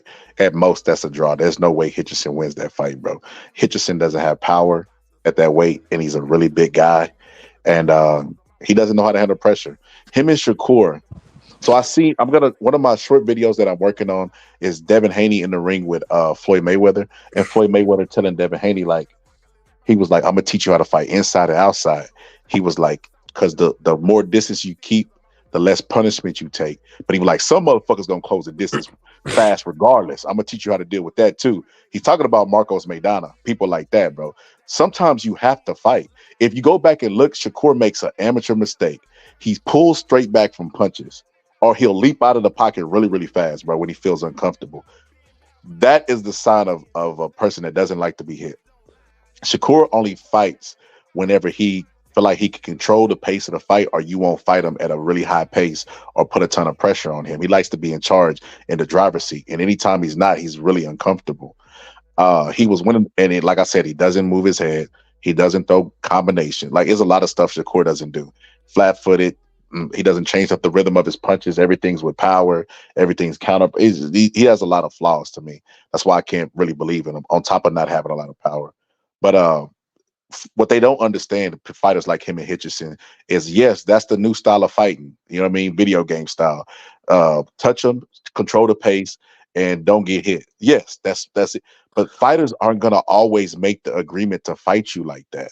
Sometimes you're gonna have to pull out the fucking stuff and fight. And that's just the long and the short of it, bro. And that's why those guys are waiting to be beat. Like, Floyd had his scary moments. People make it like Floyd is just, he's just unscathed and all this stuff. And I wasn't there, but I remember watching the Marcos Maidana versus Floyd Mayweather fight one. And towards the end of that round, it was really, really damaging, bro. Like, Floyd got lucky that the round ended, because had it not ended the way Marcos Maidana, it was still early in the fight too, he would have probably finished Floyd, bro. I'm just saying. So even with that, they're gonna get in a style with a person like a De Los Santos who has power, but De Los Santos was scared to throw punches. The person that doesn't care about Shakur Stevenson being Shakur Stevenson and throws the punch that they need to throw are gonna give them, and puts a lot of pressure, are gonna give Shakur and Hitchison's a lot of trouble, which is why Shakur is fighting Frank Martin's last opponent, because he understands that too. He's just him, Jared Anderson, Boost, they're all the same guy. I see the similarities with all of those guys. Those are guys who want to be the best without fighting the best. They want to make it look like everybody's ducking and dodging them, and they want to look like they're the most skilled fighters to ever exist on earth. Those are the three things that those fighters consistently do while fighting nobodies. Those are the same people. They're same brain, different faces and body builds.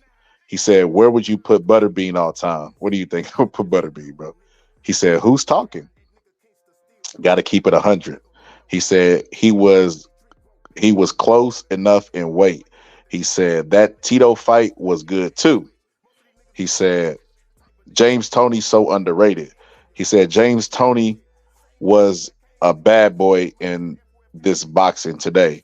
He said Ronald Winky Wright had hands. Put him on Fernando Vargas in his prime. Judges burned Winky on that fight. Yeah, he did, bro. That's crazy. He said Isaac pressured him into a mistake.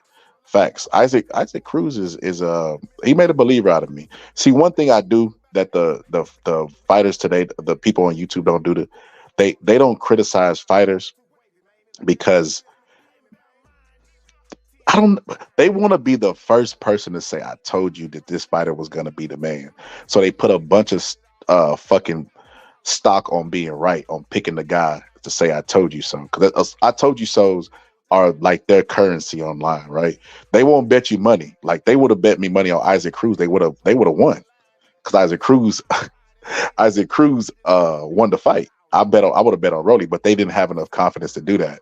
But whenever I lost the bet, there was no bet. But whenever I lost my pick, they showed back up. Hey, Boxing Scholar, what happened? Well, you didn't put your money on it, so the shit didn't count. You didn't believe in yourself enough to fucking make money off your picks, so they don't even really count. That's how I look at that shit. If you don't believe in yourself and your picks and your knowledge enough to put money on it, then you should kind of shut up about your shit. Because at that point, you could play both sides. I could literally say I think that Tyson Fury is gonna win the fight against Usyk, right? And you say, okay, well, you want to put $10? I say no. Okay, so if Tyson Fury loses, I could be like, well, I didn't put my money up because I seen he could get beat. But if he does win, I can say, I told you he was going to win. You play both sides, bro. I watched Sean Porter do this with Errol Spence versus Bud, and I watched Timothy Bradley do kind of the same thing. Timothy Bradley sparred with Bud. He knew Bud was a superior fighter. He should have just came on out and said that instead of pretending like it was a 50-50 fight. Sean Porter, on the way to the stadium, they asked him in the epilogue, and he said, y'all going to get mad at me, but it's a 50-50 fight. Then he said he was sitting next to Showbiz, and he told Showbiz that he knew that Spence wasn't going to win. He didn't stand a chance. I'm like, bro, your job as a commentator or analysis is to give us that, and analyst is to give us that. Why would you withhold it to after the fight as a surprise? What if people listen to his show and make bets based off his show? Like, bro, you just misled the people. That's crazy. He said people have said AJ is gene doping.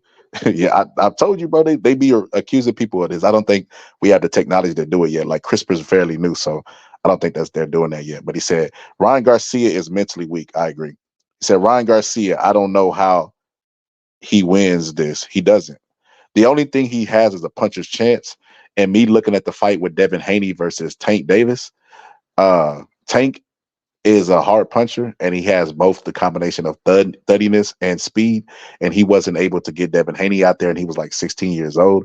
So I don't see a scenario in which Ryan could get him out of there, even if he does hurt him. So the only chance that we give Ryan is a puncher's chance, and I don't know that Devin Haney won't weather the storm and come back to beat Ryan. So I can't give him a chance, bro. I know that right now he's looking for, the third day of the third month, the third year, 2023. He's drawing conspiracies to his meaning to life and purpose to life. So if he gets in a fight with Devin Haney, and this is what I would do if I was on Devin Haney's team, I would do something superstitious and put it in his head to create a seed of doubt, and then just go in there and commence to whoop his ass, because that's where his mindset is. He believes he's gonna win because God wants him to win. I would find a way to plant that doubt and draw up a number, some numerology or some shit, because that's what he's on. And I would go out there and beat his ass based off of that. But hey, that's just me. I understand the psychology. I understand the art of skullduggery when it comes to these fighters. He said Devin takes Ryan to school. I agree. He said Jared is overrated. Facts, bro. Jared Anderson doesn't even want to fight at this point of sport of boxing. He said, yo, Scholar, I thought it was just me. He said Haney was in the Diddy pool. I'm just saying, hey, he was in that Diddy pool, bro. Take that. He said only the cool could get into the pool or some shit like that, bro. That was weird, bro. He said P. Diddy took Devin's ew.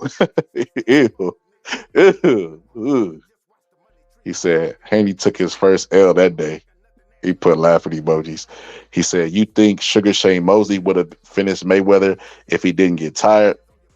He almost knocked him out in the second round with the mean uppercut. So this is what I say about Mosley. You go back and listen to the commentator. You know, Emmanuel Stewart had a really high boxing IQ. Emmanuel Stewart basically said that Sugar Shane Mosley was fighting jittery, and he couldn't relax in that fight. So he kind of burned his petro before the punch even landed, just by moving his arms, doing that little nervous, jittery stuff with his hands. You know what I mean? Nervous from being in the ring. His petro was going down and down before he even hurt Floyd Mayweather. Had he been more relaxed in the fight, stamina or not, he would have got his second win, because that's what boxers train so hard for, to get that second win, and he probably could have finished him. But hey, we never know, because Mosley has hurting people and they've made it to the final bell too. He's a good finisher, not a great finisher. So you just never know. You just never know. It's a hypothetical. So I don't know. He said, where am I at? Shit.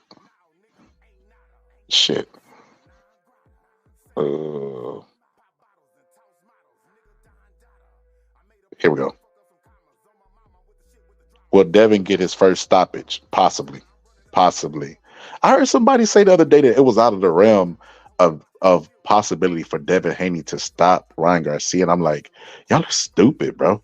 They don't understand that boxing. That's how you know they've never been in the ring. They don't understand that a majority of this game is mental, and because it's mental, yes, he absolutely stands a chance of stopping him, bro. That's crazy. That's insane to think that that's out of the realm of possibility. Like, you talking about a guy who dropped Regis, right? Regis is not a mentally weak fighter. As a matter of fact, Regis and Josh Taylor was a pretty good mentally challenging fight for Regis, but Regis pulled it out. You know, I wasn't stopping. He didn't pull it out. Let me stop. He lost that fight. But Regis actually was coming back and made it a close fight. You know, it ain't gonna be no close fight if Regis is mentally weak, and Josh Taylor's a really, really big guy. You know, big 140 pounder. So Regis had that type of mental toughness and still went in there and was dropped by Devin Haney. Why do you not think Ryan Garcia, who's going in there like mentally damaged goods, it's beyond the possibility of him getting stopped? Yes, I think he absolutely could get not his first stoppage. He can get a TKO. First stoppage in big fights, which was what the referee said no, because Ryan Garcia could possibly do some Oliver McCall shit where he turns his back and refuses to fight, or pull some type of antic. That's what I think he will do if the fight ever happens. I think he's going to pull an antic before the fight or during the fight. He's going to pull some type of antic, like that dude who was supposed to fight F.A. Ajagba and got out the ring. He's going to do some bullshit like that. Just trust me on that. I don't see him making it the entirety of the fight. I would be really surprised. I felt like in the Tank fight, he showed me a lot of that, because I've been blessed with a really good memory, right? And I remember after the fight, him doing an interview and him literally saying, man, look, going into that fight, I felt like my team was setting me up to get lose by agreeing to the terms of the rehydration clause. I'm like, wait a minute, but you told him you want that fight at all costs. But anyway, that's neither here nor there. And then he said he was drinking in training camp, so he didn't give himself the best opportunity. He was building in excuses in case he lost. And then Tank put the mole in his camp that hurt his rib. And he still went into the fight because he showed after the fight his motivation. Because remember, he posted that he made $30 million for the fight. So he's showing us what he's in it for. He's in it for the money, bro. He made $30 million for that fight. So, and think about how he fought that fight. He went straight at Tank, straight into the blade of the propeller. So I could see him doing that same thing in this fight. So Ryan Garcia, I think he's in it for the money, and he's going to get a good paycheck for this Devin Haney fight, but he's going to go right at Devin and act like, let me at him. And I think it's going to be a mistake. I think Devin's going to control the pace, slow his pace down, and commence to whoop on him. Might even talk shit, you know what I mean, that put Ryan in a bad mental state. And I don't see Ryan. I think Ryan Garcia is going to pull an antic, bro. You just never know. I don't know what antic he's going to pull, but he's going to pull an antic. He might bite him. Who the fuck knows? He might bite him like Tyson did and say mental health. Said Haney going to piece up Ryan. No stoppage, but a bunch of punches landed. I don't think Ryan in his mental state right now, Rob G, could even take a whole bunch of punches. He said, why you put in Tank getting beat up on? Nah, he's not getting beat up on, bro. It's just I want people to read the science so they know. They know who the scholar is, bro. They know what I'm about. Not too many people break this boxing shit down like me. He said, who does Tank need to take out to be one of the greatest? If Tank beats Frank Martin and stops Frank Martin, and then at 135, because he's at 135, bro, he goes and fights Shakur and beats him. I don't know he won't be the greatest. He won't be the greatest, but he would at least be in the conversation of one of the best of his time. And that's what you got to be. You got to start with baby steps. You can never be the greatest of all time if you're not even the best of your time. That's what they're trying to do with Tyson Fury, make him the best heavyweight of all time, and he's not even established himself as the best of his time. He said, Haney. He said, "You think Tank can beat Haney? It's possible. I mean, it's possible. Who do I favor? I favor Haney in that fight, but it's possible Tank can beat him. You just never know. You never know. These fights are, you know what I mean, at the elite level, you're not supposed to know. That's what makes the fight desirable. If you know the outcome, then why you want to see the fight? You know what I mean?" He said Tank definitely has a puncher's chance against Haney. He does. But he also waits for that shot, and Haney's not going to sit there and wait for him. He's going to be racking up points. And it might be like Marcos Maidana versus Floyd, where he landed that big shot against Floyd, but Floyd was just racking up points to where he just survived that, weathered the storm, and ended up beating Marcos Maidana. He said, no, he doesn't, LOL. Why the odds are hella off? Haha. He said, that Objagba shit was crazy. It was, bro. He said, hold on real quick, bear one. He said, don't be surprised when Ryan knocks him out with the jab, bro. You gotta be, yeah, that's one casual. Yeah, he gotta be fucking trolling, bro. He gotta be. Nobody believes that, including Ryan Garcia. So this is the first time I've ever listened to y'all, and I came across y'all before.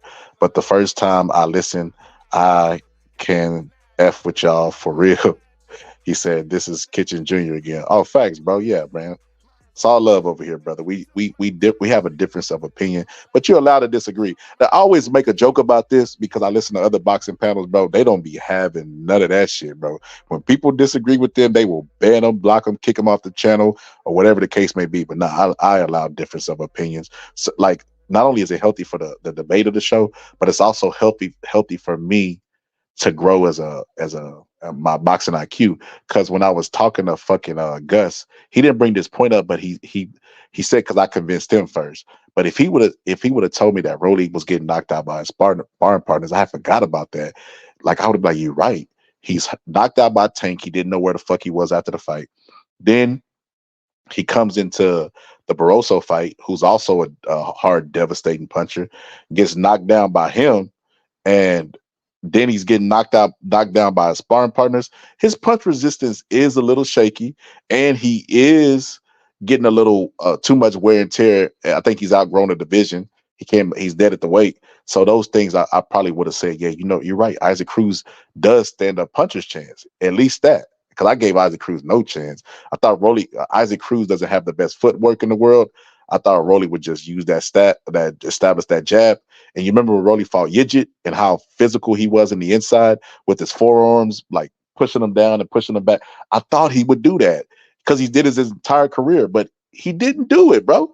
He did not do it. And some people were saying this because the referee was being too involved and made Rolly cautious about doing that stuff. So he kind of reserved doing those type of tactics. But hey, can't blame the referee, man. You got knocked out, you got stopped. I'd rather get a point removed for doing something that's effective to slow down the pace of fight than actually getting stopped.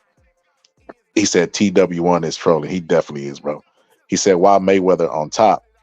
That's BoxRex, bro. They ain't got nothing to do with the scholar. He said, there you go. He said, can't skip the steps without disrespecting these legends before you go. Can't skip steps and disrespect, then legends go before you. He said, take a walk. He said, oh, okay, got you. I get what you're saying. You talk about the statement I made a while ago where you got to be the best of your time before even being considered the greatest. Forget about the greatest. Be the best of your time. Because I remember Customato was telling Muhammad Ali, because Muhammad Ali said there's no way that Joe Louis is better than me. He was like, all a man could do is beat the best at his time. And I agree. Rocky Marciano, say what you want about his opposition and the fighters that he faced, but all a man could do is beat the best of his time. He said, there you go. Oh, shit, I read that. He said, take walk down Devin down after 6. Tank is walking Devin down after 6. I don't know about that, bro. Tank doesn't walk anybody down. He just stands at the mid-range and paws with his right hand and looks for an opportunity to land his straight left or his left foot. That's all Tank does. I mean, no more. I'm really curious the game plan that Derek James is going to come out. Derek James is stressed. He's talking about leaving the sport of boxing because of Errol Spence. It has a lot to do with that stress, and I'm just curious of if he's going to come up with an effective game plan. Is he going to have fucking coaches block? You know what I mean? That's a term that I coined over here. You know what I mean? Because if you can have writer's block as an artist and there's not a lot of pressure just writing down words and rhyming, then you definitely could have it in your everyday. You can have it in your everyday life. So yeah, I could see a scenario where Derek James might be suffering from this Errol Spence shit and take it over into the Ryan Garcia fight and also into the Frank fight, because he said after this, no more fighters. So hey, you just never know. You never know. Everything is part of the equation. Like the Matrix, everything, Mr. Anderson, is part of the equation, Mr. Anderson. So yeah, you got to consider everything when you're breaking down the fight. Everything's part of the pie chart. He said Rolly is too reckless. He said exactly. He said my boxing IQ grows every scholar show. Appreciate you, bro. He said wise man. Appreciate you, brother. He said how were the points calculated for this GOAT lit, bro? I can't even. I only guessed, and I still can't. I still can't understand it. I was trying to make sense out of the stupid shit, and still couldn't make sense out of the stupid shit, bro. He said, honestly, Tank and Haney could be a big, boring fight. It could. Just depends on how they decide to fight that day, because you got two counterpunchers who want each person to commit so they can counter them. So you just never know. Devin Haney could just get on his bicycle, you know what I mean? Try to spend less time fighting to slow down Tank's pace. Tank already fight at a slow pace. Yeah, it could get into a snooze fest. He said facts. I agree with you, bro. I agree with you. I don't disagree with that. But yeah, man, I wanted to get into this James Tony. But hold up. Let me get into this, because Jared Anderson has something to say. I got that shit up here. So there's the dude, Sean, that used to be on Fight Hype. He now has a channel. Go subscribe to Sean, man. Sean's a good kid. Well, I don't know if he's a kid. He just looks young. He's probably older than me. But yeah, he's good for the sport of boxing. He's supposed to give me a match in the fucking fight game that they never came out with. Announced it for nothing. Had everybody all excited for fucking nothing. It's on PC. Nobody play PC. He said, what fights you'll link to see this year? What fights you'll link to see this year? Oh, what I like to see. Got you. I want to see Matias versus Isaac Cruz. I want to see Canelo versus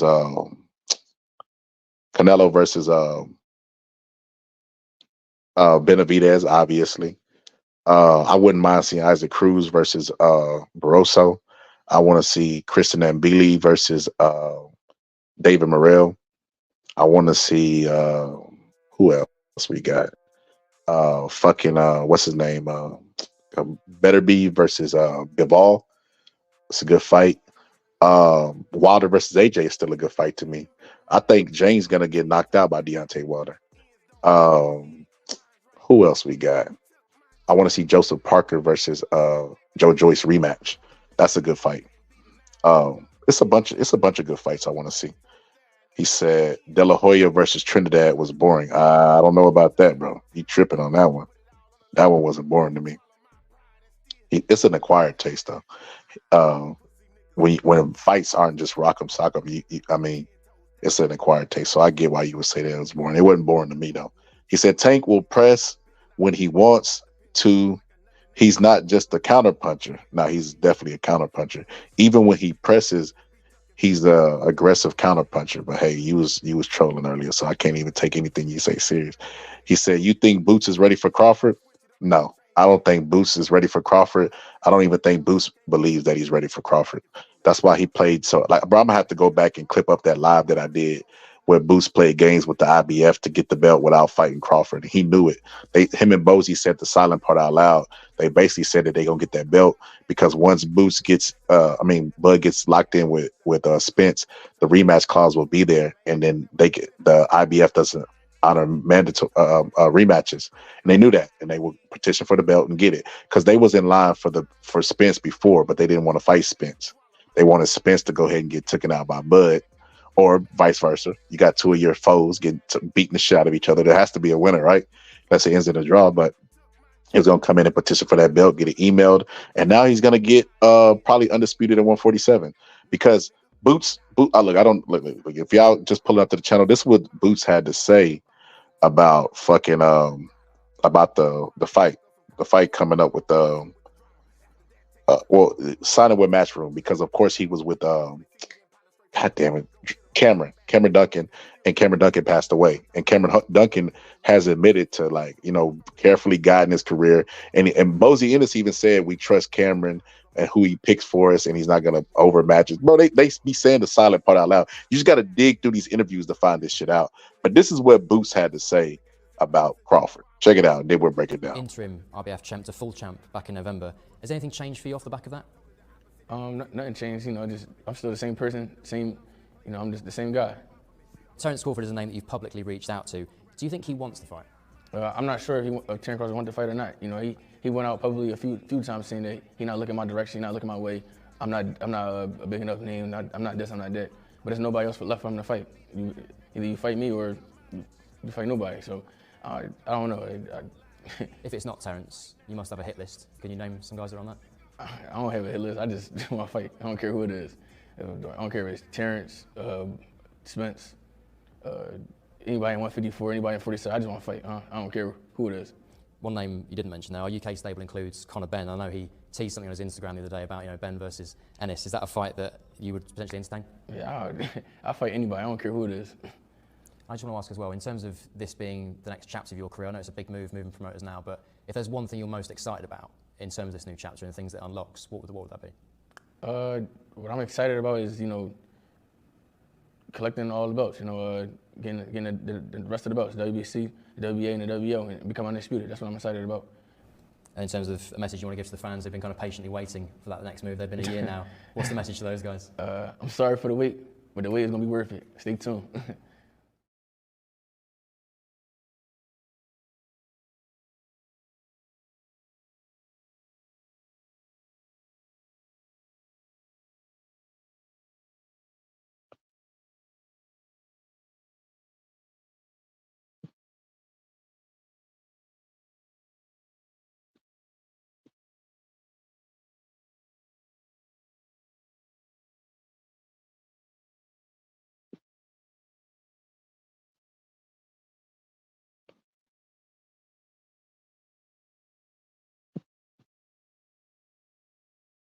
My bad. So so with that being said, man, I call cap.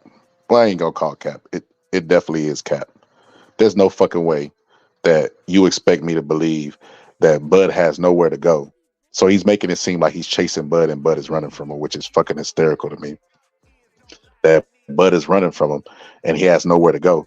But then at the same time, he says shit like, well, I would go up to 154 and fight him. Would you really? Would you really? You don't care who you fight, and you'll go up to 154 to fight Bud. And Bud is see. That's why I say Boots, Jared Anderson, and Shakur Stevenson are the same person. They all fighters who want to give the illusion of that people is fucking scared of them, but in actuality, nobody's fucking scared of them, bro.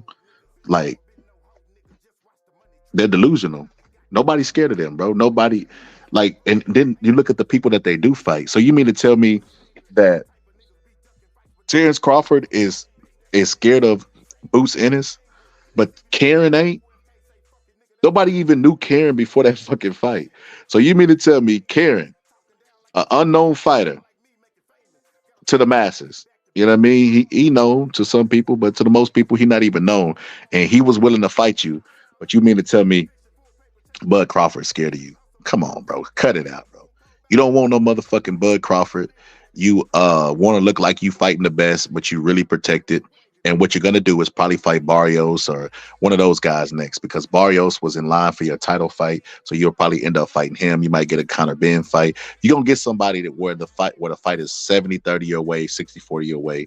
And you're just going to keep using Bud's name for clout because you knew Bud would outdo Grew the division, bro. Cut it out. You don't want no parts of Bud, bro. Bud will beat the shit out of Boots, bro. And I think skill-wise, it should be an even paper on.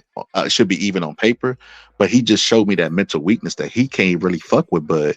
The best part about Bud, because Bud is a slow starter, but the thing that Bud does best is he's really calm and he believes in himself. He has the he has the confidence of a man in a fight with a switchblade, bro.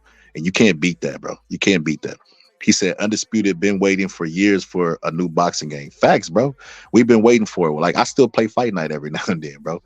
Championship, you know what I mean? Online, PS3, because we've been waiting for that game to come out, and it ain't came out.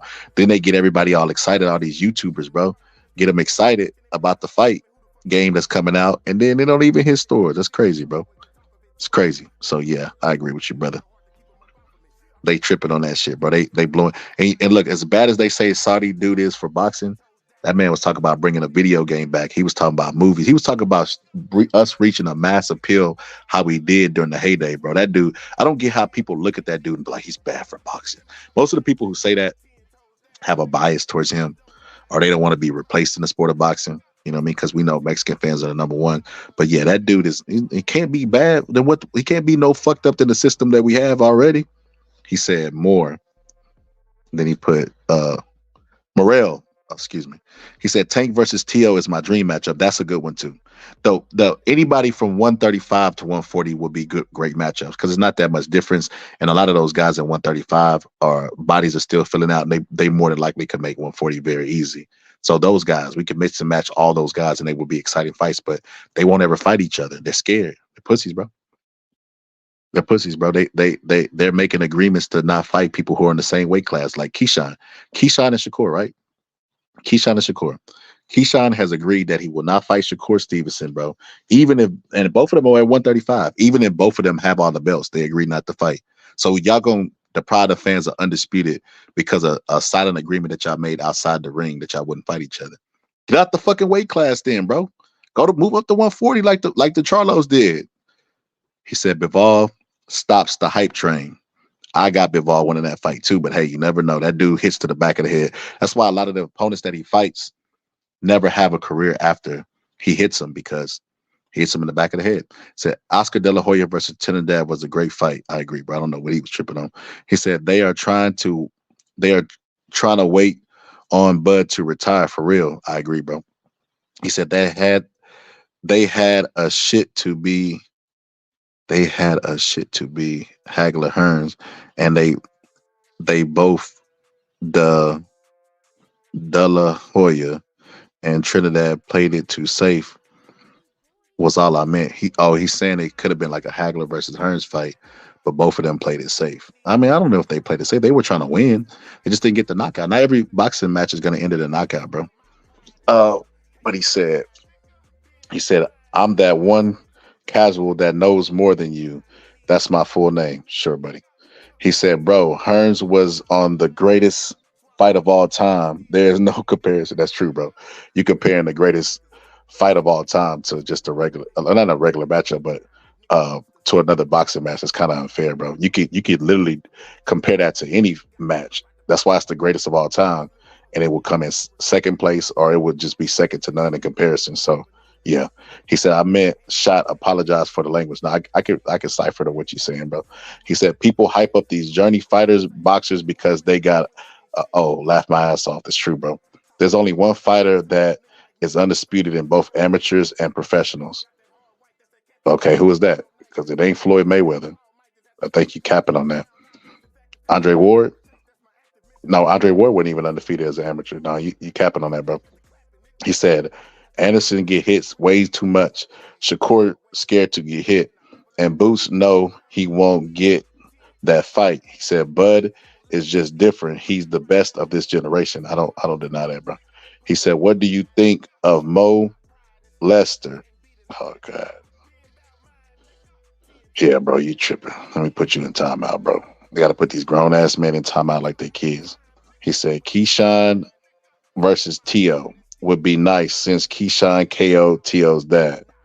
Bro, I had no idea about that. I was wondering why he had all that fucking energy sitting next to him. I'm like, Tio, man, why you don't check this dude? He even apologized. He was like, brother, you know they be misconstruing my words. He was like, I seen the video. He was like, well, I'm sorry for disrespecting you, brother. I was like, bro, why does he have all this great respect for him, bro? And it turns out that the dad's story was true, bro. I had no idea that. That's crazy, bro. He said, yo, chill, shut the fuck up. Yeah, bro, that's crazy, bro. Yeah, he so one thing I wanted to say, bro. I wanted to address, bro. Two things I wanted to address, bro. let me get to this Jared Anderson shit first, and then we'll transition. I get up out of here, bro, because I can rock with y'all all night, bro. Y'all know I can, bro. I'm up here dolo, bro. Up here dolo and shit. We just having some good ass fucking boxing conversations. Sometimes it's hard to leave, bro, because I really enjoy these conversations, bro. Bro. I wish it was like the metaverse, and we could all like create an avatar and just sit in like a bar and have some dope ass conversations, bro. Hopefully they'll do that shit in the future. But yeah, man, I love this shit. But let's get to Jared Anderson. Sean has a show on YouTube. He's been on Sean Porter's show. He's been on Fight Hype. So shout out to Sean. Sean, I'm finna use your clip, man. I hope you don't get mad about it. But he interviewed Jared Anderson, so we'll watch it and I'll react to it. To do, but you're top 5 with WBC, IBF, WBO. Like, who do you got I imagine you want to fight someone above you in the top 5. Who do you got your eyes on? Who do you think maybe like Jade feels like, okay, we could really get this guy in the ring? Is there anyone out there? I don't know if we can get them in the ring. They got to be able to sign their names. You know what I'm saying? People duck a lot of people, so I don't know right now. Like we tried Philip Herkovich, he not going. Maybe Joe Joyce, since he had to take a step back. I would hope, if I can't, I could get Zhile Zhang in there one of those times. It's a few different names, few different people. Daniel Dubois, I know I want to get in the ring with him. A lot of people keep saying fight him. I just want to, kind of go overseas, go see what the UK boys is like. Joe Parker too, right? I ain't gonna say my boy Joe name. That's a real brother to me. He gave me my first shot in all of this, man, and I'm gonna get him his flowers for sure. He been doing his thing.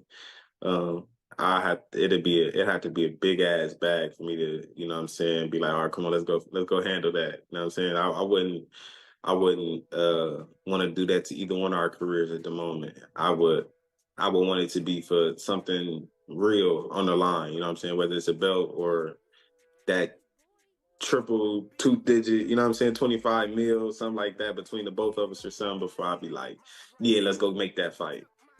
What about Frank Sanchez? Oh, easy. I would make that fight in a heartbeat. I think it's a lot of people asking for that fight. I remember I DM'd him not too long ago, but a few years ago, telling him that I wanted to fight him and stuff, and he told me that he was, ranked and he was looking to fight, world champions or whatever, and he was trying to work his way up. Then I sent him on my birthday 2 years ago in 2022. I sent him the picture of me being ranked top 15. He told me good, what job well done, champ type shit. So I think it's all respect there between me and him. I think I'm a valuable fighter. As far as the ring go, but we just it gotta make sense, money wise, and we both rank now, so I think it's very possible. And kind of like you're talking about, he's a guy that is struggling to get other guys to get in the ring with him. For sure. And that would be 2 fluid heavyweights, like, right? Not 2 big stiff guys, but 2 guys that can move and be fluid. Yeah, for sure. I think he got a great feet work. You know what I'm saying? He can move a lot. I think I got him on the quickness a little bit. But age might play a factor in that. So, it'd be a good fight, and I would love to, enter the ring and put on my talents. Speaking of like a fluid heavyweight, your fight with Riyad Mary, coming up from cruiserweight. So do you feel like he is that is something he's got going for him, is he's a little bit more fluid than most heavyweights because he's coming up from cruiserweight, was a champion there? I mean, yeah, that's cool and all, but he little. So, I mean, he can have it. We train for it regardless. But I'm just as fluid, if not better. And he still got to keep up with the pressure. Like, he not dealing with Tony, my man and all, but he not dealing with somebody who's not going to punch back or just standing in front of him. He dealing with somebody who coming forward, you know what I'm saying, if not boxing his head off. So he got to deal with me. Is this going to be quick work? Because I've seen you against guys your size or even smaller, and it usually doesn't go past 2 or 3 rounds. Yeah, I mean, that's how I usually go. So they always say don't play with your food. So let's go to work. Well, one thing he said, I think you might find it interesting. He said, and this was in French, he's gonna go Super Saiyan Ultra Instinct in this fight to win it. I don't know. You got to know some Dragon Ball Z. What do you think about him saying he's gonna go Super Saiyan Ultra Instinct on you? I wish him the best of luck at that. I don't think in any way, shape, or form, even on my worst night, that he has a chance. But I wish him the best. I know he got a family to feed. He fighting to, what I'm saying, be great. So I wish him the best. But I'm coming to hurt some Saturday night. Well, he told me, he's like, I'm taking this fight at heavyweight, but I'm really a bridgerweight. I'm really ranked #1 for WBC for bridgerweight. But yeah, I'm gonna win. I'm gonna beat Jared. Is that a fighter kind of admitting, like, I took this fight, but really this ain't really my weight class, and we'll see what happens? Like, is that really a confident fighter?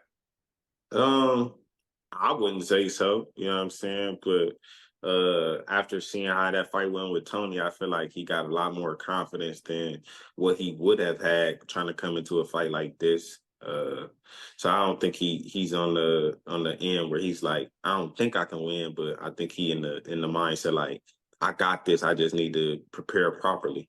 You know what I'm saying? So I know what I'm capable of, and I know what I'm coming to do, man. Saturday night, like I said, we coming to hurt some.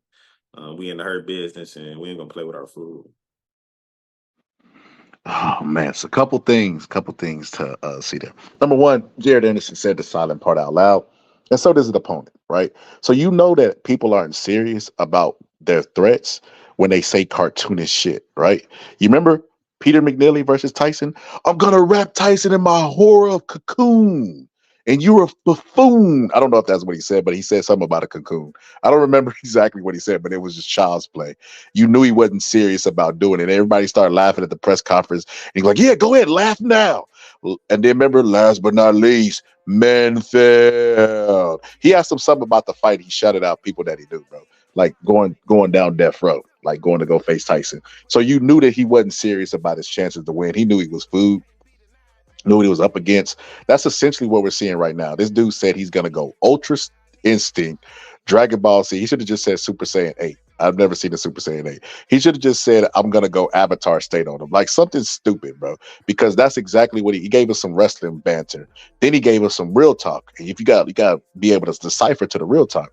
The real talk that he gave us was that he said, I'm really a bridgerweight. So he's saying that Jared Anderson's a bigger guy than him, right? Then after saying he was a bridgerweight, Jared Anderson said the silent part out loud also. He said that this guy on his worst day doesn't stand a chance of beating him. So he's telling us out loud that this guy is a no-hoper and he's going to walk through him. So that's what we're talking about the opponent that he got upcoming.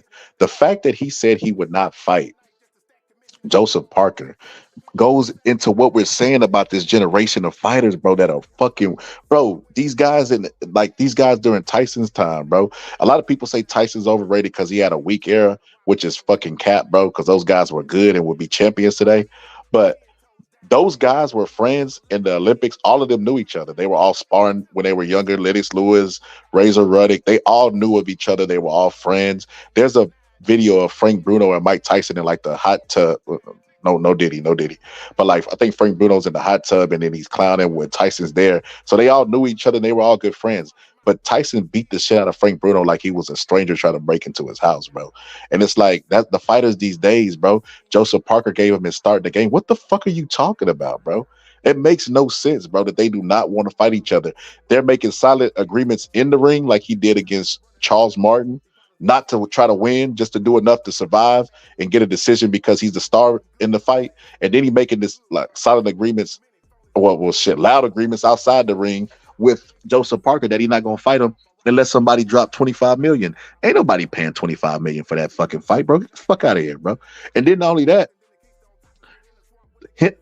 Frank Sanchez tweeted to him years ago. See, people don't remember this. I remember. It was like 2021. Frank Martin tweeted him, and Frank Martin said that he wanted to fight him. He told him that. He said he wanted to fight him, and he was like, I was like, okay, we finna see if Jared Anderson is the real deal, bro. Because people nowadays are getting fucking famous off of sparring stories, bro. It's crazy. Brian Norman Sr., Jr., famous for a sparring story against Bud Crawford. Not Richard Hitcherson. Fucking Jared Anderson, famous off of Tyson Fury. Errol Spence, famous off of Black and Floyd Mayweather's eye. People are getting famous and getting new heights of fame off of sparring stories, which is weird to me, bro. Like you used to have to do something in the ring to get fucking to be known as in the sport of boxing for doing something. You had to actually earn it inside the ring. And that's crazy to me that they're giving people a whole bunch of credit for sparring stories. But outside of that sparring story, what the fuck has Jared Anderson actually did in the sport of boxing besides beat no hopers? The guy that he's going up against now is the guys and the level of opponents that he's beat thus far. And Charles Martin was supposed to be that guy. He's well past his prime. Wasn't that good in his prime. Was gifted a fucking belt off of injury, and then had it taken from him the very next fight against Eddie Hearns. Couldn't wait to get that fucking guy's name on the contract to get that goddamn belt.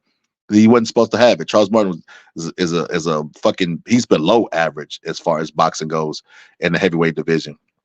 People say Tyson's overrated. If Tyson would have fought 100 Charles Martins, he'd be undefeated and probably have 100 knockouts.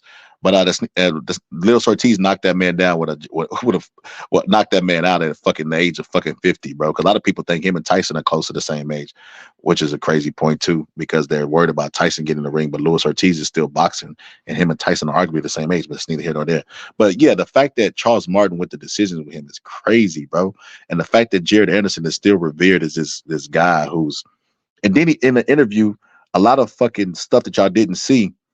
He basically said that he'll fight Frank Martin in a heartbeat. Frank Martin tweeted him some years back and told him what's up with a fight.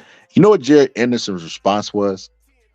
Give me 3 years and you won't be able to fuck with me. Something equivalent to that. It's not an exact quote, but he said, give me some time. Give me some years and I'll beat you up. And he know Frank Martin is already older. Why are you aging him out? Can you imagine if Mike Tyson would have said, hey man, 3 years from now, I'm gonna beat the shit out of Trevor Burbick.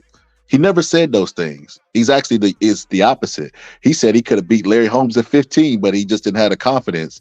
But it's the opposite. The mindset was the opposite. That's crazy to me, bro. The fact that this guy did an interview, people forget, bro. That's why I say they got short-term memory or memory loss. Maybe they fans of boxing and we don't know about the shit. But y'all remember when he did an interview and he said that he was comparing himself to Jake Paul? First, he did the interview with Roy Jones. Jared Anderson didn't ask for this. I know you didn't ask for this, Jared, but Jared got to get on that horse. He ain't got to ride till the wheels fall off, but he got to get on that horse. Roy Jones gave him that pep talk. I can't get that shit out of my head. I knew he was mentally weak before that. That just proved everything I needed to know. But then a little bit after that, he came on and compared himself to Jake Paul. Y'all remember this? And he said that Jake Paul don't have to be champion. So why do I? First off, you're not Jake Paul. You ain't putting asses in the seats like Jake Paul, and nobody really believes in you. I'm gonna just be honest with you. It doesn't even sound like you believe in yourself. Jared Anderson said he could possibly be champion. He might not be champion. Like, bro, what do you? He's in the sport only because he's good. Even Sugar Ray, like, now, granted, I will shoot him a little bell right here. Sugar Ray Robinson said he didn't love the sport of boxing. He was only in it because he was good, but he never said his desire to be champion wasn't there. He never said that, because he wanted to be the best at what he did. That you don't have to love it to want to be the best. You know what I mean? That's what people get misconstrued. But Jared Anderson's not that, bro. He just ain't got the juice, bro.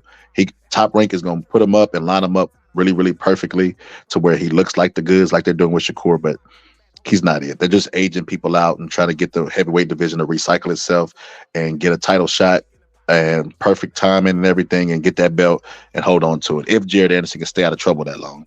But we'll see. He said, yo, chill, shut the fuck up. He said, ain't no one giving him $25 million for that fight. Facts. Saudi's got money to blow, and they wouldn't even throw that money at that shit. He said, who Jared Anderson going to fight? Dubois? No, he ain't even fighting the Dubois level of opponent. Is he? He said it French? No, he ain't fighting Dubois. Dubois would have never said he had a bridgerweight. I don't even know the guy's name. I put the fight card up the other day. I just don't remember who it is. He said, Parker, Zhang, and Wilder. Man, even chunky Andy Ruiz would put hands on Jared Anderson. He said, someone needs to teach Jared Anderson to either move his head off the center line or keep his hands up, because he's taking some shots already. Yeah, he's just so used to going in there. So look, you know how Teddy Atlas hates on Mike Tyson, right? If you take what Teddy Atlas says about Mike Tyson, you could apply it to Jared Anderson and it fits perfectly like a glove, right? So if you say Jared Anderson when he can't, because he's still early in his career and they're still moving him correctly.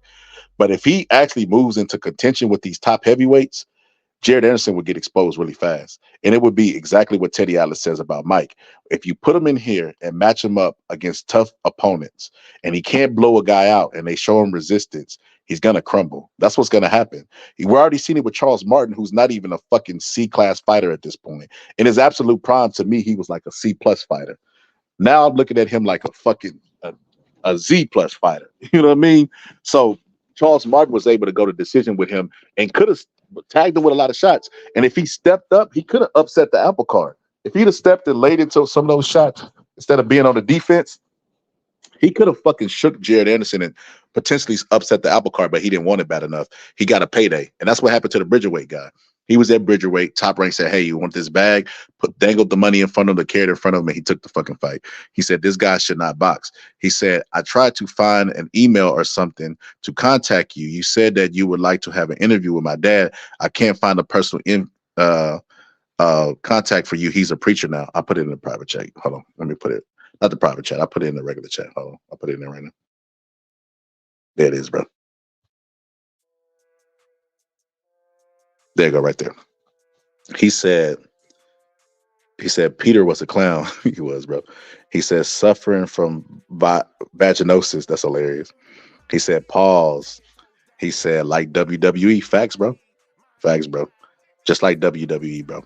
But what was that? I lost my place. Shit. There we go. He said, like WWE, he said, Martin should have finished Jared Anderson. He absolutely could have, bro. He said, Martin been on his ass for a couple years. Oh, no Diddy, bro. No Diddy. He said, ha, ha, ha. He said, Ray Mercer would, if he was around now, would beat most heavyweights today, bro. He'd probably be undefeated. He'd be treating them like fucking females at a prom. Like he'd have multiple ones around his arm just. Right, yeah, they would be his bitches today. He said, I didn't know about Anderson Fury sparring. For me, Jay Prince is how I found out about Jared Anderson. They sparred, bro. That's how Jared Anderson got popular, because Tyson Fury came out and said, when I'm done with the sport, look out for Jared Anderson. He's the next heavyweight that's in line. You know what I mean? And he's gonna be a star in the sport. And that is what put him on people's radar. And I think the boxing voice was really high on him. So you got the YouTube love, you got the Tyson Fury stamp. That was what did it. He said they sparred like 12 rounds and 6 of them are with another fresh fighter. People don't understand. Sparring is catered to the fight they got going on. Facts, bro. Facts. It is. You can't take sparring that serious. I mean, it's a fight nonetheless. But it's a lot of factors that go into it. Like you said, how many rounds did they do before? Was that fighter fresher? You know what I mean? All that stuff plays a part. Did they do their fucking floor work before they got in the ring? It's a lot of factors. Did they do fucking 1,000 crunches before? There's a lot of factors you got to factor in, bro. He said Mercer damn near killed Tommy Morrison. That was one of the nastiest KOs of all time. It was, bro. As a matter of fact, Joe Rogan gave me like the Joe Rogan bump, bro. Because that was one of my short videos I had that got over 1 million views, and it basically was Tommy Morrison getting his block knocked off, and Joe Rogan basically was like, he shouted it out, the video out, and people Googled it, and my video came up, and that shit shot to 1 million. But then they took the monetization away from that video, so I just put it on private, and then I just recently put it back up. But I was mad about that shit because I worked hard on that video.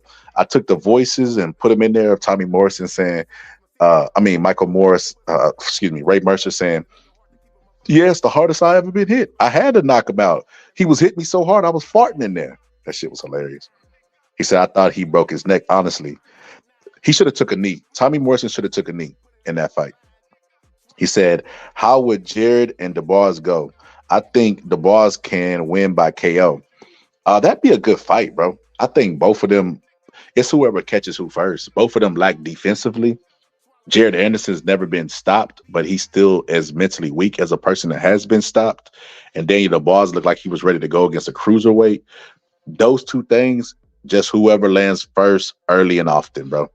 That's why I say, because neither one of them have the mental fortitude to get back into a fight if they're ever knocked down. So I think whoever knocks who down first will definitely win the fight. They'll end up finishing that person. He said, y'all got me stuck here talking boxing, and I got to pour 250 yards of concrete in 4 hours. Get you some rest, bro. This ain't the last episode. I don't plan on passing away tonight. He said Ray Mercer beat AJ. Question mark. Yeah, I think Ray Mercer could be AJ. Ray Mercer had the chin, bro. Ray Mercer could take what AJ dish. I don't know that AJ could take what Ray Mercer dish. You know what I mean, and vice versa. So, yeah, I think he could beat him. That's just my personal opinion. Hey, you never know. Shit, Francis Ngannou didn't have the weakest chin before he was stretched out in the yoga position. So, hey, you never know. He said, for me, it was a Jay Prince stamp. Yeah, that's hilarious, bro. So, yeah, man. I don't plan on dying tonight, man. We'll be back to talk some boxing, man. You can get you some rest. He said Tommy Morrison gave Ray Mercer laxatives. Tommy Morrison should have took a knee. I went back and watched that fight the other day, man. He should have took a fucking knee, bro. He was trying to hold himself up from the ropes for what? He had already taken hard shots. He'd have took a knee, could have got himself back together and lasted longer, bro. But he would not go down. Fighters don't understand that. They don't know how to clinch, back up, or take a knee. And Tommy Morrison suffered from all three of those. He didn't know how to do any of those things on the list. And that's why we saw what we saw. He said, was Tyson scheduled to fight Ray Mercer? Nah, he was never scheduled to fight. But that would have been a good fight also.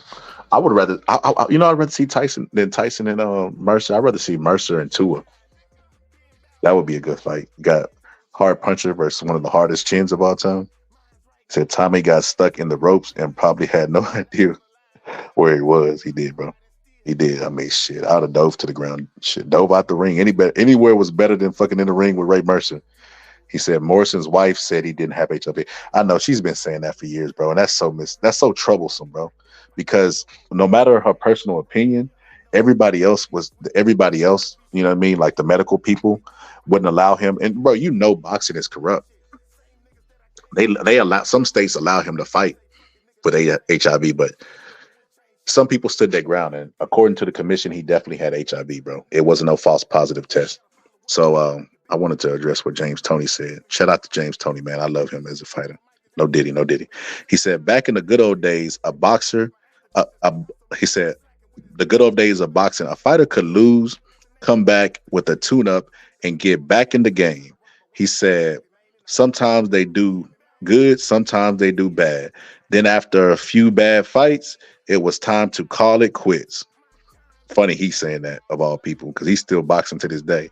Said nowadays, these new sissies fans, soon as a fighter loses one, y'all go running y'all mouths. He need to retire, or he was exposed, or he can't fight, or he ain't never fight anybody. He said, we need less talking from people who don't know shit about boxing. Boom, boom, boom, boom, boom. Shots fired. And more fighting. He said, one of the reasons I had more fights back in the day, lights out, baby. Facts, bro. You got it. James Toney was not lying, bro. That's some real spit. James Toney is spitting right there. He said, Ray Mercer versus Tua. He said, hard to leave when all I do is work all day for 30 years and talk boxing for the last 30. But yeah, man, but we don't plan on dying, bro. I'm going to probably end this shit probably the next 10 or 15 minutes. I'm just going through the comments and I got a couple more pictures I want to address. But yeah, man, I love this shit too, bro. I share me and you are cursed with that, bro. You remember Thanos? You're not the only one cursed with knowledge. Yeah, we're cursed with knowledge, bro. He said, Riddick Bowe undefeated now. A day two would be undefeated now in today's time and been the king. That's what I think you meant to put. Yeah, I agree. He said, remember Ika Beabuchi? Who could forget, bro? He got to be the most like disappointing, most underrated, undervalued fighters of all time. Ika Beabuchi, bro. Have you seen? He has a YouTube right now. That motherfucker's still yoked. He's still jacked. Yeah, Ika Beabuchi's a fucking beast, bro. Yeah, it's hard to forget him. He said, James Toney shot fired. Facts. Yeah, James Toney was spitting some real shit though, bro. Everybody now is you know what it is? Boxing fans don't know their place. They think their place is telling the fighter what's in the best interest of his business.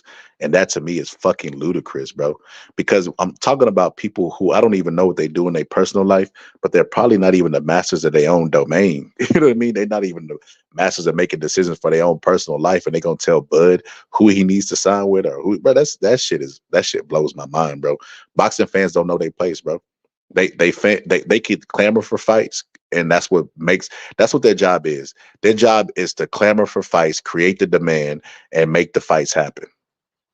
make the fights happen based off their demand. That's their only job, bro. Or if they're a fan who likes the science, you know what I mean? Like more people that would be more of my audience, or those people that like the science, then they would be on that. But nah, bro, they don't know their place. They're not supposed to be telling fighters who to sign with.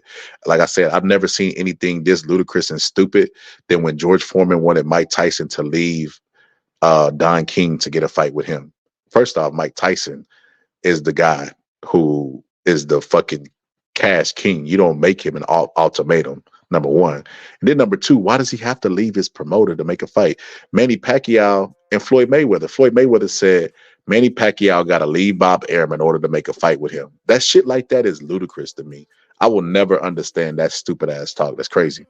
He said, the Vladimir era ruined heavyweight boxing. So I was having a debate, Shadow, with the other day about the Vladimir era, and I was basically saying that I get a lot of people didn't favor that era, but I kind of liked it, bro. I don't know why. Like I said, counter punching is an acquired taste. Maybe I just built a resistance to boring shit. It don't put me to sleep like it seems to do everybody else. But yeah, man, I think that was a pretty decent era, only because I remember Samuel Peters was punching like a motherfucker. You remember Samuel Peters, bro? Samuel Peters was a fucking beast, bro. He is at least top 20 hardest heavyweight punchers of all time. 20. That's just me off the back thinking. Yeah, I ain't got no actual names in front of me, but that motherfucker could crack. Samuel Peters would be a champion today, bro. Because I don't even think Samuel Peters didn't have no stamina, and he couldn't take it like he could dish it. But boy, could he fucking dish it. And I don't think any heavyweights could stand up to that today. I think they would fold and crumble. So, but yeah, he knocked down Vladimir Klitschko, I think, like 3 times, and they fought twice. So Vlad had a bunch of fights, like the fight that he had. God damn, I can't remember that guy's name. But Stitch Durant was in his corner, and Stitch Durant said that when he knocked him down, he talked about the cut and how he moved the cut, and told the doctor he couldn't do anything with it. So the doctor ended up stopping the fight. Vladimir Klitschko wins on points. If you go look at that actual fight, that guy was doing a really good job with Vladimir Klitschko and had knocked him down like the round before, or it was after but he was doing really good before that fight got stopped. So who knows how that fight would have ended up? But yeah, the Klitschko era wasn't that. I ain't gonna lie, it wasn't that exciting. But I mean, if David Haye had brought the fight like he was supposed to, that would have been exciting. It just was a lot of different things. The fact that it was 2 brothers and they was really economical with their punches. Even when they did get knockouts, it was like when the fighter had already basically like quit, made a silent agreement to quit inside the ring. So I understand your concern, but I love boxing too much back then, and I wasn't that bored with the styles, even though I wanted somebody to rise up and beat them, bro, because they was looking for an American heavyweight champion bad. They even wanted they was calling fucking what's his name, Chris Arreola, the next fucking Riddick Bowe, bro. I bullshit you not. I'm gonna have to clip that up and make it a short. They said Chris Arreola is the next Riddick Bowe. That's how much bad they wanted an American heavyweight. But yeah, the heavyweight division as far as competition was ass back then, but that wasn't Klitschko's never fault. And then the guys that they did fight, it wasn't scintillating fight. So I share your concern, bro. But I just love boxing too much. He said this is exactly why MMA is surpassing boxing by light years, by competitive fights, and you see the best fight the best often. That's not true, bro. You never see cross-promotional fights in MMA. You see that all the time in boxing. You see it so frequent in boxing that people have come to expect it from the sport of boxing. But no, that's not true. MMA is a promotional brand. It's called mixed martial arts, but UFC is the brand that they all fight under. They all fight for the UFC belt, not the world anything. So no, as long as you got Bellator and one championship, like no, bro, no, this is not. But they don't make the best fights. They don't do cross promotional fights. And then as far as light years ahead, the reason why UFC is the fastest growing sport, if you correlation is not always causation, but I mean it can be a clue. But if you look, the wrestling numbers are going down and the UFC numbers are going up. It's not rocket science. UFC is just wrestling, but real.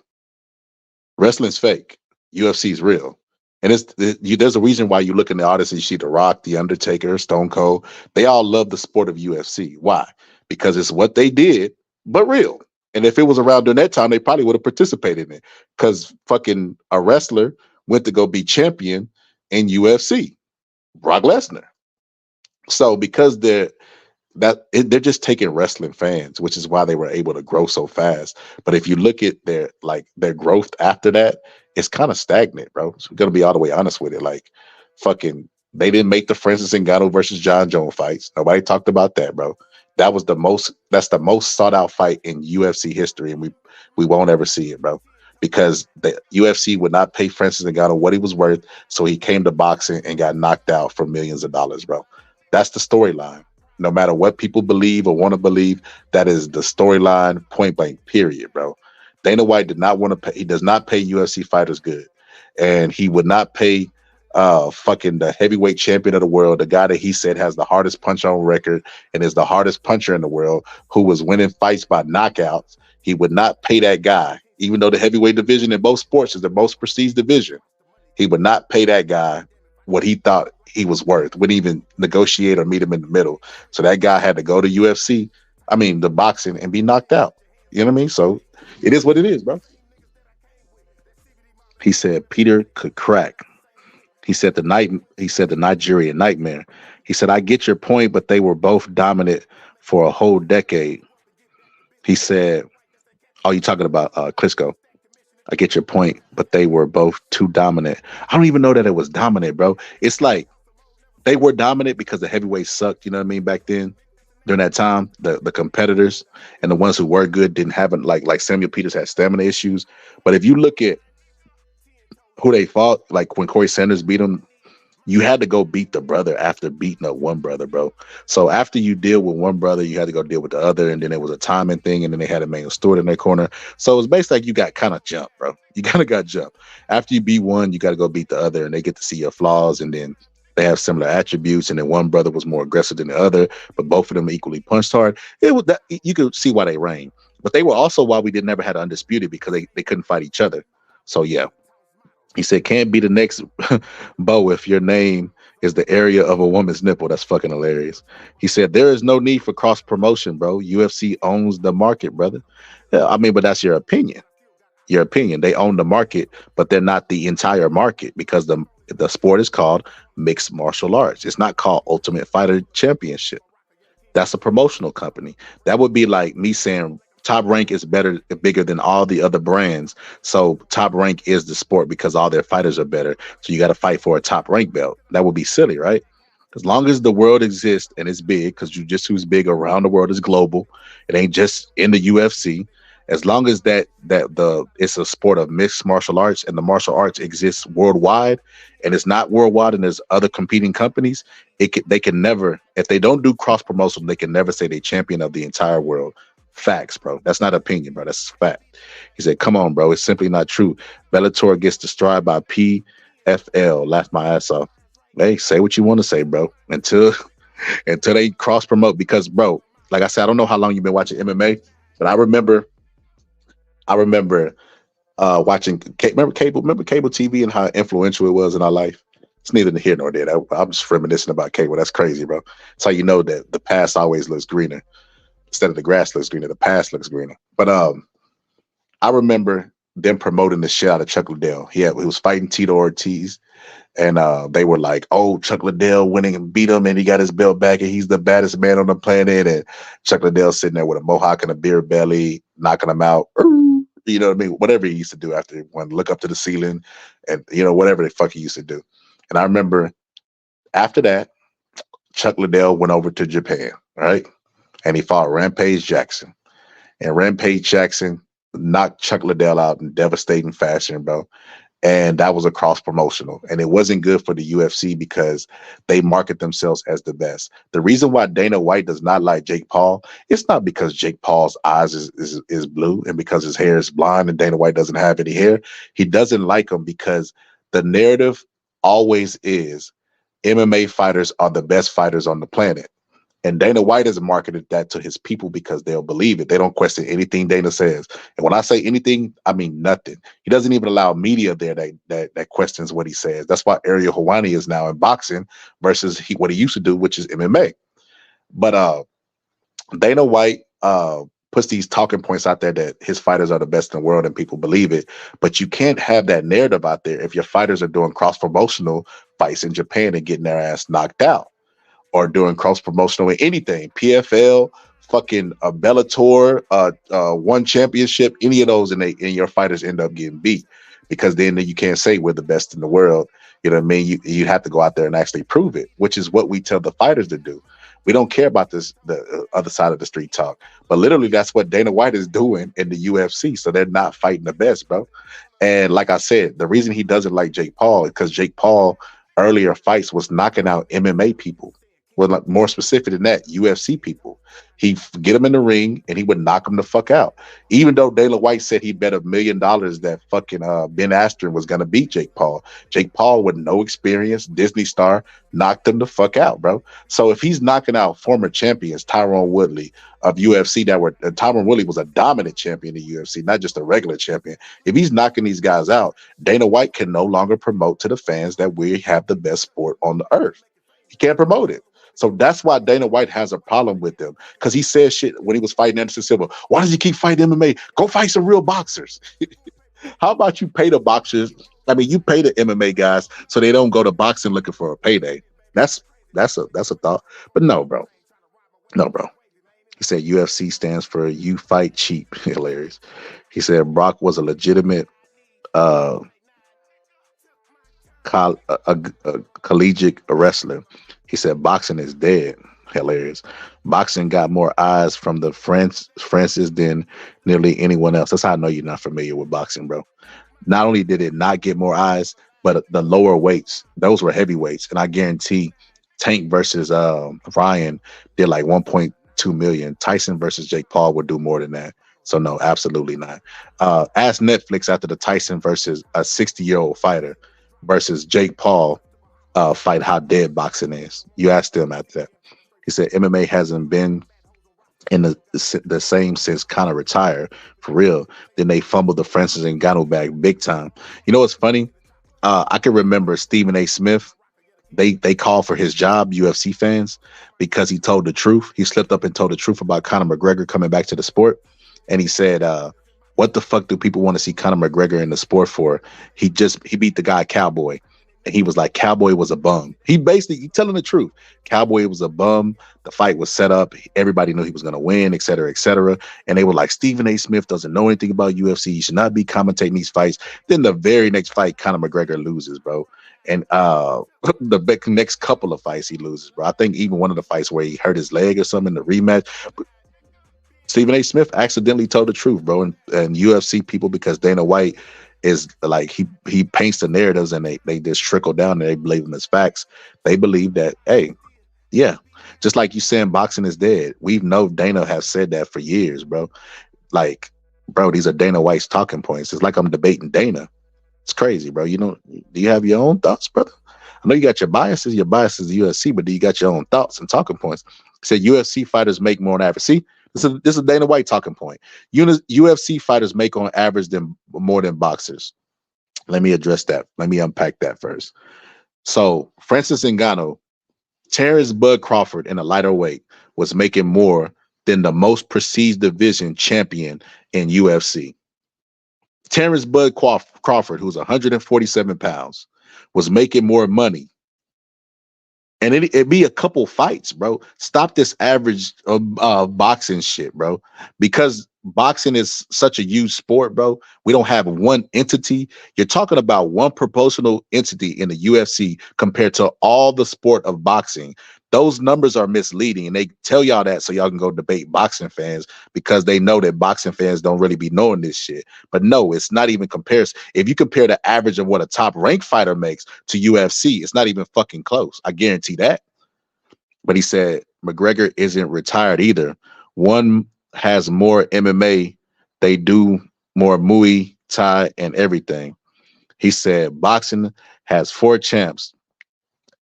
Bro, UFC has started. Bro, UFC are trying to do undisputed and have more belts in the divisions. They're copying the blueprint of boxing, bro. But anyway, I'll read your comment.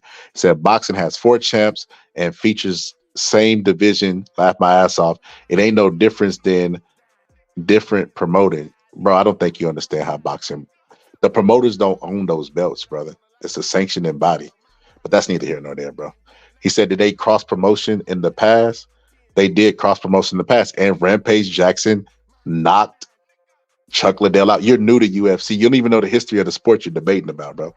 When was Connor's last MMA fight? Devin, I have been watching UFC since day one. Only rules was no fish hooking or eye gouging, LOL. He said, Devin, you're trolling. He said, boxers make millions for fights. When has a UFC ever made over 100K? The fact that Conor McGregor's biggest payday was against a boxer, bro, and the UFC took some of that money is fucking wild, bro. They took some of his regular purse, not as a promoter, because promoters take some of the purse.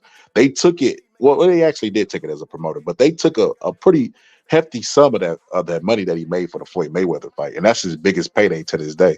He said Pride was better than UFC at the time. Strikeforce was great as well, but the reality is they were bought by the UFC after they were no longer in their glory. Did you miss that? He said, yeah, they had an axe murderer as Fedor then too. Yeah, Fedor was cold. He said, Shadow, how many boxers make millions only on the top card? It's not a debate, it's facts. I mean, we don't have to go to the 1% of boxers. We can go to the regular boxers that make 60,000, 40,000, 100,000, whatever the case may be. Put it like this. You can make a better living being a journeyman or a professional bum than being a champion in the UFC. Bob Sapp has come out and said that he actually threw fights in the MMA and made a pretty good career for himself. If he would have did that in boxing, Bob Sapp would be a millionaire. That's just facts, bro. Like I said, if we're talking about promotional company versus promotional company, and we took Top Rank and put them up against UFC, it wasn't even be compared like a comparison. Now, when we're talking about the sport of boxing being as a whole, the sport is huge. Like they have promotional companies that you've never even fucking heard of, bro, that do local events. Do you think those guys are making a lot of money? That's why they try to bring up the average. But no, it's not even a fair comparison. It's a false equivalence. So you're talking about Pride from 25 years ago. If Jake Paul fought in MMA rules, he would get emasculated, and that's facts. I don't even know what the fuck you're talking about anymore. How we're talking about Jake Paul? What does Jake Paul getting beating UFC have to do anything? Because he knocked out those guys in boxing? Bro, the fact that those guys have been training fighting, because boxing, striking is a part of MMA, and they couldn't even knock Jake Paul out, bro, in the ring. What makes me think that they would do anything different in UFC? When you say emasculated, do you mean took him to the ground and choked? Because every fight starts off on their feet. And if Jake Paul learned good takedown defense, because that's all Rampage Jackson was, he was a boxer that knew good takedown defense. If he could perform good takedown defense, he would he would have beat the shit out of Ben Askren in MMA. Like, stop this, bro. Stop, bro. He said, preach on, scholar. He said, MMA people can't strike at all. Why would an MMA fighter make a big fight if they can't punch properly? That's also true. He said, absolutely delusional. Can't strike at all. The ones who can strike, bro, go straight to the top of the sport, right? They rule the sport of MMA, right? So by your logic, boxing is primitive, is dead, and all this stuff. Then why do strikers rule the sport of UFC? Because every fight starts standing up. And if you're a striker, it doesn't matter what the other guy knows on the ground. He got to get you on the ground first, right? Right? We here. We got some good logic kicking you. Cerebellum rotating, brother. He said, you're delusional. Heavyweights was never the premier division. My goodness. Okay, bro. The MMA, it was like MMA 1 or 2 or 3, where there was like a 300 or 400 fat dude that was fighting, bro. What are you talking about, bro? There was no weight classes when MMA first started, when UFC first started, bro, before Dana White took it over. That's all I say. I don't even know if you're familiar with the history. There were not even any weight classes, and people like seeing little guys fight big guys. That's why there was no weight classes. It was a freak show at first. But hey, like I said, bro, hey, you're right, bro. You're right. It's your world. It's your world. I'm just trying to get in there. He said, AJ did your boy a favor. He said, the proof is in the pudding. He said, McGregor did break Cowboy's nose with a shoulder strike. I have to admit, that was slick as hell. But you got to remember this, Brian. If Jared Anderson goes in there and fights the guy that he's fighting, the French guy, I don't know who the French guy is, and he breaks his nose, will everybody be like, oh my gosh, man, Jared Anderson broke the French guy's nose, and I just can't believe it. It's like Stephen A. Smith wasn't saying that Conor McGregor was a bum. He was trying to bring awareness to the level of opposition that he was up against. And when he tried to do that, he was met with a ton of fucking resistance, bro. And I don't understand what the resistance about, because he was right. He was saying pump the brakes on this Conor McGregor's back shit. And they was like, oh, Stephen A. Smith need to stop talking about the MMA. Don't know shit about MMA. He's horrible. He gives horrible takes. When Joe Rogan makes the same fight reaction after every fight, oh my God. And he makes the shock face. I love Joe Rogan, by the way. I'm just saying, like, goddamn, bro. But yeah, they didn't want Stephen A. Smith. They don't like anybody who has opposing views to theirs. They want people to be in cult-like shit, because a lot of those fans, like I said, are wrestling fans, and wrestling was a cult. People showed up to see make-believe. They showed up to see professional men do theater. Literally, that's all wrestling is. Professional men doing theater and doing stunts that they would do in a movie. Professional stunt men doing theater. But he said, okay. He said UFC is on the black box. He said tournament style was cool for a minute. Boxing still classic though. Bro, UFC to me was a fad. I wanted to participate in UFC at one point, bro.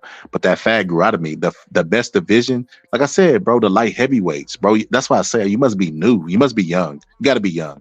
You got to be young, or just brainwashed by the narratives, that talking points that UFC big wigs, can't say big wig because Dana White is bald, have fed the people. Because like I said, they don't allow Ariel Helwani in their sport because he had opposing views to what people would thought was popular belief, and that's why they ran him out of the sport. And he's actually a good journalist, bro. That's the crazy part about it. But they don't like opposing views, so they ran him out. But I don't know if you're young, bro, but Dana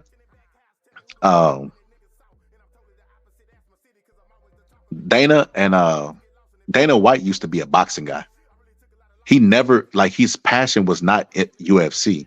So how could you say a sport is dying? It's a conflict of interest. The sport that you happen to own is the sport that's the best sport in the world. But you started off in boxing. And had Dana White made it, because he tried to be a boxing promoter, as a boxing promoter, he wouldn't even be talking about the UFC. That shit just came around and it was happenstance. He bought it.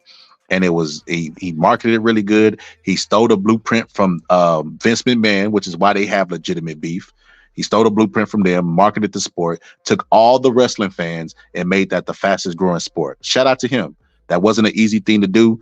Wrestling was in the hearts and minds of a lot of people, but it was just wrestling but real. And I mean, and that's why it's the fastest growing sport. But like I said, there was a time when the light heavyweight division had Rampage Jackson. They had Rashad Evans, all the people John Jones beat, Lyoto Machida. Matter of fact, I'm pretty sure you played the Ultimate Fighter Championship game. The light heavyweight division was the best to be competitive with if your homeboys came over. It was like the most prestige division. Technically, the heavyweights was there, but they didn't have a guy who they could really market. And they were trying to do that with Brock Lesnar, which got a championship fight at fucking 2-0 or some shit like that. Was champion at 2-1, some shit like that in their sport. But they were attempting to market him because they understand people like seeing the biggest, baddest dudes beat on each other. That's why it's the prestige division. We respect the little guys and we like to see knockouts with them, but we like to see the biggest, baddest motherfucker, as fucking John L. Sullivan would do. He would walk in the bar and say, I can lick any son of a bitch in this. Now, of course, now that would be Diddy terms today. I can lick any son of a bitch in this bar. No Diddy. But nah, he would, that basically was just saying that he could beat up everybody in the bar. People like to see that. That's why they love the idea of Mike Tyson, because he's a guy that's probably like 5'9", 5'10", knocking out 6'4", 200-pound guys, 300 pounds. It didn't matter what the weight was, what the height was. Mike Tyson just had that type of power. People love to see that. But I was a really big fan of UFC during the sport then. And John Jones, that's why he has to be considered the GOAT. You know what I mean? Or at least one of the GOATs, because of what he's done for the sport and the legends that he beat. But he also got those steroid allegations too, bro. Like, he just threatened like somebody who was doing testing, you know what I mean, for him, that he was going to do something to him. I'm just like, oh, John Jones, that's crazy, bro. It's crazy. Uncle Daniel White took 27% of Conor's purse versus Mayweather, which is crazy because no boxing promoter, including Don King, even takes 27% of a fucking purse, bro. That's insane. Hold on. Shit, I lost my place. God damn it. Lost my place in the comments. Let me go. Hold on. Damn.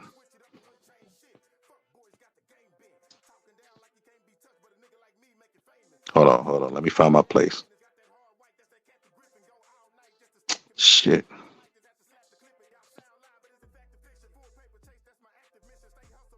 Here we go.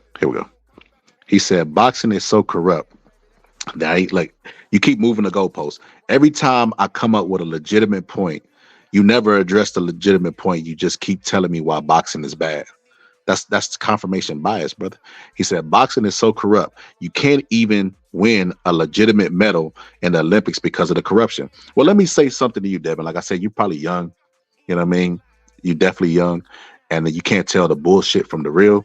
Like they're giving you talking points to go out and debate with without giving you context. But if you go look at the judges that are corrupt in the sport of boxing, you know what else they do? They stay busy working because they get UFC events also. So there's no way that they're corrupt in boxing, but honest in UFC. Like, come on, bro, stop this. He said, R.I.P. the GOAT, Cassius Clay, Muhammad Ali. Facts, bro. He said, there are so many different levels of striking, and wrestling dominates MMA. Jesus Christ. Wrestling does not dominate MMA. You have lost your mind, bro. Stop. Matter of fact, Ben Askren was a good wrestler. How long did he last as a champion in MMA, bro? Usman was a wrestler. If Francis Ngannou doesn't go get knocked out by AJ, and he probably goes on to have a dominant reign for maybe like 4 to 5 years at super heavyweight in UFC because of his striking is that serious, bro. Like, cut it out, bro. What the fuck are you talking about, bro? Said Dana White never took over the UFC. It was Chuck Liddell's manager and become the UFC promoter. So Dana White is not over UFC right now. He never took it over. It's interesting. You're teaching me something now. He said, what you guys talking about here? He said, he's getting cooked. He said, you'd get destroyed. Laughed my ass off. I don't know what that means. I want to try UFC until I realize I literally get killed. So I call it a fad. Oh, you talk about if I would have tried, bro. Stop it, bro. Stop it, bro. Like, so look, bro. Yeah, I don't even want to address this anymore. I beat this dead horse. The people who like UFC, probably 97% of them are fucking wrestling fans, bro. It's just real. And the like I said, you haven't addressed anything I've said tonight. You've only told me how much boxing sucks. Haven't addressed anything. The purses, Dana White, the pay, none of that stuff. You just keep telling me, like, because you don't have really you don't have real talking points, bro. He said, Your Honor, I'm sorry. Facts, bro. Facts. Let me hit the drop. Hello there, Your Honor. I want to say I'm sorry for the things I've done, and I try and be stronger in this life I chose, but I want you to know that door I closed. And Your Honor, I'm sorry. To my mother, I'm sorry. To the victim, I'm sorry. Yes, Your Honor, I'm sorry. Oh. Thank you, Your Honor. And to Dana White, I'm sorry. He said,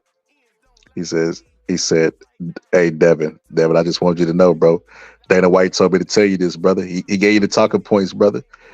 He gave you the talking points, and you still came over short, brother. So he just had a message for you. I was rooting for you. We were all rooting for you. How dare you?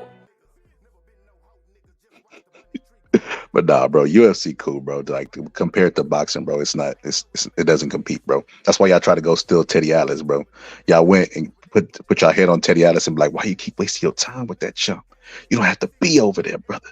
You can come over here. I'm gonna treat you right. He said, Devin, do you even compete? Probably not, bro.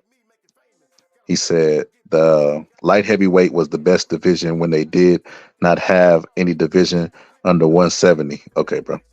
He said once, bro. Do you understand what I mean when I say prestige, bro? I'm not talking about the most talented or the most competitive. I'm talking about the most sought out, right? So in boxing, we have divisions like fucking featherweight, right? Nobody gives a fuck about a featherweight, which is why in boxing they continue to move up to make higher weights to get bigger paydays, bro. Nobody gives a fuck about a grown man, bro, weighing under 135. They rarely care about a grown man weighing 135. Let's know under the fucking shit. So what I'm saying, prestige, I'm saying it's the most sought out, right? Meaning, tell me y'all wasn't on Francis Ngannou's jock when y'all thought he was the absolute hardest puncher in the world, bro. When the UFC is talking about measuring his punches in joules, and you're like, I mean, in units, and you're like, units of what? Units are a measurement. A measurement of what? Is it joules? Is it, bro? What the fuck are you? But they knew units look bigger. You know what I mean? It's like saying instead of saying 7,100, 71,000. I mean 7,100. It sounds bigger, bro. It looks like it sounds like a bigger figure. So they wanted to make it seem like he punched it the hardest. So when they were doing that, it added to the mystique of Francis Ngannou where he looked unbeatable, bro. They showed the uppercut of him knocking fucking Alistair Overeem's head off his shoulders, and how that dude was never the same after that. And he's a juicer his damn self. So yeah, the biggest baddest, which is why Dana White allows these guys to take steroids. And I mean, we seen fucking Alistair Overeem weigh 205 and then juice and talk about coming back, talk about he did that shit eating horse meat. Come on, brother. When I say prestige, I mean it's the most sought out where the fans will clamor with it, where they can rest their hat on it and they pride on it, saying if Francis Ngannou was the champion of UFC right now, let's say after Tyson Fury, knocking Tyson Fury down, he went back to the UFC, left PFL, went back to the UFC, and he got the heavyweight championship belt. And he's just dominated. He beats John Jones. They would call Francis Ngannou the best fighter in the world. They would say, look, he went over there with no fights. He got robbed, knocked Tyson Fury down on the ground, then came back over and beat the greatest UFC fighter of all time. And they would market him as the greatest. And that's what the people would rest their hat on to make the argument for their sport or their fighter being the greatest. That's what I mean by prestige. They rested on the biggest, baddest motherfucker. If you don't understand that, you probably weigh 130, 135 to 115 your damn self. So you don't understand what I'm talking about. You never walked into a room and stood out. Outside of John Jones cheating, is it not debatable? It's not debatable. GSP, Demetrius Johnson, Anderson Silva, really no debating it. Outside of John Jones cheating. Are you saying John Jones is the best? Or they are the best? I don't understand that. Said Devin, have you ever been in a cage or in a ring in your life? Serious question. He said, Bob Sapp is a fool for that. LOL. A fool in a good way. Ha ha ha. That's hilarious. He said, so do you think Mayweather lost in the first Olympics? Now we got to go to the corruption of the Olympics, bro. All right. UFC has no corruption whatsoever. That's why the judges are unisex judges. They do both. They're transformers. They do both. They do boxing and they do judging in boxing, and they get jobs in the UFC. If Dana White cares so much about corruption, he sees these guys get robberies. Why does he give them jobs for the UFC? Dana White is because he's such a dick and a vocal boss. He's displayed his concern about the judges of boxing and the UFC and the robberies in it. He's been very vocal about it. So you can't even hide the fact that there's just as much corruption and robbery in fucking UFC as there is in boxing, bro. As if you have a decision in place and you have money on the line, there will always be corruption, brother, and biasness. You can't get away from that. So it's pointless. Like I said, you never answer anything I say. You only answer with Boxing Center, which is crazy. Said John Jones is a wrestler, bro. You're delusional. John Jones is a fucking striker, bro. Cut it out. He can wrestle, but he's a striker, bro. It's a striker. Go look at, bro. All right, whatever, bro. He said, for real, Ben Askren was in one and was never in the UFC in his prime. Oh, okay. We get it, brother. We get it, brother. That's called moving the goalpost. He said, you think every MMA fight was called down the middle? Let's be real now. He said, MMA literally has the same judges. The only judges don't even know MMA rules. They only know boxing rules. Bro, do you realize that you're making my point for me? The fact that they will hire somebody who don't even know boxing. They don't know boxing rules. They don't even know boxing. but there's nobody to account for them. Like there's no overall like head of commission like a Dana White is over the UFC. But the fact that he would employ them, not knowing the UFC rules, thank you for making my point for me, bro. I think you typing out an emotion. I think you accidentally did that. He said, if I'm calling the judges corrupt in boxing, they are simply incompetent in MMA and they don't know the rules. Laugh my ass off. Then why are they judging MMA? If you talking about incompetent judges in your sport, not knowing the rules that are judging the sport, what does that say about the people that employ them? What does that say about the overall sport? You're crazy, bro. He said striking is superior. Yeah, I don't know what he's talking about, bro. He said, laugh my ass off. He said, you cannot say boxing only has hands. Real striking. See, then there they go with these talking points. Real striking. What the fuck is real striking, bro? Boxing's not real striking, bro. It's crazy, bro. Real striking should have elbows and everything else. So I don't know if you're familiar with the sport of boxing, but Mike Tyson threw a bunch of elbows in his fight. But that's neither here nor there. He said, Devin, I like MMA. He said, I watch it damn near every pay-per-view, but it's not, but to compare to boxing history is just crazy. Bro, their history, Tupac, if Tupac was alive, he'd be older than the sport of UFC, bro. Like, that's fucking crazy, bro, that we're sitting there having this conversation. If you look at the people on their all-time list that they could consider great, their records aren't even that fucking impressive, bro. Like, they're still in the development stages. They're where we were fucking 150 years ago, bro. That's crazy, bro. That this dude is up here debating with a straight face in it, straight keyboard emotions, bro. That's crazy. He said, Devin, I like. Oh, wait, I just read that. He said, Teddy left on his own. Laughed my ass off. Teddy is ridiculous, hard to listen to. He is delusional. That's crazy, bro.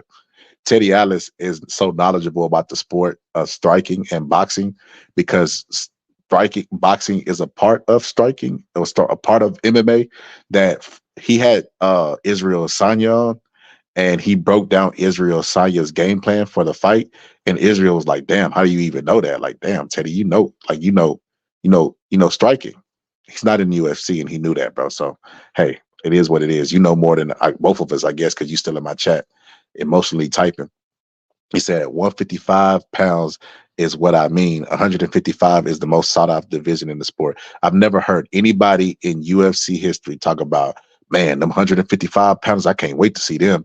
The most sought out fight is not name 155 55-pound fight that's sought out right now.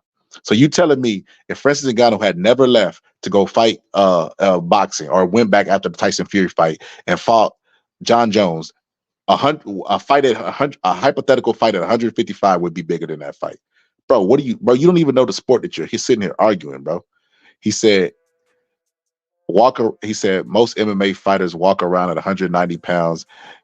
He said every don't cut 3 pounds to go to the next division. I don't know what you mean by that, bro.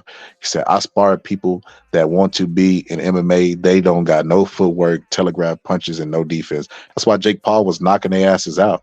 He said, laugh my ass off. Sure you did, Shadow. He don't believe you, Shadow. Because sparring is, there's no way you could put on gloves and spar somebody these days. It's only reserved for the professionals. He said, word on the street is Dana White is gay with his fighters low key. I don't know anything about that, brother. He said they foamed at the mouth over Brock Lesnar and Francis Ngannou because the heavyweight division will all be top of the line. Bro, he don't get it, bro. He don't get it, Brian. And that goes for boxing or MMA. He don't get it, bro. He's too young. I could tell that this guy's a gamer. He's a gamer, you know what I mean? And he's young. I don't even think he's 20. He probably under the age of 20 or exactly at 20, bro. He don't know enough. He didn't come armed. He's unarmed in this debate. He said, Devin, you can meet up at the gym and test that theory. Oh shit. He said, oh shit. Your Honor, I'm sorry. Devin, you better start apologizing to Shadow. And Shadow, I'm sorry. He said UFC is one of the UFC. He said UFC's biggest corruption is letting a man fight a woman. I forgot all about that shit, bro. He said it's the commission, not Dana White. LOL. Bro, if the commission of UFC is corrupt, but Dana White isn't, is all of UFC corrupt? Who oversees shit? The commission is literally there for that job. They're the overseers. Not to mention, Rampage Jackson has said verbally, bro, that Dana White has a UFC doctor that prescribes testosterone to fighters, bro. So he's letting fighters put illegal banned substances in their body, bro. Like, bro, what are we talking about? He said, John Jones is not a striker. You don't know shit. Oh, you don't have to be here, brother. You don't have to be here to debate a guy who you don't think knows shit about your sport, who is teaching you and cooking your ass. But hey, he said, I'm at the Douglas gym right now. Let me know. He said, keep reading. Pipsqueak. What city? Pipsqueak. So, Shadow, I don't even know if you can legally beat this guy's ass, bro. Because I don't know what his mental state is, but Pipsqueak is like remember I told you people not serious with their threats, and you could tell by how they threat? That's like a Peter McNeely shit. Like, I'm going to wrap you in my cocoon. Who the fuck says Pipsqueak besides wrestlers? I'm going to take these 10-inch pythons and wrap them around your neck, brother. You Pipsqueak. Yeah, bro, he's not. Yeah, you wasting your time, bro. He said, what city? He said, Ohio. He said, oh, I'm late to the party. What's the point you're trying to make? He said, the commission. He said, the sport of UFC. Laughed my ass off. Oh, okay. Because a while ago, when UFC is a promotional, but when I was saying it was promotional, you said the rest couldn't compete, and it was the sport, the creme de la creme, the creme de la creme of the sport. When I call it a sport, you think it's hilarious. Yeah, bro, you're I could tell your IQ is in the negatives. He said, Shadow, I was up that way about 5-6 years ago. Was you training around there then? I boxed out of the Spears gym and Fairfield in Cincinnati, Ohio. He said they are just hating on Teddy because he said Canelo's resume is overrated.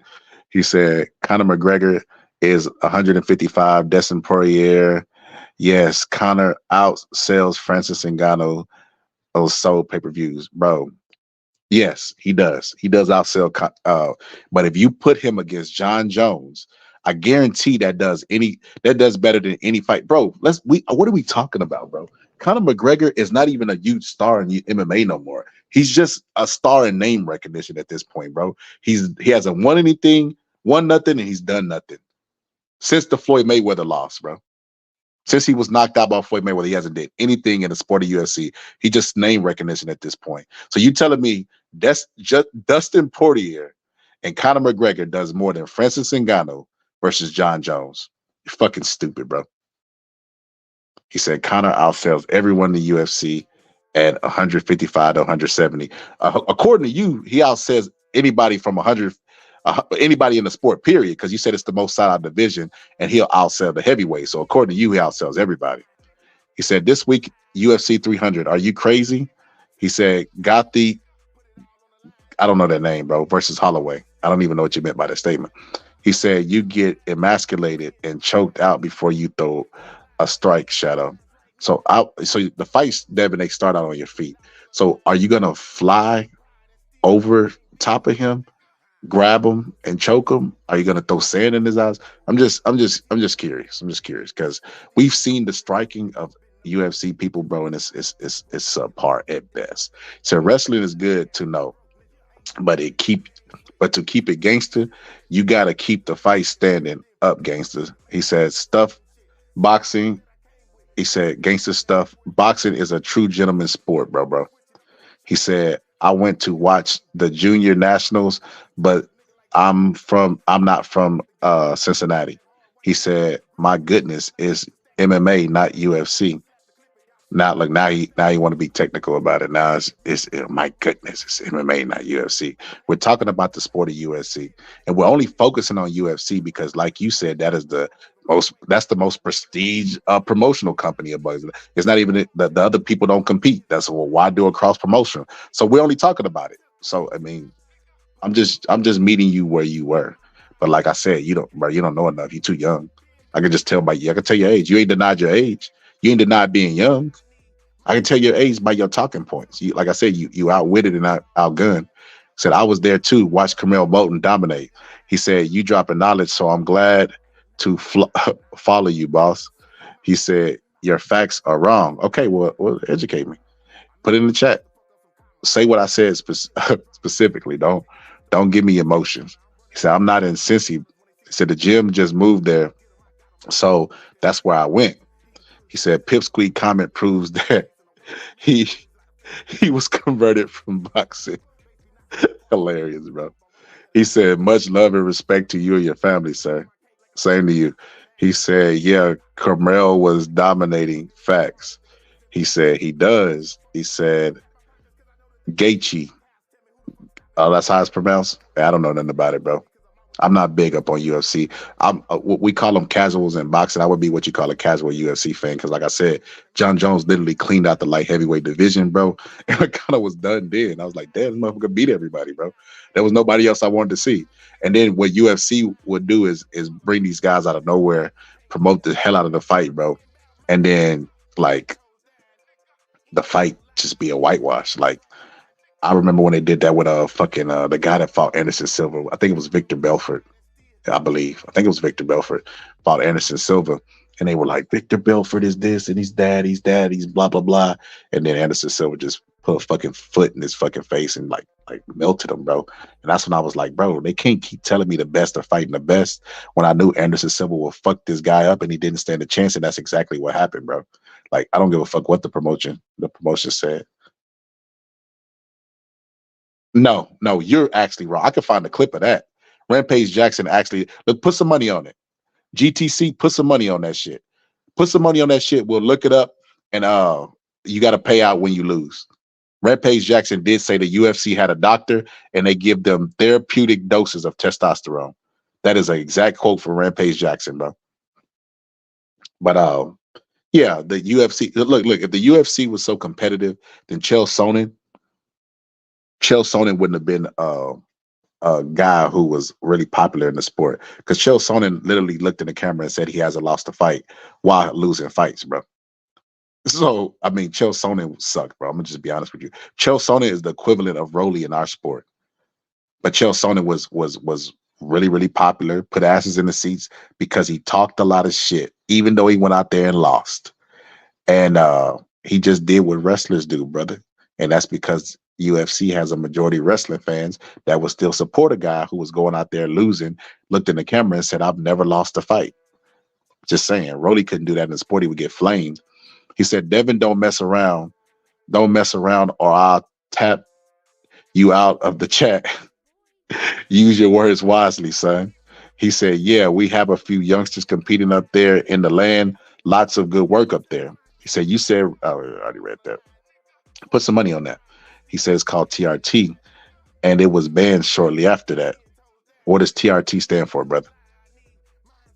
You playing semantics. What does TRT stand for, brother? He said, I finally got to meet Kelly Pavlik.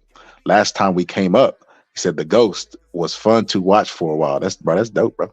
He said Cincinnati and Cleveland have the biggest rivalry in the state. He said the athletic commission in some states allowed TRT exemptions, and once it was realized it was being abused, it was banned. Oh, so why did we even get to the point where it could be abused if it was about integrity, brother? Brother, you gotta stop. You gotta stop, brother. You gotta stop. He said titty retreat therapy. I don't even know what that means. He said shadow. That's a fact. Yeah, that's dope, bro. That's dope. But yeah, man, I did enough cooking this guy, man. He done made me cook him so much. He done made me put chastise him so much, bro. I done got tired just whooping his ass and lyrically, brother. I think I'm gonna go ahead and we'll end it. Well, there's a couple more things I want to talk about. I didn't want to spend that much time on UFC, but unfortunately, we had a UFC fan in the chat. But hold on, let me just address these last two things. There's a couple things I wanted to address. This is why stats should not be valued in boxing, right? This is the most KOs in history, right? Right? Nobody would say that this guy is better than Mike Tyson, but he has more KOs. And this is what I mean when I say fans are so obsessed with numbers. They're so obsessed with stats and numbers, but the stats and numbers are only for promoters to sell fights to people who don't know enough about the sport. That's why they build records. They build records for exactly that. They'll say, hey, trust this fighter is this. I'm telling you, it's going to be a tough fight. He's not going to walk through him.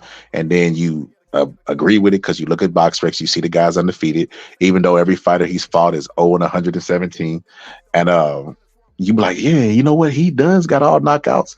Virgil Ortiz does got all knockouts. Maybe he could beat Boots. Boots is still a better fighter than Virgil Ortiz. Now he does have power, but yeah, he's nowhere in the realm of Boots. I feel like as far as the talent goes. Now mental, that's a whole nother story. You know what I mean? I don't know what happened if they get into there. I don't even know if Virgil's fully back from that hiatus that he had. So we'll see what's going on with that. But yeah, man, that's why you can't believe in stats so much. And people, that's the only thing they have to go off of, stats. Stats is all they have to go when they don't know enough about the science. You know what I mean? And these stats are really, really padded, bro. Like I said, if we going by knockouts, bro, that guy is technically the greatest knockout artist in history, bro. He got more knockouts than Archie Moore, bro. And Archie Moore was a fucking beast, you know what I mean? The heavyweight knocking out bigger guys, and he was a smaller guy. You know what I mean? He was really good, fucking smart guy. Really smart guy and a really skilled fighter to move up the weight. That's how they're able to carry the weight up. But we got to stop believing so much in stats. And that's why you have good channels out there, you know what I mean, that'll break this shit down. You know what I mean? Break it down, break down the science for y'all and teach y'all how to really read into the stats. You know what I mean? So people aren't popular in their career for sparring stories or whatever the case may be. That's why you got the Boxer Scholar around. That's why you got, see, I'm the only channel where boxers come to and they respect my opinion, bro.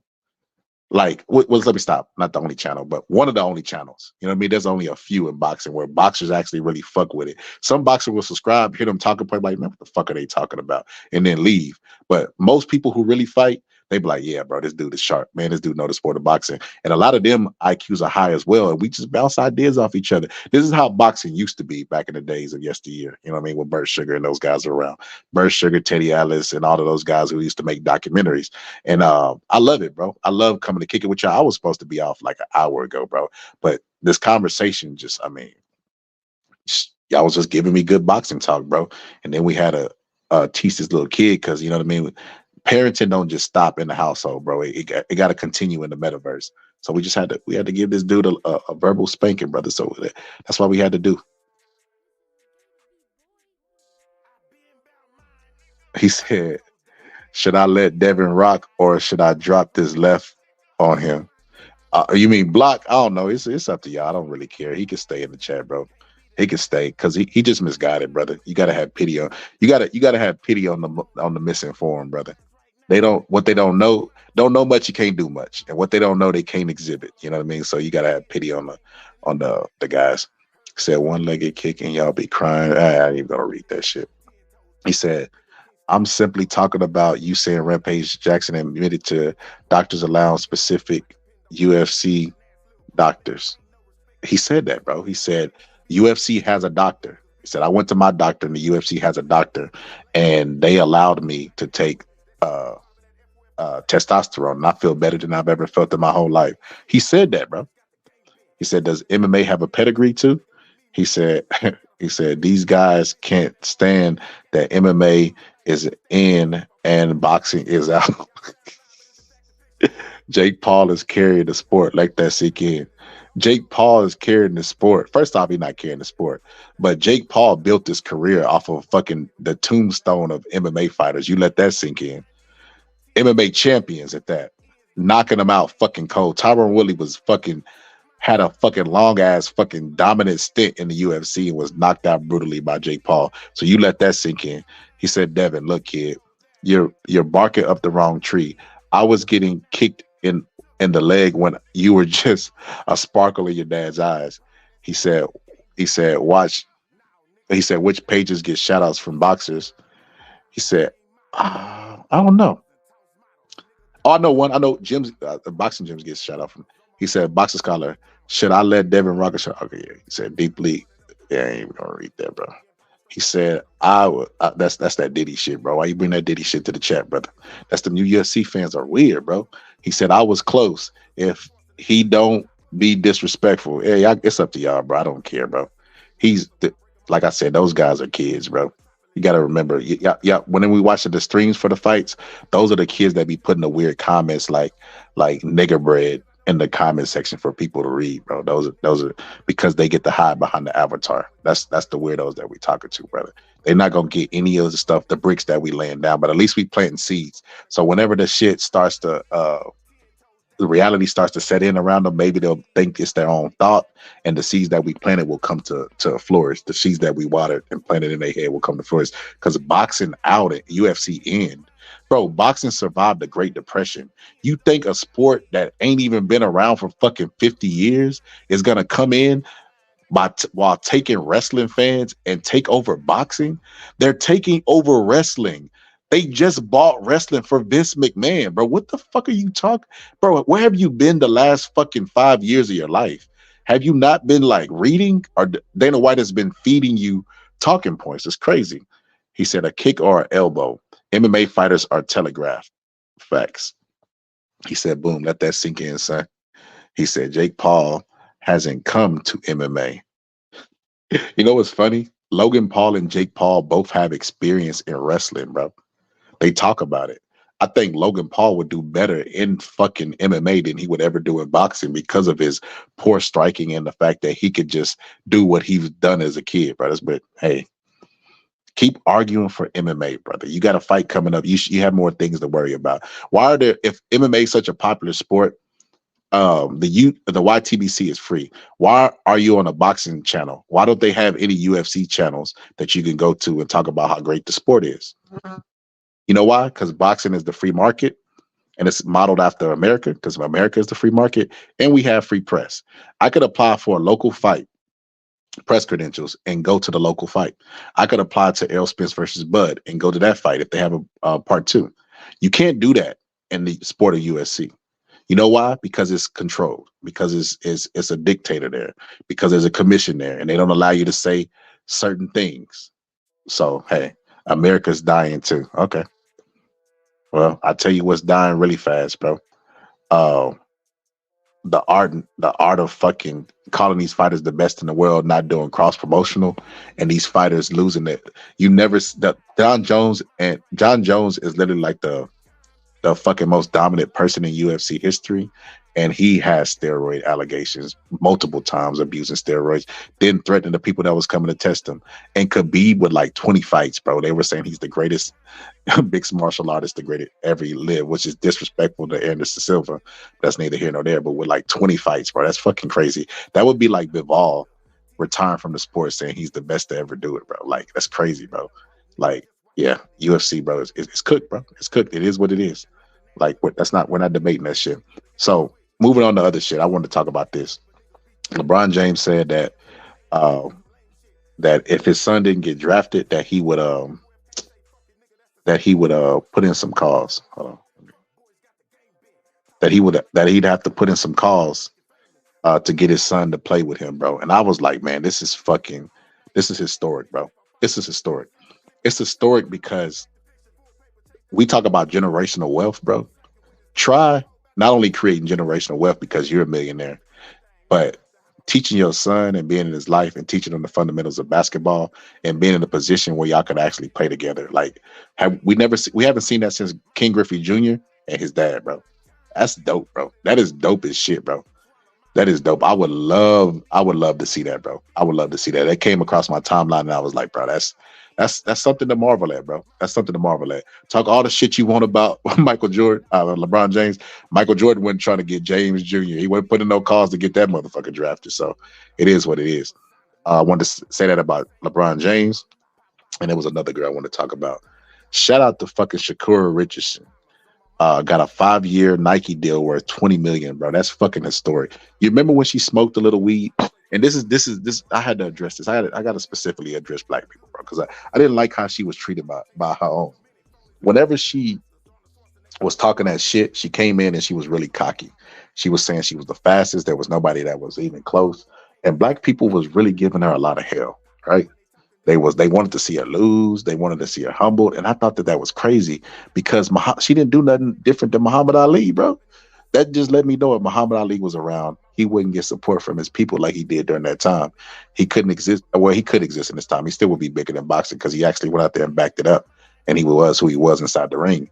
But they would not support this girl. As a matter of fact, when she tested positive for marijuana, they rooted for her downfall.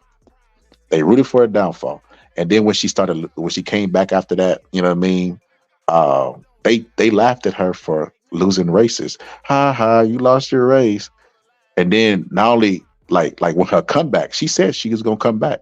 She came back blowing motherfuckers out, getting first, and got a fucking Nike deal for 5 years worth 20 million, bro.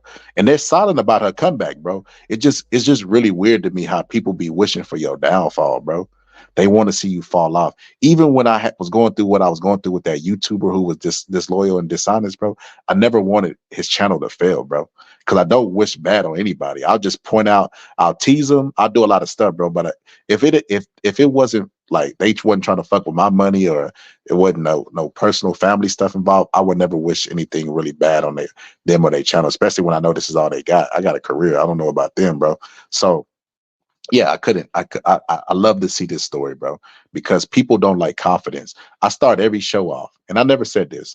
I start every show off with Master Ball, Master Genius about Genius. People don't even know that's a tribute. I'll tell y'all about that story one day, about the guy who I'm giving the tribute to. But I'm also a genius too, so it's befitting. But yeah, people hate confidence, bro. They'll show up to see you. They're only showing up in the bleachers, hoping that one day that they will be there to see you fall and grovel. So they ain't even gonna show up to say I told you so. They're just gonna sit from the bleachers and watch. And I love this story, bro. I love this story. I just wanted to address those things, man. We can get back to the boxing talk. So let me read what the comments say, bro. Let me read the comments. He said, see, America's Dying too. He said, I would KO John Jones. Hey, good luck with that, brother. He said, yeah, they both, Logan and Jake, were wrestling in Ohio and wasn't bad, to be honest. He don't even know that, bro. He said, they won't come to MMA. They more than, if you say wrestlers dominate MMA or UFC to be specific, then if they came and they have a wrestling background and they could pick up and be really good wrestlers, wouldn't that make them dominant by your logic? Or were you just talking there? Said John Jones definitely juicing the Roy Rage. He said, yep. He said, dude, it's all control. Money runs everything, including boxing. Logan Paul pals tap dance on his head of boxing. It is the worst time in history for combat sports, in my opinion. Search up my grandpa. Who's your grandpa, brother? He said, no. He said he was the lightweight champion of all of the South Pacific. What's his name, bro? He said, John Jones has been caught with just about every illegal substance available in the system. He said, Koli Valiv Kimona. Bro, if I look this guy, I'm gonna block your ass. If I look this guy up and he's like a fucking Harvey Weinstein type dude, bro, I'm gonna be mad that you wasted my fucking time, bro. So let's look him up. See, because I'm gonna give your grandpa his shine. Cause nah, I ain't finna look him up, bro. I ain't finna look him up, bro. Cause you put a laughing emoji right after that, brother. Nah, brother.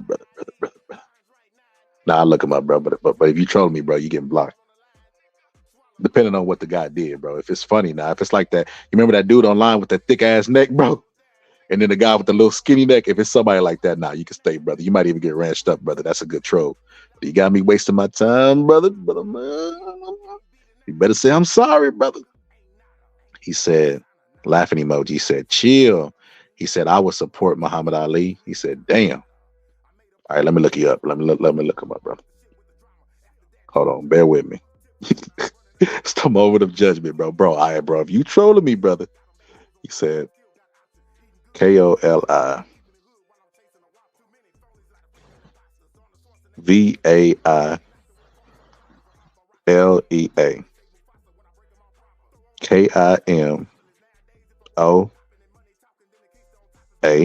Kimoana. Yeah, nothing came up, brother. Oh shit! Hold on. It is about. Oh shit! I might have to rant you up, bro. Yeah, I'm gonna rant you up, brother. Just for being part of history, brother. Yeah, I'm gonna have to rant you up, brother. You get rant stuff for that. Do I have to rant him up, or could somebody else rant him up? I don't know if one of my moms could do it. That's dope, bro. That's dope. He said, I would support Muhammad Ali. Damn. He said, it was non-FBA blacks, people slandering Shakur. He said black Americans stood with her. Nah, Deuce. Online, they was lighting her ass up, bro. They was making fun of her for losing. I remember Deuce. I remember online it was a big thing, bro. Cause I remember that, like, damn, bro. I remember like arguing with people like, bro, why do y'all want to see her downfall, brother? Like, that's crazy. She's young. You want to derail her because she wasn't what you thought. See, and here's the thing, bro. Here's the thing about people, bro. You know why cockiness offends people, bro? It offends your vanity offends their vanity. They don't like people saying I'm the best at this, even if they don't participate. The people who were mad at her, they wasn't track runners, bro. But they don't like somebody coming up having that much confidence, bro. They don't like that they don't have confidence in their everyday life. And here you have somebody that's the best at what they do, and they're confident as shit. And that really bothers people, bro. Like you remember Ali when he had that movie, The Greatest? Look it up. It's online. It's for free. But the white lady who went to all of his matches, and in the match, she said, Ali, I go to all your matches. She's like, thank you. He thought she was a fan. She said, I just can't wait for the day to see them pick you up off the ground, nigga. Like she went to Ali's matches and spent her hard-earned money just to see him lose, bro. Only because he was confident. Said Brian is setting his family up. That's what's up. That's dope, bro. He said, bro, if Brian and Bronny team up with the Lakers, or Brian comes back to Cleveland and the Cavs draft his son, that would be absolutely insane. He said that he has been so good that he gets to play with them. Facts, bro. That he out there fucking making fucking GM moves, bro. That just shows the greatness of LeBron. He said some people want a front row seat to watch you fail. Shaking my head. Said boxers have better chin than MMA fighters. You think? I don't know. Because the shot that you see the shot that you see is the one don't see is the one that knocks you out. MMA fighters could get kicked in that peripheral with kicks. You know what I mean? So I don't know about better chins. They get more knockouts because number one, they have adopted the rules of boxing, which is they put the cast on up under the glove, but their gloves are smaller. So smaller equals faster, right? So force equals mass times acceleration. So if you're Francis Ngannou's size and you're have a lighter glove on, your hand's gonna be moving faster than a boxing glove, right? So in other words, the punches are harder, and they have to deal with stuff that's out of their peripheral. You know what I mean? The kicks and stuff, because you can focus on the hands, you can get hit with the leg kick. So I don't know that the chins are better. It's just your eyes have to be a little bit more adapted and adjusted to MMA, especially when you're dealing with superior strikers, which rule their sport, not wrestlers. But he said, "You seen Mike Tyson spar John Jones? You mean playing around? I seen that. That I wouldn't consider that sparring." He said he might even laugh if you blocked him. He said Mayweather is the greatest, greatest hugger of all time. He said that kid, Dino Puss 670, he's back. He said, my bad. His name was Devin, not Danny. And Red said, salute people. What's up, Reg? He said, it could happen, Shadow. He said, Bronny would fit in good there, in my opinion. He said, Cavs still got Spider Mitchell. Yeah, bro, I don't even watch basketball like that. I ain't even gonna front to y'all, bro. Boxing has become like the focal point of my life, bro. I ain't gonna lie to you. I don't see no difference between boxing and life. You know what I mean? I just love learning about the sport. You know what I mean? Like living through vicariously through the fighters, and you know what I mean, whatever the case may be. So yeah, man, I think that's dope. Damn, Deuce, you want to pull up? I was for to go ahead and end this shit, Deuce. I drop it for you though, bro. Only because you the homie, brother. And you know Whack 100, bro. You got them connects, brother. He said, you still spar? I haven't sparred in a long time, bro. I ain't gonna lie to you. I've been busy, man. That's the thing about boxing. And I noticed about the people that I used to go to the gym with, you can get caught up in real life, bro, where the shit just kind of like, it becomes second. You know what I mean? Like you train, you still train, you still stay in shape, but getting your sparring and stuff, it's hard to be full time at work. I remember having this argument with my cousin when I was first boxing. He was like, Larry Holmes did it. He started naming all these fighters that did it. And I was like, bro, but they didn't blow in their careers until they quit their jobs and gave their all to boxing. Like you're proving my point. You know what I mean? But yeah, man, Yeah, man. You can't be half-assing in the sport, or you'll end up you end up like fucking Errol Spence. A lot of people think Errol Spence versus Bud loss happened in the ring. That shit happened. The meter started a long time ago, bro. When Errol Spence would be out partying and drinking with the celebrities, and Bud was fucking taking the sport serious, working 7 days a week, bro. That's when that shit really started, bro. Um, and that's the shit like he take care of his body. He's better. He's just better, bro, all around. He said, "You can't spar out of shape. It takes time." It's facts, bro. When you spar out of shape, you even have problems with your mobility. Meaning, like your belly get round like James Tony's, like just bending at the waist, bro, or slipping shots. All that stuff. It throws everything off when you out of shape. He said, "Basketball is the real sweet science." Uh, it's science. I wouldn't say the sweet science. Sweet science is strictly a boxing term, brother. So I wouldn't say that. He said, "Okay, never mind. Just wanted to talk shit." Oh, okay. It makes sense now, Reggie. He said, Deuce just wanted to celebrate the first round of the Clippers. I mean, the first round Clippers making it to the playoffs. Man, that's what you wanted to talk about, Deuce. Them motherfuckers got James Harden, fucking Westbrook, and Kawhi Leonard, and you pull and fucking George Paul, and you pull it up to celebrate them motherfuckers. Uh, celebrate them motherfuckers making it to the playoff. If you don't fucking cut it out, bro. Celebrate when they make it at least to the championship game, even though they probably won't win. But celebrate then, man. That's how I can tell you a Cowboys fan. Premature celebrating is what Cowboys always do, bro. Cowboy fans ain't got a playoff win in years, but think they gonna win the Super Bowl. He said, "I think so, but they were talking about trading him before the deadline." He said, "We go to the playoffs every year, so then why celebrate?" James Toney caught a stray unprovoked. Carmen, you must be behind. You gotta be behind on the playback, Carmen. He said, "You have to stay with it. I sparred with my nephew about 2 years ago, and it was bad.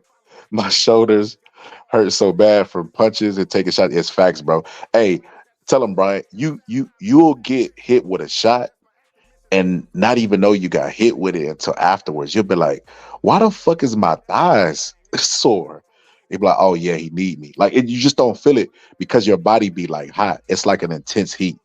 Like, think about like being in the sauna or some shit. Your body gets like that once you start to get acclimated to the fight. First is intense nerves where your legs get heavy. You know what I mean? Your imagination starts making a monster out of the guy in front of you. And then once you get hit and starts to settle into the fight, you just start heating up and getting really, really hot. And afterwards, when you start to cool down, stuff starts to ache you that you don't even remember where you got punched. Your wrist might hurt. Like, what the fuck? Why is my wrist hurt? Yes, it's really weird, bro. He said 260 wins. OD, LOL. He said the Clippers ain't even that good on PlayStation. Chris Rock. That's hilarious. He says since 2011, only the Warriors have won more games than us. Hilarious. He said dubs all day, fires. Fire emoji. He said, who said I wanted to celebrate? That's CNN Reds with more misinformation. That's fucking hilarious, bro. He said body shots hurt for a good minute if you're not in shape. Facts. You know, Shadow, I was kind of blessed that most of the people that I sparred, I was shorter than them. So they wouldn't go to the body. And if they did, just naturally I was already lower than them. I could just dip down or whatever the case may be. So I had an advantage on them. So I wouldn't hit with a whole bunch of body shots. But yeah, you're right. You're right, brother. He said Joe Calzaghe not on the list. You like the third person that has told me that, bro. Joe Calzaghe's not belonging on this list. First off, this list is ass. It's not my list. It's Box Rex list, and it's already ass. But it couldn't get any more ass unless Joe Calzaghe was in the top 25. So yeah, nah, brother. He don't deserve to be here, brother. In fact, it's the complete opposite, bro. Joe Calzaghe and Lennox Lewis are probably one of the most overrated fighters of all time. I'm just being honest with you. He said, Scholar, those are straight facts. He said, everything hurts the next day or when the adrenaline wears off. It does, brother. It does. Boxing's a really tough sport. Look, I know y'all don't believe everything I say, you know what I mean? So I always have a white expert like on call to tell y'all. So I brought in a white man. White man, tell him how hard boxing is. A report about boxing and never fought. and never been a champion and don't know our pain, our sweat, and don't know it's so fucking lonely. This is the loneliest sport in the world. You know what I'm saying? I didn't fuck my wife in a year. You think I give a damn about Andrew Galata? I haven't seen my kids in months. Why? None of your damn business, white boy, but I haven't seen them in months. And you think I give a damn about you and then y'all on there? I don't care about living or dying. I'm not a dysfunctional motherfucker. I want to blaze. Yeah, bring Andrew Galata on. Bring those guys. They can keep their title. I don't want their title. I want to strip them of their fucking health. Because I'm in pain. I want them to see pain. I want their kids to see pain. Lennox Lewis, I want his kids to, oh, daddy, are you okay, daddy? Yeah, I don't care about them because they don't care about me and my kids. All right. This is the time. Yo, Mike Tyson was crazy. He had a bias against white people. Remember, say to my face, fucking white boy, I fuck you if you ask for everybody. Bro, that dude, he told him I haven't fucked my wife. Why? Don't none of your fucking business, white boy. That dude, scared like a little white pussy. Mike Tyson did not like white reporters, bro. But he said, I tried Albert. They not on Kazagi train. Facts, bro. He said Scholar has lost his last fight to a Chinese heavyweight. You know, Zhang is like a rarity. Chinese people ain't even normally that big, and when they are, they not fighting as in boxing. You know what I mean? They're not really playing sports. You know what I mean? They kind of like anomalies in boxing. Excuse me. He said no Canelo. That is fucking hilarious, bro. I put Calzaghe on the list before I put Canelo on the list. He said Lennox Lewis overrated. Yes, Lennox Lewis overrated because when people talk about Lennox Lewis, they say stuff like Lennox Lewis could beat Muhammad Ali, or he was a better boxer than Muhammad Ali, and that's fucking absurd. Lennox Lewis could have fought. See, people say, "Oh, Mike Tyson ducked Lennox Lewis." Lennox Lewis said on the Joe Rogan show, bro, that in '96, Mike Tyson was in jail. Stop, not '96. Excuse me, '91. Mike Tyson was in jail, and he said he knew that Mike Tyson wasn't in there getting the proper training. Now, mind you, Lennox Lewis knocked Mike Tyson out. Mike Tyson knocked Lennox Lewis out sparring when they were younger, but when he went to jail, he said he knew he was in there and he wasn't getting the proper training. And he said that that he was on the outside, you know what I mean, getting fights. So he was staying active. He knew Mike Tyson wouldn't be there. So when Mike Tyson gets out in 94, 95, and only has, 3 fights? 3 fights? No, he said. So he had, 3 fights. So he had Peter McNeely, and then he had Buster Mathis, and then he went right to a championship fight.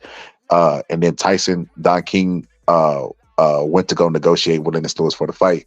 Lennox Lewis took step-aside money versus fighting Mike Tyson. And people in history would say, well, why did Mike Tyson pay step-aside money? Why did Lennox Lewis accept step-aside money? You don't accept step-aside money unless you don't want the fight, brother. Like, it's not guaranteed that you will ever get a title shot. Look at fucking Staniotis. Staniotis took step-aside money, and we haven't even heard from this guy, bro. And it was a well-deserving, like going through the ranks to get a title shot. He took $4 million to step aside, and he did not take the fight. So I look at it like Lennox Lewis didn't want any parts of Mike Tyson. Like, yeah, bro. Like, I think Lennox Lewis was aware. That's why when people say Tyson's overrated, Lennox Lewis is always checking them. Remember when Deontay Wilder tried to say he would beat Mike Tyson, and Lennox was like, hold on now, brother. He was like, look, that stuff is easy to say. But it's different when they're in front of you. Basically type shit, like, because they don't understand the fucking, even Holyfield. When people try to downplay Tyson to Holyfield, and they're not doing it for their record, they doing it because they was around during that time. Holyfield said that's the only person that ever outworked him, and he tried to mimic Mike Tyson on the bad. Remember, Holyfield's older than Tyson. He's a senior. So when Tyson's 16, 17, Holyfield like 20, 21, and Holyfield is trying to mimic him. Tyson was big bro to a lot of these guys. And when Tyson was out in a heavyweight tournament, Lennox Lewis was in the tournament with kids in the Olympics. So that's the point that I make by Lennox Lewis, bro. He said, I don't know about Lennox Lewis. He was the real deal. Yeah, I think he was overrated, bro. Just my personal opinion. There's a fucking documentary you could look at. I think it's called Lennox Lewis Undisputed, but Emmanuel Stewart's in it. And Harold Knight got mad at Emmanuel Stewart because he was about to fight Holyfield, and they asked him, what is Lennox Lewis's signature fight? Does he have any? And Emmanuel Stewart was just thinking, he said, no, because Emmanuel Stewart was kind of honest, you know. Well, he was honest. He was an honest guy. He said, no, Lennox Lewis don't have no signature fights. And he basically said that Lennox Lewis he didn't say he was guided, but he said he don't have that big dance partner or a fight where he could really be tested and overcome. Like Oliver McCall, he said he was a club fighter. Emmanuel Stewart trained him, and that's the guy that knocked out Lennox Lewis. And that was Mike Tyson's sparring partner. He was removed by his consciousness by people that wasn't even in the top 20, shit, top 50 hardest heavyweight punchers of all time. You know what I mean? I can't let that slide. He said that was a heretic insult. He said Mike Tyson. He said Mike's scary when he's fighting with his wife. I don't even know what that means. It's a boxing scholar. Stop lying about Lennox Lewis with your pseudo facts. Oh, bro, you know me. I got a whole documentary that I'm going to do. Hopefully all of y'all are there. Hopefully y'all hit the subscribe button. But me, All Positive, and Bo are working on this documentary. Well, not even documentary. This live that we're going to do. I got the clip set up. Basically, we're going to do duck season. We're going to talk about fighters that duck fighters or fighters that allegedly duck fighters and who really was a duck. It took me, bro. This is like a fucking researcher for like 3 or 4 years, bro. This is going to be a dope ass. I want this to be my best live ever. That's my hopes for it. Even if it doesn't be my best live ever, it's going to be the most informative live. Make sure you do not miss duck season. I got to coordinate with Bo and then coordinate with All Positive because they both want to be there. Gus is going to pull up in and out, and Rob G going to be there. The usual cast is going to be there. But no, you know I got facts. I don't just speak just to speak. That's why I'm giving credibility in the sport of boxing. I don't just make shit up. He said, Muhammad Ali said he could beat him when he was well. You talking about Lennox Lewis? He definitely could. He said, why is Mayweather number one? He was never undisputed. That's not my list, bro. It's not my list. It's Box Rex. And I don't know why, bro, but let me give you the drop. Let me give you the money drop, brother. Appreciate the $5 cash app, brother. Let me see if I can. Thank you, Sister Avanti, $10 coming on the Cash App. Thank you, sister. Next time, make it 20, but thank you for that 10. I know you barely had that. Thank you, sister. That's a joke, by the way. I really appreciate you giving me a hard-earned money. That's an inside joke with Umar. I cannot believe he told somebody that, especially a fucking a supporter of your show, bro. I know that's all you had, but next time give more. No, I'm appreciative. Thank you for giving me that, brother. Your hard-earned money. I really appreciate it. He said Don King wasn't gonna give him the Tyson fight at the time with Reggie. You better be careful. You walking yourself down the alley, you're not gonna be able to recover from, brother. Because like I said, I got the clips already ready. Are you sure about that? You sure Don King was not gonna give Tyson the fight at that time? Are you sure about that? Because how did Don King pay the $4 million step aside money if Lennox Lewis wasn't offered the fight? Bro, I got receipts, bro. You better be careful, brother. I got them receipts. I don't even like that word. I got them facts. He said Lewis straight up took advantage of Tyson when he got out. He said if Tyson fights Lennox Lewis before he got locked up, Mike KOs him in 3. I agree. He said I've talked about Buster Douglas and I've talked Buster Douglas, and even he admits his mom carried him through the fight. Oh, he definitely did. He said Lewis is overrated. Everybody's shocked about that. Yeah, I think he's definitely overrated. If you're talking about Lennox Lewis in the same breath as a Muhammad Ali, when I don't think Lennox, let's think about this for a second, brother. Just think about this. Lennox Lewis, Mike Tyson, Evander Holyfield were kind of like classmates. Now, they're not the exact same age, but they're around. Razor Reddick, too. You could throw him in there. Frank Bruno also. They were around each other. They were always the best. And even Terrell Biggs, you can even throw him in there. Jose Luis Gonzalez. Those are the guys at the time, the Olympic champions and the guys who you had to look out for. Tyson was getting beat in the amateurs because he has a professional style. But when Tyson turned pro, immediately he shot to the forefront because he now has fucking more rounds to get the knockouts, and he has a professional style instead of this scoring shit. But when he turns pro, they stop even talking about these guys, bro. Tyson immediately becomes the man. Immediately, day one. And then he becomes on to be the youngest champion at 20 years old. And after he's 20, within a year, he gets undisputed. He gets all the belts. You know what I mean? And they're in the tournament. And in the tournament, you have some of the people who people would say some of the best heavyweights of all time. Lennox Lewis missed those guys. Tyson missed them too, but it's because they didn't win in the tournament that he was in. Tim Witherspoon was I'm gonna be honest, he ducked Mike Tyson, bro. I listened to what he said. He ducked Mike Tyson. Tim Witherspoon ducked Mike Tyson. But Tim Witherspoon was in there. Pinklin Thomas was good. He didn't get to fight Lennox Lewis. If you go look at a lot of Lennox Lewis fights when he finally did turn pro, it was all the people Tyson had fucking knocked out prior, right? A lot of his earlier fights. Then the guy that he gets removed from his consciousness from is Tyson's sparring partner, bro. The guy who Tyson goes spars with every day. So that's what I'm saying. And then after 91, he gets with Emmanuel Stewart. Emmanuel Stewart is a manager and a trainer. So he navigated Lennox Lewis's career, carefully chose opponents the same way he did for the Klitschko's when everybody say that's the boring era of boxing, right? He cherry picked those guys. Well, I ain't gonna say cherry pick, but he picked them at the right time. He came up with the perfect game plan, and he got them to beat those guys. But as far as Lennox Lewis, he's an all-time great, bro. But to rate him really, really high, I think that's a mistake. I don't, like I said, I look at the Tony Tucker fight. Tony Tucker had already been fucking beat by Mike Tyson years before in his prime while he was trained by Emmanuel Stewart. Emmanuel Stewart left him for that fight, but he had been working with him all until that point, him and his dad. But yeah, he beat that guy, Razor Ruddock, after Tyson had 2 wars with him. He was given a ton of credit for that fight. Ray Mercer, a lot of people believe he lost to that in that fight. I'm just saying, Lennox Lewis, bro, Lennox Lewis was getting outboxed and beat up by Vitali until he got lucky with the cut. I'm just saying, bro. Lennox Lewis, overall, the totality of his career, I'm not amused, bro. I'm not amused. It's enough to make him an all-time great.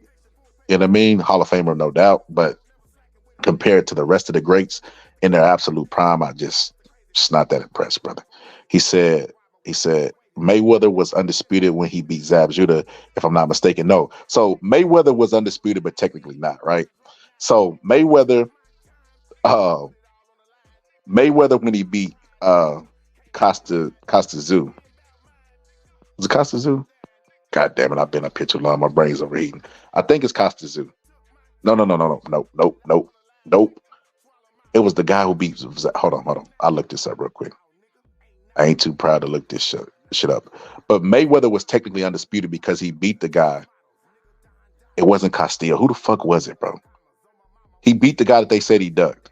Because he beat Zab Judah. He beat Zab Judah and then couldn't afford the sanctioning fees. He beat Zab Judah, couldn't afford the sanctioning fees, so he vacated the belt. But Floyd beat Zab and then beat him in the next fight. So technically he should have been undisputed. But Zab ended up being undisputed. Who was it, man? God damn it, bro. Who the fuck was it? Let me just go to Carlos Baldomir. God damn, I was having a brain fog. But Baldomir. Yes, it was Baldomir. He beat Baldomir. Carlos Baldomir. And he beat Baldomir when Baldomir was still in his prime. So yeah, he wasn't undisputed technically, but he beat the guy that was technically undisputed. So yeah, you could say he was, but wasn't. It just depends, bro. But yeah, I see what you're saying, bro. There's no way Mayweather's number one. I don't know what point system that they're rating this shit off of, but it's clearly a flaw in their logic. Where was I at? Said Lewis is overrated. He said, still haven't got to meet Buster yet. Been trying for the last 15 years, though. He said, George Foreman not on this list? That's crazy, bro. It's crazy. At top? Yeah. Hey, I don't know what the fuck they're rating this shit off of. Like, shit, I don't know, bro. He said, when duck season is happening? I got to coordinate with them, Smoking. I don't know when they going to do this shit, but we going to do it, bro. We got to do it. It's only right. It's only right. That's going to be one of the best episodes because it's going to be the greatest figures. I had to do a lot of research. Like a lot of people are subscribed to Rummy's Corner, so I'm gonna imagine everybody on here know who Rummy Corner is. I listened to Rummy's Corner's breakdown of the heavyweights during that time and what they were ranked, and it was really good. But I listened to him, and he had that same talking point. Lennox, basically, the narrative that Lennox Lewis was ducked by Mike Tyson. It's like, okay, well, why didn't Lennox Lewis go fight Holyfield? Why didn't he fight the winner of Tyson versus Holyfield? He didn't fight Holyfield till like fucking 2002 or some shit like that. Years later, bro. He said he is super humble. You could catch him in and out of Columbus. Excuse me, catch him out in Columbus. My bad. He said, let's be honest, skill for skill, pound for pound, Floyd is the best ever. The only one I see close to Sugar Ray. That is fucking hilarious, bro. You can't be honest. I mean, you can't be serious with that shit, brother. You can't. He said, "Oh, thanks. That was badass." LOL. He said, "Mike Tyson not on this list either." So I talked about this earlier. People have a hard time putting heavyweights on lists, but they'll put them on the pound for pound list, which is not even cut out for a heavyweight. The list is literally a hypothetical list for heavyweights not to outshine the guys who are more skillful for them. But then they'll they'll put them on a uh uh they won't include them on an all-time heavyweight list unless it's the easiest one to fucking debate, which is Muhammad Ali. It's crazy. Said boxing scholar, your facts are pseudo on Lennox Lewis. I schooled you on this topic already. Y'all go listen to that playback and tell me if y'all think Reggie schooled me. It was a lot of people I mentioned Reggie didn't even know of. He didn't even know who Arnie, the sparring partner that was mutual between them that fought Lennox Lewis and the amateurs was. Said Mike Tyson lost 80% of his big fights. Muhammad Ali lost 80% of his big fights. What? Deuce, you got to be trolling. He says Zab and Roger Mayweather was pretty dope. Laughed my ass off. He said Muhammad Ali wasn't everyone's favorite fighter. Joe Frazier was the people's champ. Deuce, you looking at history through the lens of somebody who. So I seen this documentary one time, and this is the funniest shit in the world. That's what I mean by this narrative spinning. I've been consuming media so long that they can't really pull the wool over my eyes. I know exactly what they're trying to do, what they're trying to set up, and what they're trying to paint, the picture they're trying to paint. But I watched the documentary that Deuce is not referring to, but I know where he would get this talking point from. And they painted Muhammad Ali, who called Joe Frazier the Uncle Tom. They painted Muhammad Ali. Now, this is crazy that white people are making this point, but they painted Muhammad Ali as the Uncle Tom. You can't make this shit up. I bullshit you now. I can't remember because I didn't watch a whole bunch of Muhammad Ali documentaries, but they painted Muhammad Ali as the Uncle Tom and said that Joe Frazier was more a black person to him because he was poor than Muhammad Ali. Muhammad Ali grew up middle class. Joe Frazier was poor than him and he was more blacker than him. You cannot make this shit up, bro. But that he should have never called Joe Frazier Uncle Tom. He called Joe Frazier Uncle Tom because he refused to call him by his name that he had changed. He kept calling him McClay. That's the only reason. Other than that, he would have never called him a Tom. But yeah, I know where you got that from, brother. He said that jab and grab shit wasn't it. Deuce, that's how I know. Deuce, you got to be here to learn, brother, not teach. You go look at Muhammad Ali's earlier fights, maybe like his first 20 fights was like all knockouts, first 22 fights. Matter of fact, Joe Frazier fought Oscar Bonavita and didn't knock him out. You know who knocked him out? Muhammad Ali, brother. Like, nah. We got to stop this, brother. Triangle theory sound great, but they just don't work in boxing, homie. If you don't know what you're looking at, they don't. See, all we do, when you coming up with when you're predicting a fight, what measure do you use? What metric do you use? If not the triangle theory, you look at who they fought. That's triangle theory, right? You look at the styles they fight. That's triangle theory, right? So yeah, absolutely, triangle theory works, and we use it all the time. People just don't know what they're looking at when they're looking at triangle theory. That shit absolutely does work. It's how you're able to predict the future. Think about it. An event has not happened yet. And with a very high accuracy rate, I'm able to tell you how the fight will go. And it hasn't even occurred yet. I use triangle theory. Well, this fighter showed mental weakness in the biggest fight of his career. So he's mentally weak. So in this fight, Ryan Garcia, we can use him as an example. Ryan Garcia was dropped by Luke Campbell, never recovered from that fight. Never, ever recovered. Matter of fact, that fight probably damaged his career. That was the worst fight he could have ever took during that time. He was never the same after that, right? Mentally. Like some fighters get hit and it's a good thing because no fighters know if they could take a punch or not. But if they get back up the ground, they're like, you know what? I could take a punch. You know what I mean? I could do this shit. You know what I mean? But with Ryan Garcia, it was like, I did it, but I don't know if I can do it again. And he regressed. He's regressed since the Luke Campbell fight. In the Duarte fight, you see him turning his back to his opponent. People talk about that shoulder roll. He pulled that shoulder roll out so that he could keep getting hit on the back so he could complain to the referee so that the referee could warn the fighter and he could slow down the pace of the fighter. He wanted help from the referee to slow down Duarte. That's mental weakness. That's triangle theory. But I could use that and say, okay, even without all the antics that we're looking at outside the ring, we could say that, hey, Ryan Garcia is not mentally there. and he could potentially get stopped by Devin Haney. That's triangle theory. But you got to know how to use it, when to apply it, and what you're looking at. He said, Shadow, no lie. When Zab hit Floyd really low and then got hit in the back of the head, Roger jumped straight in that ring and went straight to Zab. And Joel Judah dropped him, I believe. That's crazy. He said Lewis is top 5 heavyweights all time. KP, I disagree with you. That's your opinion, though. You can have your opinion, brother. It's not illegal to disagree with me. I just don't think Lewis is top 5. Well, who do you have above him and who do you have behind him? Because if Lewis is top 5, if Lewis came out of retirement today and fought Logan Paul, how many people would show up for that fight? Even if he fought Holyfield, how many people would show up for that fight? Mike Tyson is 60 years old, coming out of retirement, fighting a young guy, and people are going to be all over that fight, bro. Mike Tyson was who he was, bro. People talk shit about him, bro, but to be that height, have the second shortest reach in history, to be 5'9" and 5'10", ruling over people who 6'4", 6'5", 6'6", 220 plus pounds, bro. You gotta be a fucking demon, bro. There's no way you could do that shit without being good. But people will say Mike Tyson's overrated. But hey, those are people who have been fed talking points. I don't know what this means, bro. It's in a different language. Is there any way to make it in another language? No, I don't know what that means, brother. He said Hatton. He said, sweet. I've never heard of this Lexus you speak of. He said Mayweather was scared to fight Pacquiao in his prime. He said Sweet B should be higher on the list. I agree with you, brother. This guy right here summed it up. I couldn't believe it when I saw it. I thought it was like a April Fool's, because I think that's around the time I found the list. I thought it was an April Fool's joke, no lie. And then when I was like, holy shit, this is really on BoxRec, because I found it from a group at first. But he said this list is trash. He said I'm pretty sure it was Zab. He said rare Rocky Marciano on the list. I don't know about Rocky being on the. Nah, I wouldn't put Rocky top 20 all time, bro. That's if it was a heavyweight list, maybe top 30, 40. But you gotta put stuff in perspective, bro.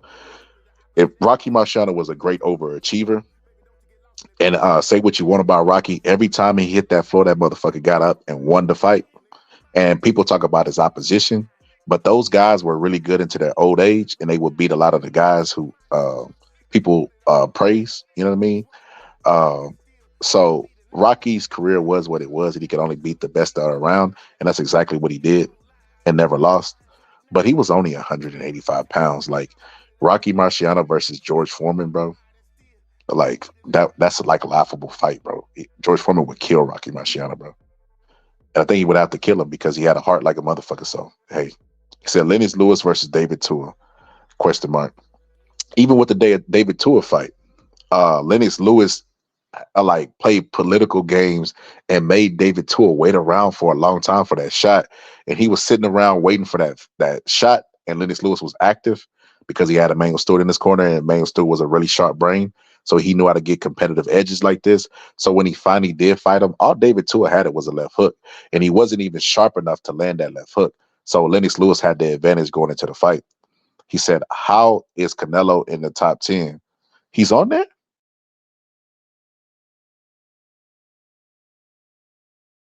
No, he's not on there.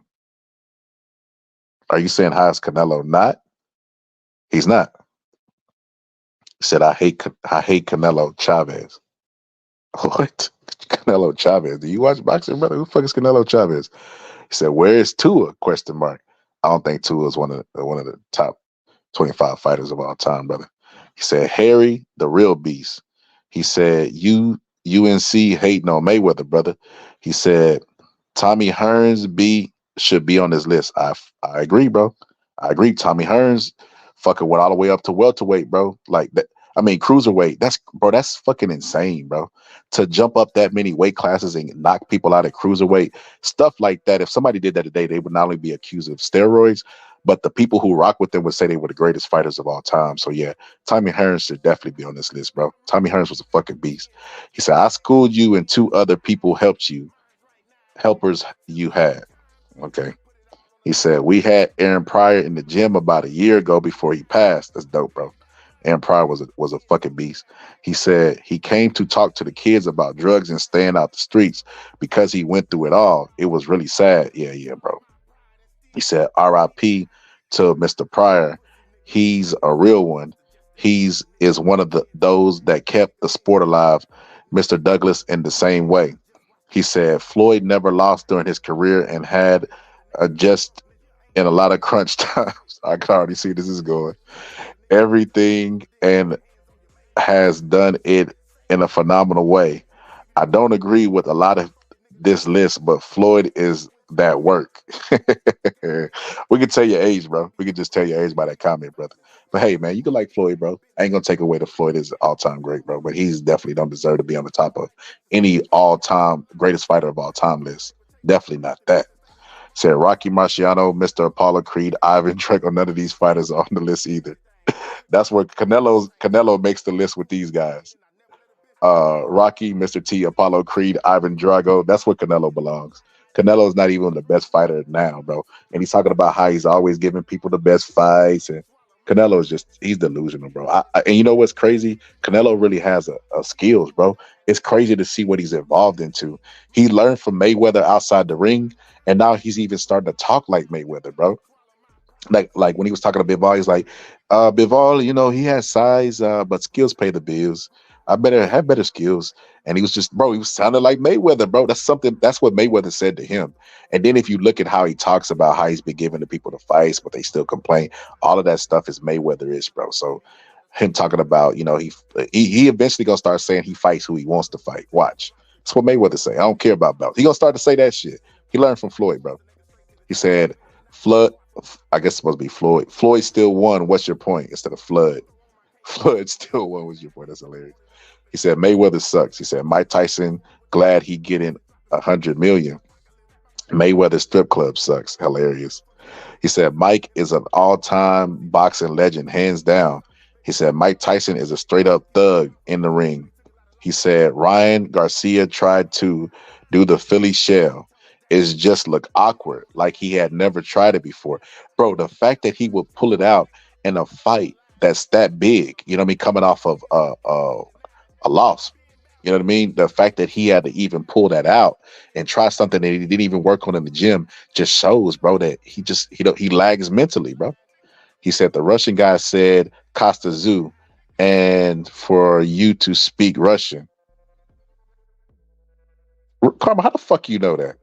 That's worrisome, Karma. I already believed you was in the Illuminati before, but now he asked me, did I speak Russian? Nah, I got friends, brother. I speak a little Russian. Nah, I can't even do the Russian accent. Vladimir, I can't do it right now. It's been up too late. I've been up too long. I normally do a pretty decent Russian accent. But he said, Floyd never was scared. Stop lying to yourself. Even if Floyd was scared, what happened when they fought? He said, Costa is better than Tim. I don't know about that, bro. I think Tim's better. He said, the list is mad trash. That's why it's safe. It was safe and trash. Put it back where you found it. Safe in the trash. Put it back where you found it. That's hilarious. He said, not having Foreman on the list is insane. Foreman is a top 5. Even Top Rank has a better list. That's hilarious. He said, let's be honest. Floyd record should be 49-0. How could you count that fight with Conor McGregor still? Hey, that's facts, bro. That's facts. That's facts. Tito Trinidad, Hector Camacho, bro. I don't know how they came up with this list. I can't even respect the list. Look, Floyd to me is not even better than Sugar Ray Leonard, bro. I'm just being honest. If they met, I think Sugar Ray Leonard stops Floyd Mayweather. That's my personal opinion. I know people have never seen Floyd stop, so it's hard to envision that. But you got to remember, bro, we talking about a fighter with just as much speed as Floyd. We can talk about Pretty Boy Floyd because they always try to separate them like they're two different entities, like Spider-Man and Venom.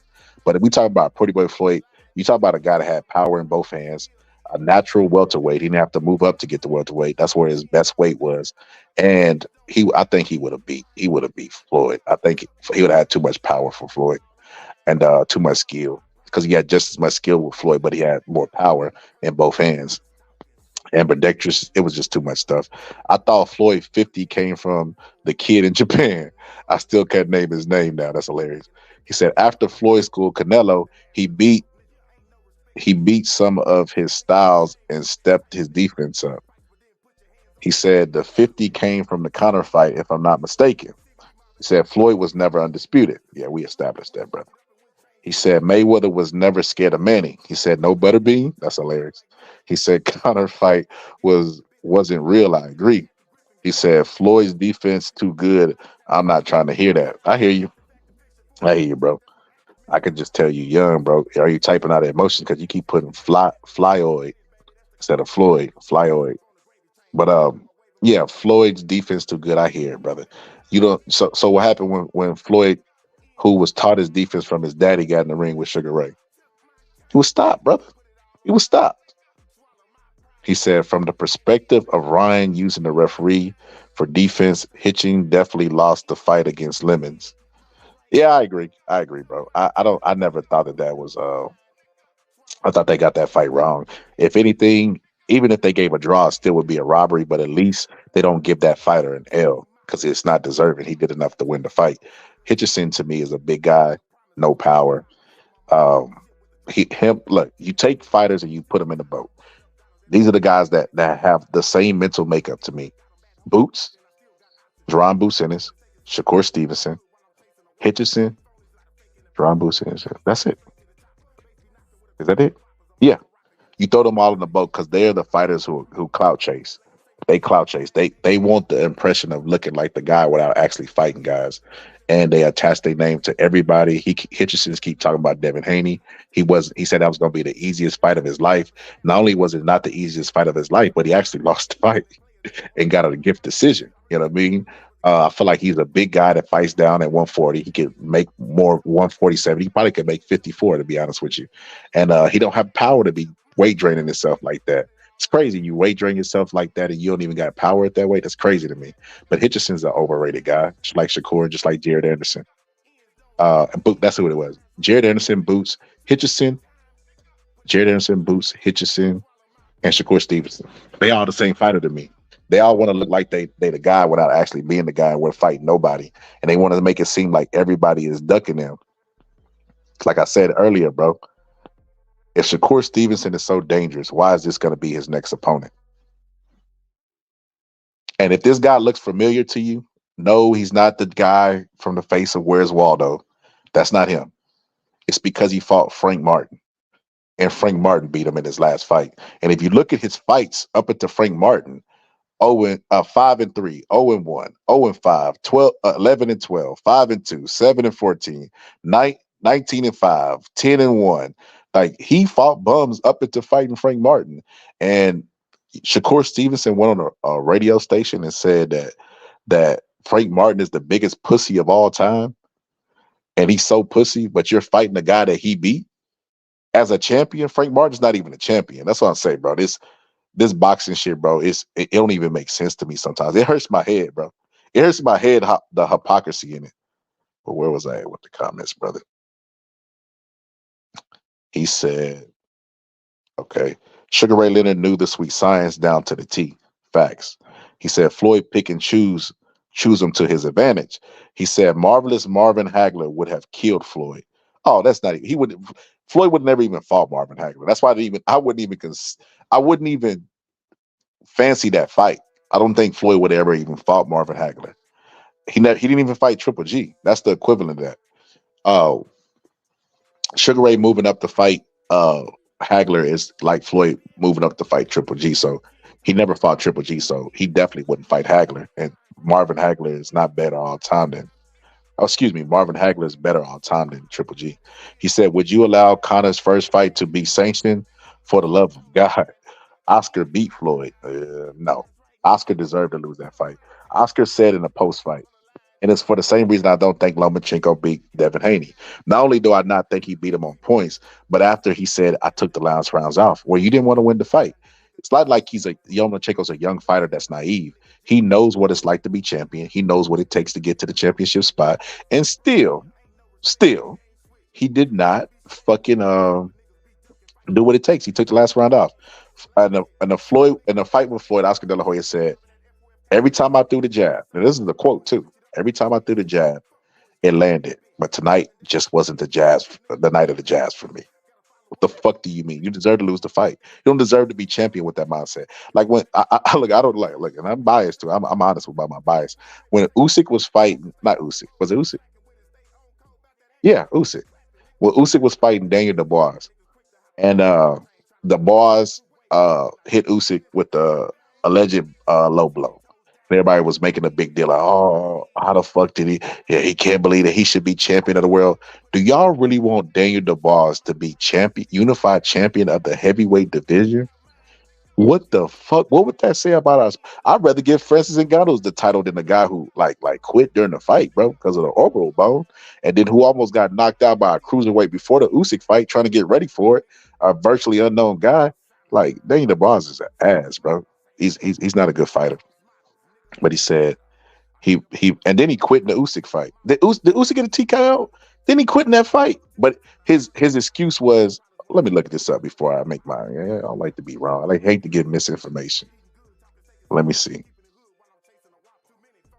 Because I'm gonna be honest with you, Usyk do got his own personal referee. I did call out like how he be calling low blows, and they don't really be low blows.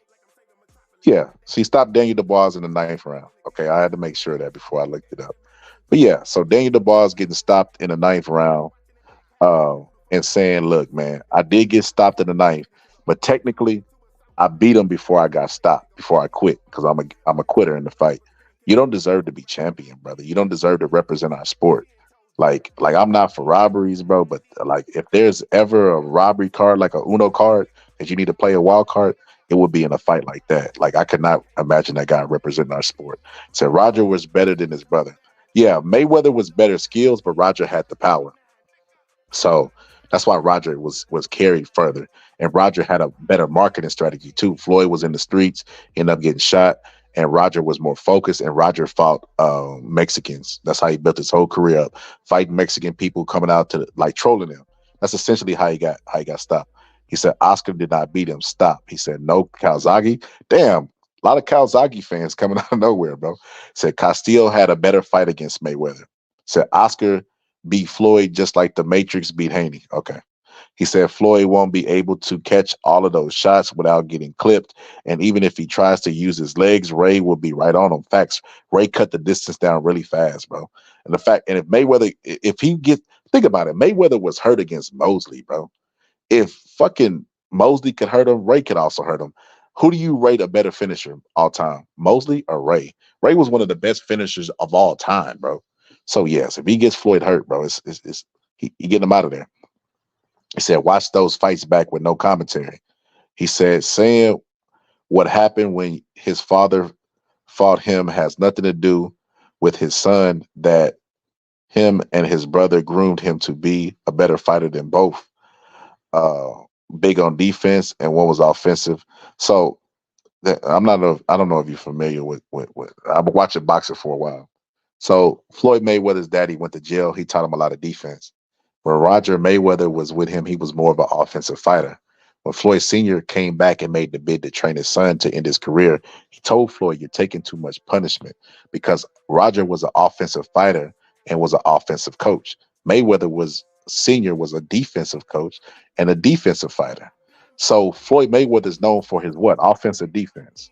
So what I'm telling you is if he was able to crack that style with his dad, why wouldn't he be able to crack it with his son? Just, think, bro. Like I said, Mosley was able to hurt him, bro. Like I can't believe that you can't even wrap your mind behind the idea of an all-time great welterweight stopping Floyd Mayweather. I can't, like, that's beyond me, bro. Okay. He said, I want to do a list of the most overrated boxers in the sport to revisit them 1 year later. We should do that, bro. We should do that, bro. That's a good idea. He said, I do that consistently. Watch a ton of fights with no commentary. You got to, bro. Commentary will get you to focus on shit and get you looking at the wrong shit. Or sometimes they'll piss you off just from getting so much shit wrong. He said, because they tend to talk me into who wins the rounds. They absolutely do that. They get you to focus on something so you ignore what the other guy's doing. He said, so I turned them down and then watch. Facts. He said, I feel like people need to mute the commentary when they watch. And you know what? The commentary be bad, but it'd be more so when you introduce money into anything, that biasness becomes greater, right? So you could tell who they want to win the fight by who highlights they show and which fighter they talk about the most. And that's crazy that the sport is like that. But yeah, that's how it is, bro. That's why I watched it with that shit on mute. Very rarely do you get people who call it good. Teddy Atlas was one of the best commentators of all time. He said, is Jake Paul legit? Yeah, I'd say so, bro. I'd say he's definitely a legit fighter. He said, Flyoid better than both, like I said. I'm gonna start putting it like you putting it in the chat until you spell it right. Flyoid is better than both, like I said. Oscar never beat him, only in your mind. He said, live commentary, I watch with the commentary, but I always rewatch without to see how I scored on my judgment alone. He said, and most times it's a few rounds the other way. He said, anybody that calls Mayweather a runner never watched him when he was Pretty Boy Floyd. He said, I know I seen the whole DVD. I don't know what that means. He said, I said something similar earlier. Pretty Boy Floyd was throwing some fast bombs. I mean, bro, they're the same guy. It's the same guy. It's just different mindsets. When you're older, when you're younger, you're more anxious, you're more rambunctious, or what they say, full of piss and vinegar. You take more chances. When you're older, you're more conservative. That's all it was. Floyd just got more conservative the older he got. He was fighting up at a heavier division. You know what I mean? He was punching on bigger guys, which is why he had those hand problems. So yeah, a combination of those two things just made him more conservative. People talk about the lure of Mike Tyson, right? Mike Tyson had this aura around him that fighters had to just respect. You remember that? How they talk about that shit? He still had that shit to this day. He walk into a room, everybody knows. You might even hear a gasp and some glasses drop. You know what I mean? Or a mouse pissing on cotton. But they never talk about Floyd's aura of invincibility. Nobody talks about that. Floyd Mayweather was known for his defense, so fighters would get discouraged if they missed a couple of shots. Go back and look at the tapes. He had the same thing in reverse. His aura of invincibility was based on his defense. And because that's what they've been told, that's what they've been marketing to, just like how somebody's been marketing Deontay Wilder's power. So they go in there, psych themselves out and get knocked out. It was similar to the same thing with Floyd Mayweather's defense. But these are things you got to know. You got to fucking have a really high IQ in the sport. But yeah, he had the aura of invincibility, which is why his fans show up and talk about how he need to be number one in the 200-year sport of boxing, which is crazy. Says, sorry if I'm late. Can we get your prediction on Ryan versus Dev? Oh yeah, absolutely, bro. You especially you, brother. You didn't send me a super chat today, so yeah, you can ask me all the hypotheticals you want to, brother. So Ryan versus Dev. What I said earlier, bro, is at 100%. I feel like Ryan Garcia is Oscar De La Hoya 2.0. He's Oscar De La Hoya 2.0. Oscar De La Hoya has more skills and a better resume, but they're both gifted fighters that have mental lapses. And look, Ryan Garcia hasn't came out yet, but don't be surprised if you see a fishnet type photo regarding Ryan Garcia. Because, I mean, he's already saying that he was molested when he was a certain age. And I don't know how he remembers when he was 2. I can't remember shit I did when I was 2, but that's neither here nor there. One thing that they have similarities is they're really popular in the Mexican community. The women think they're very handsome, so they got a big following amongst women. The popularity, like I said, they're a draw. They bring big money fights. You know what I mean? A lot of attention to the fights. The Mexican community is split on him. A lot of people saying that he's not really Mexican, but a lot of people, Mexicans, embrace him. It's the exact same thing with Oscar De La Hoya. But one thing that he is like with Oscar De La Hoya, like I said, 2.0, the mental lapses in the fight. Oscar De La Hoya is up against Felix Trinidad. He goes and starts moving around for no apparent reason, and then blamed it on the corner and fired him. Then goes into the Mayweather fight where the corner didn't give him the advice, so he can't blame it on the corner, right? And hit Mayweather with the jab and stopped throwing the jab. And they asked him in the post fight, hey, why do you stop throwing the jab? Oh, I hit him with every jab I threw. So you're aware of it when you say that. And it just wasn't my night for the jab. Mental lapses. Ryan Garcia does the same thing in the fight. So if I'm taking that into consideration and I say, okay, Ryan Garcia's big fight up until this point wasn't Duarte. It wasn't Luke Campbell, even though that was a big moment. It wasn't a big fight. This is probably his second biggest fight. So I say, okay, what could I gather from his other fight? Triangle theory, in other words. What could I gather from his fight with Tank? Okay, this is what he said. Now, assuming that he's lying or telling the truth, he said that they took that fight with catch weight and a rehydration clause, right? Which we were all shocked, like, what the fuck? He said that Bernard Hopkins and Oscar De La Hoya set him up by doing that, which is crazy because if you tell them make the fight at all costs and they go and do that, you can't then turn around and blame them. That's what Oscar De La Hoya did in the Trinidad fight with his corner. And then he went into that fight with the rib injury. Joe Goosen knew about it, which is a rookie mistake. You don't train Ryan, you collab with him, but he knew about it. And they had a sparring partner in their camp who reported back to Tank and told him about the rib injury, and they were aware of that. They still went into the fight. Ryan Garcia claims that he was drinking during training camp. Oscar De La Hoya has admitted to using drugs and abusing drugs during training camp and alcohol and all this other stuff, right? Like, they have a lot of similarities. So in the Tank fight, he went in there fight, didn't give himself a best chance by drinking, so he had a built-in excuse. He went in there with a rib injury. He went in there with a rehydration cause and a catch weight, which he let everybody know about, even though he agreed to it. And he went in there and he ran straight to him and took the fight to him. He didn't use his reach. He didn't fight no game plan or anything. And then after he ended up quitting, because that's what he did, a lot of people tried to give him bail money, but we found out it was definitely not a liver shot. I knew before. Everybody else caught up to that because they kept saying it was a liver shot. After he said it was a rib shot, it wasn't a liver. They found out he quit. He posted on Twitter $30 million. So he's letting us know he's just in it for the money. So what I see happening is Ryan Garcia going in there. He's not 100% mentally there. And I can see him doing something like what Oliver McCall did against Lennox Lewis. I don't know if the fight even happens, to be honest. I won't believe it until the bell rings. And then even then, I won't believe it until the final bell rings. He's going to pull an antic. He's going to either do it before the fight or during the fight. I wish we could. They talk about doing bets and stuff on knockouts. I wish we could do a bet line if Ryan Garcia actually make it from the beginning to the end of the fight. I don't think he makes it, but I think Devin Haney beats him control range. I think his only shot is a left hook because he does have a really fast and dangerous left hook. But even if he knocks Devin Haney down, I don't see Devin Haney staying down. Devin Haney was a sparring Tank Davis, who's a really devastating puncher at 16 years old, way younger, and he still was able to weather the storm and come back and beat Tank in the sparring session because the people who bet on Devin Haney didn't have to pay out. The people who bet on Tank had to pay out. So that showed me that he won the sparring session. So, because people if it was close, they wouldn't agree to pay anybody no money. So Devin Haney had to not only beat Tank, but beat him decisively for them to say, all right, yeah, he got the best of him. So with that being said, I think Devin Haney wins this fight. I don't see no scenario in which he loses. The only chance I give is a puncher's chance, but because Ryan Garcia is not mentally there, Devin Haney could play mental games with him about like just pattern recognition. You remember when he was talking about speaking in tongues and I put the short up of him doing that shit? He was talking about Leviticus 333, the third day of March, September 9th. He was just coming up with all these superstition stuff. And then he talked about how he had the power to put stuff to sleep in the fucking Luke Campbell fight. After he touched Luke Campbell and put him down, he touched his wife and she got sleepy. Then he touched the baby and the baby went to sleep. Somebody with that heightened sense of superstition couldn't possibly have a good fight unless everything goes right.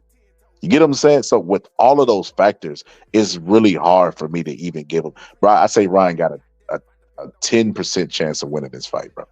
If I was doing it in fucking pie chart, it would be a 10, maybe 15% chance of winning this fight. I don't give him anything above that. It says Shane Mosley didn't stop him. Floyd adjusted. No, Floyd grabbed Shane Mosley's arm and then was hurt again later on in the fight. You know what I mean? By the same shot, because he was fighting him in the mid-range. And he thought Shane Mosley was finished and he was going to go in there and whitewash Mosley. And he fought him in the mid-range, walking to him like he did Conor McGregor. And that's when he got caught with that shot. Floyd Mayweather has to be on the back foot and move it around, especially the guy that you say is not Pretty Boy Floyd, as you would say. But he didn't make no. Sugar Shane Mosley shot his load. If you go back and look at that fight, he's shaking his hands and stuff.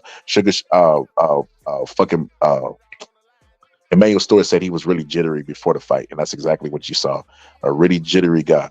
He said Shane Mosley, who was a better boxer, every fighter get hit hard. What you do after matters, like shutting Shane Mosley down for the whole fight. I don't know because Pacquiao beat the shit out of Shane Mosley. He had Shane Mosley trying to quit because of a blister. But he said, "Is Paul Tyson gonna be good?" I hope it is. That's all I can say. That fight, I'm biased, bro. I want Mike Tyson to win for obvious reasons, right? Like just what Mike means to the sport and just what he would mean to win the fight. But yeah, hopefully it's a good fight. But I'm biased. I'm gonna see ways and opportunities for Mike to win. So with that, I don't even think I'm gonna do a breakdown for that fight. I'm gonna do. I might do a breakdown and send it to Mike Tyson on how to win. He said Shane hurt Flyoid, and Flyoid schooled him after those two punches the whole fight. Yo, what do you think about Logan Paul? I think Logan Paul sucks. I think Jake Paul's the better of the two. He actually is a real boxer. Logan Paul never loved it. And this is why you have to put respect on Jake Paul's name.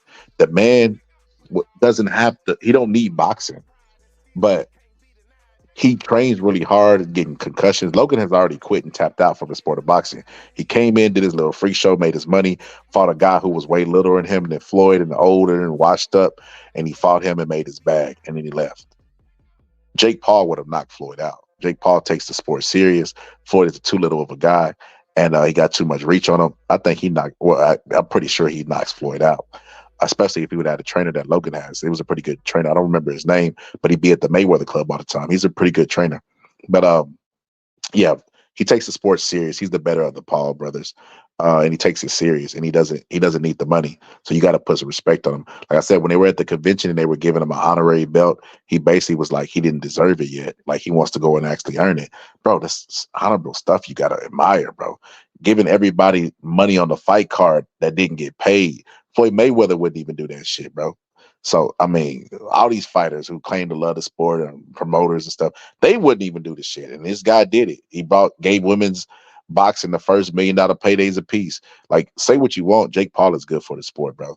And if he does this Tyson fight goes through and Tyson doesn't get injured because he is an older guy, that fight is huge on Netflix, and it's their first sporting event, and it gets them in the business of boxing. It's good for the sport overall, bro. I don't know how you see it as a bad thing. Well, not you personally, bro. I'm just talking about the people who bash it, but they just don't like Jake Paul or anything he touches. He said his hands were trash too. He said, I'm not sure what he would have done without those granite gloves for real. Yeah, I think him being a smaller guy with smaller bones and punching on bigger guys, I think that was the problem with Floyd, because Floyd to me was really he wasn't a natural welterweight. He was really lightweight. You know what I mean? So he said boxing needs Dana White. He would make these guys fight each other. Well, shit, he didn't make John Jones versus Francis Ngannou fight each other. He said Shane so good, but he couldn't touch Flyoid at the rest of the fight. Y'all funny. He said Cotto had Floyd pissing blood after the fight. Those body shots were mean. He said, tell me Flyoid didn't make Shane look like an amateur the rest of the fight. You can't. Bro, Vernon Forrest almost knocked out fucking Shane Mosley. What are you talking about?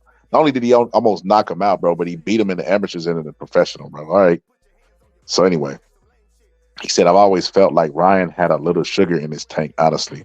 You're not alone in that, brother. He definitely looks like it. Like I said, don't be surprised if you see them Oscar De La Hoya pictures with him. He said, damn, Floyd got that many points over Manny. I don't know what that's about, bro. Manny Pacquiao coming all the way from fucking 105, bro. Fucking anyways weight to fight at 154. Bro, that's fucking crazy, bro. Super welterweight, but that's fucking insane, bro. 154? So he went all the way up to fight like in boots and fucking the weight that fucking Bud and Spence are moving up. Manny Pacquiao did that, and he was supposed to fight Spence. Not to mention that what Manny Pacquiao did in the sport of boxing probably will never be duplicated. He did well. Let me say never, because fucking Roberto Duran and Thomas Hearns were special too. Thomas Hearns went all the way at the cruiserweight, but it won't be done again. This is a bold statement I'm comfortable making. It'll never be done again without somebody accusing that person of taking steroids. Now that's a fact. So Ryan always acts sassy. That's a dead giveaway. He said, keep it 100. Devin gonna come out victorious, point blank. Period. Yeah, I don't think it was a question if Dev was gonna win, bro. I don't think Ryan beats him at 100%, but I know he don't stand a chance of beating him at anything less than that. And I think because of the game is so much mental, I just don't see a path to victory, bro. That's all I'm saying. He said, finally, someone who knows boxing. Appreciate you, brother. He said, people who side with Ryan are on social media people, and that's a fact. Are all social media people. I agree with that, bro. He said, yeah, I watched the first 2 or 3 videos Ryan posted on YouTube, and he always worried about his clothes and his hair. And when I'm training, he said, and when I'm training, I can say that I have never once thought about my hair. It's a fact, bro. He said, Brian, for real, Ryan doesn't focus on boxing. He's too focused on social media followers. You guys are biased as fuck. The number one insult when somebody doesn't agree with you is that you're biased, brother. Everybody suffers from biasness. Now tell us why what we're saying is a lie. Don't attack our character or our biasness. Attack what we said. That's normally what people can't do. They can't do that shit. Said Manny Pacquiao is my GOAT because of that 8 division is just crazy ass, bro. It's something that'll probably never be duplicated, brother.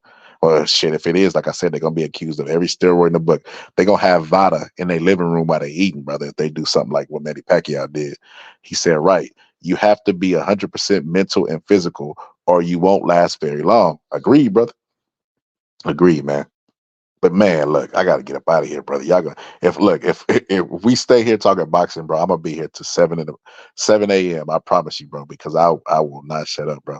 Matter of fact, bro, like this shit is a release. I don't know if y'all feel like I feel, but this should be a release, bro, because you know a lot about the sport, but you can't talk about it with people who don't love the sport also. So you be like, hey man, Manny Pacquiao this, and they be like, no, okay. You know what I mean? They be interested, but just sort of kind of.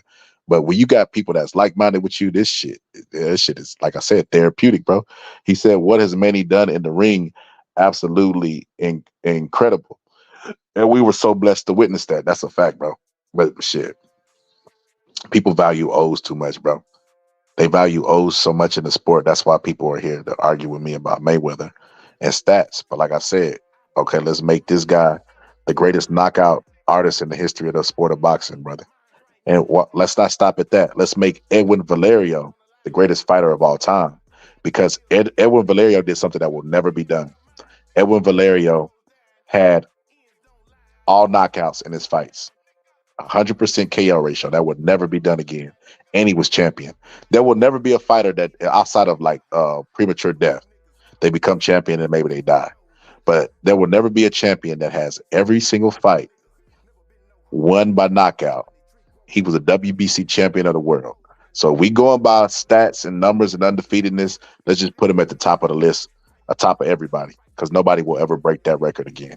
So since O's mean so much, not only did he have O's, but he had knockouts on all his fights, and he was a champion, WBC champion. He retired a WBC champion. So let's make Edwin Valerio the greatest of all time. He said, peace, bro. I got carried away, left my ass off. He said, thanks for the talks, fellas. I got to bounce in 8 minutes for work. Damn, bro, you just stayed up over here fucking with us all night, bro. Now you got to go to work. But hey, man, I appreciate you, brother. I appreciate everybody that show up. He said, have a good one. Nice meeting you. Nice meeting you too, bro. Nice meeting Shadow. Shadow. Appreciate everybody else that pulled up. Thank you to my homeboy Esther for the super chat. Appreciate you, brother. And man, we'll be back rocking on the next one. Appreciate everybody for pulling up.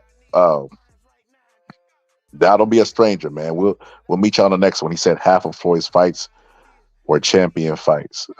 Yeah, I kind of know. I can tell your age by certain statements, brother.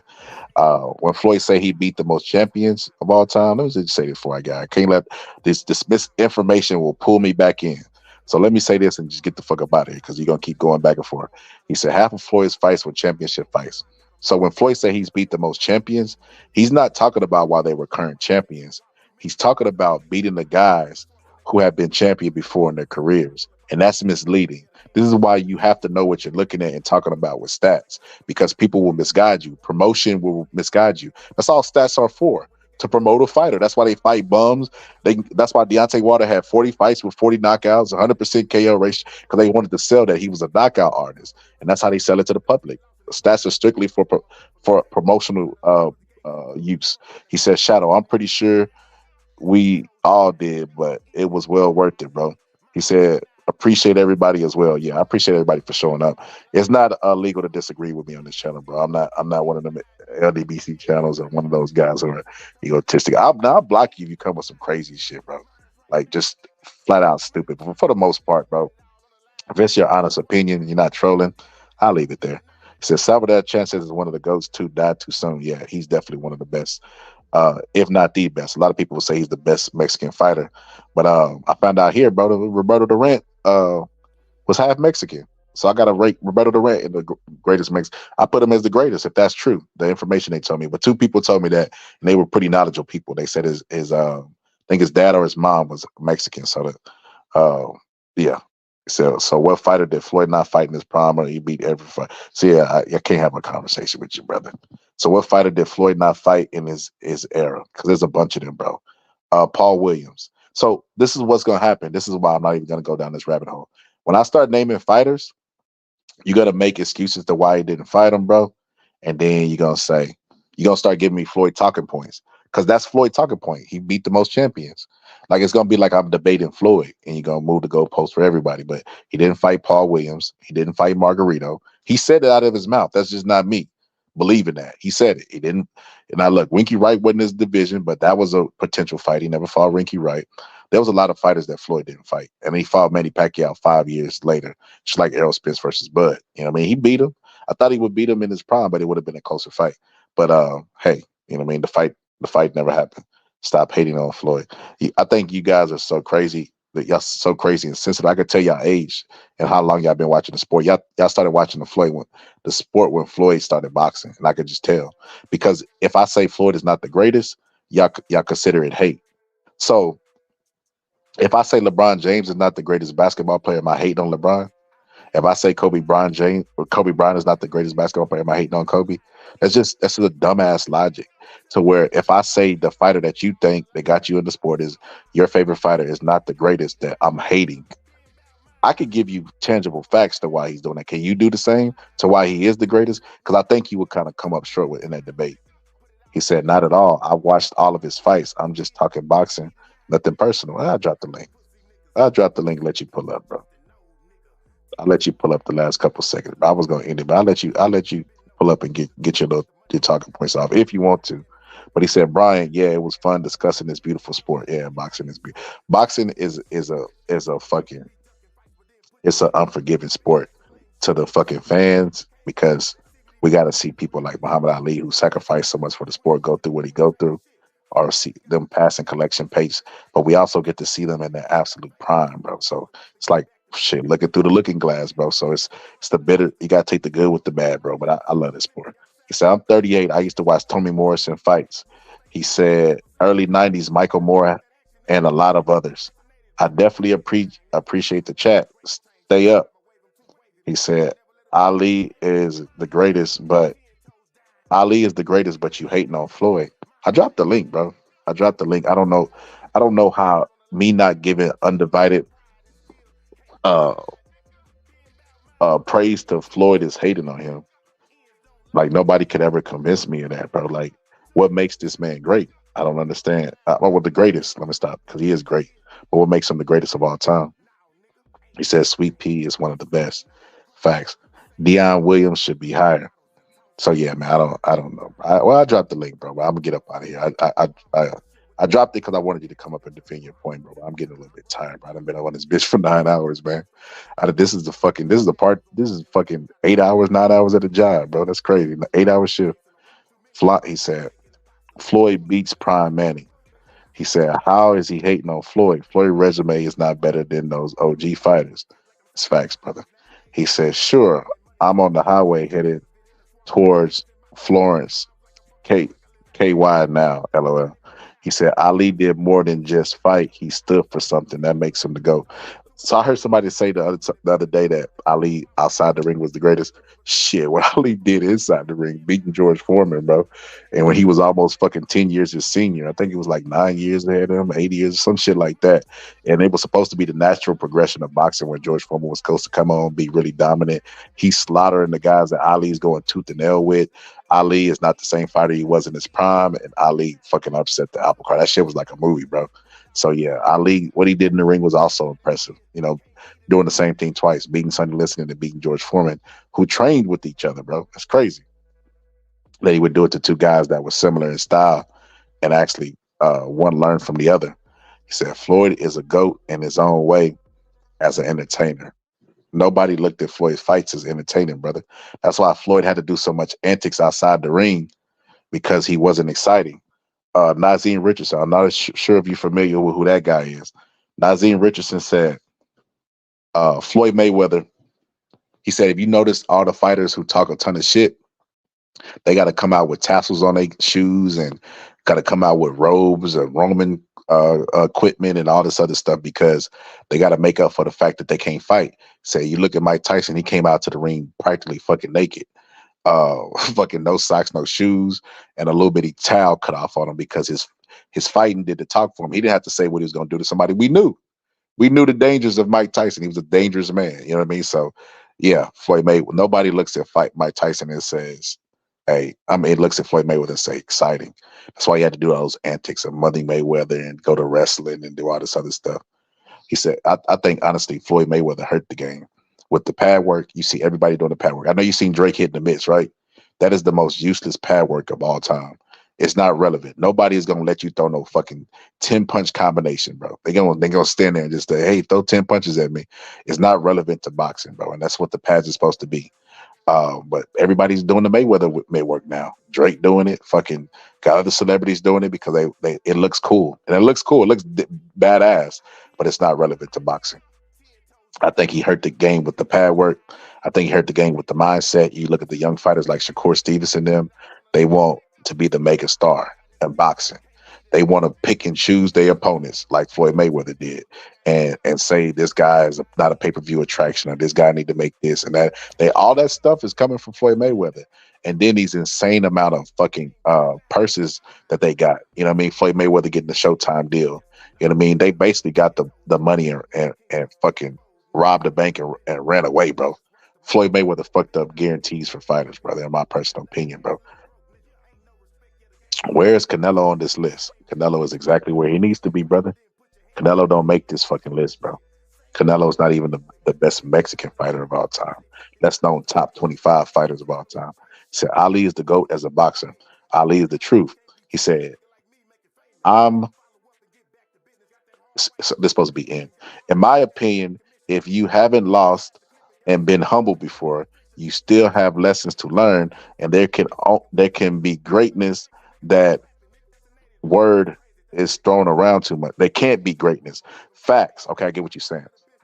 He's saying there can only be greatness is if you face adversity. If you don't face adversity, how the fuck could we know you're great? And he's saying a loss. So we seen Floyd hurt, but we never seen him lose. Lose. We seen him lose in the Olympics when he cried, but that was the last time. You know what I mean? He never lost again. I get what you say. I get what you're saying. I don't disagree with that. That's some Rocky movie. It's not how many times you get it. It's how many times you get up. I agree with that, bro. So Ali fought Ken Norton and many other names, and he didn't have to fight Larry Holmes, but still chose to fight him.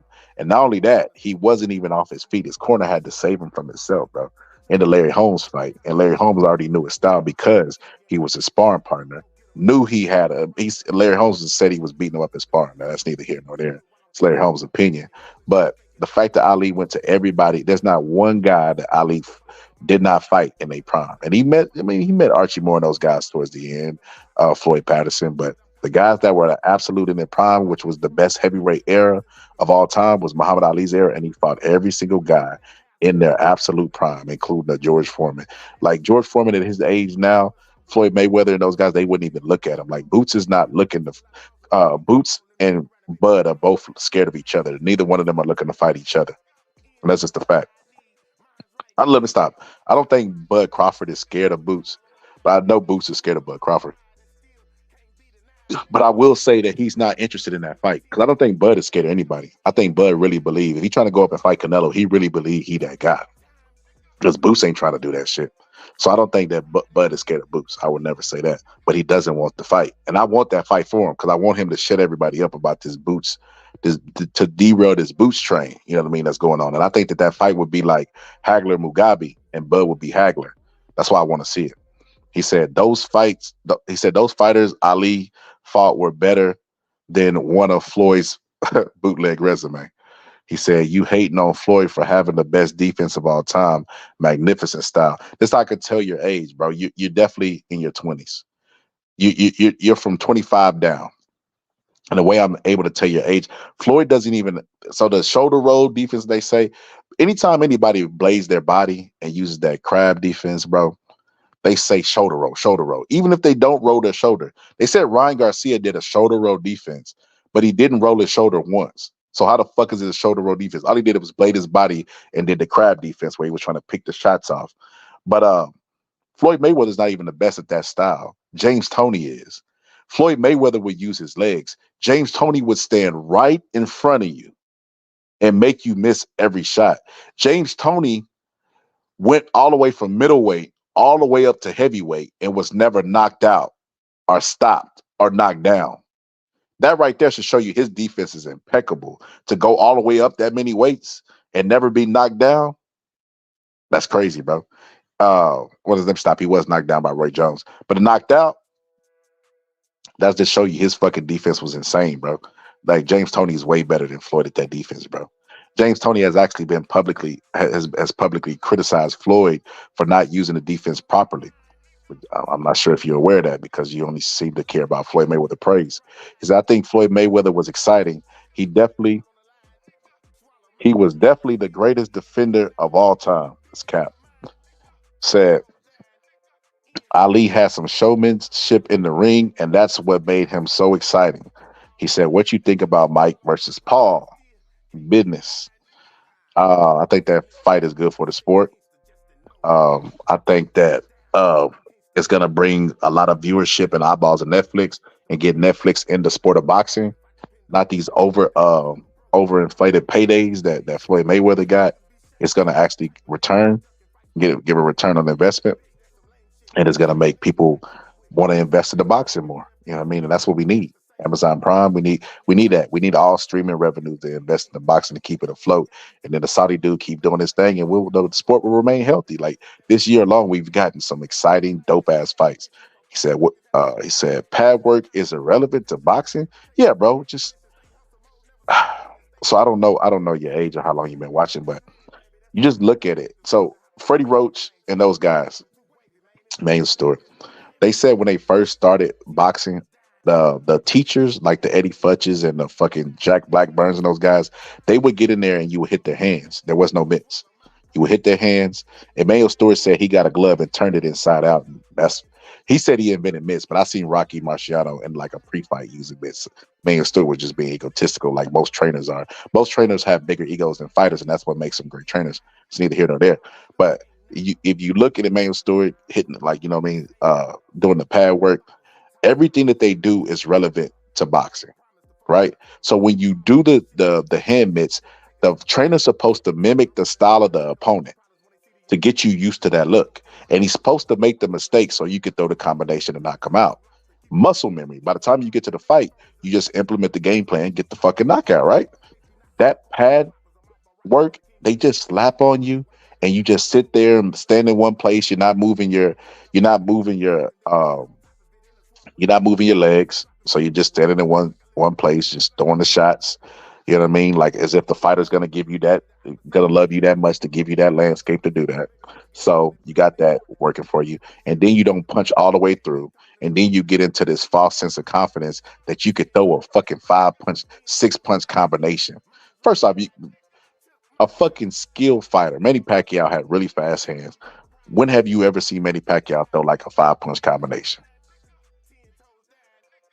When the fighter's not hurt, just the fighter just sitting back and he just jumping there and throw 5 punches. It's unheard of, right? So it's like it gives you a false sense of what boxing actually is. You're not throwing no 5 punches. You're not gonna let you stand there. Matter of fact, that pad work is so detrimental to boxing. I feel like that pad work hurt AB, right? AB, if you go look at his fights, what do they always accuse him of doing? Not letting his hands go. What does AB do? That Eustace has pad work. So he's used to only punching in range. He don't know how to work his way in the range. That's what you learn on the mitts, on the heavy bag, or just from sparring, whatever the case may be. But you could make an argument to that pad work hurt Adrian Bronner. He said Devin not picking, he better than Shakur. I agree with that. He said dexterity, coordination, and speed don't matter. You can learn all that stuff on the speed bag, the heavy bag, the reflex bag, the stuff that they had before hand mitts. Sugar Ray Robinson never hit a hand mitt. Fucking Muhammad Ali never hit a hand mitt. Sugar Ray Leonard never hit a hand mitt. Like you have a lot of fighters who never hit mitts. He said, "LOL, I'm out. Peace." He said Archie Moore was fighting like Thailand native back in the day. Damn. He said that lost in the Olympics was BS too. It was, bro. He said, what the fuck if Floyd has definitely faced adversity. He's talking about the adversity of losing, brother, not of coming back from getting dazed. That's just a part of boxing. You're gonna get dazed at some point. He's talking about losing. That's a different story when you lose and you got to bounce back from that loss, and it's just you. Remember when Adrian Broner lost to Marcos Maidana? He talked about people stop answering their phones. That's what he's talking about. Said is 2000s boxer. Floyd 2000 boxers had no adversity. Floyd had it too easy. Said flights were rigged at that time. Wake up. Man, I don't know about that. He said Boots ain't scared of nobody. Boots don't want no motherfucking smoke with Bud, which is why he petitioned himself, set us up. He got out of the rankings to be Terrence Crawford's mandatory. Then Lotto, Gillian Wallow and said he'd been wanting to fight him since 2018. We didn't even know who the fuck Boots was in 2018, and you didn't either, don't lie. And then after saying all that, Bozy Ennis said the silent part out loud. He said that Spence and Bud are gonna have negotiations and have a rematch. And they was like, who do you think gonna run the rematch? You're like, it don't matter. He was like, they're gonna strip him in that rematch because IBF don't honor no fucking I don't know rematches. So that's the belt that they lined themselves up for, because it was the belt that he put himself in line to fight Spence, and then he let Bud go in there and take care of Spence because he knew that Bud would more than likely beat Spence. And even though, you know what I mean, they take damage and he can be the cleanup man, but he knew that Boots would beat him. Bud would beat him. He knew they were both dead at that weight because they're older guys in that division. He's younger than them, and he knew that they would move up to 54. And now he's gonna stay at 147 and get undisputed because that's what Boots does, bro. Boots is in the same box as those guys out there. He don't want no parts of Bud, bro. I don't know how a man get it. So he showed when he was on the phone with Bud, he showed exactly how he feel about Bud. He said, "Man, we've been trying to get the big fights. We've been trying to fight you since 2018." He was lying, bro. Like, he don't want no parts of this man. The fact that he went on an interview and called him out and said Bud has nowhere to go but to face me, and that he's willing to go to 154, but also he's going to try to get undisputed at 147. He's double talking, bro. He's double talking because he knows his fans will back up the bullshit he's saying. For those of y'all who missed it, this is what he said. Interim RBF champ to full champ back in November. Has anything changed for you off the back of that? Nothing changed. I'm still the same person. I'm just the same guy. Terence Crawford is a name that you've publicly reached out to. Do you think he wants to fight? I'm not sure if Terence Crawford wants to fight or not. He went out publicly a few times saying that he's not looking my direction, he's not looking my way. I'm not a big enough name. I'm not this, I'm not that. But there's nobody else left for him to fight. Either you fight me or you fight nobody. So I don't know.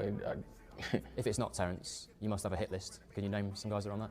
I don't have a hit list. I just want to fight. I don't care who it is. I don't care if it's Terence, Spence, anybody in 154, anybody in 47. I just want to fight. I don't care who it is. One name you didn't mention there, our UK stable includes Conor Benn. I know he teased something on his Instagram the other day about Benn versus Ennis. Is that a fight that you would potentially entertain? Yeah, I'll fight anybody. I don't care who it is. I just want to ask as well, in terms of this being the next chapter of your career, I know it's a big move, moving promoters now, but if there's one thing you're most excited about in terms of this new chapter and the things that it unlocks, what would that be?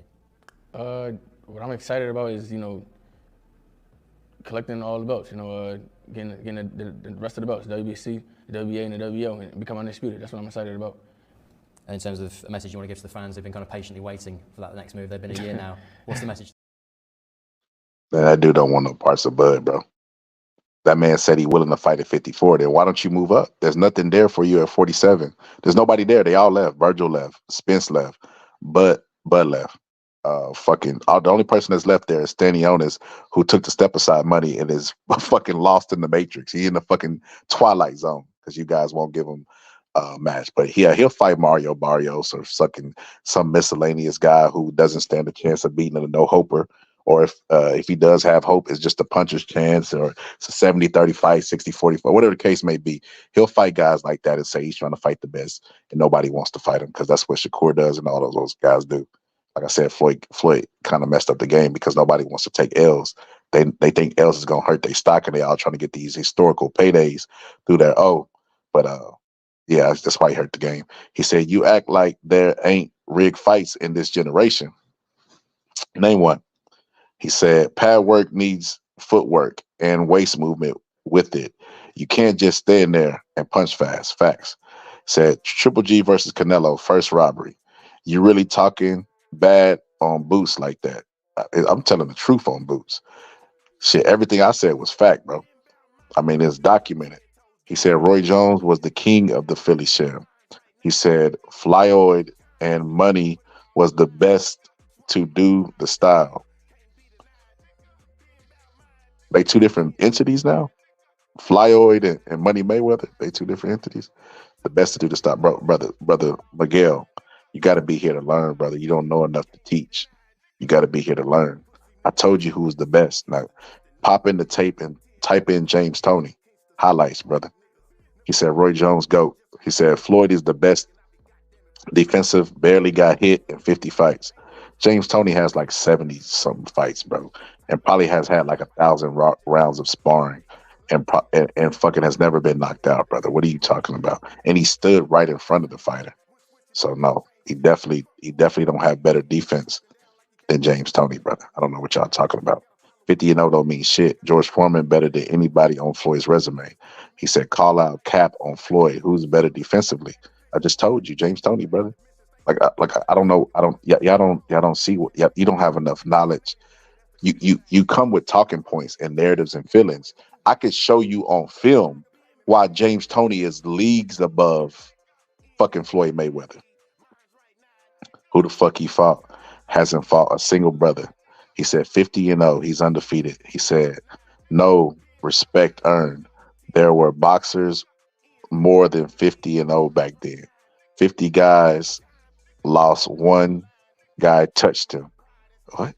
He said, not one guy touched him, I think it's supposed to be. Ali the greatest. He said, cherry picking fights don't make you a legend. Back then, it was Uber drivers and rigged fights. Shit. I mean, you think Floyd fought only champions because he told you that. You better go look at Floyd's resume. He said, bull crap. He said, modern day fights, rigged fights. Name some. He said, it's not about the combinations, bro. Pad work is for muscle memory. So what is throwing punches in the ring and sparring and throwing punches on the back for? And all the other stuff that you do. So you feel combinations more naturally. Even though you won't use a 10-punch combination, you still have the muscle memory for certain sequences to counters. You learn all that shit from sparring, brother. There's no pad work that could teach you that shit. He said, back then he had to fight more times, can't avoid any fight. Back then you had to fight, you couldn't avoid many fighters. He said, with 10 losses, Holyfield should be lower on this list. See, Floyd fucked up the game because he talked about Holyfield should be lower. Now, everybody knows me. I'm probably one of the biggest detractors of him because I feel like he was a notorious headbutter, and he used steroids. So people know I'm not really, really high on Vander Holyfield, but he's definitely an all-time great, bro. He don't need to be lower because he lost 10 times. It's fucking insane.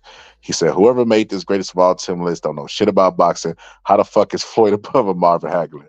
An idiot made that list. They definitely did, bro. Floyd, yeah, I ain't even gonna get it.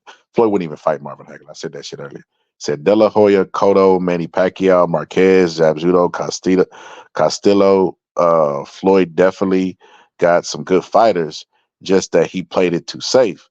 He said, Pitbull is my new favorite fighter, and Tank does not want to fight Pitbull again. I understand.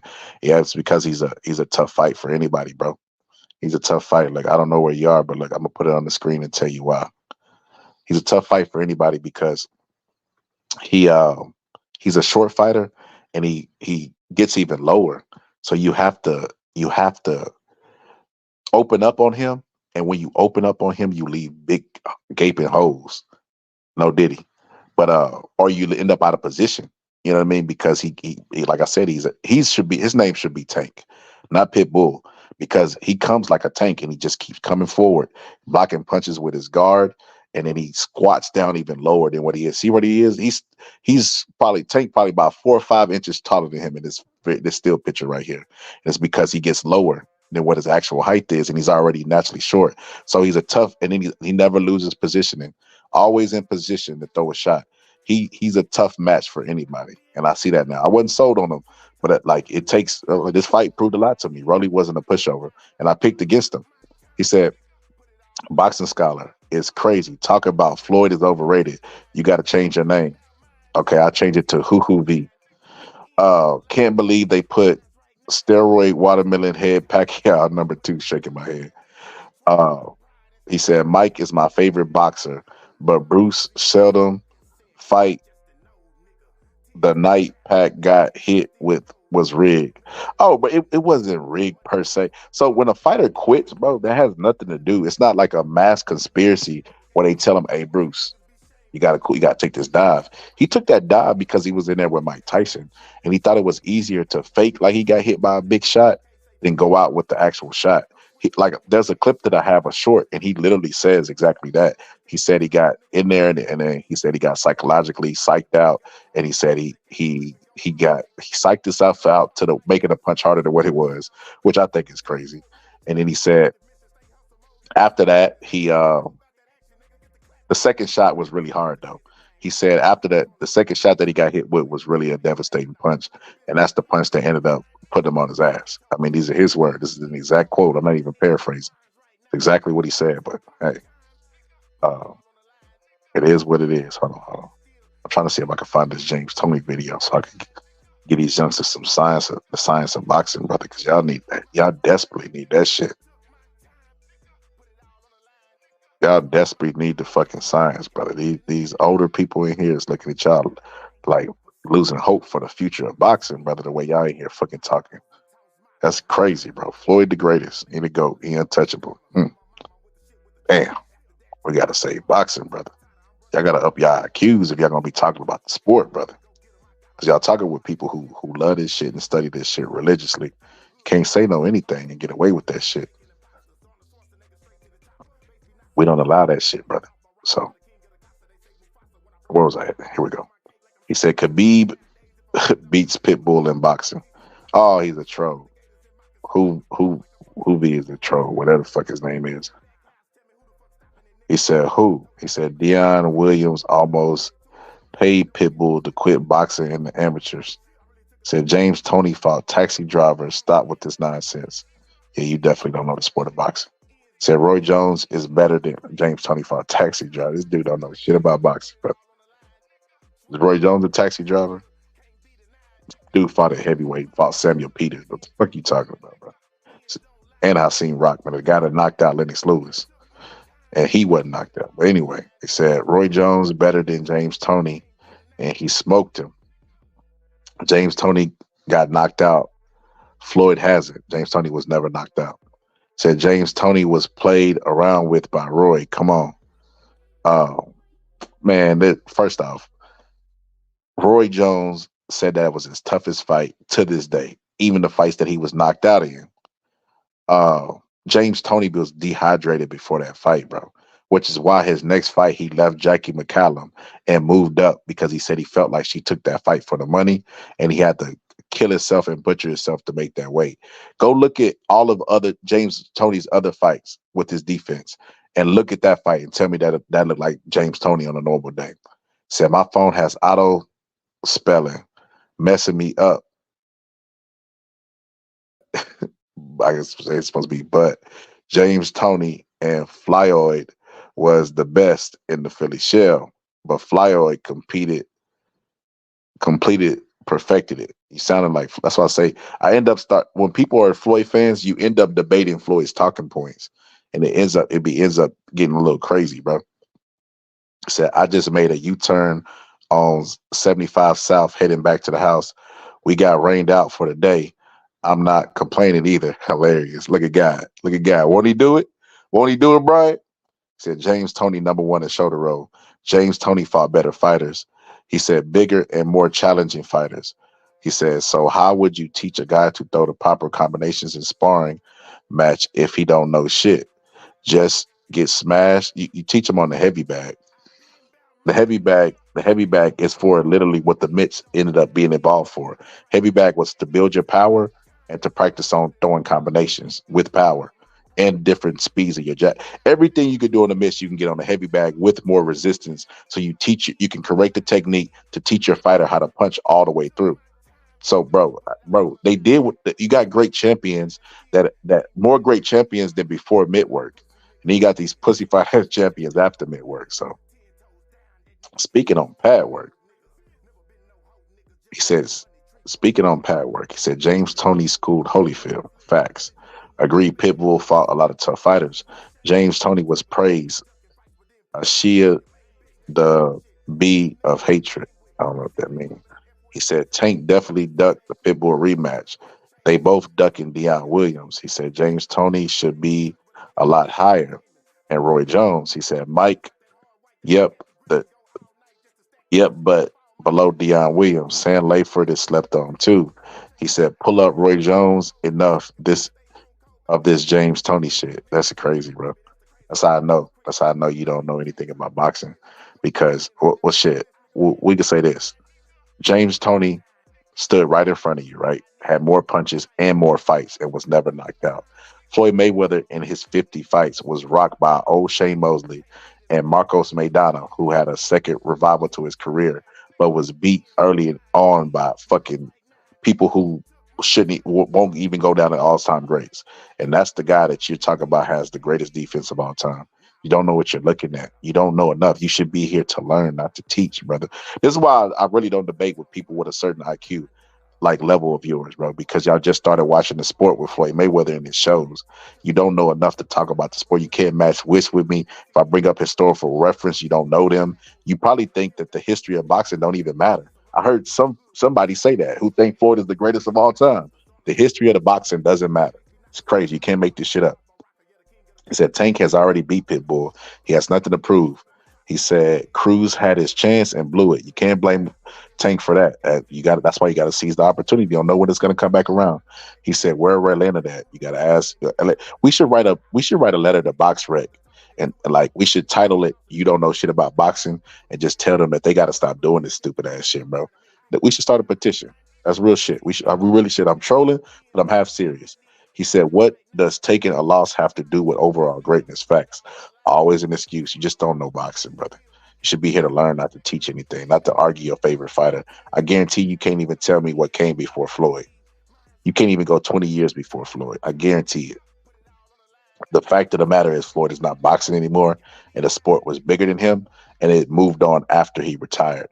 And because you're stuck on Floyd Mayweather, you'll never grow in the sport. You'll never know anything about it. You just end up defending his legacy, telling everybody how great he is using his talking points.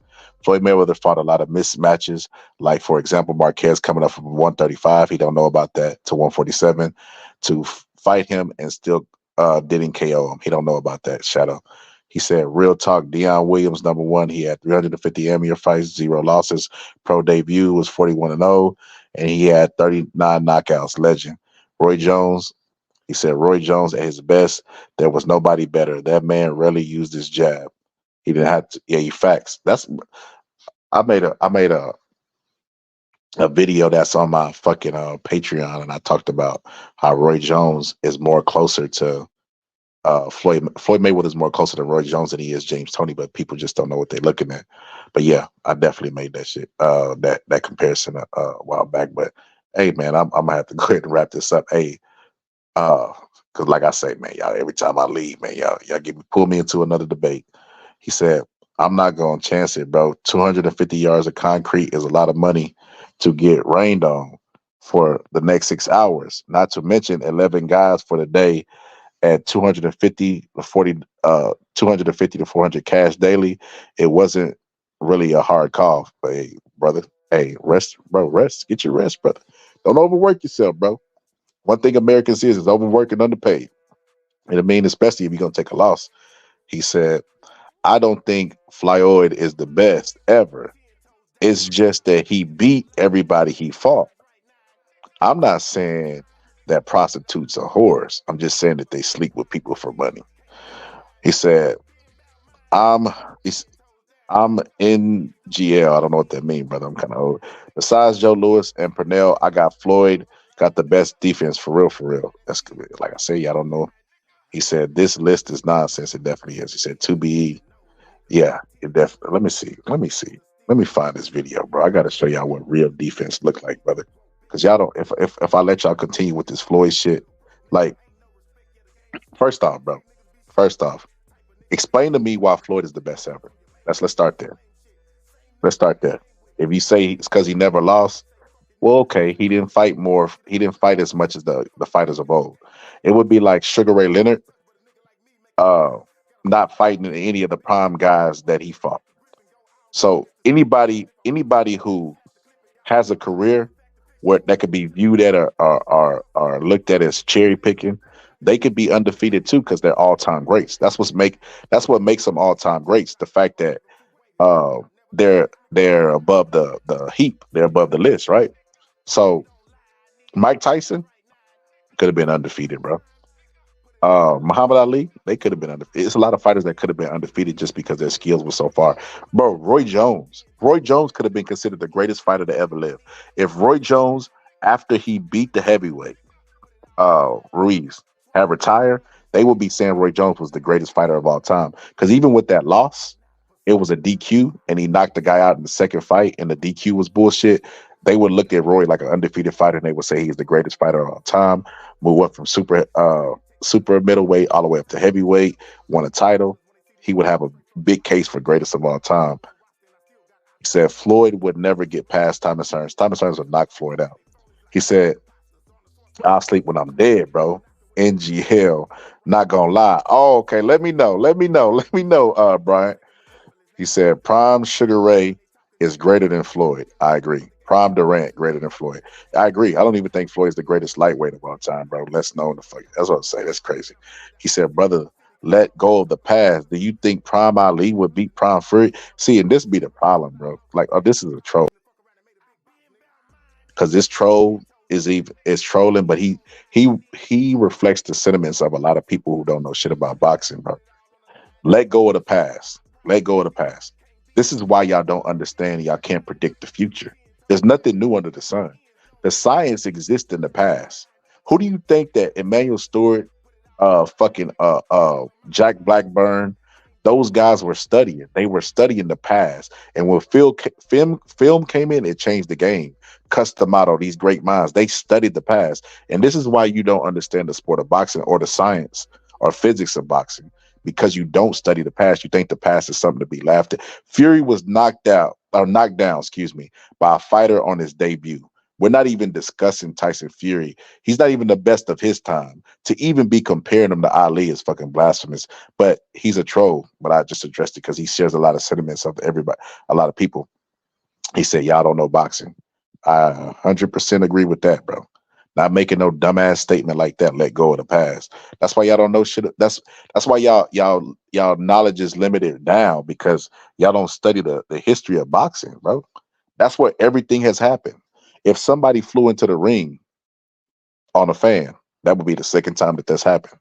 But y'all don't know shit about the sport. Y'all don't study. He said Floyd competed a lot of coming up, but maximized himself for the money. Those older guys had to fight a lot. Agreed. Fury stuck with an MMA fighter, and he's ducking Usyk. Fury garbage. He said Tyson and Ali couldn't remain undefeated in today's era. Too many greats. That is fucking hilarious, bro. Tyson Fury is undefeated in today's time, and you don't think Muhammad Ali and Mike Tyson could be defeated in today's time? Too many greats. Name some of these greats that you speak of. Even this troll thought it was funny. He said, LOL, you don't see Julio Cesar Chavez. I know he fought every 20 minutes, but he performed in big fights. Example, Pernell Whitaker. He said, would Prime Fury beat Prime Lennox Lewis? Answer, hell no. He said, I'm not going to lie. Ali was pretty one-dimensional. That's why a lot of his fights was wars. What the fuck? Bro, Ali, I can't even address that. It's so stupid, bro. Ali was the king of footwork. He fought like a lightweight, like fucking Willie Pep at heavyweight, bro. What the fuck are you talking about? They asked Muhammad Ali how he remains so pretty. He said he don't get hit. He don't take a lot of punishment. What the fuck you mean Ali was war? So you see Ali go in there and just duke it out, rock'em sock'em robot, Bam Rio style, bro. You don't know. You don't know. You should be here to teach, learn, not teach, brother. He said, Scotty, that was a damn good fight. He said Roy Jones would beat the shit out of Thomas Hearns and any other boxer out of Detroit, including Joe Frazier. That would have been a good fight. Thomas Hearns called him out when he was older. I just don't know about that, bro. Roy Jones rarely used his jab. Roy Jones would be at a reach disadvantage, and Thomas Hearns had one of the best jabs in the game. He had Emmanuel Stewart in his corner. That's a factor. Roy Jones didn't have the greatest chin. It's hard, bro. Roy Jones' speed, I don't think, could make up for Thomas Hearns' length. I think Thomas Hearns would catch Roy Jones and get him out of here. But James Toney, this is what makes James Toney special, because y'all don't know. Y'all don't know enough about boxing. So let me give y'all some science instead of feelings. I feel like Floyd is this. I feel like Floyd is that. This is why James Toney's one of the best defensive fighters of all time. I want everybody from this moment on to recognize me as the scholar of boxing. That did him the ropes when he got hit with the beautiful shot back and forth. That's the right. Leans back and forward with a right hand. Most people don't know shit about boxing at all. Did you get what you was looking for?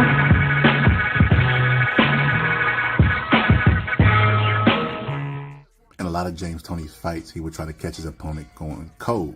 Right here, he comes out, shuffles forward, and then goes to the side and then catches him with a left hook. But if we put more of a microscope on it, we could see the subtle things that he does before he does that. Like I said, it's a common move of James. Now, mind you, this is the first 30 seconds of the fight.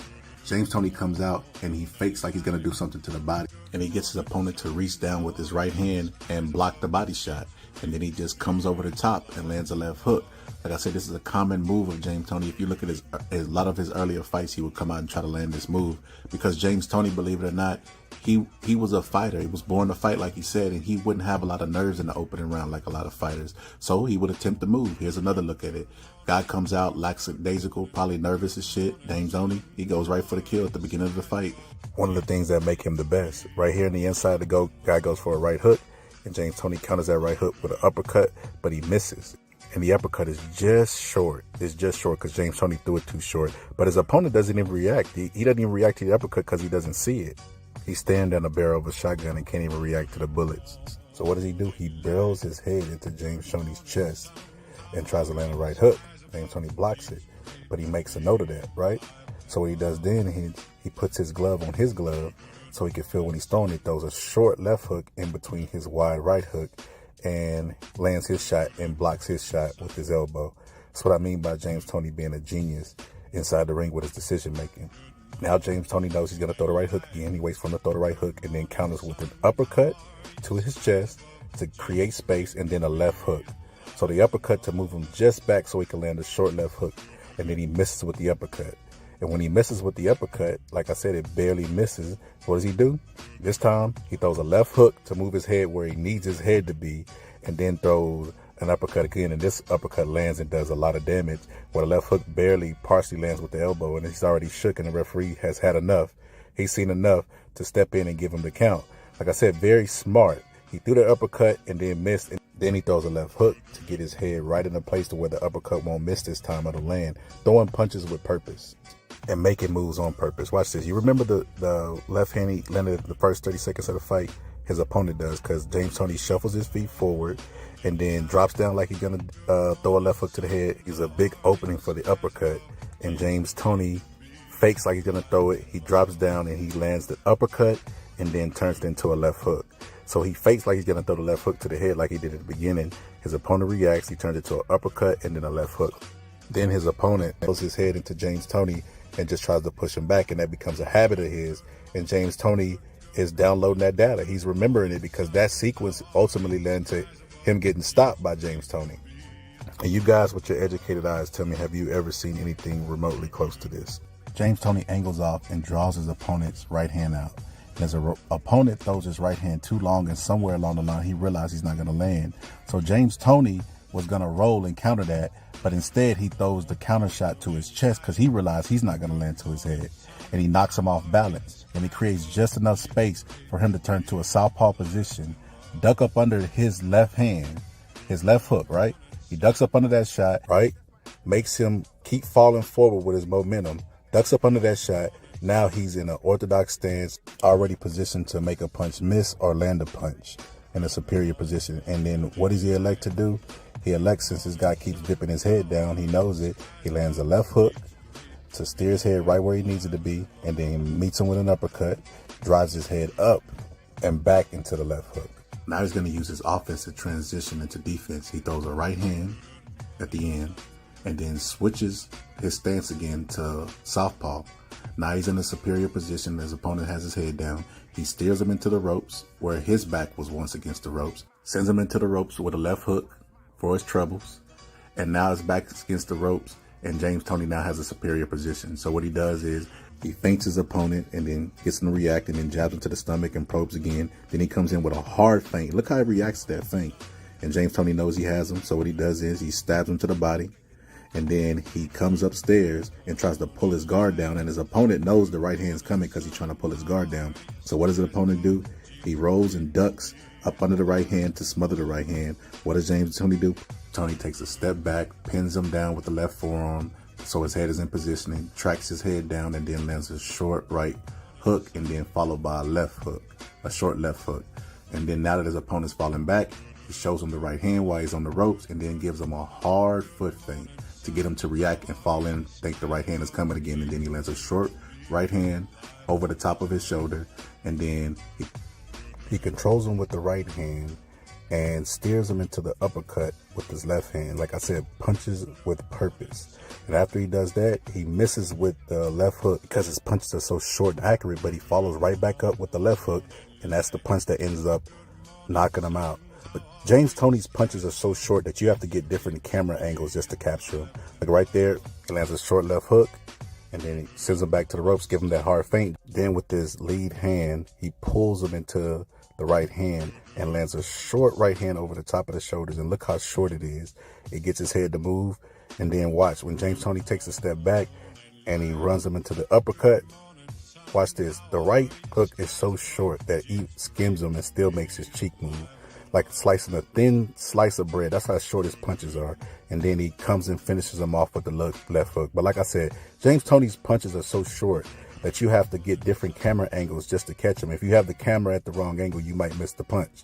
Here's another angle. It takes a hard feint, lands the right hand over the shoulder while pulling him in to the punch with his left hand, and then he takes a step back, puts his arm on his shoulder to control him, and then runs him into an uppercut.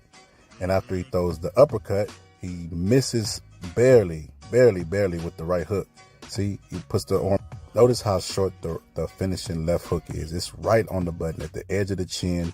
Get full force and full knockout. He don't have to load up to get a ton of power, and he still gets the reaction that he wants. It's either James Toney or Muhammad Ali, his greatest fighter of all time.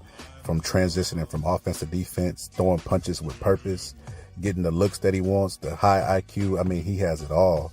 If you think somebody outside of Ali is greater than James Toney, leave a comment in the comment section and tell me why. Don't just feel. But anyway, it's the Boxing Scholar, and I'm out. See, the people that's in my chat now, the older people that know boxing, that have participated in it or haven't, whatever the case may be, y'all know boxing. Y'all. These trolls who are like this guy right here, bro, these older fighters would get smoked in today's game. Don't speak about the science. The game has evolved. Now, this is a guy who's a troll, right? Because I get a lot of troll accounts. You know what I mean? And especially in boxing, because most of the troll accounts that are non-pertaining to boxing, You could tell right off the back because they'll say something that's not pertaining to boxing to try to troll. But these guys are fucking weirdos. These guys are fucking in their 40s, mid 40s, the late 40s and 50s, bro, and they're hiding behind the avatar, bro. Bro, how could you respect a grown man that does that, bro? They send my link on Discord, and these dumbasses don't even realize they're giving me views and watch hours and helping me make money. Bro, you cannot make this up just to hide behind the avatar at 40 or 50. But I could imagine you guys are like me, myself, and Irene. You remember how he didn't have a real voice in his real life and how he was bullied by everybody. So they get to come on here before they snap in real life and be whoever they want to be. They can live a personality through a burner account. And that's why these guys be trolling in boxing. He said, Ali would smash Fury. Are you dumb? He said, these heavyweights never fought Sonny Liston. And he said, Fury IQ not on Ali's level. He said, Cuts made two of the all-time greats from cloth. He said, from Rocky Marciano and them. He said, the heavyweight division is a clown show today. He said, Fury scared of tap water and flying roaches. He not even half of Ali's greatness. He said, you can't let go of the past. It means everything Foreman used to lift people up when he punched them. He said, man, Prime Hearns versus Prime Roy Jones would have been one hell of a show. Like Floyd say, hell of a fighter, hell of a show. Yeah, it would have been, bro. So Roy Jones Jr. had a chin. He just jumped back and forth. Nah, bro. Nah. I mean, having a chin just means that you could take punches from elite punchers. You know what I mean? You're not going to be dropped by bums. So, like, he didn't have no glass jaw, but he also didn't have an elite chin also. And you have to have an elite chin because Roberto Duran had an elite chin, and it still wasn't enough to stand up to Tommy Hearns' punch. Like I said, this man had so much power, he was able to go up and fucking knock out fucking cruiserweights, bro. That's fucking impressive. I seen Tommy Hearns knock somebody down while falling down, bro. It's fucking impressive, bro. That's power. He said Tommy would murder Roy. He was the hitman for a reason. Said Tommy Hearns never seen the speed and power and combination angles that Roy would show him. I mean, he couldn't get out of the way of Hagler. So Hagler was a much bigger guy. I don't know what's the size of Hagler compared to Roy. Let me know the. But he was definitely a. Well, I don't know. That's a good point. But Hagler was also a switch hitter too, so that made a difference. He knew how to cut the range in, and he had that leaping jab. It's just different styles of fighters. Hagler also had a jab itself. I think the key to me for Hagler versus Hearns would be, I don't think that Roy Jones. Well, we know Roy Jones threw power shots, right? And he didn't use his jab, much like Floyd Mayweather now or then. You know, because we gotta let go of the past. We gotta stop talking about Floyd Mayweather if that's the case, because he's history. But because of Roy Jones not using the jab, he would get controlled because Thomas Hearns' length. He would just keep him on the outside. Roy Jones don't have the aggressiveness that Hagler had to put his head in your chest and go to work, and that's the style to beat Thomas Hearns. That type of style, like fucking people that don't allow him to box. Roy Jones is gonna try to outbox him, so he might give him angles. The way you get rid of angles is that jab and that length. So I just think Thomas Hearns gives him trouble. Hagler was better than Roy. Laughed my ass off. He said Hagler is the truth. James was a surgeon in that booth. Facts, bro. He said you're talking like Hagler wasn't a handful. Hagler trained hard than just about everyone, and his training regimen was completely insane. That's facts. That's facts, bro. Hagler was rarely out of shape during his fights. You know what I mean? Like, that's his shit. I mean, if we being honest about it, remember when Hagler said, ducked him? Thomas Hearns ducked him. He said, he pulled out of the fight because of the little baby pinky. You can cut my finger off and I get in that ring with $5 million. Say, yes, ma'am. Roy is great. Don't get me wrong, but Four Kings were built different. He said, different era, bros. Can't really compare them evenly. I mean, all we could do is this triangle hypothetical stuff, bro. That's all boxing is, hypothetical matchups. Like I said, it's the only sport where you can win a fight and they give you a hypothetical matchup with another fighter right after winning a fight and having a tough. Your kidneys could be bleeding on the inside. Your head have internal bleeding. So, champ, who you fighting next? It's the only sport that does that, where 90% of it is hypothetical. He says shadow left upper. Yep, 4 demons kings were on a whole different level. Honestly, that's my favorite era of boxing, and it's not even debatable in my opinion. He said, "No, I'm just saying Hearns got knocked out by a way less skillful boxer. But it's styles. You understand styles, bro. It wasn't that Hearns. If Hagler would have gotten there and tried to outbox Hearns, he would have got beat. He went in there and got right in Hearns' chest. Can you see Roy Jones fight? Roy Jones has never fought like that his entire career, even being a knockout. Even when he had a fighter hurt, he didn't barrel in his chest and throw shots. That's not his style. He said, "Man, Roy Jones in his prime was a cold motherfucker I've seen. Was the coldest motherfucker I've seen." He said, and he just didn't care as much about his legacy as he cared more about his legacy than the bag. He said, "I wouldn't like to put the 4 kings into that boxing simulator." Hold on.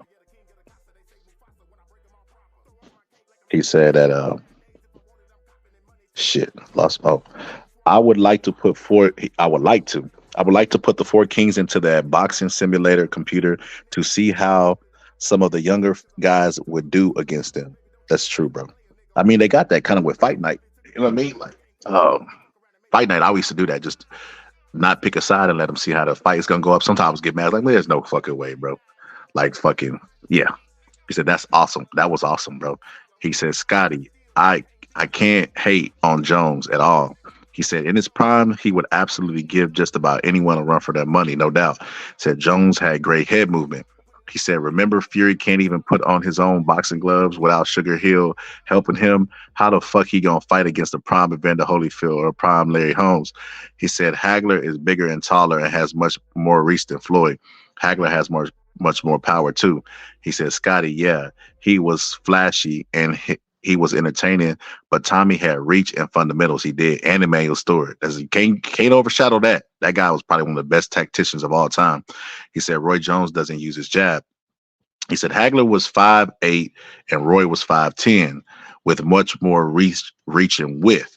Now, the height, I believe. I don't believe that reach shit with Thomas Hearns. Thomas Hearns was one of those guys like a Larry Holmes, where their reach was bigger than the height. Because your reach, when you combine your reach, it's supposed to be the length of your height. But no, he didn't have more reach. I definitely disagree with that, because I seen him at heavyweight with that reach out there, and he just long ass fucking arms, bro. When Roy went up, he didn't. Nah, I just he probably got more height, but nah. Boxer capping on that. Even if it is saying that, I won't believe it. I believe what I see. Said Hagler was 5'9". Get the 5'8", get the fuck out of there. He said he taller than that. He said Roy is 5'11" in his prime. He said Hagler probably 5'10". He said Roy beats all the 4 kings at 160. He was Ray Leonard, but bigger, more power and more speed. He said Hagler was 5'8". He said no, he wasn't. He said he's taller than Floyd, bro. He said Bernard Hopkins had a way better jab and was way more aggressive than Hagler, and Roy beat him. Bro, what? I've never heard anybody say that. I'm gonna have to read that again to make sure I heard what I heard. Bernard had a way better jab, and was more aggressive than Hagler. That's what I thought you said. That's the same, bro. And Roy beat him with the brocan. Look, man, Roy is the biggest disappointment as far as legacy. Roy is bigger than Hearns. He said taller and bigger. He said, yeah, he was 5'9" on Wikipedia and 5'8" on BoxRec. Do your research. He said BoxRec is not accurate. Look at this bullshit. Greatest of all time list. You do got a point there. He said, I remember Durant not looking much taller than him at 160. Yeah, bro, it's just like stylistically, man, Roy has never faced anybody with the bomb like that. And Roy Jones is so used to beating people to the punch. That was his game. Roy Jones would sit back and try to counter your shots. He would catch your shot and counter over the top of it. You know, and I think he would do that to his own demise. I think he would sit back and try to counter Thomas Hearns' jab, but Thomas Hearns has a stiff power jab, and he got that right hand. If he touched Roy, bro, it's over. It's over, bro. Roy's not recovering from that shot, bro. That shot knocked out cruiserweights, brother. Roy's not recovering from that shot. He said, Wikipedia made by many people writing shit. Wikipedia not always accurate. He said Floyd at number 1 is crazy. Agreed. He said you need some glasses if you think Hagler was 5'8", or laser eye surgery. He said Jones' reach was really long for his size. No diddy. He said I want to say it was 82, but that is on Fight Night's championship. He said Roy went from 160 to 200 and won straps in all of those divisions. Hearns won how many straps and how many divisions? You don't want to make that argument, bro. I think he got 8 different weight classes, bro. I don't think he. I think he was a 4-time champion in like 8 different divisions, bro. Yeah, I don't think you want to make the argument of accomplishments. He said no one on that list could beat Butterbean. Yeah, I don't think you want to make the accomplishments arguments, bro, because I think Roy gonna come up short. Look, we're not talking about accomplishments because see, that's what the trolls do whenever they try to make an argument for their favorite fighter. We got to talk about styles. And like I said, what is Roy Jones' style? What is his style? When you put in a Roy Jones tape, what do you see? Roy Jones is a counterpuncher. He don't use his jab. He throws powerful counterpunch shots, return back to his opponent. That's what he is. And you look at Thomas Hearns. Think about this for a second. What is the style to beat Thomas Hearns? What is that style? Right? And the style to beat Thomas Hearns is guys that jump right on Thomas Hearns. No guy could beat Thomas Hearns sitting, waiting back and trying to counterpunch him. As a matter of fact, Thomas Hearns did really, really good with boxers. When Ray was boxing him, he was losing the fight against him. It wasn't until you got that you're blowing his speech, and that's whenever he became aggressive, and that's whenever he forced the knockout. I've never seen a fight, like I said, Roy Jones, even when he threw the triple left hooks, when Roy Jones had a fighter hurt, he patiently walked them down and set them up with combinations, but he's never been aggressive enough to just walk a guy down and fucking obliterate them like Hearns was done by Hagler. And that's the style to beat Hearns. But anybody who boxes Hearns, bro, they end up eventually meeting that right hand. And Roy Jones would eventually end up meeting that right hand. And like I said, this is not a matter of who did what, because they're both all-time greats. We're talking about styles, right? Because stylistically, Muhammad Ali's better than fucking Ken Norton all time, but Ken Norton stylistically just gave him trouble. He said, nah, I'm joking. Of course you are. He said, Hagler didn't look much taller than Durant, who was 5'7", and also Wikipedia and Box Record tend to overinflate boxers' height, not underestimate them. He said, Scotty, who did he fight to get those belts? He said Hearns went from 147 to 175, but he went higher than that, Bo, because he went all the way up to. Are we just talking about champions? Or are we talking about how much he went up? Because he went all the way up to cruiserweight. He went all the way up to 190. So he went all the way from welterweight to 190. It's crazy, but his power capped at 160. Yeah, you tripping now. He couldn't knock out those big middleweights. Bo, we just watched on film the other day Thomas Hearns knocking out like cruiserweights, bro. What are you talking about? And it wasn't one cruiserweight. It was multiple cruiserweights that he knocked out, bro. What are you talking about? His power capped at 160. If that's the case, then those guys at cruiserweight should have been able to take his punch. He said only boxer that you just biased, bro. You just biased, bro. You think Roy would beat him. And I think all time Roy probably is more gifted than Hearns, but stylistically, I think Hearns beats Roy, bro. It's just my opinion. And I can make a damn good case for why I believe that.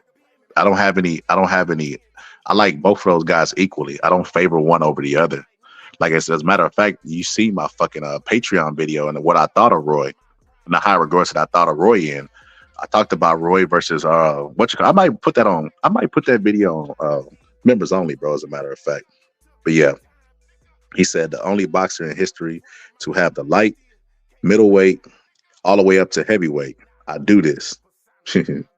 He said sluggers. He said Thomas Hearns is a mix and match nightmare for anyone. Agreed. He said, I bet most of those trolls saying Mayweather the greatest use Wikipedia as the source too. Said Wikipedia had Butterbean as one of the best heavyweights of all time, bro. That's hilarious. I didn't know that. He said championships. I don't know what you mean by bro. You got to elaborate, brother. But yeah, man. Yeah, bro. This boxing shit, bro. When it's bro, how many of y'all in the comments section? How many of y'all are gamers, bro? Because when they finally start jerking our chain and come out with these games, I want to kick some of y'all asses with some of these styles that we talking about. I want to get Thomas Hearns on the game and fuck Bo up with Roy Jones. Because I already see Bo be getting clapped in fucking them shooting games that he got. I want to clap some of y'all in these games, bro. He said Roy Jones, bro. Yeah, man, I can see why you say Roy, bro, because of what God sent Roy to earth as. I'm talking about strictly styles, bro. Thomas Hearns did not lose to no boxers. Thomas Hearns lost to sluggers. And Roy Jones was not no slugger. And I think Thomas Hearns would hit him with that right hand, bro. I think with all of Roy's speed and attributes, I don't think he could I don't think he could beat him, bro. I just don't think he could beat him, bro. Stylistic, like I said, bro, everybody know how I feel about bro, I'm gonna be honest with you. I probably like Roy Jones better all time than I like Thomas Hearns. So if my biasness was gonna lean anywhere, it would lean towards Roy Jones. I'm just talking about how I feel about them meeting up. But yeah, it just is what it is. Now, I'll say this. I think, well, I know Roy Jones was such a great fighter that Floyd Mayweather, this guy talking about let go of the past. Roy Jones wasn't even. Roy Jones overshadowed Floyd for years. You know how like the dinosaurs had to die for mammals to overtake. Floyd was a mammal, and Roy Jones was a dinosaur. Like he ruled the pound for pound list for a long time, to where Floyd was overshadowed, bro. Floyd was a little brother laying in the shadows. Yeah, he said I'll concede on this one. He said Roy murks him, bro. Maybe, bro. Maybe. I'm just leave it with that. He said prime for prime, Hearns get cucked. Yeah, I already know this is one of the trolls by saying that, bro. Nobody speaks in those terms, bro. But trolls. He said Fight Night Championship was fire. Hopefully they can make an improved version. So Undisputed was supposed to come out. It was on PC, but it was supposed to come out on a long time ago. It just never came out. But when they do, man, we gotta have some tourneys, bro. We gotta have some tourneys. We gotta give money to a common person, bro, and should let that shit do what it do, brother. He said, what is Marquez doing over Roy Jones? Hey, this ain't my list, brother. Don't get me, brother. Don't shoot the messenger, brother. This is box rec. Like I said, honestly, bro, who the fuck? Bo, can you put that dude in timeout, bro? We don't fly rainbow flags over here, brother. Next thing you know, they're going to be trying to have dudes beat up women in the ring, brother. We don't support that shit, brother. So, yeah. Yeah, man. Appreciate y'all, bro. Y'all going to hold me here all night, bro. I promise you I will set up another live. I think my next live is going to be over Kevin Rooney. Make sure you tune in for that. If me and Bo could coordinate, we get the duck season, we can get that shit popping. But man, I promise I don't plan on passing in my sleep. I'm not gonna win. But man, we've been here 10 hours and fucking goddamn, bro. Y'all gonna have me here all night because I love talking boxing, bro. As you can see, I love this shit, bro. When I used to go to the gym, I would stay and work out. I would be the first one there, last one to leave. Sometimes the last one because I was taking the bus. So, but I was always definitely I made sure to be the last one to leave. But even then, bro, when I was working out, I would do my workout, do my cool down. You know what I mean? And I would just talk to people about the greats of the boxing. A lot of them didn't know. This is when I first realized just because you participate in a sport, you know what I mean? You know everything about it, because they didn't know shit about boxing at their age, bro, which I was extremely shocked about. But yeah, man, I would sit outside the ring and, talk about boxing with them. At this time, when I was at the gym going heavy, Bernard Hopkins was still in there. And I think he had fought Kovalev, and I was a little bit before he got knocked out by Joe Smith. I think it was like 2013, 2012, some shit like that. But he said, yeah, Roy beat Ruiz to win the heavyweight title. He said, bum, I guess he beat the number 11 on this list to win the title. He said, yo, who is better for you, Tank, Shakur, or Haney? Haney, obviously. Tank second and Shakur last. I think when people talk about Shakur, bro, they just be like, oh, man, y'all don't understand. This guy could win a round without even throwing a punch. Like, they make it seem like he's fucking Professor Xavier or some shit, bro. It's really weird. He said them LDBC trolls. Facts, bro. He said, but I don't even know if it's I think it's a combination. I know it's the people that should be in the Just for Men's club still dyeing their beard and their hair, hiding behind fake profiles, which is a weird characteristic, bro. They definitely get pushed over in their real life. Said they spineless. He said, but Bernard over Roy Jones and Ray Leonard. Yeah, it ain't my list, bro. It ain't my list, brother. He said, haha, who did this, man? Who did this list, man? That's BoxRec. He said, Undisputed was going to be a great game if they didn't stop the releases. He said, Floyd, the greatest brag grabber of all time. Yeah, you can't really lie with that. That's actually not a debatable fact. That's actually like provable. He said Leonard Ellerby made this pound for pound list. He said Roy was supposed to fight Holyfield, but Holyfield lost to Reeves. I never heard of that. I didn't know that, bro. He said, look at the bottom of the paper. It's Ellerby's signature. He said Shakur last them skills. I guess last fight them skills. He said Bud Crawford is a nice throwback. Haney overrated contender for the list. He don't like Haney, bro. He got a bias. But nah, that's how I go. Haney, Tank, then Shakur. He said Bernard over Durant, Hagler, and Chavez? Question mark. Yeah, honestly, bro, I don't know how to do this, bro. You got any lawyers in the house? Any fucking legal people?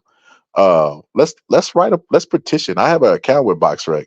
Let's petition or find a number to call and be like, bro, y'all gotta tell us the metrics that y'all used for this list and why y'all did it, and then y'all gotta change this shit, bro. Like, I don't need, like, this crazy, bro. Like, this is crazy. Like, this shit is ass. He said, Bam Bam. Imagine if they accidentally put Chavez Jr. on the list instead of Senior. That's fucking hilarious, bro. He said T.O. over Shakur and over Tank. T.O. over Shakur and Tank. He said this list is just crazy. It is, bro. It is, bro. But yeah, man. Like I said, man, if y'all like this, make sure y'all subscribe.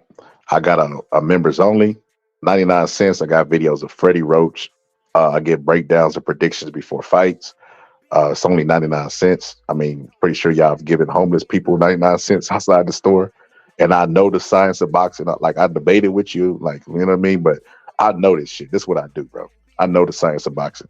But yeah, man, it's only 99 cents. If you like this video, subscribe, man. We normally have more people on the panel, but I can rock by myself because I know enough about the sport. You know what I mean?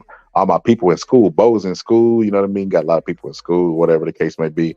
But normally we be having some dope ass conversations over here. We talk about everything, Joe Rogan style. We talk about everything, you know what I mean? Beginning to end, up and down, left to right, 360, whatever the case may be. We talk about a whole bunch of shit. So make sure you get engaged, man. Make sure you either hit the subscribe button, the like button, however you can help. If you ain't got the 99 cents, even though I'm pretty sure you give it to a homeless man outside the store, or you don't want to learn the science of boxing, just subscribe. If you want to troll, subscribe, whatever the case may be, bro. Just do it. You know what I mean? Make sure you're good at it. But yeah. I'm gonna go ahead and end this episode, man. Like I said, we'll be here all night because I love to talk about boxing. But yeah, Shadow, it's an hour video from Title Boxing that I downloaded a long time ago. But yes, members only, 99 cents. Tells you how to throw the sweet science of boxing. You got Freddie Roach doing pad work on there. It's a lot of stuff. But yeah, I do breakdowns on there. I give a lot of insight. A lot of people tell me to charge more, but me charging weeds out the trolls from the people who actually love boxing. The people that actually love boxing is going to be here for the members only content. The people that's just here to troll is just going to be here to troll. And it don't matter if I made all the stuff on members only free, they wouldn't understand the shit anyway because it's so fucking stupid. Like I said, these are people who don't have power in their own life or control of their own life, and they're in their late 40s, and it's crazy. They're not established. They're starting over. They're where Bo, who my friend is at 20 years old. They're at that age of 40. And I'm not job shaming or career shaming, but goddamn, brother. Like, we don't talk about goals and priorities. You shouldn't be on the internet from a fake account trolling. You got better shit to do with your time. You start behind the 8 ball. Said Floyd does that pad work, knowing what he's doing. These other fools don't know what they're doing. That's why I say it's the wrong thing to ever happen to boxing, bro. Because yeah, he knows what he's doing. And Buddy McGirt said this, and this is how crazy the fans is, bro. I had a video a long time ago, and I basically said Floyd Mayweather's pad work is useless, right? And in there, Buddy McGirt said the Mayweathers, I love them, but that pad work they don't do that shit behind closed doors. He said this, right? And then I showed Freddie Roach saying the pad work is useless, and then I showed the main story. And then these dumb motherfuckers come behind this comment and said that these guys are just jealous because Floyd Mayweather beat the fighters that they train. That's how stupid they is. He's saying Floyd Sr., I've worked with him behind the scenes, and he don't do the pad work like this. That shit is just for the cameras. It's just for y'all. And it's obviously working because Drake is trying to do it, right? And people think it's useful. Everybody tries to do it when they go to their gym. There are fitness gyms that are teaching a Floyd Mayweather style pad work, bro. That's how famous it is. So I showed another clip of Tank Davis doing it, and Floyd was like, you can't throw no damn 20 punches and combinations, and you know what I mean? Ain't nobody gonna stand there and let you get that shit off. Floyd Mayweather saying this shit his damn self, and these dumb motherfuckers still show up to argue with me. As I say, they should be here to learn, not teach, brother. But if most of the people trying to teach us are trolls any goddamn way. He said the list is bullshit. They might as well put Andre Berto on that list. That's fucking hilarious. He said I don't even have the greatest Mexican fighter of. If you don't even have the greatest Mexican fighter of all time, Julio ain't on there. This list is dumb. It's dumpster juice. The hate for Floyd Mayweather is just sickening. He said Julio at number 10. The hate for James Toney is crazy. He said, come on, Bam Bam. Ain't no hating on people. Just fell asleep watching his greatest fights. Ain't nobody hating on people. Just fell asleep watching his greatest fights. That's fucking hilarious. The hate for Floyd Mayweather is sad. Yeah, it is. It is, brother. I don't know what that's.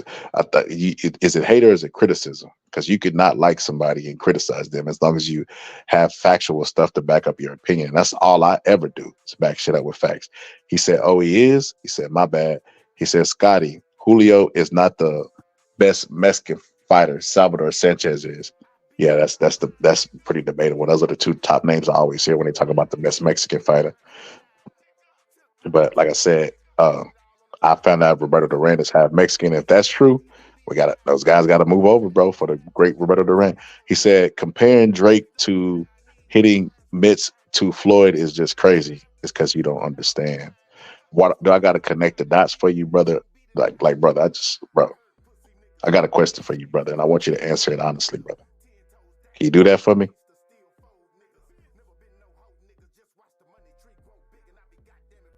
It's not in the bio, brother. Do you have a learning disability? Because it's only 8 letters, my brother. DRUMAR.TV. Why does that have to be in the bio, my brother? Do you have a learning disability, a written expression disability, a listening comprehension disability? It's only 8 letters, my brother. DRUMAR.TV. I don't understand. You could put www. in front of it, my brother, but if you need me to text you DRUMAR.TV, you don't need no videos, my brother. You need an IEP. You don't need no videos, my brother. You need a special ed evaluation. I need my test kit for you, my brother. If you can't write down 8 letters, my brother, you got bigger problems than consciousness, my brother. You need a special ed evaluation, my brother. Talk to me, Africans. Talk to me, Africans. If you can't connect the dots to what I talked about, the mitt work being popular and being for show, and it was so much for show that it made it to Drake's radar, then brother, I can't help you, brother. He said Bam Bam can't hate on the results, but they don't have his style of fighting. He said Floyd beat more champions. Bro, why do y'all always come in here? The first thing a Floyd Mayweather fan does is say that you're hating. It's the first thing he does, because Floyd does that. Anytime you criticize he say you're hating on him, right? You can say Muhammad Ali's you're a hater.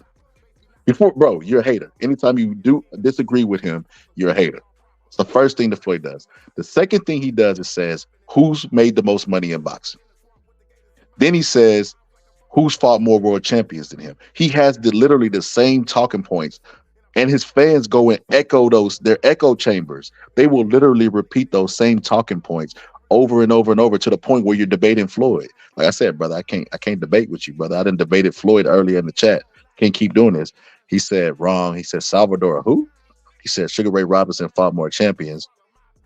Floyd beat the most champions because the older areas didn't have as many belts. Floyd beat more world champions because they were former world champions when he fought them. When he said I beat more world champions, he's not talking about when they were champions. Otherwise, he'd been undisputed. He's talking about former world champions. Can't even believe that's a stat. Technically, Trevor Berbick beat Muhammad Ali, and he was a former world champion, former undisputed. You know what I mean? What the fuck? What are we talking about? He said, new boxing fans. He said, and James Toney talked like he got hit by a train. Now, what a shoulder roll. See, and somebody put something about Muhammad Ali earlier, bro. Bam Bam, and this is why I think you have a learning and comprehension, brother. And I could tell you just started watching the sport when Floyd came along, because you not only do you echo his talking points, but you say, okay, this fighter ended up talking funny at the end of his career, so this fighter is better. What kind of fucking stupid ass logic is that, brother? Do you not have a IQ where you could look at the sport of boxing and be able to tell through the science of boxing who the better fighter is? Or are we just here echoing talking points? We are echo chamber, and we here using debating points from the person that we're defending, bro. Like the guy that said we should move on from the past. Floyd Mayweather is the past, brother. Y'all still riding his meat because he brought y'all into the sport, bro. Like you can't make this shit up. He said Salvador is the most talented, but passed away too early. He said in the Garcia versus Tank fight, Garcia hit Tank before he could collapse. He said, do you think he was hurt? Tank, with the expression Tank made, he said he looked hurt or surprised. What do you think? Nah, I don't think Ryan hurt him at any point. Only because when I watched the epilogue, he asked him what did he have, and he said he ain't have shit. But when Rolly in that fight, he didn't want to. He was talking to the crowd, shut your bitch ass up. But he said Rolly's power was too much, that knew he couldn't just go in there and mow him down and barrel him down. You know what I mean? He had to respect Rolly's power. But Mayweather asked him what he got. He ain't got shit. So no, I don't think he was hurt. He said more and more trolls with limited boxing knowledge. He said James Toney Dunn got his block knocked off. Plenty. Name a fight. You can't name me one fucking fight where James Toney got stopped. That's why I say you new to the sport. You're saying the same talking points that the other guy who was a Floyd Mayweather fan said a little bit ago, and then you saying that James Toney was knocked out because you don't know enough about James Toney's fights to know that he was never knocked out. He said, oh yeah, you don't know boxing. LOL. He said Floyd controlled his own career. That's what I'm saying. You don't know enough about the sport, bro. He said Floyd didn't fight the most world champions. James Toney going into Roy Jones fight in '94 was pound for pound top 3 with Chavez and Sweet Pea. You don't understand, brother. You don't know. He said, yeah, he cherry picked his fighters. Yeah, they don't know enough about the sport, bro. They just here to argue Floyd's greatness, and because they never seen him lose, they can live vicariously through him and say he's the best. He said, never fought a brother. Said you want to promote. You want the old promoting back, taking all the money from the fighters. I don't know. Are you talking to me? Salvador Sanchez is the guy who beat the youngest world champ at the time. He said, don't know shit about boxing. He said, Floyd? He said, gamer. He said, gamer here, bro. He said, whenever I get time, anyhow. Oh, you're talking about the game. Okay, yeah. We definitely, bro, definitely. He said, do you think Garcia stunned or hurt Tank? He said, new generation of boxing fans, laughing emojis. He said, Floyd Mayweather beat more champions than any other fighter in history of the sport. Now tell me this. Everybody who's familiar with the sport of boxing, who didn't just start watching boxing when Floyd came in, is this not a Floyd talking point right here? Floyd Mayweather beat more world champions than any other fighter in history. As a matter of fact, when Carmel Moulton was doing his interview, Floyd Mayweather literally said this talking point. And like I said, it's so crazy. They're echo chambers of Floyd, bro. But the thing about it is when you're talking somebody else's talking points and you don't do your own due diligence with research, you don't know that he did not fight more world champions than anybody. First off, there's 4 belts in every weight class, right? So you have to consider that, you know what I mean? You have to consider that there's 4 belts in every weight class.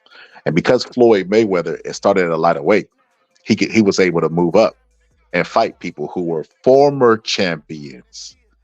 He did not fight them while they were current champions. Hence why the man had never had undisputed.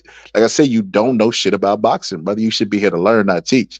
He said, this dude, Bam Bam, is worried about money and he'll never see. Don King gave us promotional cards. He said, Sugar Ray Robinson fought the most champions. He said, you sound like a goof wanted promoters to rob fighters so they can see blood. He said Bam Bam is on fentanyl. That's fucking hilarious. He said, laughing about, he said, I said Mayweather beat the most champions ever, and that is a fact. Bam, brother. God damn, brother.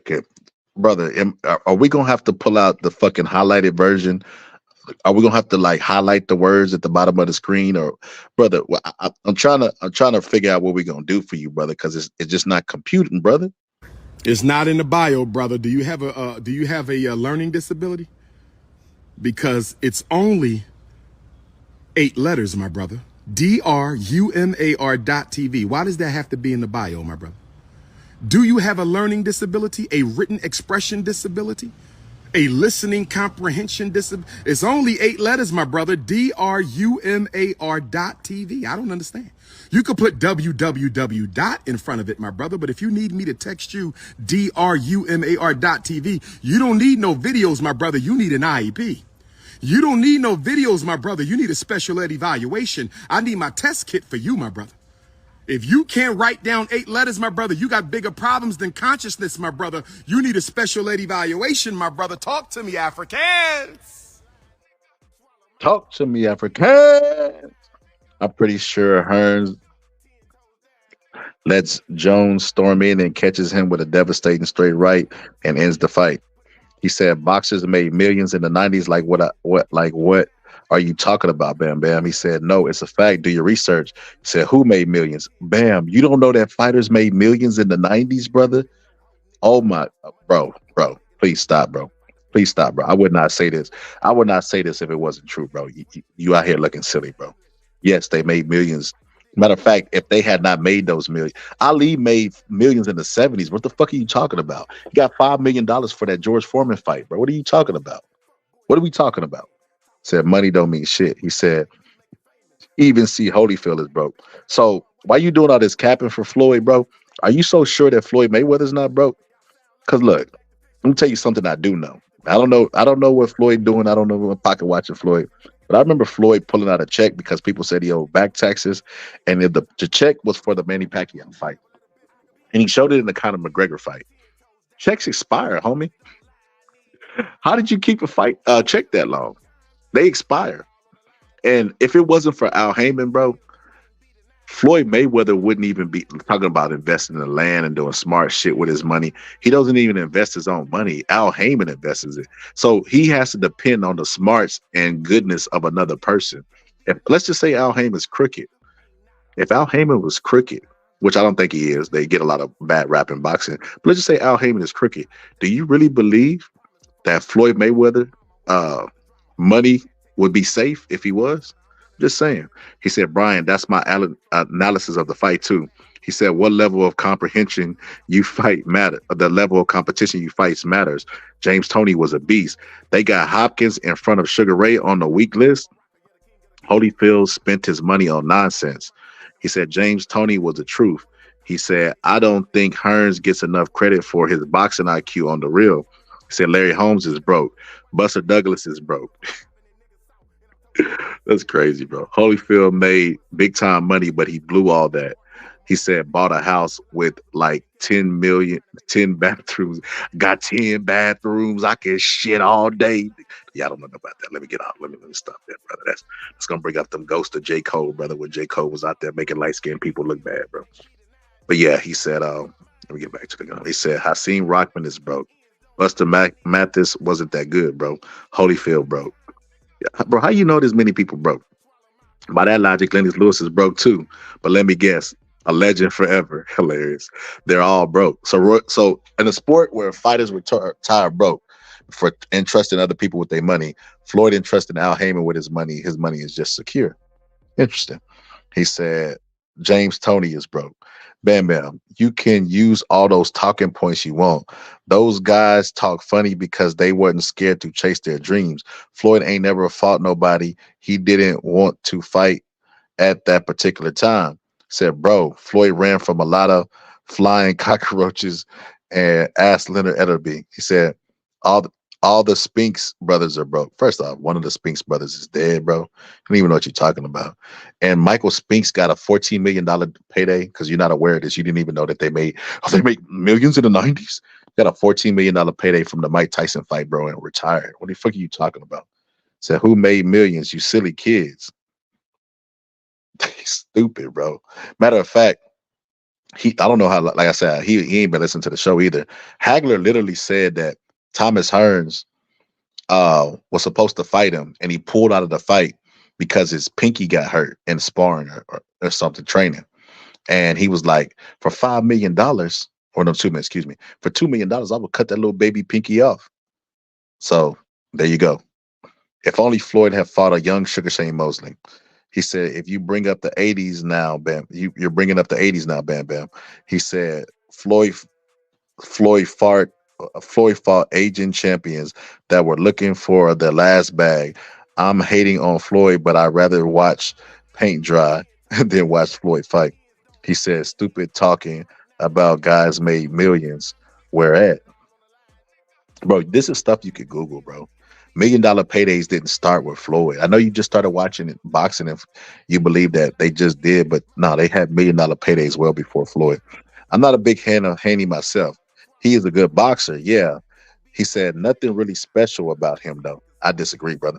Sweet Pea died, bro. God damn, bro. James Brown died, bro. Michael Jackson died, bro. Bro, just throwing fucking random names out there, brother. The Brown Brahma job. How you know what Joe Louis had in this? This how I know you still in talking points, bro. You just naming regular names that you done heard somebody say died broke, brother. He said Floyd fight aging champions at the twilight of their career. They were looking for their last bag. Floyd fights are just exciting as watching two old people fucking rap them in. He's hilarious. Dude in here got so much hate. He said so much hate, they are hypnotized by it. He said, now he's still in Boosie talking points that he said on Vlad. They hypnotized by hatred, Vlad. You know, when you make a good point, Boosie made a good point and then realized it because Vlad was like, oh, that's a good one. He was like, oh, yeah, hypnotized by hatred. He said that shit like 60 more times. But this dude in here talking that shit like we don't all watch Vlad. He said Haney is just a fundamentally sound boxer. He is talented. His IQ is good, great, not yet. James Toney walks around, punches. Hey, yeah, bro, you're gonna get blocked if you keep on disrespecting James Toney, bro, and the people that actually do this stuff. I guarantee you wouldn't even put on gloves at your fucking local fucking barbecue and spar your drunk uncle, bro. Like you gonna have to stop this shit, bro. Now you can make your points, but we're not gonna disrespect James Toney or Muhammad Ali, brother. He said, and I can show you videos of James Toney mumbling everywhere he speaks. Like I said, bro, you got one more comment, brother. He said, go look at Pretty Boy Floyd. Bro, what the fuck? Roger Mayweather mumbles his words. Floyd seen, man, look me, come on, man, look at here, man. Let me tell you something. No, hold up. Bro, come on, bro, stop it. Floyd said it might be something wrong with his brain. He don't know yet. Fuck you talking about? You got to remember, James Toney is older than fucking Floyd, man. What the fuck you talking about, bro? Ali made more money in the Foreman fight than the Brown Bomber made in his entire career. He said, I'm broke. He said, Deion Williams beat Floyd Mayweather's in the amateurs. Scholar, bro, this has been awesome. I'm going to have to get your SN for the game so we can link up. Oh, for yeah, bro. We definitely do that. What I'm gonna do is, bro, when the game does finally come out, I'm gonna do a live and we're gonna live stream the shit and I'll drop everything there so we can link up. He said Cuban style of boxing is one of the best styles of boxing in my opinion. He said he said, am I a light skinned? I don't know. If you ain't getting robbed and you're broke, that says enough about you. That's how I know you don't know the sport of boxing. The sport of boxing, 40% of their purse is gone before it even hits their pockets, bro. That's why a lot of these fighters that you talk about, Ali broke. I'm surprised you didn't say Ali, but he definitely wasn't broke. But yeah. See, look, the fact that all you people have to rate the Floyd's legacy on his money is really hilarious because when Floyd was boxing, he said, y'all can have the greatest of all time. I want to be the richest. I want to be the most paid fighter. Okay, you can have that. You can have that shit. But now that it's over, said and done, and all he's stuck with is the highest paid fighter. He want to say he's the greatest, and he beat more world champion. He's the greatest fighter. Can't make this shit up, bro. Floyd was at Camarel's Moulton's fucking fight, talking about what he did fucking over the course of fucking a 20-year career. Like, bro, shut the fuck up and let Camarel Moulton shine. Said, do you think Floyd could beat Thomas Hearns or Sugar Ray? He said, you keep tearing down James, shaking my head. He probably took the most punishment in those sparring wars. That's just it. James Toney did a lot of rounds of sparring. He don't know that, bro. He new to the sport. He don't understand that shit. Larry Holmes was a living legend and better than Holyfield. He owns his estate. Same with Foreman. Foreman made more money off that grills than he made in boxing, bro. The fuck is he talking about, bro? So he said, Canelo versus Munguia. I don't think Munguia is ready.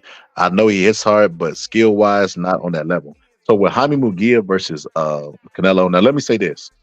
Now y'all know shit.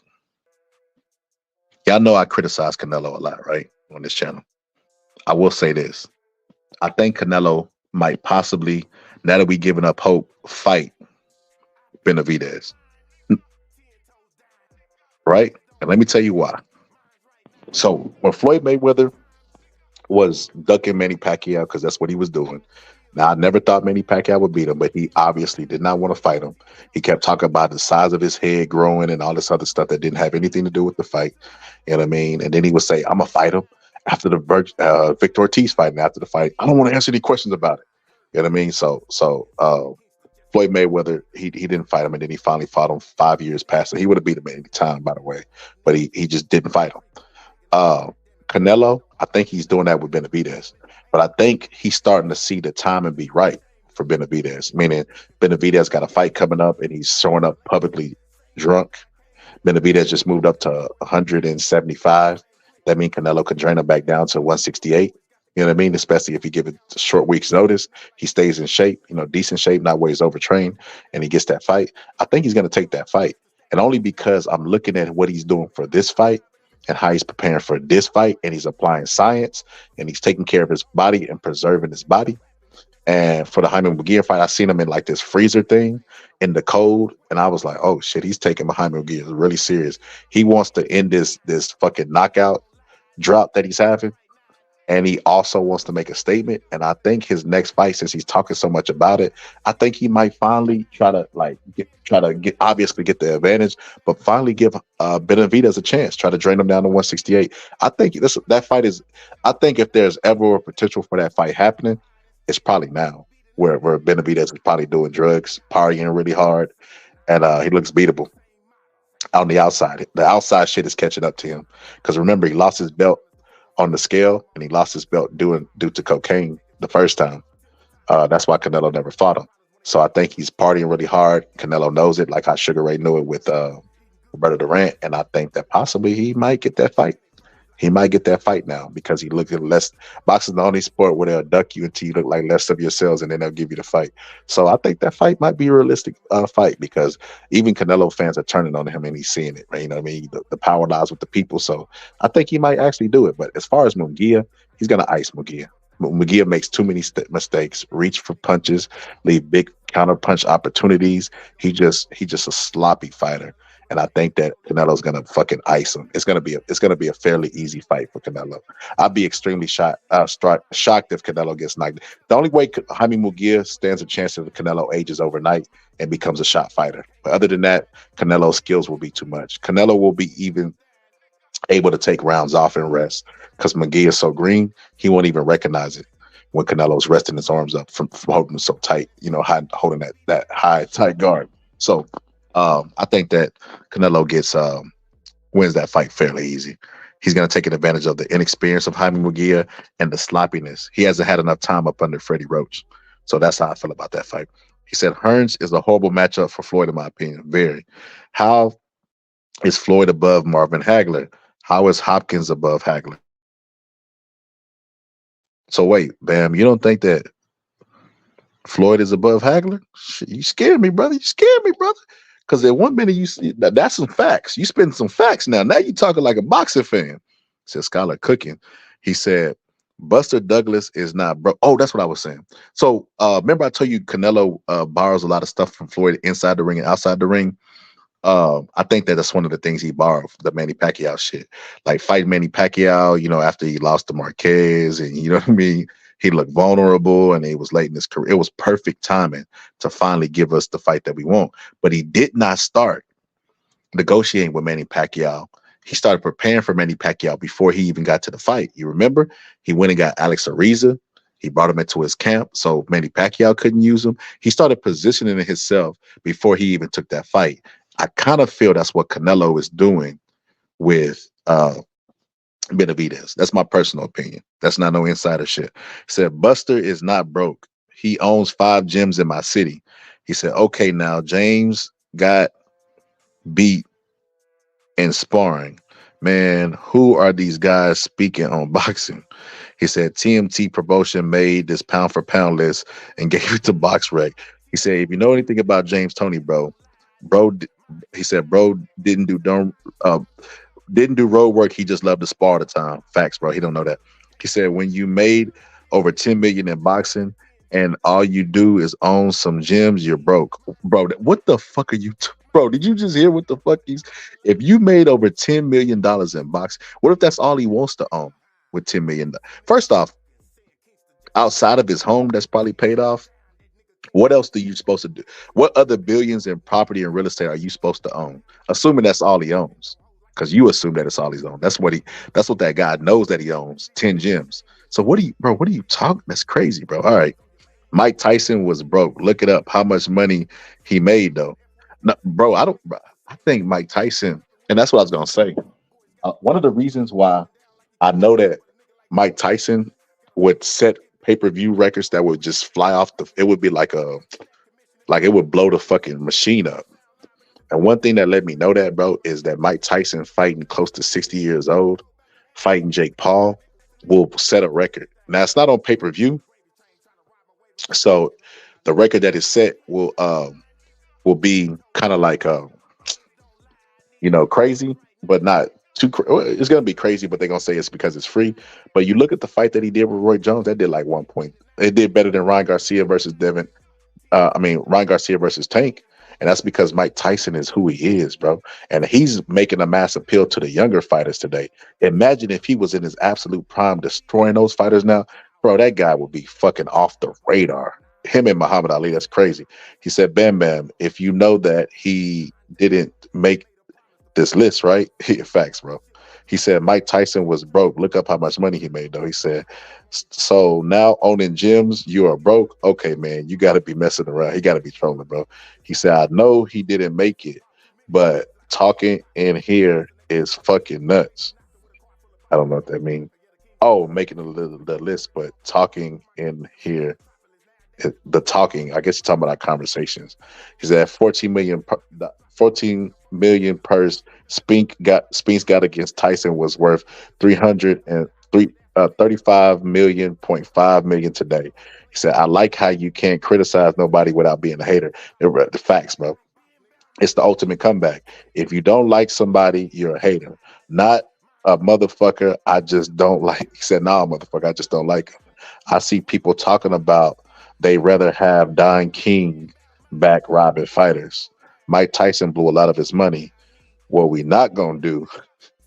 He said, Bam Bam, you're funny. He said, does Spinks have 35 million? He said, Riddick Bowe, another one that made bad financial decisions. I don't care what it's worth. If he ain't got it, got the damn money, bro. Roy Jones is embarrassing James Toney. Okay, I thought he was getting his block knocked off. Now he's embarrassing because if you look it up and see he never been stopped, Ali Purse versus Foreman Purse was $31 million today. He said Tony was toying with Roy Jones, shaking my head. He said, Bam Bam, you have to understand, not everyone is going to agree with each other. We all have our favorite fighters and ones we just don't like. Just because you don't agree with it doesn't make it crazy. He said the Spence fans talking this nonsense. James Toney walk around drunk and y'all lanes, I think it's supposed to be lames, talk about how he got beat up in sparring. That's a good thing. I can guarantee you never took a punch in your entire life, brother.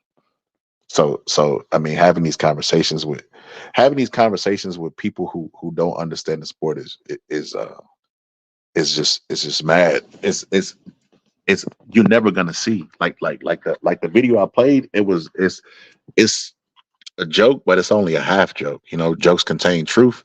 Like you have a learning learning disability, brother, and learning comprehension, brother. You can't grasp what we're trying to lay down.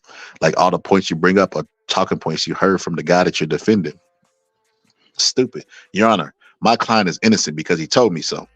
Bam Bam, you make irrelevant points and glaze for it. Facts. Floyd didn't risk anything being undisputed, fool, because of his course he would not be great. Scholar, where did you find this guy? This guy found me, brother. I don't know where he came from. He said Mike Tyson made 55 millions adjusted for inflation today from the Michael Spinks fight. You know what he gonna say, Bo? It's pointless to even put that. I already tell you what he gonna say. If he don't got it today, it don't even matter. That's what he gonna say. So it's pointless to even bring it up, Bo. I already know what type of dude you dealing with, brother. He said, Punch drunk James Toney, greatest defender ever. He said, he didn't find me. The lie popped up and I see why it did now. He said, James Toney, at least not scared of tap water and cockroaches. James Toney broke and punch drunk. He said, Floyd ducked Margarito. He said, Spence fans should never speak another word about boxing again. They should just go into hiding and stay away from anything, which is crazy because that's what they did literally whenever Spence got his ass whooped by Bud. And then they came back out of hiding and told us why, try to convince us that Bud was ducking Spence. You can't make this shit up. Roy Jones danced on him. He said, Floyd can't read. Hilarious. Floyd, his facts, bro. At least James Toney could read. Said Margarito got caught players with shit in his gloves. Floyd did not know that he had shit in his gloves at the time. This is how I know you only watch Floyd videos. And this is how I know you just started watching boxing when Floyd came along.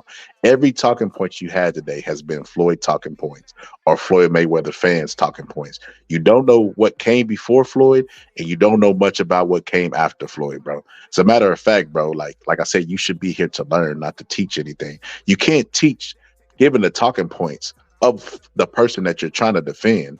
And I could tell your IQ because once you learn more about boxing, you'll start to realize that the stuff that Floyd said about himself is not that true. But you don't know enough, brother. Bam Bam, show respect to these fighters. Real talk. You can't dog their skills and disrespect these men to boost Floyd. I mean, to get personal, Floyd is 51-0. For real, but if you count him whooping his wife, hilarious.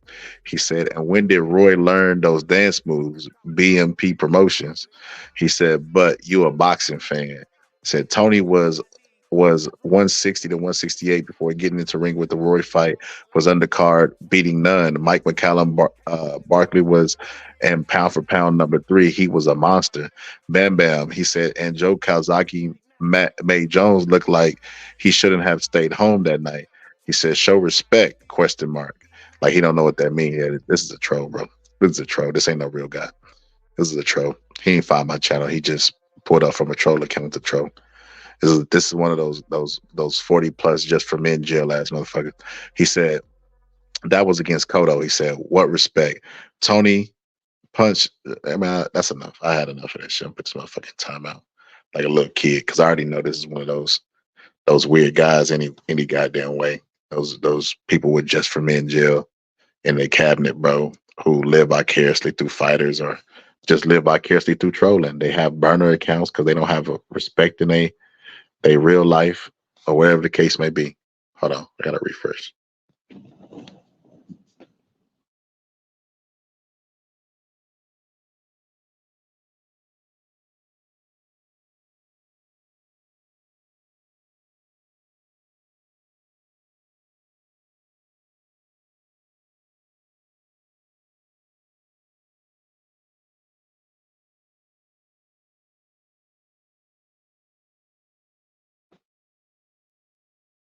He said, "Bye bye, Bam Bigelow." That's hilarious.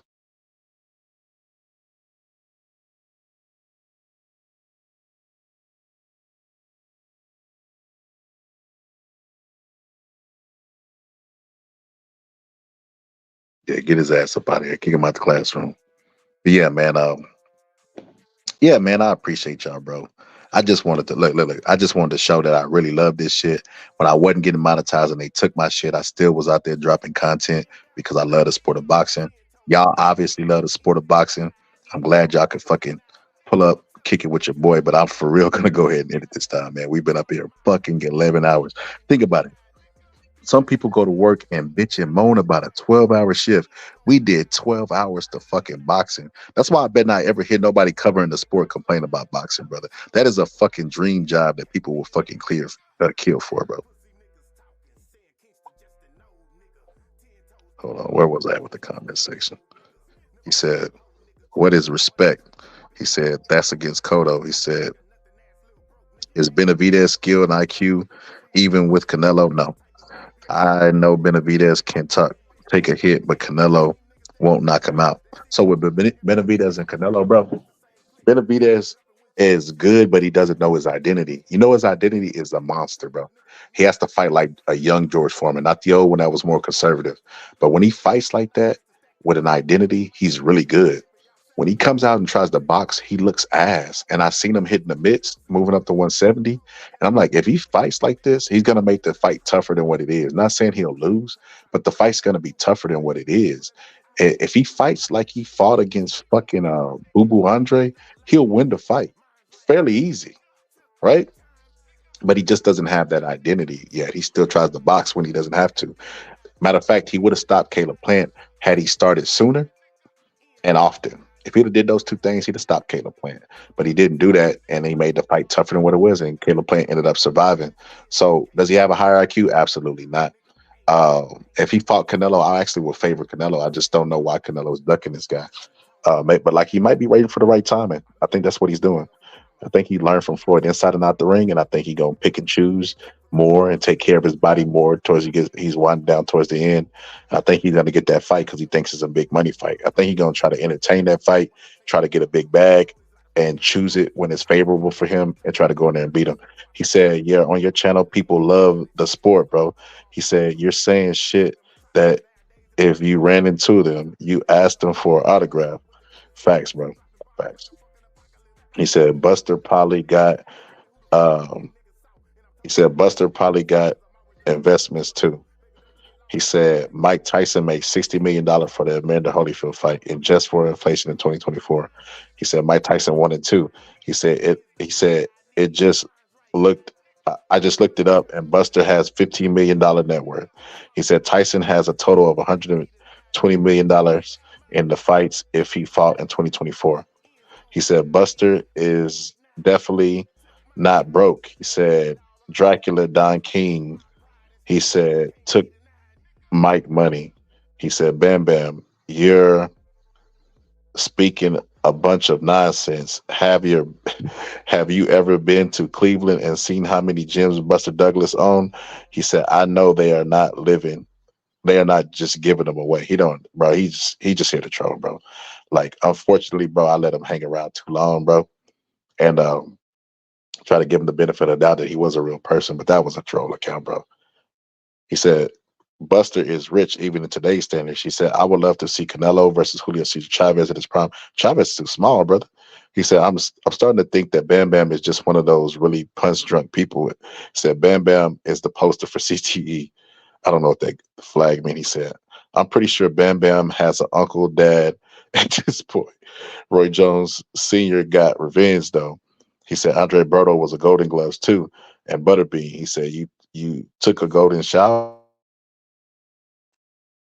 He said, I'm surprised you can't spell Golden Gloves, Vato. He said, if you look Golden Gloves, you know, he said, you know not to make fun of fighters' speech. He said, he never stepped foot in the ring. I guarantee it. He definitely hasn't. He said, nobody is saying James Toney got beat. But however, decades of hard sparring, you obviously, it's pointless to try to explain, bro. He not going to get it. He either purposely ignoring what you're saying or he just not bright enough to comprehend it. And I think it might be a combination of both. He's just a troll, bro. He'll pull back up from another troll account or just wait, whatever the case may be. He said, Bam Bam, you have to stop. You have to be lying. No real fighter laughs at CTE. Facts. He said, I don't think Floyd ducked Margarito. Keith Thurman, yes. Yeah, he definitely ducked Margarito. And he also ducked Keith Thurman. He actually said it, bro. He said, people wanted me to fight Margarito, but then through the grace of God, we found out a year later that motherfucker cheating. Like basically saying that he glad he didn't fight him because he was cheating. But he said it. There's video of Floyd. It's like titled Floyd ducking Margarito. Margarito calling him out to his face. He said Floyd is scared of alphabet soup. Hilarious. He said Bam Bam is the type of person that just craves attention. It doesn't matter if it's positive or negative attention. As long as he's getting it, it's sad and pathetic. He said bye bye Bam Bigelow. He said angry Mexican. Hilarious. He said nobody has Floyd the best of all time. They crazy. He said Bam Bam trying to say he thought that he fought in the Golden Gloves with the same breath talking about fighters. There's no way. He said sounds more like Pebbles instead of Bam Bam. Hilarious. He said Floyd must be paid in box strike to put him on number one. Sugar Ray Robinson's legacy don't count. Like that's what it's supposed to be. He had to. There's no way someone in right mind said Floyd is number one. He said Durant don't count. He said Bam Bam trying to say he fought in the Golden Gloves, running his mouth about the fighters. The way fighters talk sounds like Pebbles instead of Bam Bam. He said he lying, obviously, bro. He said no Golden Gloves talks like that. He said Armstrong. Wow, how many names can you throw out there? He said I would bet every last dollar in my pocket that Bam has never been in the ring before, and there's no way he can talk about other boxers like that if he have. He said Blood Crawford is number one. He said Canelo knocks out Benavidez with the left hook to the body. Canelo's countering style is catered for Benavidez. I agree. Benavidez these are the hoes, but I don't think he's gonna knock him out. I think that days of knocking out is over for Canelo. He finna turn in. You know what he gonna say? Basically, because he learned it from Floyd. Basically, you got two versions of Canelo. You got Pretty Boy Canelo and you got Pele Rojo Canelo. Pele Rojo Canelo was more conservative. He ducked prime fighters. Undefeated motivated Keith Thurman.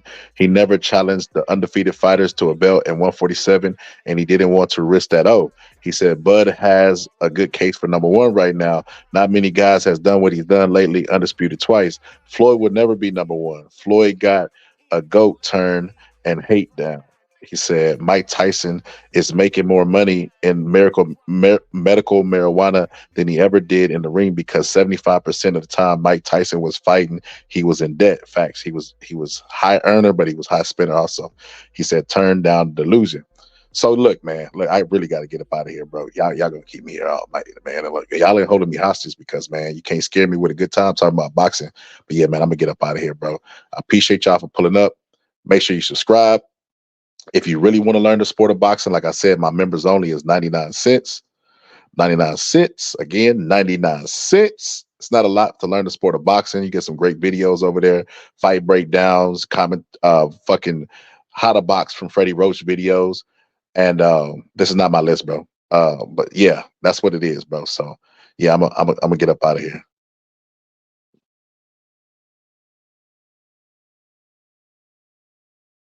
I thought I blocked this motherfucker. I just put him in timeout. They put his bitch ass in timeout again, so he can look from the outside of the women. I know he's a looker. He's a peeping Tom. I already know it. But yeah, man, I'm gonna get up out of here. Appreciate everybody for pulling up. Appreciate the homeboy for $5 cash. Let me put him on the screen, brother. We're gonna end the show with you on the screen, brother. Playing my exit music. But yeah, man, this is not my list. Don't shoot the messenger. Appreciate everybody for pulling up. We rocked 11 hours strong, bro. That's how strong this fucking community is over here, bro. Like, bro, this YouTube family is off the fucking chain, brother. We know the sport of boxing. We could rock for hours and hours and hours just talking about the history. And that's real love. They don't even do that shit on NFL Network. The shit is an hour and it's over. But we over here for fucking hours cooking rookies and cooking this pound for pound list. We're gonna start a petition for this shit. But man, I appreciate everybody for pulling up, but I gotta get up out of here, man. Anyway, it's the Boxing Scholar, and I'm out. Mike, Francois Botha, 6-1 underdog. Are there any concerns on your part? I don't know anything about that. I don't know nothing about numbers. I just know what I can do. How about kill this mother? Well, it. It's a fight, so whatever happens, happens. Mike, why do you have to talk like that? Well, I'm talking to you the way I want to talk to you. Do you have a problem? Turn off your station. You know what? I think we'll end the discussion right now. Then we could. You got it. Have a nice fight, Mike. Off. Mine, 10 toes down, ends don't lie, I need mines right now. I took my time, put it all on the line, swallow my pride and still can't be denied. I been about mine, 10 toes down, ends don't lie, I need mines right now. I took my time, put it all on the line, swallow my pride and still can't be denied. Heard pussy niggas talking, saying Kingston just an old nigga. 10 toes down, that nigga Kingston still fold niggas. Never been no hoe nigga, just watch the money tree grow big. And I be goddamn if I depend on hoes like a nothing ass little broke nigga. Ain't no respect, yeah the game switch. Most of these niggas be shameless. Type of niggas be ducking fights, but then put your hands on your main bitch, that's some lame shit. Same niggas that I came with, that CBD Marvin and FOFK say fucking nigga, that's the same clip. Wouldn't switch it up and wouldn't change shit. Fuck boys got the game bent, talking down like you can't be touched, but a nigga like me make it famous. Gotta follow up and get back to business. Got that hard white, that's that catchy grip and go all night just to stack commission. If I fall, might just have to slap the clip. And y'all sound live, but is it fact to fiction? Full paper chase, that's my active mission. Stay hustle mode, never slacking with. Stay on code about that action, nigga. Get the clapping, nigga. Just the 80s, baby. That's the crazy thing. Niggas quick to hop up on the gravy train, trying to rock my wave. I'm too wavy, man. And I never let a bitch nigga play me, man. 10 toes down, ends don't lie. I need mines right now. I took my time, put it all on the line, swallow my pride and still can't be denied. I been about mine, 10 toes down, ends don't lie. I need mines right now. I took my time, put it all on the line, swallow my pride and still can't be denied.